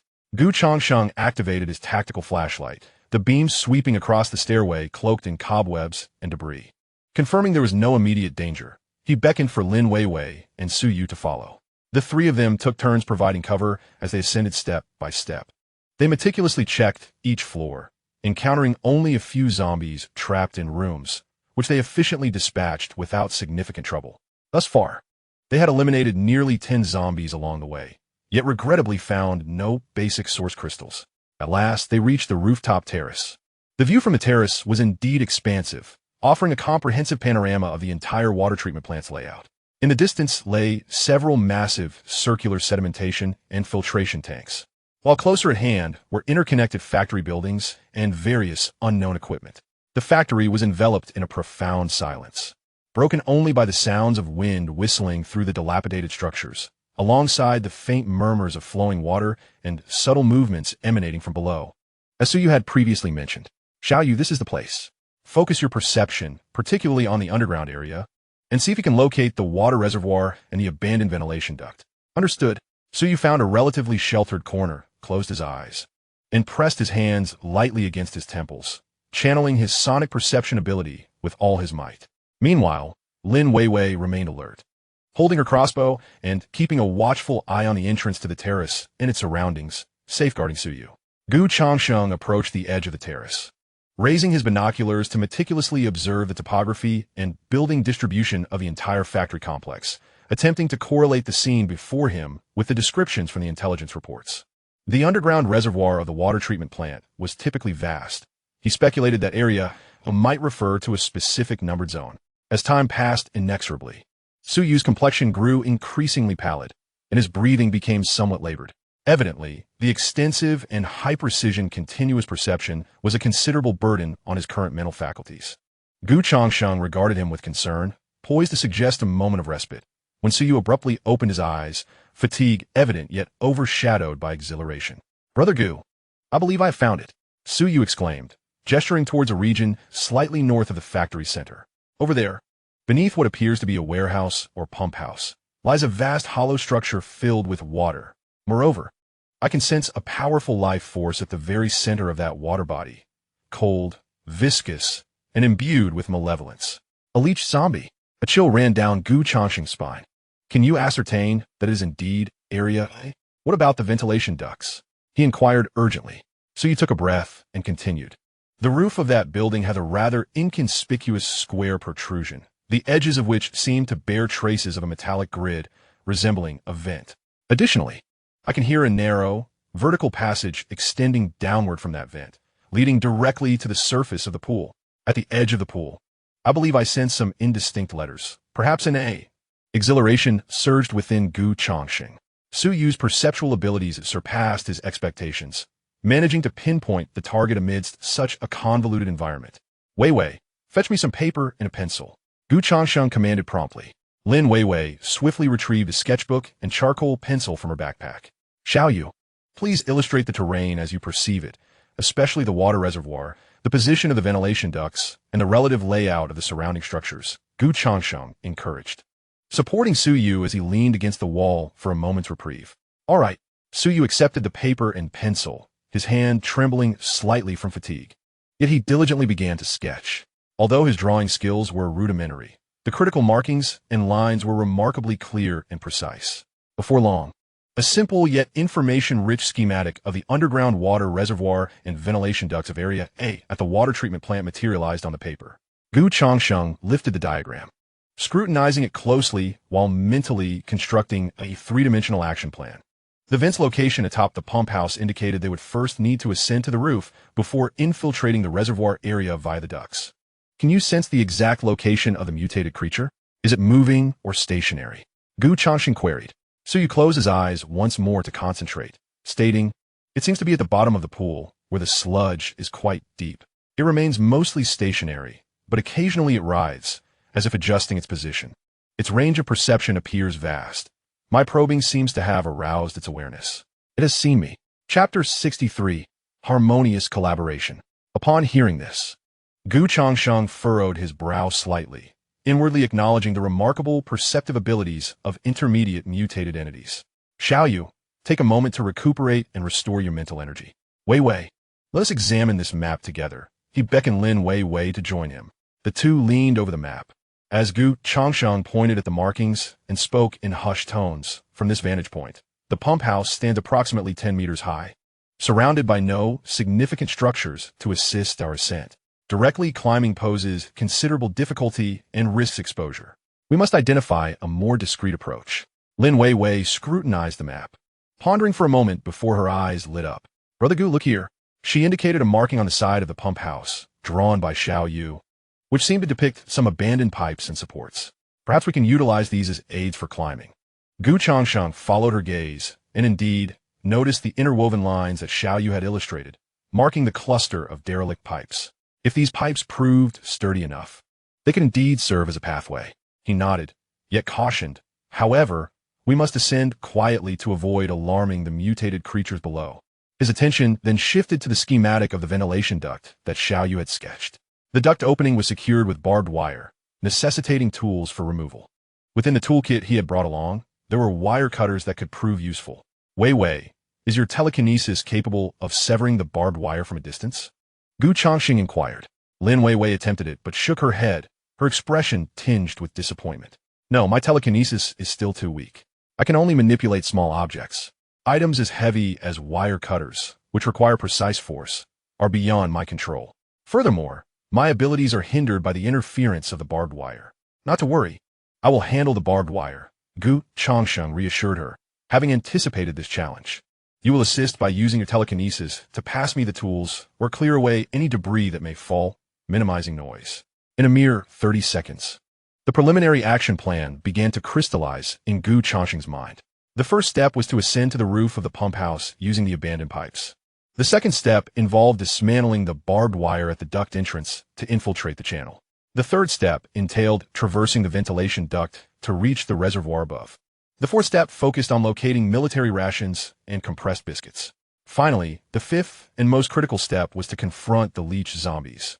Should it prove too perilous to engage, the intermediate source crystal could be forfeited. Survival took precedence.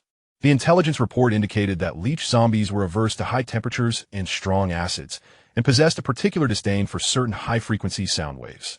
Changsheng turned to the recovering Xiaoyu.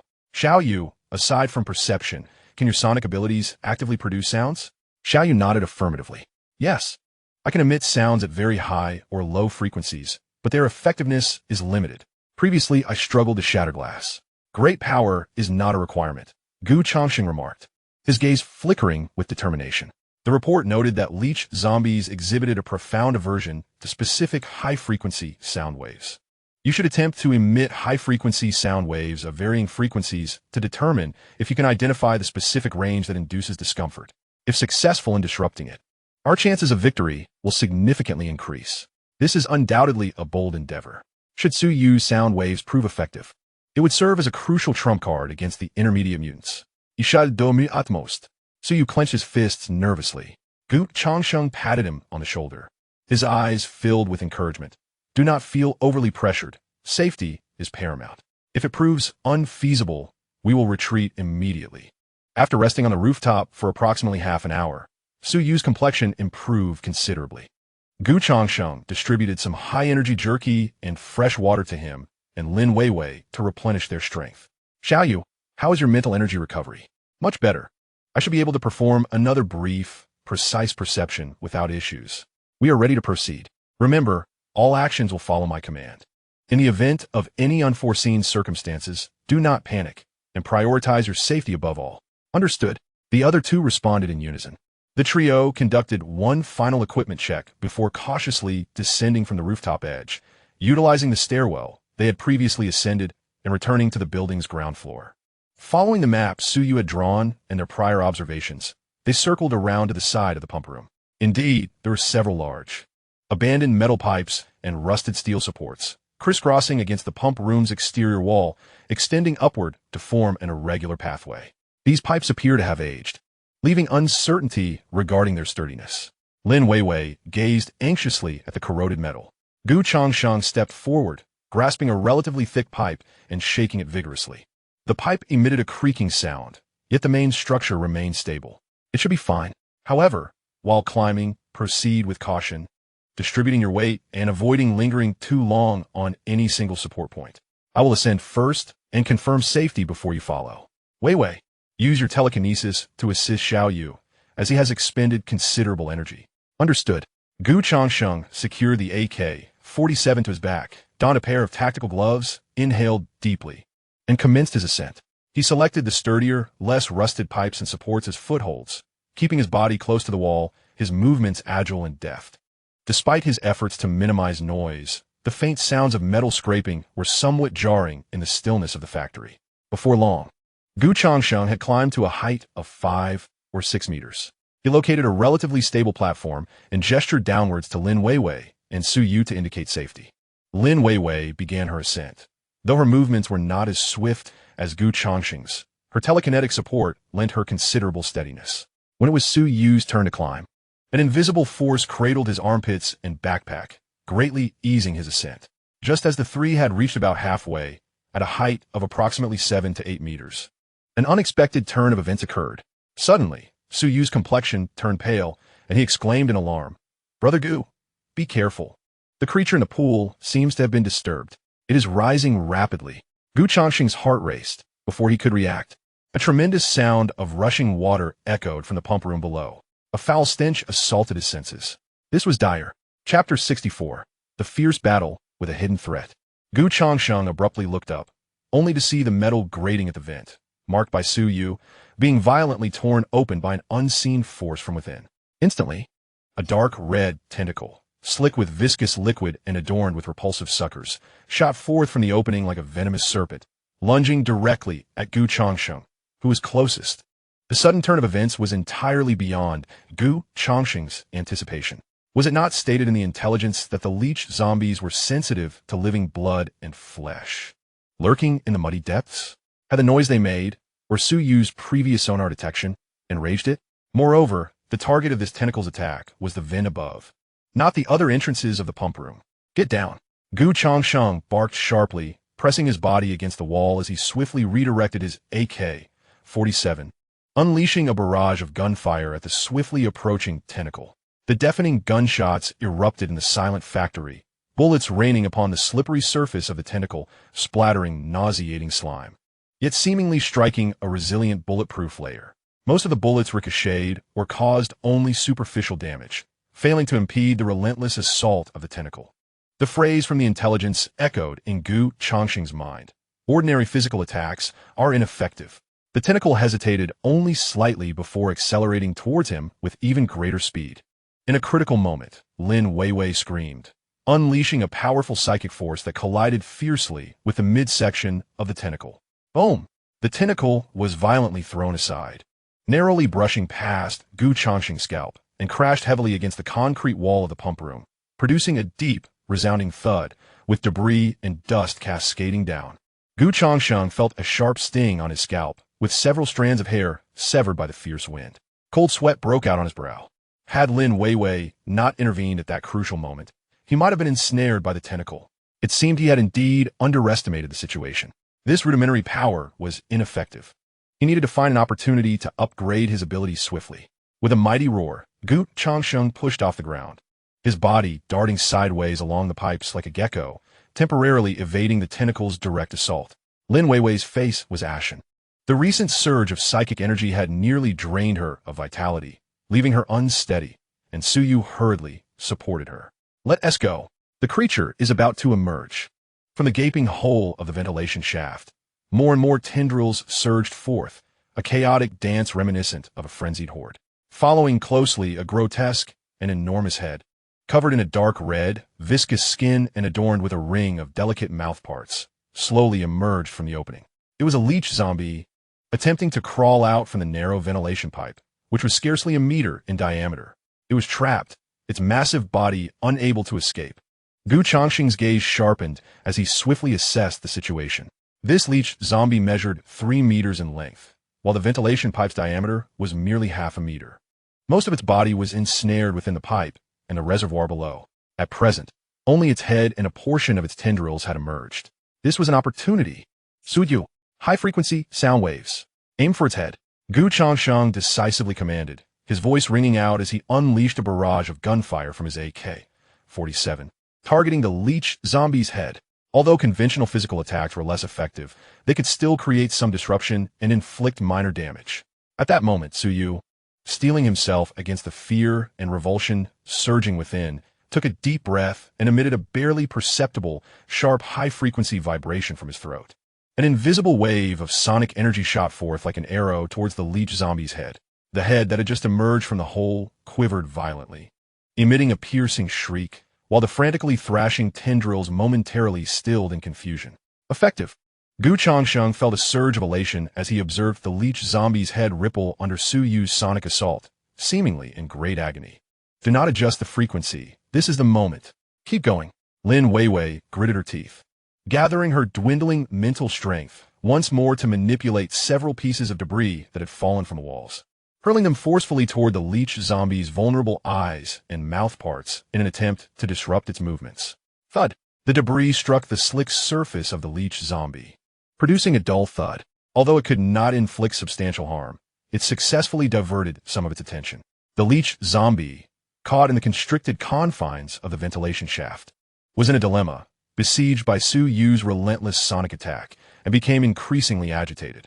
Its thick tendrils lashed out wildly against the ceiling and walls of the pumping room, sending debris flying and dust swirling. With a thunderous crash, a massive concrete block was swept from the edge of the ceiling by a tendril, plummeting to the ground with a whistling sound, stirring up a cloud of dust. Gu Changsheng realized that although the AK bullets inflicted limited damage to the leech zombie, concentrated fire on the same area of its head could still produce gruesome wounds, oozing a foul, dark green ichor. High temperature, strong acid. A spark of inspiration ignited in Gu Changsheng's mind, and he shouted down below, "Wei Wei, Molotov cocktail. Use your telekinesis to throw it up. Target its head and those tendrils." At this moment, Lin Wei Wei felt utterly exhausted, her delicate face, drained of color due to the excessive consumption of mental energy, still managed to summon the strength to heed Gu Changsheng's command. With a determined effort, she retrieved a Molotov cocktail from the side of her backpack.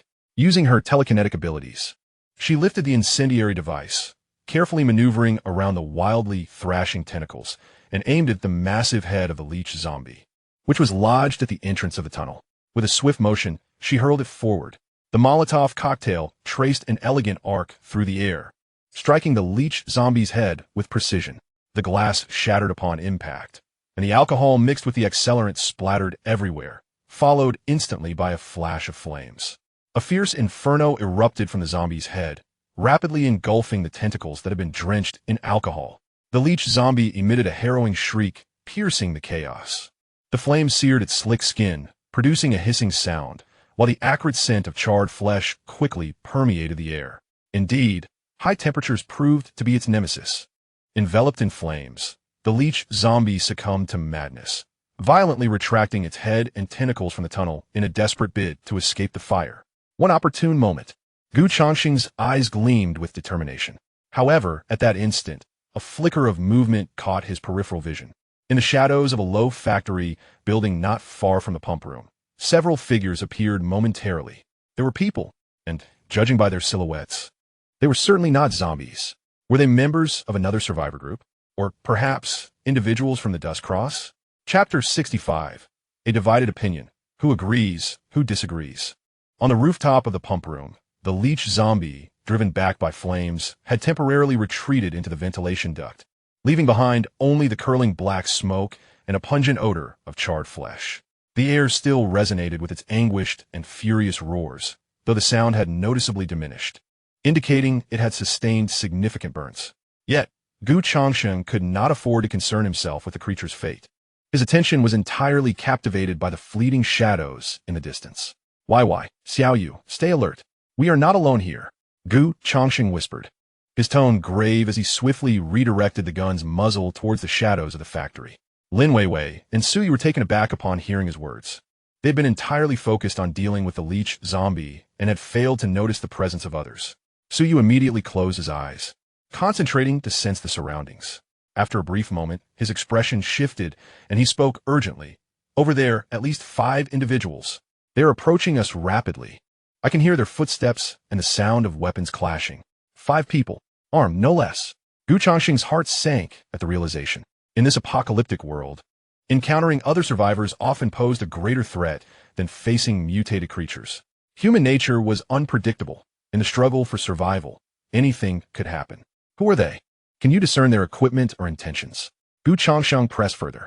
Suyu carefully discerned the situation, shaking his head. The distance is rather great, and they are moving with utmost caution. Their sounds quite chaotic. I can only sense their malevolent intent. It seems they were lured here by the recent gunfire and explosions. The mantis stalks the cicada, unaware of the oriole behind.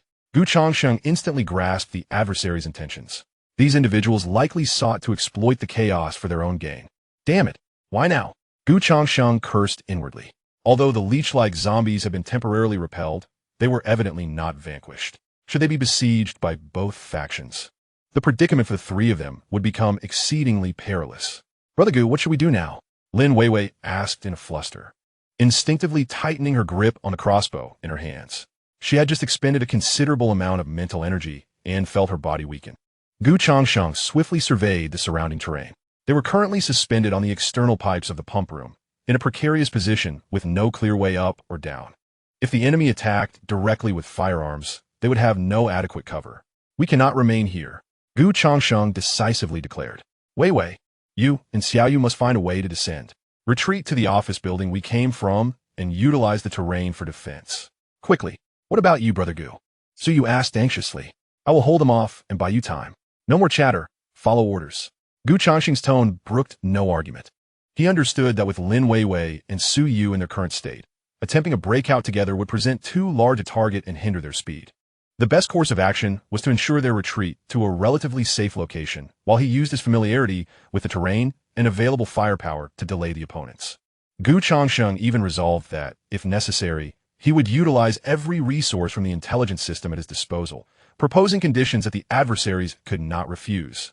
For preserving their lives took precedence. Lin Weiwei gritted her teeth, aware that this was not the time for hesitation.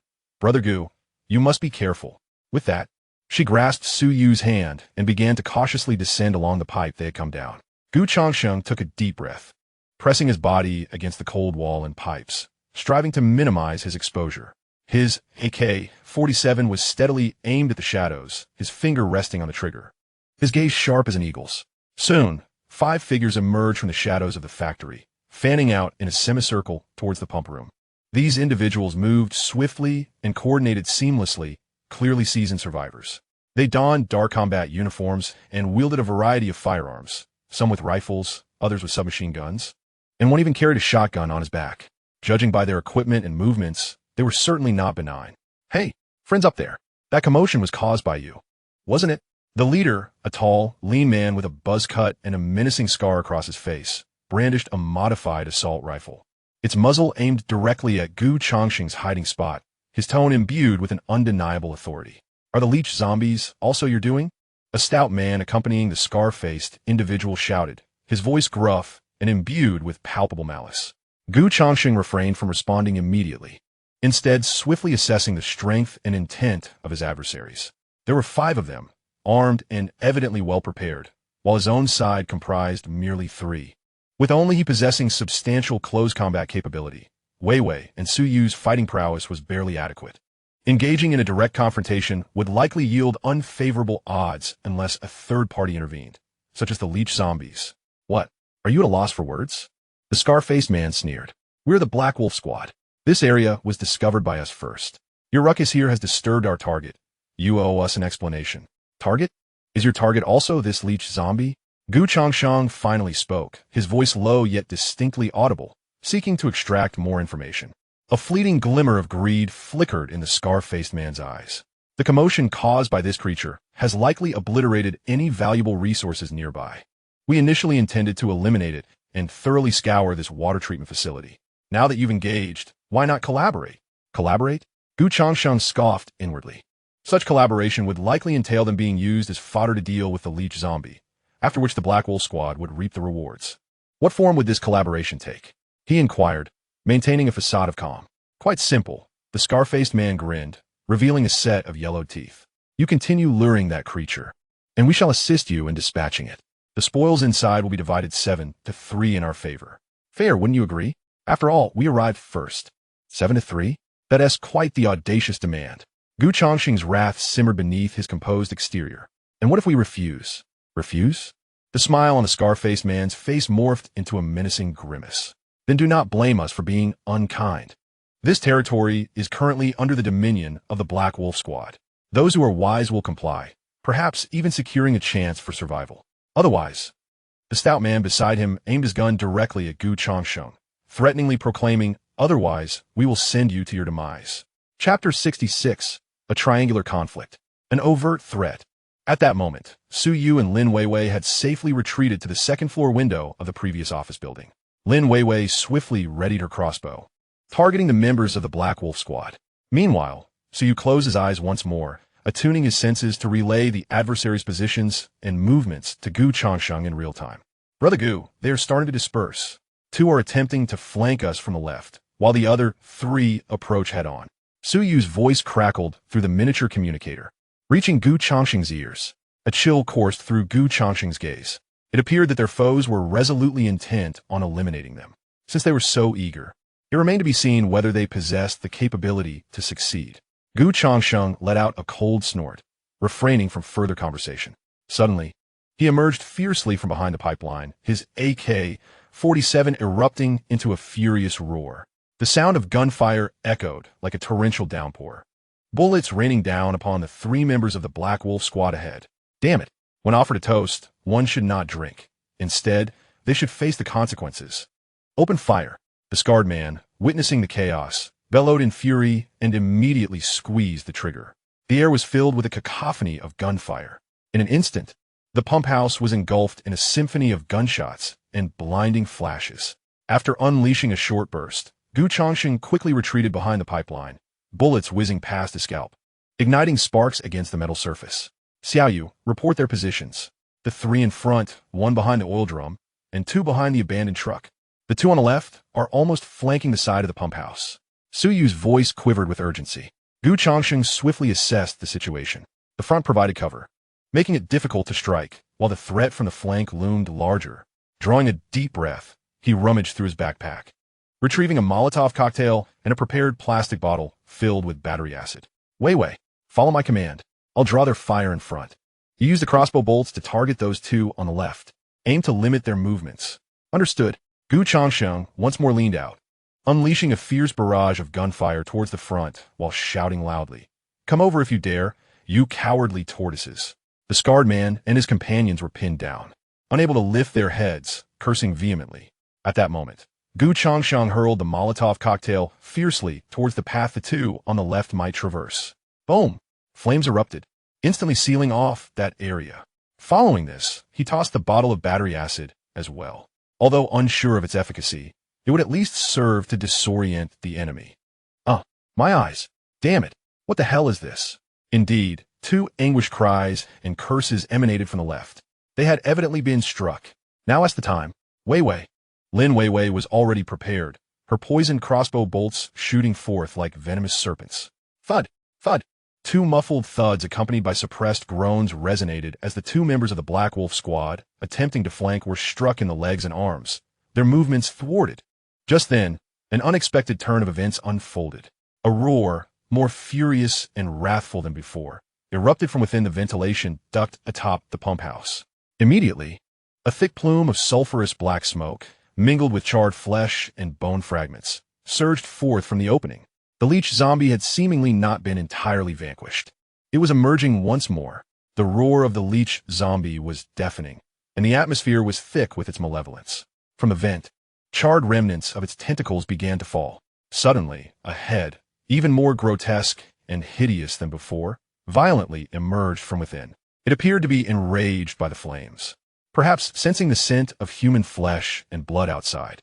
This time, it desperately sought to extricate itself from the constricted passage.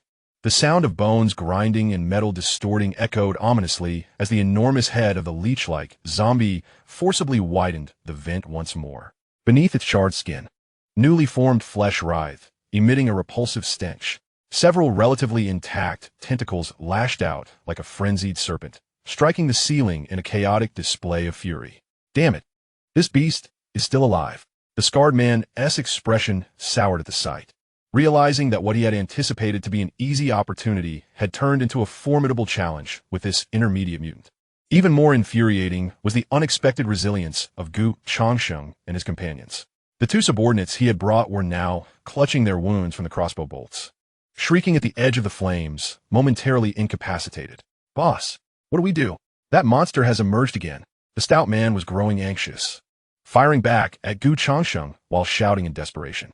A glint of ruthlessness flashed in the scarred man's eyes. "What are you afraid of? It is currently trapped. This is the perfect opportunity to eliminate it. First, deal with that little brat above, and then we'll work together to finish off this beast. Everything inside is ours." No sooner had he spoken than he rolled on the ground to evade a series of pinpoint shots from Changsheng, then abruptly raised his hand and unleashed a barrage of bullets toward the vent where Changsheng was concealed. Hot, hot, hot, hot. Changsheng felt the wind whistling past his ear as sparks flew. He quickly retracted his head, several strands of hair severed by the bullets, and small droplets of blood trickled down his face from the metallic shards that had grazed him. "Brother Gu, are you all right?" Lin Wei's voice crackled through the communicator, laced with panic. "Yem mifine. Don't worry about me. Stay safe." Changsheng wiped the blood from his face, his gaze growing increasingly frigid. The situation was exceedingly unfavorable for the three of them. The reappearance of the leech-like zombie had completely derailed his plans. Although the Black Wolf squad was temporarily hindered, three members still retained their full combat capabilities. He needed to break this deadlock swiftly Suyu, can you still utilize sound waves? Hit that beast with another powerful blow. Wei, use your telekinesis to disrupt those 3S line of sight. Create an opportunity for me. Changsheng issued his commands with urgency. I'll try. Suyu's voice sounded weak, clearly affected by prior exertions. Nevertheless, he gritted his teeth and summoned his powers once more. Buzz. Another high-frequency sound wave shot toward the head of the leech-like zombie. Screech. The leech-like zombie emitted a piercing shriek, its thrashing tentacles abruptly freezing. Simultaneously, Lin Weiwei exerted her utmost effort, channeling her telekinesis. Though she could not attack directly, she lifted the sand, debris, and tattered cloth from the ground, conjuring a small dust storm that rained down upon the scarred man and his companions. Spit! What is this nonsense? My eyes! My eyes! The scarred man and his two companions found themselves in disarray as the sudden sandstorm enveloped them, impairing their vision and momentarily stalling their firepower. Now was the moment. A glimmer of determination flashed in Changsheng's eyes. Without hesitation, he abruptly emerged from behind the pipe, his AK-47 unleashing a deafening roar. However, his targets were not the Black Wolf Squad, nor the head of the leech zombie. Instead, he aimed at the thrashing tentacles of the leech zombie that were violently striking the roof, already on the verge of collapse. Chapter 67, Slaying the Leech Zombie. Tot.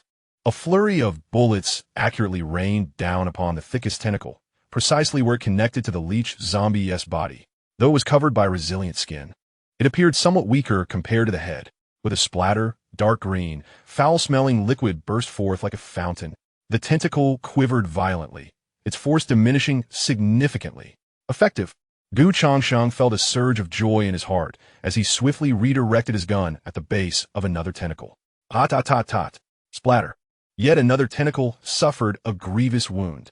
The leech zombie seemed to finally sense the deadly threat from below. Its head, lodged in the opening, swiftly turned towards Changsheng. It opened its maw, filled with serrated teeth, emitting a soul-chilling roar. Immediately after, a thick, green, corrosive slime erupted from its mouth like a high-pressure water gun, hurtling directly towards Changsheng. Watch out! Lin Weiwei and Suyu exclaimed in unison. Changsheng shouted urgently. The range of the slime was vast, and its speed astonishingly swift, leaving him little time to evade completely. In a split second, Changsheng abruptly recoiled inward, hurling his backpack forcefully forward. Sizzle. The corrosive slime splattered predominantly onto the backpack, instantly riddling the sturdy canvas with holes, releasing plumes of white smoke. A small portion spattered onto Changsheng's arms and calves, quickly corroding his combat suit and leaving behind multiple small holes, causing a searing pain to emanate from his skin. Damn it! Changsheng grunted in pain, feeling as though his arm and calf had been seared by a branding iron. He gritted his teeth against the sharp agony, activating his basic regeneration ability as the flesh gradually corroded and slowly regenerated. His AK-47 continued to roar, accurately targeting the bases of the leech zombie's remaining tentacles. He was taking a gamble that he could incapacitate those damned tentacles before the leech zombie fully emerged from the ventilation duct, or before the Black Wolf Squad realized his presence and mounted a lethal attack. Splatter. Two more tentacles were shredded by bullets, falling helplessly to the ground. The frequency of the leech zombie's attacks noticeably decreased. It seemed to be thrown into disarray due to the excruciating pain and the incapacitation of its tentacles. Boss, that guy is attacking the tentacles. This beast is nearly done for. The stocky man exclaimed in surprise, having discerned Changsheng's intentions. A glint of malevolence flickered in the scarred man's eyes. What a splendid opportunity. Ignore that kid.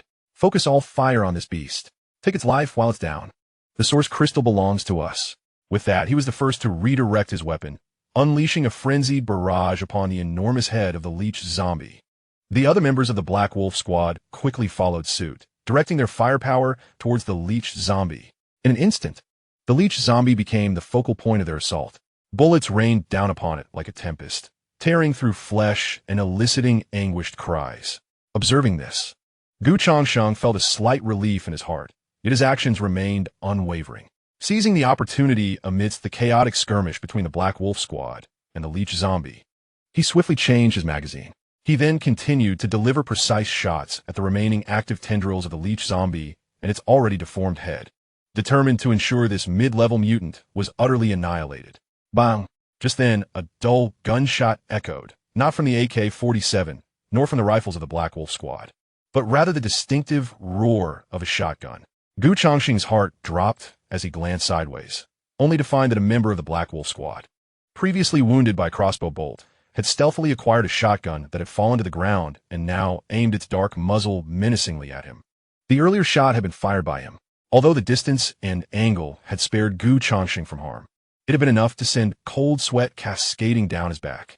He had been careless, having overlooked these two injured adversaries. You bastard! The Black Wolf squad member bellowed, preparing to pull the trigger once more. Boom!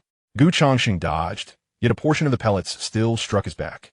In that fleeting moment, he hurled a short dagger, empowered by his basic strength ability, directly into the adversary's wrist. A scream erupted as the shotgun slipped from his grasp. However, the other injured member of the Black Wolf squad had already drawn a handgun from his waist, aiming it at Gu Changsheng, who had become exposed while evading the shotgun. Brother Gu, Su Yu cried out in despair, instinctively wanting to unleash a sonic wave. But the strain of repeatedly activating his abilities left him with a splitting headache, rendering him incapable of mounting an effective attack. In that critical moment of life and death, a flicker of determination ignited in Gu Changsheng's eyes. He abruptly turned, disregarding all else, and aimed his AK-47 at the gun-wielding foe. Yet he was swift, but his opponent's bullet was swifter. Bang! Gu Changsheng felt a sharp, searing pain radiate from his left shoulder, a tremendous force jolting his body, nearly causing him to tumble from the pipe. He had been shot. The agony surged like a tidal wave, enveloping his vision in darkness. Yet, just as his consciousness began to wane, a peculiar warmth surged forth from his heart, swiftly coursing toward his injured left shoulder. It was his basic regeneration ability. At this critical juncture between life and death, the body instinctively awakened its regenerative abilities without any conscious prompting. Although the gunshot wound could not be immediately healed, a warm current alleviated the excruciating pain to some extent and staunched the flow of blood, allowing him to retain a glimmer of consciousness. Gu Changsheng bellowed, suppressing the agony as he pulled the trigger. The gunfire echoed, and bullets swiftly consumed the member of the Black Wolf squad wielding a firearm. Simultaneously, the leech-like zombie, besieged by both the Black Wolf squad and Gu Changsheng, emitted its final anguished wail, its enormous head drooping helplessly as it fell silent. The air was thick with the acrid scent of blood and charred flesh. Before the pump house, an eerie stillness enveloped the scene. Chapter 68. Crisis temporarily averted. The gunfire ceased, leaving a haze of smoke in its wake. Against the outer wall of the pump house, Gu Changsheng's face was as pale as paper, his combat uniform stained crimson with blood across his left shoulder. Nevertheless, he tenaciously gripped the AK-47 in his right hand, its muzzle trembling slightly as he vigilantly surveyed the area below. His rudimentary regenerative ability was slowly mending the gunshot wound on his shoulder. The tearing pain gradually subsided. Yet waves of weakness from blood loss assailed him. The massive head of the leech zombie lay ensnared at the mouth of the ventilation duct. Dark green blood and shattered tissue continuously dripping, now utterly motionless. On the side of the Black Wolf squad, the situation was equally dire. A member attempting a flanking maneuver now lay on the ground, moaning in agony, rendered incapable of fighting. The assailant who had ambushed Gu Changsheng with a shotgun found his wrist pierced by Gu's dagger and collapsed nearby. The one Gu Changsheng had ultimately shot down met a particularly gruesome fate. Up front, Scar Man and the stocky figure fared no better. The stocky man's calf was grazed by a stray bullet, and he grimaced as he bandaged the wound. Scarred Man bore no visible injuries, yet his hand trembled slightly around the assault rifle, his gaze towards Gu Changsheng filled with fear and malice. He could hardly fathom that this seemingly solitary young man could exhibit such fearless tenacity and formidable combat prowess. To his astonishment, hidden in the shadows were also a skilled archer and a peculiar individual capable of emitting strange sound waves. The 5-member Black Wolf squad, well-equipped and harmoniously coordinated, had gained a notorious reputation in this region. Today, they had suffered a significant setback at the hands of several unknown youths. "Boss, that guy's been shot too," the stocky man remarked, his eyes flickering with a hint of hope as he noticed the bloodstains on Gu Changsheng's shoulder. Scarred Man remained silent, fixated on Gu Changsheng. He could sense that despite his injury, Gu Changsheng's fierce spirit remained undiminished. Moreover, who could say if the two hidden figures had any further tricks up their sleeves? "Brother Gu, are you all right?" Anxious voices echoed through the communicator. They had just witnessed the harrowing scene of Gu Changsheng being shot, their hearts lodged in their throats. "He won't die." Gu Changsheng gritted his teeth, forcing out a few words with a raspy voice. We will come help you." So you exclaimed anxiously. "Don't come over. Stay where you are." Gu Changsheng barked sharply. He understood that his current condition was dire. If Lin Weiwei and Suyu descended, they would merely become hostages. The scarred man, overhearing the conversation through the communicator, flickered with uncertainty. He was not yet ready to concede defeat. The leech zombie was dead, and the intermediate source crystal lay within reach. Moreover, this waterworks facility undoubtedly held abundant supplies. To leave in such a cowardly fashion was utterly unacceptable. Furthermore, he had forged a deadly enmity with this young man. Should he let the tiger return to the mountain, the consequences would be dire. "Kid, you truly have guts." The scarred man spoke slowly, his voice somewhat hoarse. "However, this is where it ends for you. The intermediate source crystal and this waterworks are ours." Having said that, he abruptly signaled to the stout man beside him, and they both raised their guns simultaneously. At that moment, whoosh, a crossbow bolt, accompanied by a sharp whistling sound, grazed the scarred man's scalp and was forcefully embedded in the wall of the pump room behind him. The arrow's tail quivered slightly. The scarred man broke into a cold sweat, instinctively shrinking his neck. "Don't move. One more step, and the next arrow will pierce your skull." Lin Weiwei's icy voice rang out from the direction of the office building. Her voice trembled with anger and tension, yet her tone remained resolutely firm. The scarred man's face turned ashen. He had not anticipated that the girl's archery would be so precise, nor that she would dare to launch an attack in such a precarious situation. Seizing this opportunity, Gu Changsheng, enduring the excruciating pain in his shoulder, retrieved a Molotov cocktail from his waist, bit through the igniting cloth, and hurled it fiercely at the feet of the scarred man and the stout fellow. Boom! Flame surged once more, although the distance was considerable and the Molotov did not directly strike them. The explosion and the scattering glass shards were enough to send them into a frenzy. "Damn it! A lunatic! Truly a madman!" The scarred man cursed as he clumsily recoiled. Gu Changsheng did not linger in battle. He knew he had to swiftly deal with the leech zombie, acquire the source crystal, and then find a place to tend to his wounds and absorb the few intermediate source crystals he possessed. He ignored the scarred man below and directed his gaze toward the leech zombie's head, which was lodged in the ventilation duct. The core source crystal resided toward the back of its head, and the information resurfaced in his mind. Taking a deep breath, Gu Changsheng supported himself with his uninjured right arm and cautiously approached the ventilation duct. The leech zombie's head was a grotesque mess, its charred flesh and dark green slime mingling together, emitting a nauseating stench. Gu Changsheng stifled his nausea and used the stock of the AK-47 to pry apart the shattered flesh, meticulously searching for something. Soon, he discovered a slightly protruding hard object at the back of the leech zombie's head, near the neck. He pried it open with the muzzle of the gun, revealing a fist-sized crystal. The crystal was an inky green, emanating a chilling aura and radiating a powerful energy fluctuation. It was a mid-level source crystal. Moreover, judging by its hue and energy signature, its quality seemed superior to any he had previously acquired. A surge of joy filled Gu Changsheng's heart. Without a moment's hesitation, he extended his right hand and swiftly extracted the icy, slick source crystal from the zombie's flesh. As he grasped the crystal, a wave of pure and formidable energy surged through him, warming his body, which had grown cold from blood loss. At that very moment, a loud bang echoed. 2 shots rang out. Bullets struck the metallic pipe beside him, sending forth blinding sparks. "You brat, hand over the source crystal," roared the scarred man, his assault rifle belching flames. A chill ran down Gu Changsheng's spine as he clutched the crystal, rolling to the side just in time to narrowly evade the deadly assault. However, the violent movement caused his left shoulder wound to split open again, blood gushing forth, blurring his vision and nearly causing him to faint. "Brother Go!" Lin Weiwei's voice cried out in alarm once more. Suddenly, 3 crossbow bolts whizzed through the air, forcing the scarred man to retreat momentarily in search of cover. "Damn it! Withdraw!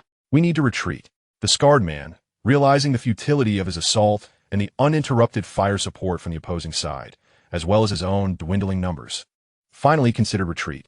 He shot a furious glare at Changsheng's hiding spot, and then cast a reluctant glance at the leech zombie's corpse before grinding his teeth and shouting to his stout companion, "Help the injured brothers. We're leaving." The stout man, as if receiving a reprieve, immediately assisted an injured comrade, while another wounded individual struggled to rise. The group, in a pitiful state, helped each other and fled toward the factory's exit. The scarred man covered their retreat, firing a few random shots before swiftly vanishing into the shadows of the warehouse. The crisis seemed to have been temporarily averted. Chapter 69. The supplies are within reach. The members of the Black Wolf squad fled in disarray, restoring a semblance of calm to the factory area. Save for the crackling of the Molotov cocktails and the strong stench emanating from the leech zombie's corpse. Leaning against the cold metallic pipe, Changsheng gasped for breath. The gunshot wounds his left shoulder and back burning fiercely, although his regenerative abilities were still at work. The weakness and dizziness from blood loss surged over him like a relentless tide. "Brother Go, how are you? We're coming down." Changsheng managed to lift his head with great effort, seeing two figures rushing toward him from the direction of the office building, their faces turned upward in concern. "I can still hold on," Changsheng rasped. Wei, Xiaoyu, you two stay back for now." Below, did the members of the Black Wolf squad leave anything behind? Particularly weapons and ammunition. Changsheng firmly believed that in their frantic escape, the Black Wolf squad must have inadvertently abandoned some items. "Indeed, Brother Gu, so you immediately respondeth." That scar-faced man dropped 2 rifles and some magazines while fleeing. "The one you dispatched also had a handgun on him. Wei, can you still utilize your psychic abilities? Gather those weapons and ammunition, especially the bullets. Hurry, I can still manage." After saying this, Lin Wei concentrated her mind, extending an invisible force that lifted the scattered firearms and magazines from the battlefield, delivering them to Suyu. In a flurry of activity, Suyu hurriedly collected the spoils, bringing them together in a pile. Changsheng observed the busy duo below, feeling a sense of calm wash over him as his gaze returned to the dark green source crystal in his hand. This intermediate source crystal felt icy to the touch, yet contained a surging energy, seemingly more refined than the nameless intermediate source crystal he had previously acquired from the Dust Cross, and remarkably close in grade to the one he had discovered in the abandoned psychiatric hospital. Besides this source crystal, the intelligence mentioned military rations and compressed biscuits, which were still located at the bottom of that damned reservoir. He glanced at the ventilation pipe, now swollen by the water leech zombies, from which black smoke continued to billow, though the previous violent aura had dissipated. Military rations were urgently needed to replenish energy and tend to his injuries, but those provisions were equally essential for the base. Wei, Xiaoyu, I am preparing to descend. Provide me with support." Changsheng gritted his teeth, using his uninjured right arm and legs to support himself as he slowly slid down the rusted pipe. Each movement tugged at the wounds on his left shoulder and back, sending waves of excruciating pain coursing through him. Sweat soaked his forehead, and his vision began to fade. At last, just as he felt he could no longer bear it, his feet landed on solid ground. Lin Wei and Suyu rushed to his side, each supporting his wavering body from opposite sides. Changsheng waved his hand, his forehead drenched in cold sweat. "I can still hold on. First, tend to my wounds." Lin Wei's eyes glistened with unshed tears as she fumbled through the first aid kit for bandages and antiseptic. Suyu stood nearby, anxiously watching, eager to assist, but unsure where to begin. As she tore open the battle suit soaked in blood, the gunshot wound on his left shoulder was a shocking sight. The bullet had likely penetrated the muscle, but fortunately, it seemed to have missed the bone and vital arteries. His primary regeneration ability had already reduced the bleeding, yet the surrounding flesh remained inflamed and swollen. With tears in her eyes, Lin Wei carefully cleaned Changsheng's wound with antiseptic, then meticulously bandaged it with clean gauze and dressings. Her touch was gentle, fearful of causing him pain. Ouch! Despite her carefulness, Changsheng still gasped in discomfort. "I'm sorry, Brother Gu, does it hurt terribly?" Lin Wei choked out. "It is nothing, just a minor injury. It will not claim my life." Changsheng managed to force a smile as he reassured them. "More importantly, we must swiftly retrieve the items and depart from this place. That scar-faced man might return unexpectedly." "Brother Gu, the weapons have been gathered," one of them exclaimed. 2 assault rifles, a handgun, 7 rifle magazines, and 3 pistol magazines. A flicker of intensity crossed Gu Changsheng's eyes as he instructed, "Consolidate the ammunition and reload our firearms. If those weapons are functional, take them with us. If not, let them be discarded in the reservoir. We cannot afford to leave the enemy anything of value." The trio sprang into action. Despite the pain, Gu Changsheng inspected the seized firearms. The Black Wolf Squad's weapons were relatively well-maintained and operational. He completed the loading of the AK-47 magazines and secured the handgun at his waist.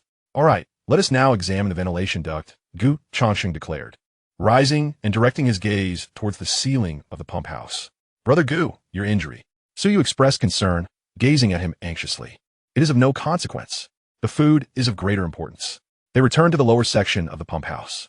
The opening of the ventilation duct was approximately 10 meters above ground, and previously they had climbed up the abandoned pipes on the exterior. Given Gu Changsheng's injury, scaling it again was evidently impractical. "Vivi, can your telekinesis assist in lifting me up?" Gu Changsheng inquired, looking at Lin Weiwei.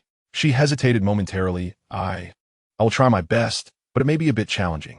There is no need to lift me entirely. If you could merely alleviate some of my weight, allowing me to reach the edge of the duct more easily, that would suffice." Taking a deep breath, Lin Weiwei closed her eyes, her mental focus sharpening as a wave of invisible telekinetic force gradually elevated Gu Changsheng. His body swayed slightly as he ascended at a slow pace, beads of sweat forming on Lin Weiwei's forehead, clearly under immense strain. When Gu Changsheng was but a few meters from the duct opening, Lin Weiwei let out a soft groan, her telekinetic energy wavering. "That is enough," Gu Changsheng promptly responded. He grasped the jagged edge of the duct with his uninjured right arm, exerting force to flip himself into the dark tunnel. Inside the duct, a pungent scent of blood and charred flesh permeated the air, as remnants of leech zombies obstructed a significant portion of the passage. Gu Changsheng suppressed his nausea and illuminated the path ahead with his tactical flashlight. The ventilation duct descended vertically. He carefully made his way down the makeshift ladder along the duct wall, descending approximately 7 or 8 meters when he heard the sound of water below. As the beam of his flashlight illuminated the area, a vast underground reservoir came into view. The water surface was not far from the duct opening, emanating a chilling aura, with bits of leech zombie flesh and slime floating atop. According to the intel, military rations were said to be at the bottom of the reservoir, wrapped in waterproof tarpaulin. Gu Changsheng frowned at the sight. The leech zombies had lingered there for so long. Who knew what other dangers lurked within that water?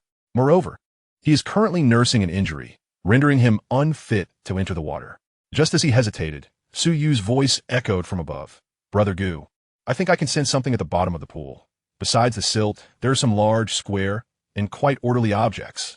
Gu Changsheng felt a stir of interest in his heart. "Can you ascertain their location?" "Yes, it's slightly to the right, directly beneath us." Gu Changsheng directed his flashlight toward that spot. The water had become somewhat murky due to the recent battle, yet he could faintly discern several meters below the surface a number of large bundles partially obscured by silt, wrapped in dark oilcloth. There were quite a few of them. "Weiwei, with your telekinesis, can you retrieve those bundles from the water?" Chapter 70. Telekinesis and Unexpected Discoveries. Gu Changsheng could imagine the toll that continuous use of telekinesis would take on Lin Weiwei. However, he found himself devoid of better options. With his injury, entering the water was inadvisable, and Su Yu was, after all, a non-swimmer with abilities ill-suited for underwater tasks. "Weiwei, do not overexert yourself. If it proves too difficult, we can abandon some of them," Gu Changsheng said with reluctance. "Rest assured, I know my limits," Lin Weiwei replied, taking a deep breath before once more summoning her telekinesis. This time, her target was those bundles, several meters deep, partially buried in silt. Her invisible force pierced through the water surface, struggling to extend toward the bottom. The resistance of the water was far greater than that of air, and the weight and depth of the target posed an unprecedented challenge for Lin Weiwei. Gu Changsheng anxiously watched the water surface from the pipe's opening. Seconds ticked by. Lin Weiwei's breathing grew increasingly labored, and Gu Changsheng could even hear her muffled groans of effort. Suddenly, Su Yu exclaimed in delight, "It's moving! Those bundles are moving! They are slowly rising from the silt." A wave of joy surged within Gu Changsheng as he shone his flashlight downward. Indeed, amidst the murky depths, a massive dark bundle was being gradually extracted from the silt, inching its way toward the surface. The ascent was painfully slow, with each rise. Lin Weiwei exerted tremendous effort. Gu Changsheng could feel the growing intensity and instability of her mental energy above. Splash! At last, the first bundle broke through the water's surface, floating atop it.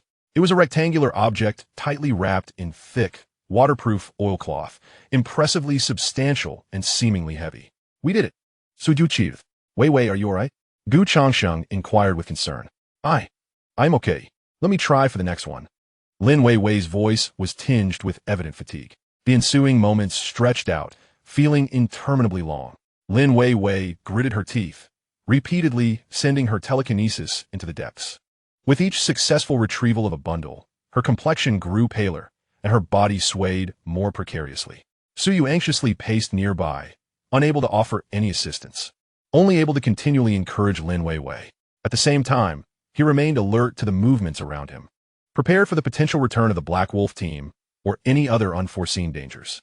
Gu Changsheng, by the vent, employed a resilient strip of flesh severed from a leech-like zombie's tentacle as a makeshift rope, dragging one package after another from the water's surface to the edge of the duct. 1, 2, 3.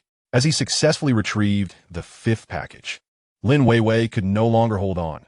She coughed up a small amount of blood and collapsed to the ground. No more pushing yourself. That's enough. This is sufficient. Xiaoyu, take care of Weiwei. I will handle these. Gu Changsheng suppressed his emotions and began to hoist the packages he had pulled to the duct, S mouth upward. These packages were exceedingly heavy, each weighing perhaps 40 to 50 kilograms. Gu Changsheng's right arm was intact, and his primary strength ability granted him power beyond that of an ordinary person. However, with his left shoulder injured, the task proved quite laborious. By the time he lifted the last package from the duct and placed it on the roof of the pump house, he was drenched in sweat, and the wound on his left shoulder began to throb painfully once more. At that moment, his gaze sharpened. In a corner near the edge of the reservoir, something seemed to glimmer in the mud, emitting a faint metallic sheen. What could that be? He had been so focused on the massive oilcloth packages that he had overlooked this detail. Gu Changsheng's heart quickened as he grasped his tactical flashlight again, directing it toward the corner for a closer inspection. The water was murkier than before, stirred up by the leech-like zombies and the mud raised by Lin Weiwei's telekinetic retrieval of the packages, yet illuminated by the flashlight. He vaguely discerned what appeared to be a metal box buried in the muck. The box was not large, resembling a portable safe, mostly concealed by mud, with only a corner visible, reflecting a ghostly metallic glow. Could it be? Gu Changsheng's heart raced. The intel had only mentioned military rations and compressed biscuits, with no mention of this metal box. Was this an unexpected find beyond the information provided, hidden in such a secretive location alongside substantial military supplies? The contents of this box were likely of significant importance. Xiaoyu, Weiwei, wait a moment.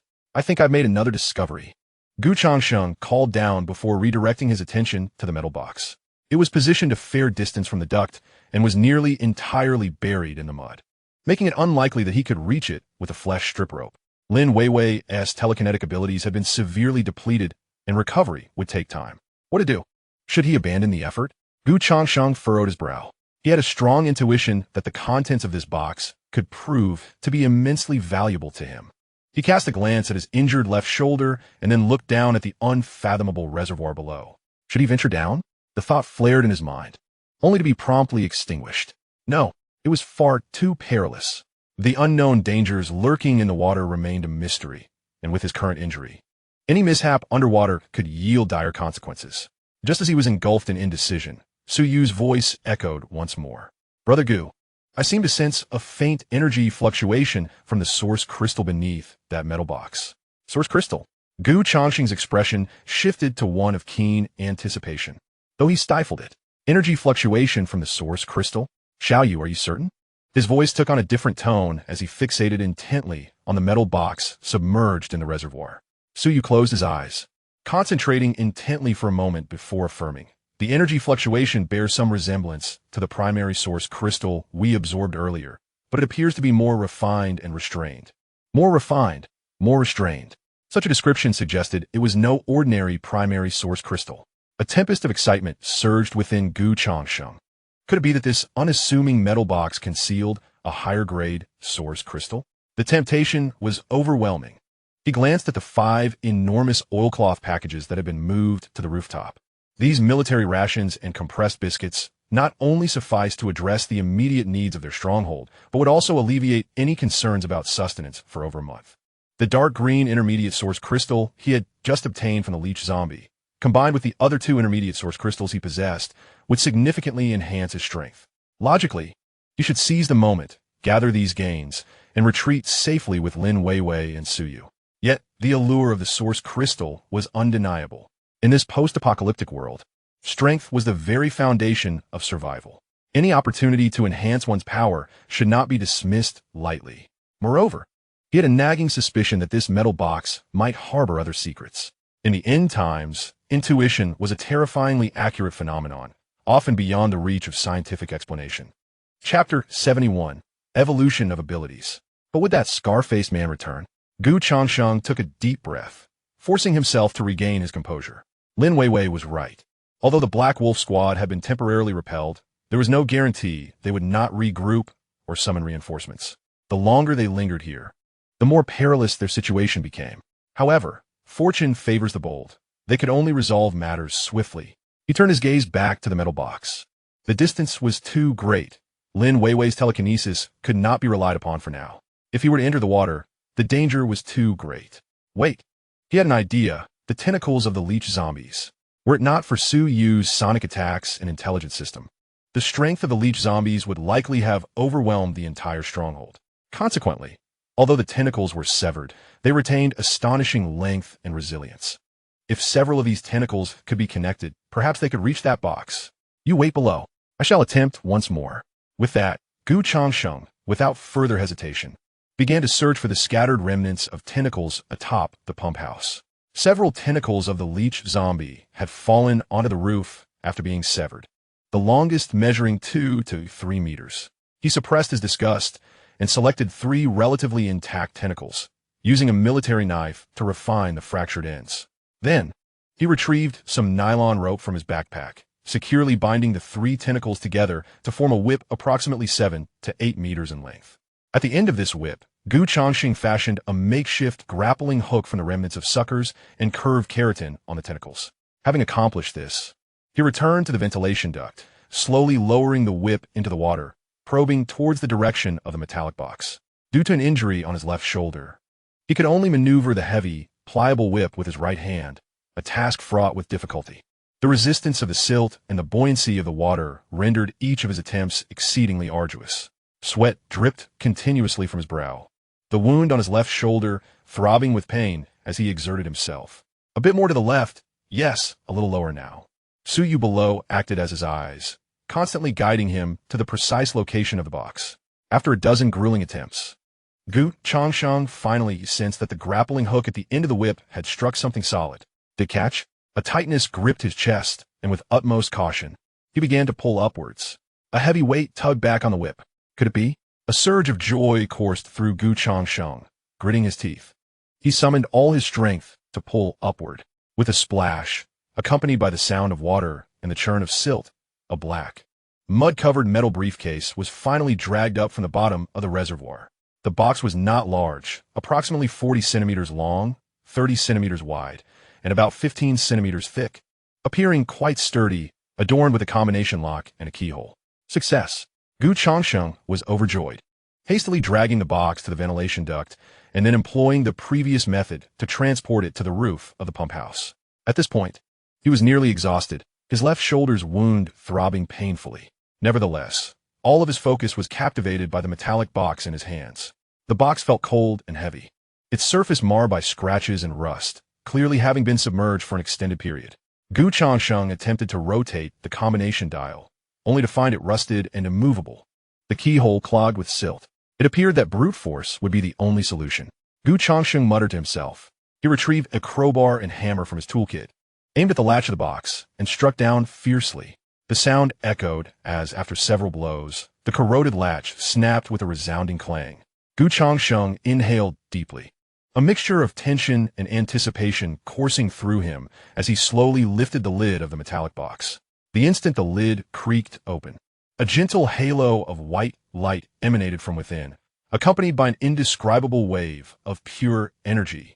Inside the box lay a thick layer of black velvet, upon which rested three remarkable objects. To the left, a diamond-shaped crystal, roughly the size of a pigeon's egg, glimmered with a translucent sheen, radiating a soft white glow. The energy emanating from this crystal was several times more potent than the dark green intermediate source crystal he had just acquired, and its purity and refinement were unparalleled. Could this be an advanced source crystal? He never imagined that within this unassuming metallic box lay a legendary advanced source crystal, given the rarity of intermediate source crystals. The value of an advanced one was incalculable. Just one advanced source crystal could enable an intermediate ability user to break through their limitations, or even propel a gifted novice to unprecedented heights. At the height of his astonishment, an unexpected event unfolded. As he made contact with the energy radiating from the advanced source crystal, his primary regeneration ability surged forth with unprecedented vigor, as if it had been ignited by a powerful stimulus. The gunshot wounds on his left shoulder and back began to writhe and heal at a visibly rapid pace. New flesh sprouted, accompanied by a tingling itch, swiftly filling the wounds. The bullet lodged in his muscle seemed to be extricated by an invisible hand, clattering as it fell from the wound to the floor beside the metallic box. In the span of mere moments, the once gruesome wounds had mostly healed, leaving only a few pale pink scars, devoid of any traces of blood. Intermediate regeneration ability. Changsheng reveled in the powerful vitality surging through him and a newfound control over his bodily injuries, feeling an elation that transcended his previous existence. He could clearly sense that his healing capacity had increased at least fivefold. Ordinary cuts and scrapes could likely be mended in an instant. Even the gunshot wounds were recovering at an astonishing rate. This was nothing short of a miraculous skill for survival. In a perilous post-apocalyptic world, such restorative capabilities meant he possessed an extraordinary advantage for survival. What delighted him further was that the immense energy, after propelling his regeneration ability to an intermediate level, had not completely dissipated. A portion of it, like a gentle stream, began to nurture his other primary ability. A faint sound, akin to bones grinding against one another, resonated from within him. Changsheng felt his muscles tense suddenly, an explosive sense of power surging through every limb. Instinctively, he clenched his fist, and a subtle crack echoed in the air. His primary power ability began to show signs of breaking through its limitations. Although it did not directly break through like the regenerative abilities, there was a distinct sensation of a significant enhancement in his power limit, seemingly just a step away from reaching intermediate strength. With a heavy exhale, Changsheng expelled a breath of murky air. The weakness from blood loss still lingered, yet the pain from his physical wounds had largely dissipated, and the bleeding had mostly ceased. At this moment, he cast his gaze upon the advanced source crystal within the metallic box, which had once radiated a gentle white light, but now appeared dull and lifeless. Its size had drastically diminished, shrinking from the size of a pigeon egg to that of a fingernail. It was evident that the energy contained within had been nearly entirely absorbed by him, leaving only a fragile crystalline shell that seemed on the verge of turning to ash. The energy of the advanced source crystal was indeed as terrifying as recorded in the annals of his previous life. Changsheng marveled inwardly. Merely the residual energy that had dissipated had allowed him to achieve a remarkable enhancement in two of his basic abilities, completely unprepared as he was. If he could fully and actively absorb an entire crystal, the effects would be unimaginable, just as he was about to succumb to regret. A voice that did not belong to him seemed to resonate within his mind. Chapter 72, Dragon Blood Enhancer. The content of the voice was barely discernible, sounding as if it were whispering or perhaps singing. Changsheng was certain that this voice did not originate from his current self, and there was no one else around. Yet, it felt as though the voice had penetrated his mind, forcibly pulling him back from his lamentation. When the voice faded, he scarcely noticed the shift in his mindset. It transformed naturally into, "Such unexpected fortune is already a blessing from the heavens. One should not be overly greedy." At that moment, his gaze fell upon the remaining two items within the metallic box. On the right side lay a uniquely designed silver metal syringe, quietly resting on the black velvet. The walls of the syringe contained a pale golden liquid that refracted a blue-golden sheen under the dim light, emanating a peculiar life force that bore some resemblance to the energy of the advanced source crystal, yet with a gentler essence. Beside the velvet lay a folded, yellowed piece of paper which contained the description of this medication. Gu Changsheng cautiously picked up the paper and gently unfolded it. The texture of the paper was quite special, combining the flexibility of paper with a hint of metallic coolness. Written in an archaic script were several lines of small text. Dragon blood enhancer. Incomplete version extracted from the blood of subdragon species, supplemented with various rare materials. Refined through a special process. It can selectively enhance physical attributes and has a low probability of awakening special bloodline abilities. Risk warning. This is an early experimental product with poor energy stability. Injection may likely cause severe rejection reactions, even endangering life. Use with caution. Dragon blood enhancer? Gu Changsheng's pupils constricted slightly. Subdragon species? This world still harbored such legendary creatures? Gu Changsheng had grown accustomed to the existence of various mutated entities in the apocalypse. However, now informing him of the existence of mythical creatures proves to be a far more challenging notion to accept.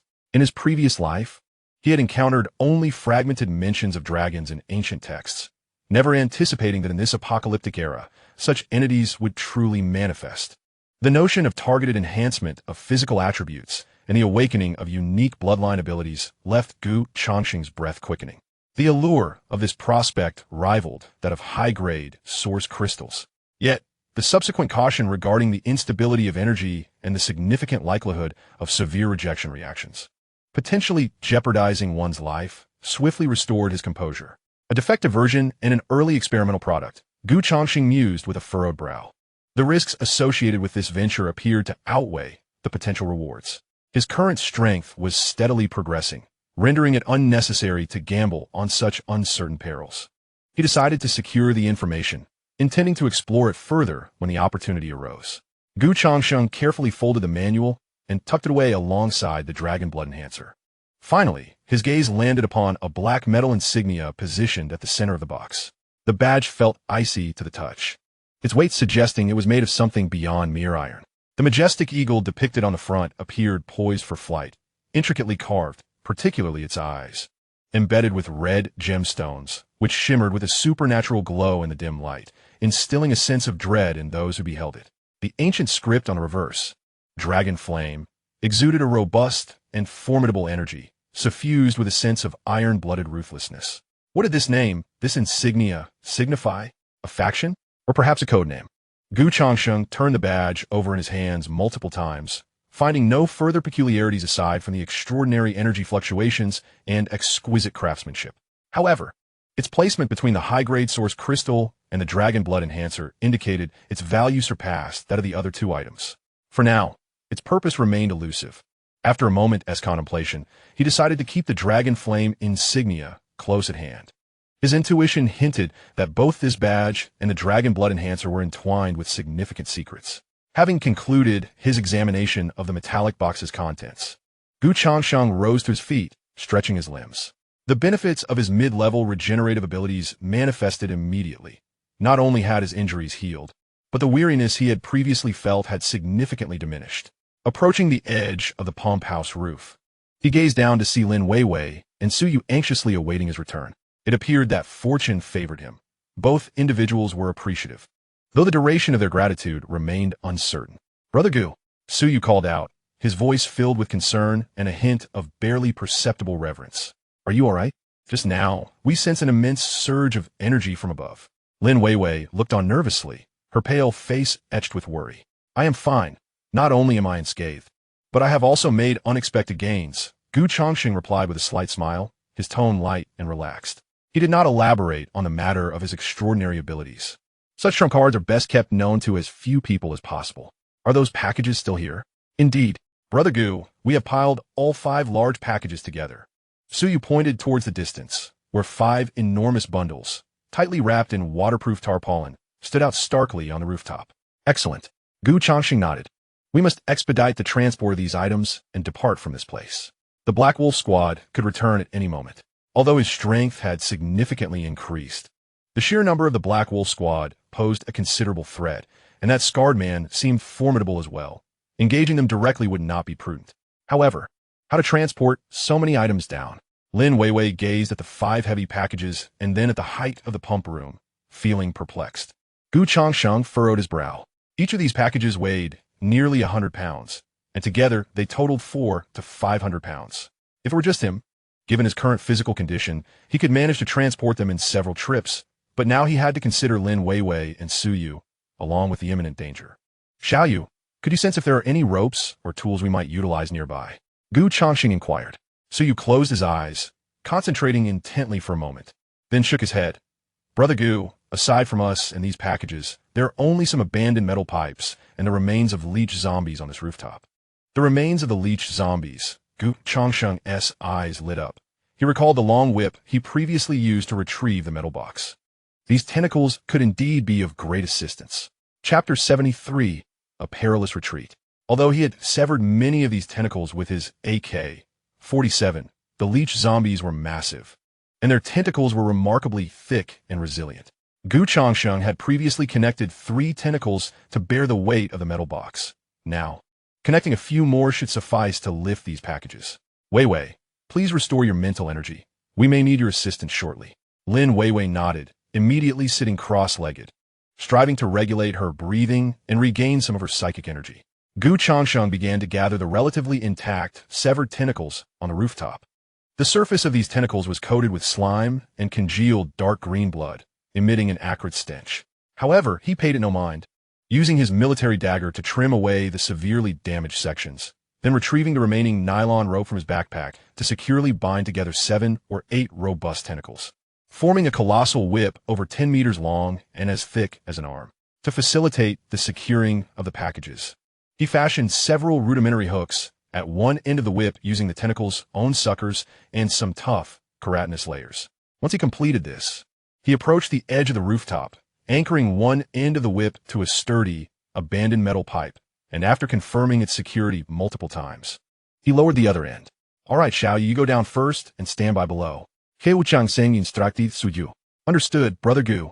Without hesitation, Su Yu grasped the descending long whip and cautiously slid down. His movements were somewhat awkward, yet fortunately, he landed safely on the ground. Weiwei, how are you? Gu Changsheng inquired as he turned towards Lin Weiwei. Lin Weiwei opened her eyes. Her complexion had improved slightly, though fatigue still lingered.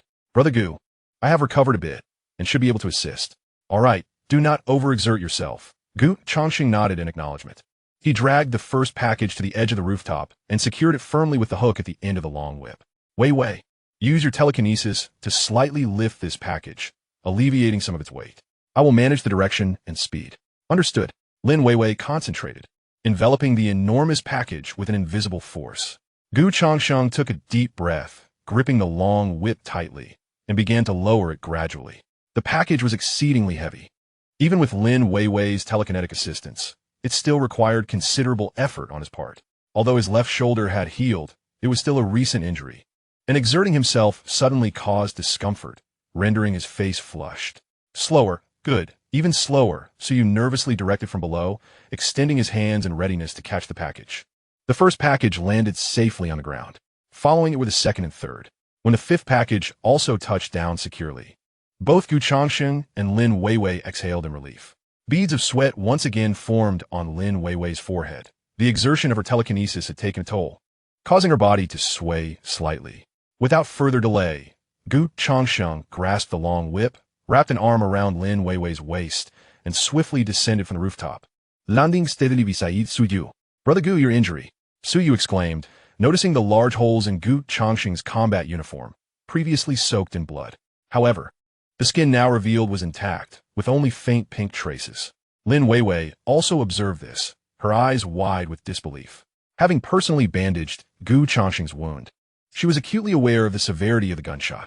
How could it have healed so rapidly? Just a minor trick, nothing to concern oneself with. Gu Changsheng wished to avoid further explanations and shifted the subject. This place is not safe for long. Let us quickly assess our spoils and depart. The trio moved swiftly into action.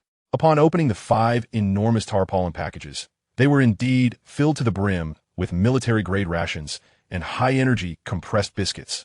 A rough estimate indicated that these provisions could sustain everyone at the base for over a month. Wonderful. With this food, the base will no longer have to worry about sustenance.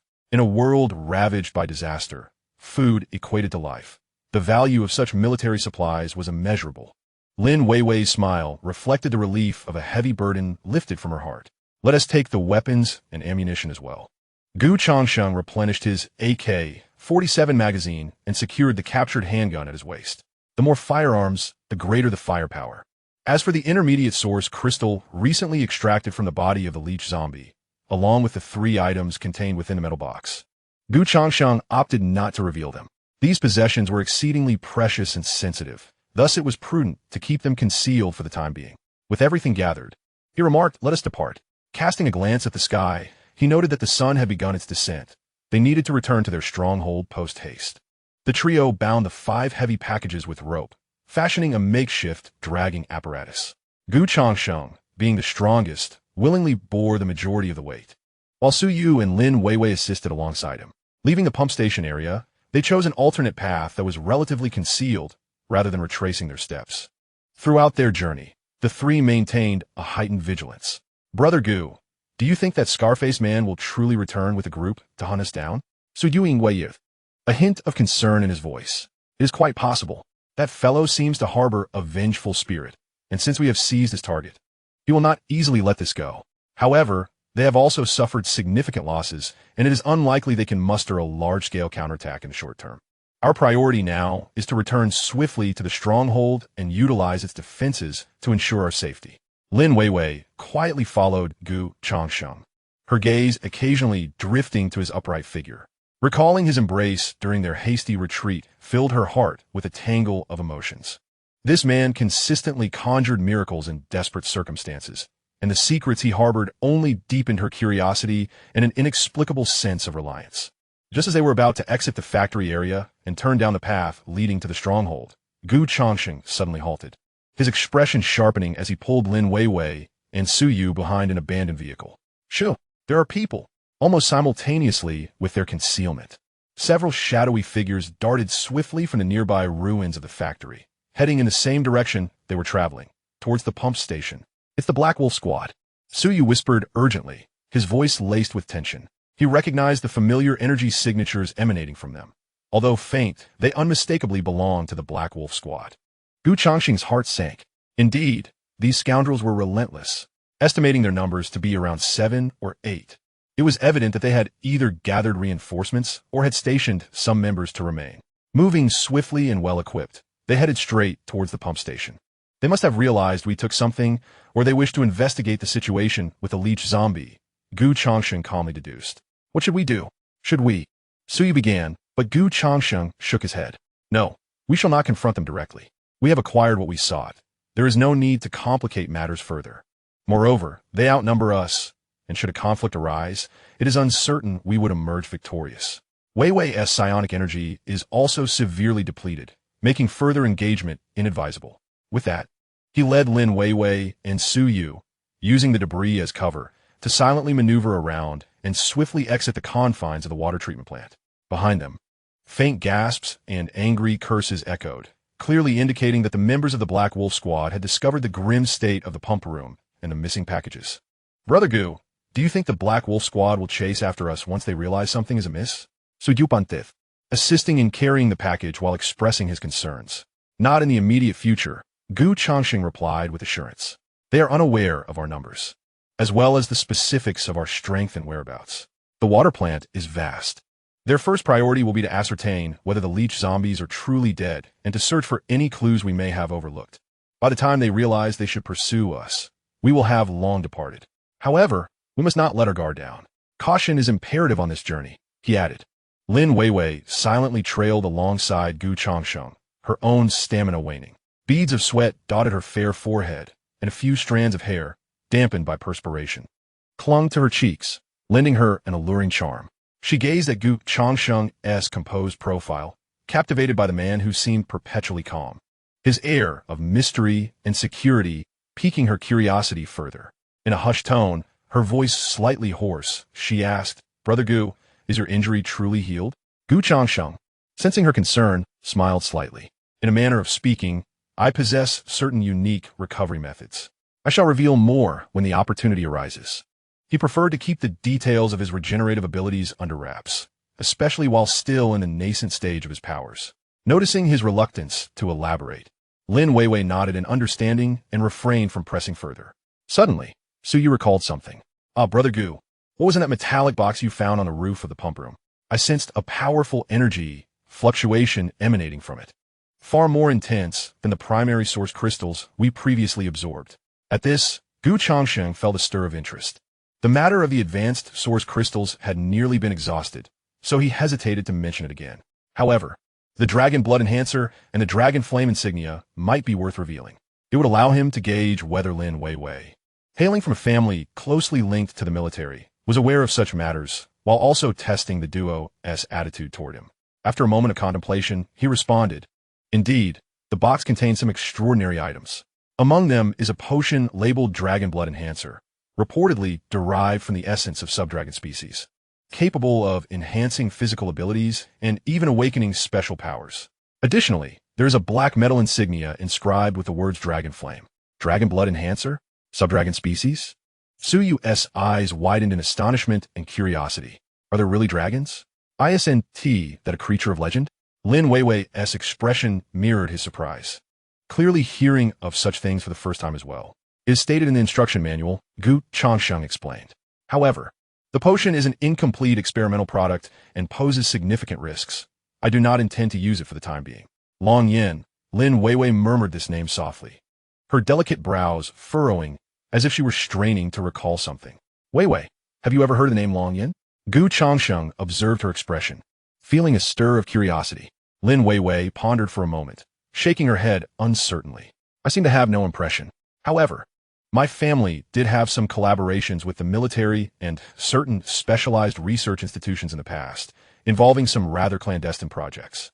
If Long Yin is an organization or a code name, it might be related to some old records of my family. Once we return to the base, if it is safe, I could attempt to recollect or search for any relevant documents. Upon hearing this, Gu Changsheng's eyes flickered with indecision. Weiwei's familial background had always been a point of concern for him. Obtaining any clues about Long Yin from her would undoubtedly represent a significant breakthrough. Of course, if that proved futile, the intelligence system could serve as a reliable alternative. All right, there is no rush. Safety comes first. Gu Changsheng nodded. The badge felt cold to the touch, its extraordinary texture emanating a peculiar energy fluctuation, suggesting it was no ordinary item. Perhaps it symbolized a formidable force or concealed some vital secret. He recalled certain rumors from his previous life, at the onset of the apocalypse, alongside various governments and militaries. Some mysterious organizations and factions indeed emerged, possessing powers and resources far exceeding those of ordinary survivors, playing crucial roles in the chaotic landscape of the end times. Could this Long Yin be one of them? Brother Gu, doesn't this mean we have struck it rich? The Blood Dragon Enhancer and the mysterious badge. Suyu, merely a boy of 15 or 16, could not help but feel a surge of excitement at suddenly possessing extraordinary abilities. Gu Changsheng had no intention of shattering this newfound exhilaration by prematurely revealing the harsh realities of the latter apocalypse. Such knowledge would not necessarily benefit them at this moment. However, it was essential to temper their enthusiasm. These are indeed valuable items, but one must possess the means to enjoy them. The more precious the item, the greater the associated risks. Their immediate objective was to enhance their strength and locate a secure haven to survive more effectively in this apocalyptic world. Upon hearing this, Su Yu's excitement waned somewhat, yet he nodded gravely in agreement. As dusk deepened and the temperature began to drop, they traversed a stretch of collapsed buildings. Suddenly, from not far ahead, a series of rustling sounds erupted, as if something were swiftly crawling. Gu Changsheng immediately halted, his gaze sharpening, and warned, "Be cautious. Something is approaching." He swiftly shielded Lin Weiwei and Su Yu behind him, gripping his AK-47 tightly, vigilantly watching the source of the sound. In the darkness, pairs of eerie green lights began to emerge from the shadows of the ruins, accompanied by an unsettling, rustling noise. The number of green lights multiplied, and a nauseating stench of decay and putrefaction permeated the air. "It's the corpse rats. There are quite a few of them." Gu Changsheng uttered a low exclamation, swiftly making a judgment.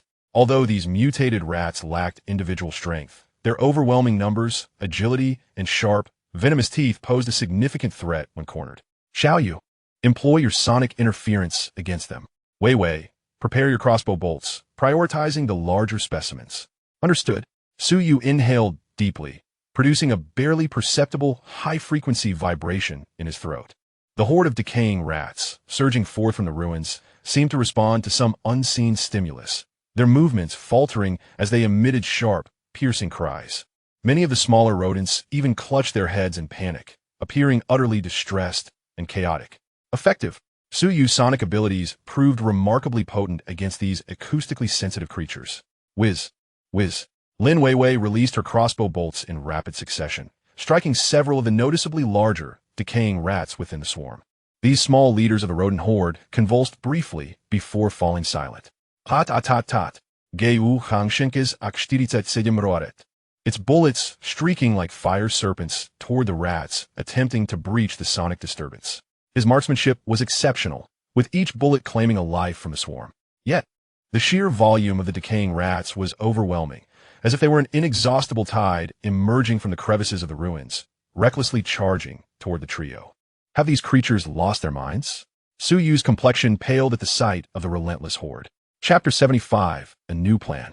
Despite having fought alongside Gu Changsheng in 2 battles at the water plant, Suyu felt considerable pressure facing such a vast number of foes.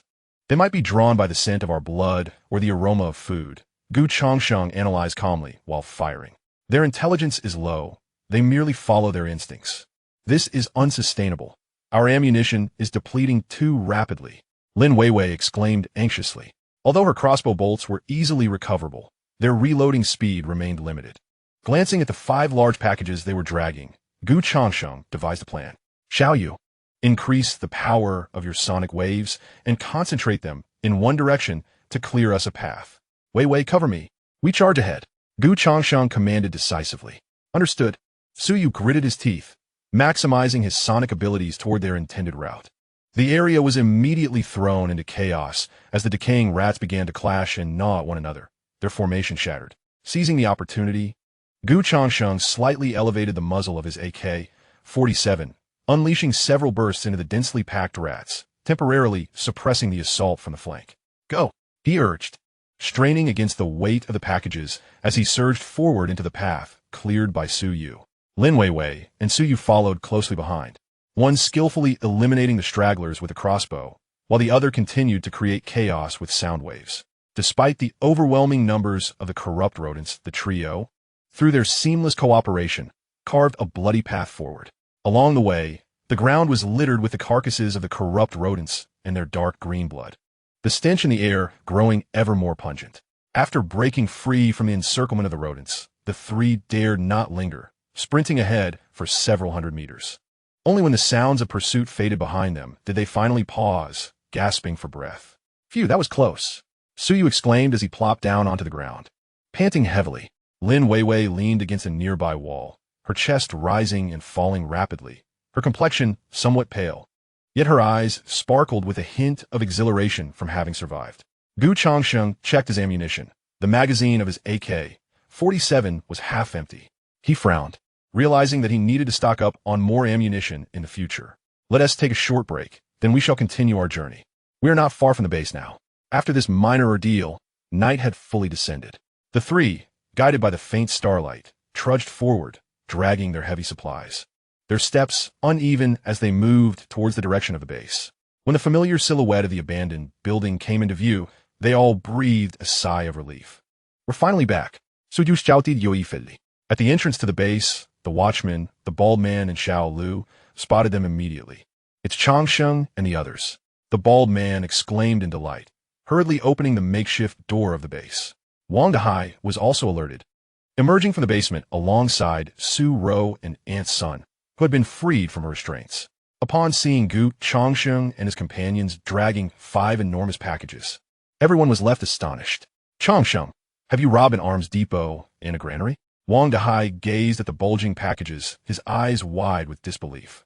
The bald man and Xiao Lu surrounded the packages, marveling at their contents. Brother Gu, Xiao, are you both all right? Anxiously inspecting him from head to toe. Iemifina, cease. Look, we brought back a lot of delicious food, Suyu exclaimed excitedly, gesturing towards the packages. Brother Gu, what on earth happened? Wang Dehai took a deep breath, striving to calm his racing heart as he turned to Gu Changsheng. Gu Changsheng smiled faintly, briefly recounting the perils encountered at the water plant with the leech zombies and the fierce battle with the Black Wolf Squad. cleverly omitting the secrets of the metallic box. Even this understated narration was enough to send shivers down the spines of Wang Dahai and the others. While Gu Changsheng concealed the details of the metallic box, he keenly observed Lin Weiwei and Su Yu, noting their silence as well. This mutual understanding reassured him that he had indeed made the right choice. So there were indeed such plentiful resources at the water plant. Wang Dahai sighed, expressing that they had previously scouted the area. But the multitude of mutated creatures outside had deterred them from delving deeper. This time, fortune favored them. Gu Changsheng humbly remarked, "Luck is also a part of strength." The bald man, standing nearby, spoke in a deep voice, his gaze towards Gu Changsheng now infused with genuine admiration. Though he had previously been courteous to Gu Changsheng, it was primarily due to Wang Dahai's reputation. Now, he was truly impressed. "All right, everyone, stop loitering outside. Let us hasten to bring the supplies inside." Wang Dahai waved his hand, calling for assistance. 5 hefty packages were collectively transported into the basement. As the packages were opened, revealing a bounty of military rations and compressed biscuits, the entire basement erupted with excitement. My heavens, these are indeed military rations. So plentiful. We can sustain ourselves for at least a month and a half without hunger. Wang Dahai heartily patted Gu Changsheng on the shoulder, exclaiming, "Changsheng, you have made a tremendous contribution this time. These supplies are like a timely gift for our outpost. Indeed, I've heard there's a survivor hotspot in the southern part of the city. Shall I lead you there for a little celebration?" The bald man leered at Gu Changsheng. Under the dim, yellow light of the basement, the group gathered together, sharing a long-awaited meal. Though it was merely simple military self-heating rations, to those who had struggled to satisfy their hunger for far too long, it was a divine delicacy. Gu Changsheng observed the warm and lively scene before him, feeling some of his tense nerves begin to ease. Having been reborn, he was filled with vigilance and calculation. He was uncertain how long he would remain with this hastily assembled team, but for the time being, he had no intention of departing, at least until he unraveled certain inquiries that intrigued him. Firstly, he intended to extract more information from Aunt Sun regarding the Dust Cross, relics of the old era, and clues about her son, Sun Ming. Secondly, he was quite concerned about Lin Weiwei's family background and whether she could genuinely provide insights into the enigmatic Long Yin organization. The Long Yin emblem always evoked an extraordinary sensation within him. Gu Changsheng was quite certain that neither in his past life nor this one had he ever encountered even a whisper of Long Yin, yet it felt strangely familiar. Unable to comprehend this, he set the matter aside for the moment. What was paramount now was to assimilate this newfound bounty and utilize these resources effectively to swiftly enhance both his and the team's overall strength. In this apocalyptic world, power was the foundation of all. He glanced at the bald man devouring his meal ravenously, then at Xiao Lu, who savored his food slowly yet with shining eyes, and finally at Su Ro, who blissfully tended to her brother's meal, alongside Lin Weiwei, whose complex gaze occasionally darted toward him. Gu Changsheng mused to himself.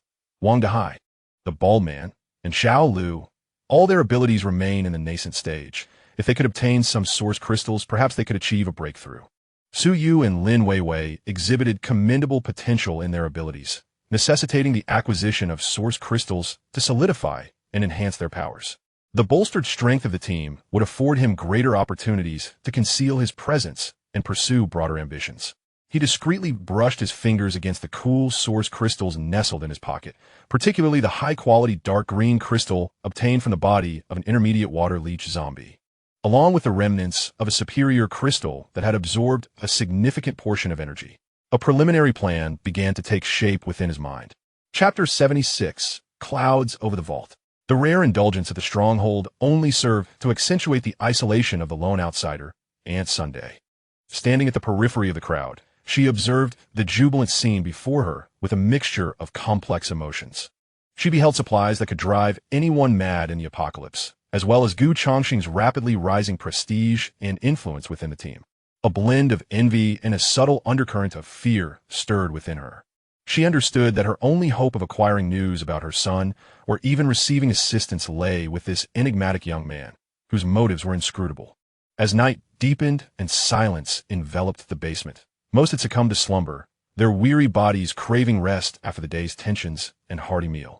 However, Gu Changsheng refrained from immediate sleep. Sitting cross-legged in an inconspicuous corner, he regulated his breathing, attuning himself to the continuous nurturing bestowed by his intermediate regeneration ability and the stirring power that accompanied the loosening of the bottleneck in his primary strength ability.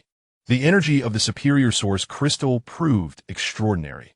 Even its dissipated remnants had facilitated a breakthrough in his regeneration ability and significantly enhanced his strength. The thought of fully absorbing one ignited a fervent desire within him. Yet he swiftly tempered his enthusiasm, recognizing that this was not the time for such aspirations.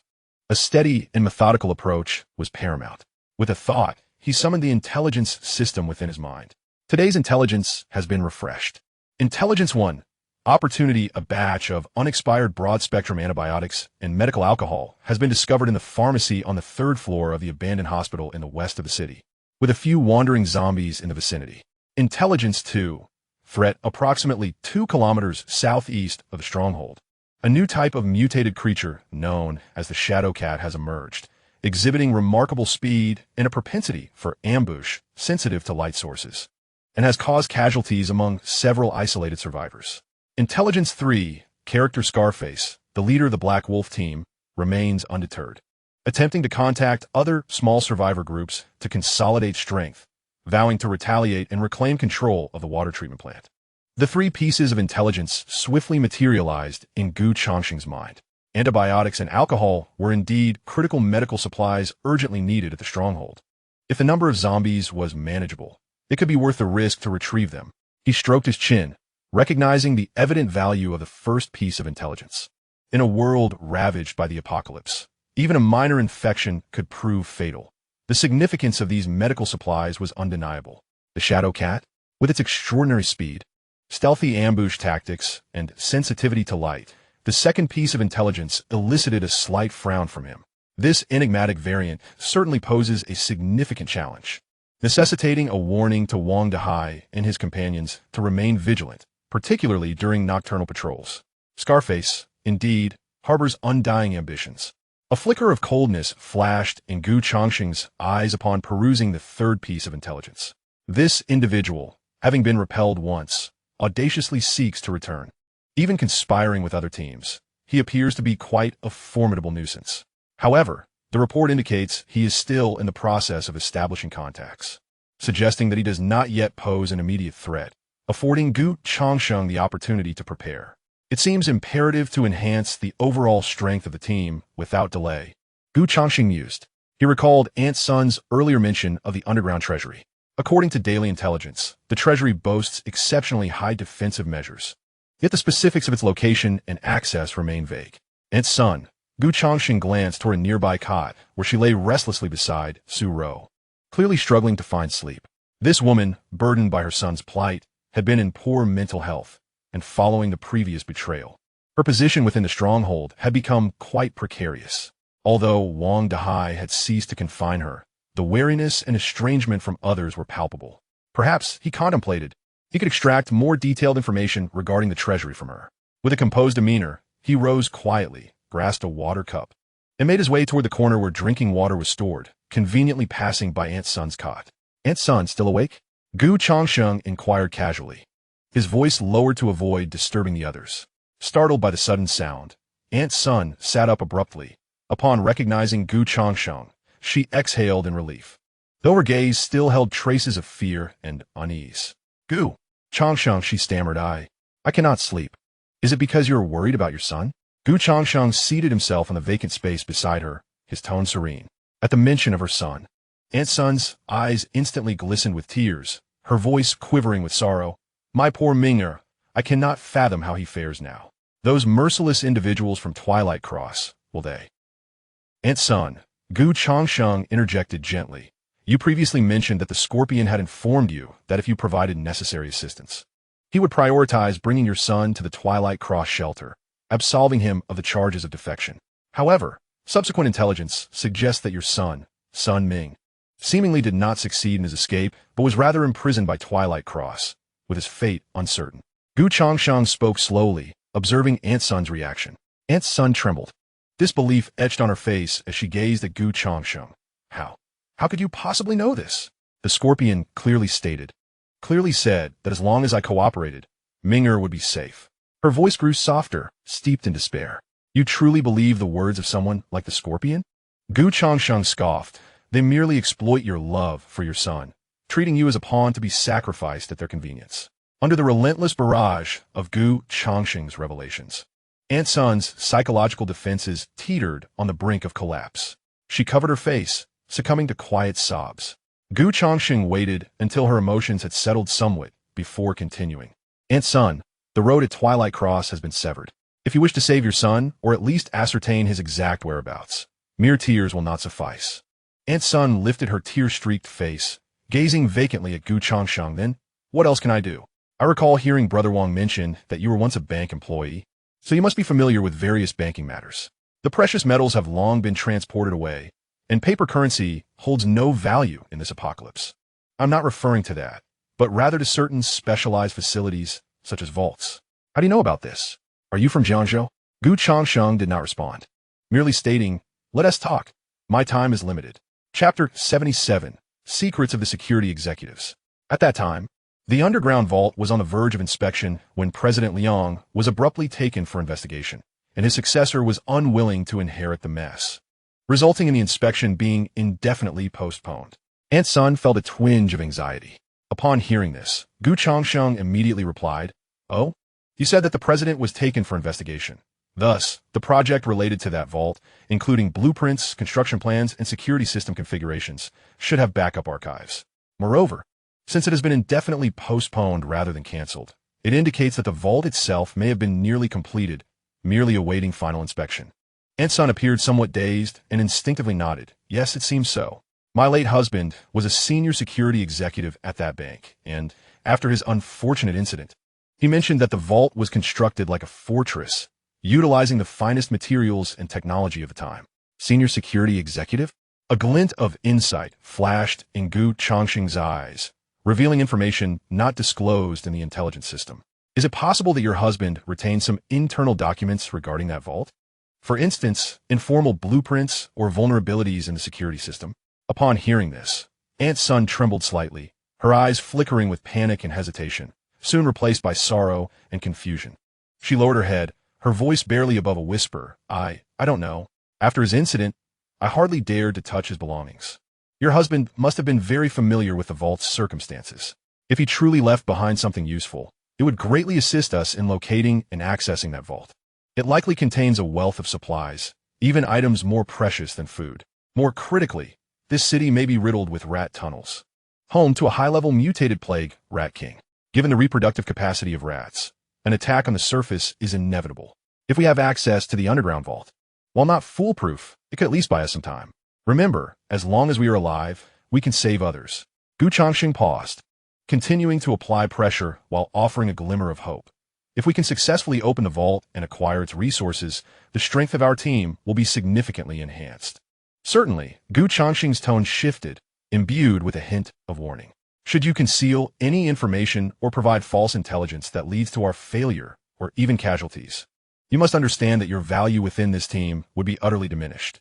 A person devoid of worth in this post-apocalyptic world typically meets a grim fate. Aunt Sun's body trembled more violently. Gu Changsheng's words, a blend of firmness and persuasion, shattered her already fragile nerves. She abruptly lifted her head, her eyes bloodshot, and spoke in a hoarse voice.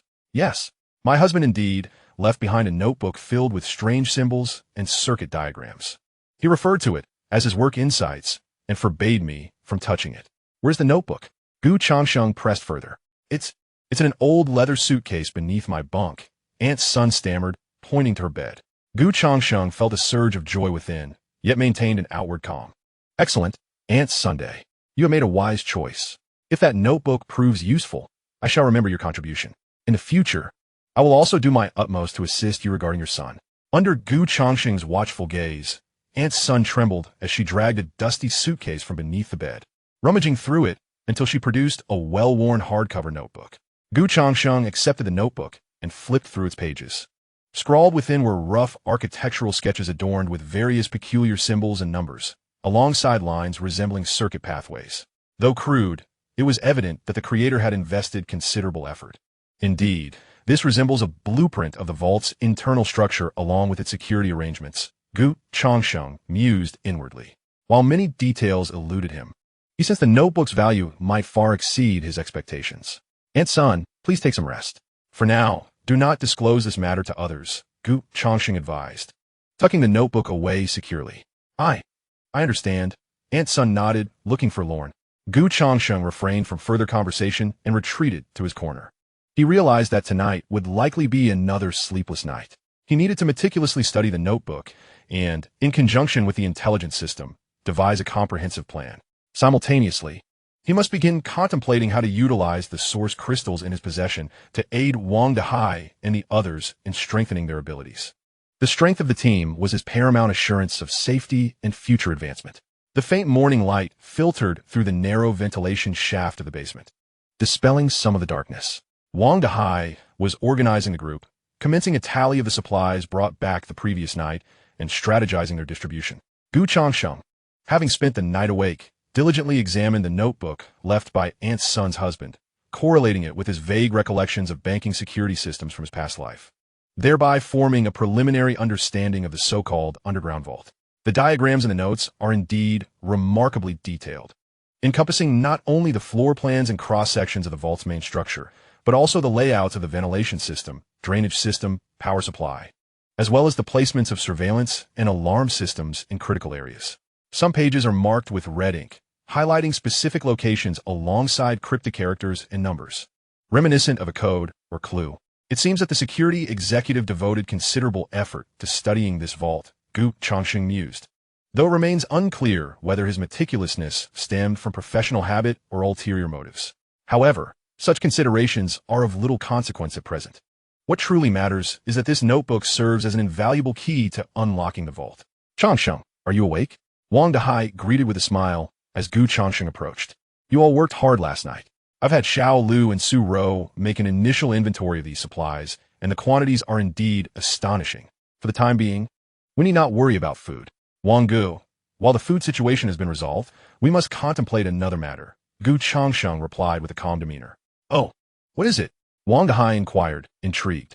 Chapter 78, The Magnet King? Changsheng retrieved 7 or 8 source crystals from his close pocket, including the dark green intermediate source crystal obtained from the body of the intermediate leech zombie.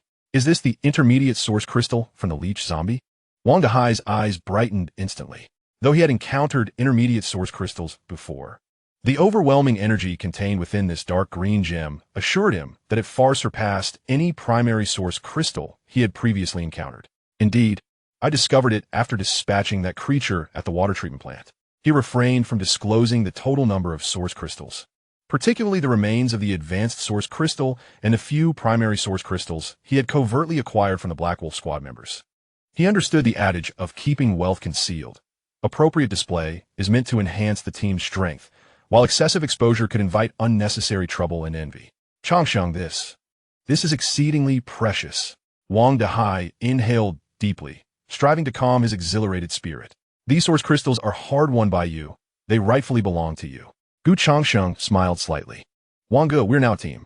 Only by enhancing the overall strength of the team can we survive better in this apocalyptic world. I intend to allocate these 2 intermediate source crystals as follows." He handed one of the dark green intermediate source crystals to Wang Dehai.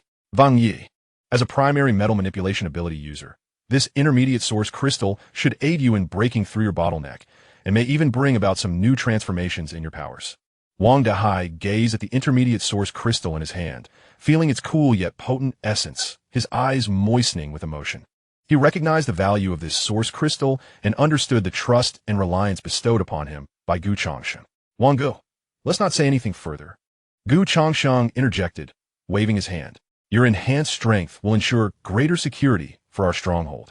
He picked up several primary source crystals and turned to the bald man and Xiao Lu, saying, "Brother Chang, Xiao Lu, both of you are primary ability users. Bald Brother skin hardening is immensely beneficial in close combat, while Lu Ji's dynamic vision, combined with crossbow arrows, serves as our crucial long-range output. By jointly absorbing these primary source crystals, you should be able to enhance your abilities significantly. When we acquire more intermediate source crystals later, it will be your turn." Upon hearing this, both the bald man and Xiao Lu were momentarily taken aback, their faces quickly transforming into expressions of ecstatic gratitude. "Brother Changsheng, this is too generous." The bald man stammered, rubbing his hands together. Since it feels too generous, why are you holding on so tightly? Gu Changsheng's unexpected humor lightened the previously solemn atmosphere. Nonetheless, Xiao Lu nodded vigorously. Though he did not speak, the gratitude in his eyes was unmistakable. Turning his gaze towards Su Yu and Lin Weiwei, Gu Changsheng continued, Xiao Yu Weiwei, you have only recently awakened your abilities, and your foundations are still shallow. Absorb these two primary source crystals individually to stabilize and enhance your initial powers. That should suffice. Thank you so much, Brother Gu. So you expressed sincerely. Lin Weiwei added softly, Brother Gu, this is incredibly precious. Gu Changsheng waved his hand dismissively. All right, the source crystals have been distributed. Everyone, make haste to absorb them and elevate your strength. Standing aside, Aunt Sun watched this scene with mixed emotions. Lacking any abilities, she naturally had no right to partake in the distribution of source crystals. However, witnessing Gu Changsheng so generously allocate the precious crystals to his team, her perception of this young man grew increasingly complex. This Gu Changsheng, so young yet possessing such decisiveness and capability, will surely not be an inconsequential figure in the future. Aunt Sun pondered quietly. Perhaps, for tomorrow's matters, we must truly rely on him. In the ensuing moments, Wang Dahai, the bald man, Xiao Lu, Su Yu, and Lin Weiwei began to absorb the source crystals under Gu Changsheng's protective guidance. In the basement, energy fluctuations surged and ebbed. Wang Dahai, seated cross-legged with a medium source crystal in hand, felt his metallic manipulation ability rapidly activated by the energy of the crystal, pure energy flooding into his limbs. The metallic objects around him, such as discarded rebar and iron sheets, began to tremble slightly, with small metallic particles even levitating around him, rotating gently. The bald man and Xiao Lu each absorbed 3 primary source crystals. The bald man's skin became even tougher, exuding a metallic sheen, while Xiao Lu's eyes sparkled with heightened clarity, as if he could see through all swiftly moving objects. Even the floating dust in the air became vividly apparent to him. Su Yu and Lin Weiwei absorbed their primary source crystals.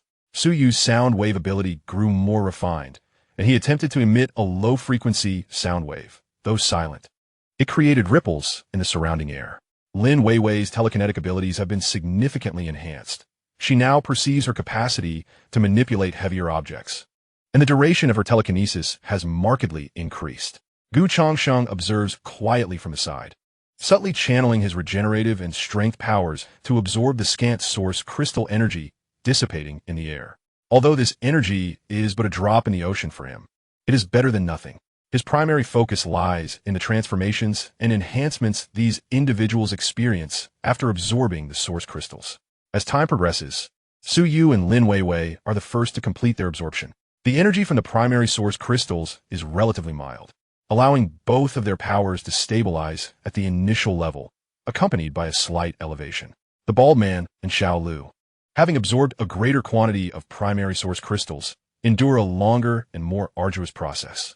The bald man's skin repeatedly cracks and heals, while Xiao Lu's eyes sting and tear up. However, upon fully absorbing the source crystal energy, both feel a considerable enhancement in their vitality. The bald man's skin-hardening ability shows faint signs of nearing the intermediate threshold, significantly bolstering his defenses. Xiao Lu's dynamic vision becomes increasingly acute, and he even senses that his sight can slightly penetrate some feeble obstacles. As for Wang Dahai, the process of absorbing the intermediate source crystal is the most protracted and perilous. His metal manipulation ability, already formidable, is pushed to its limits by the energy of the intermediate source crystal. He becomes enveloped in a silvery metallic glow, while nearby metallic objects whirl chaotically, some even magnetically drawn toward him, forming a rudimentary metallic armor. Suddenly, Wang Dahai lets out a low roar. His eyes snap open, radiating brilliance. The surrounding metallic items come to an abrupt halt and, as if guided by an invisible hand, begin to morph and assemble. A discarded steel bar rapidly elongates and narrows in his grasp, transforming into a sharp metal spear. Several iron plates converge before him, forming a sturdy metal shield. Intermediate metal manipulation. A glimmer of joy flashes in Gu Changsheng's eyes. Wang Dahai has succeeded. Not only has he stabilized his powers, but he has also successfully advanced to the intermediate level. This signifies that, during Gu Changsheng's missions, there remains at least one intermediate ability user station at the base. As Wang Dahai revels in the surging power within him and his newfound finesse in metal control, an uncontainable joy spreads across his face. Yet, unbeknownst to all, a flicker of resolve briefly glimmers in Wang Dehai's eyes before swiftly retreating into the depths of his soul.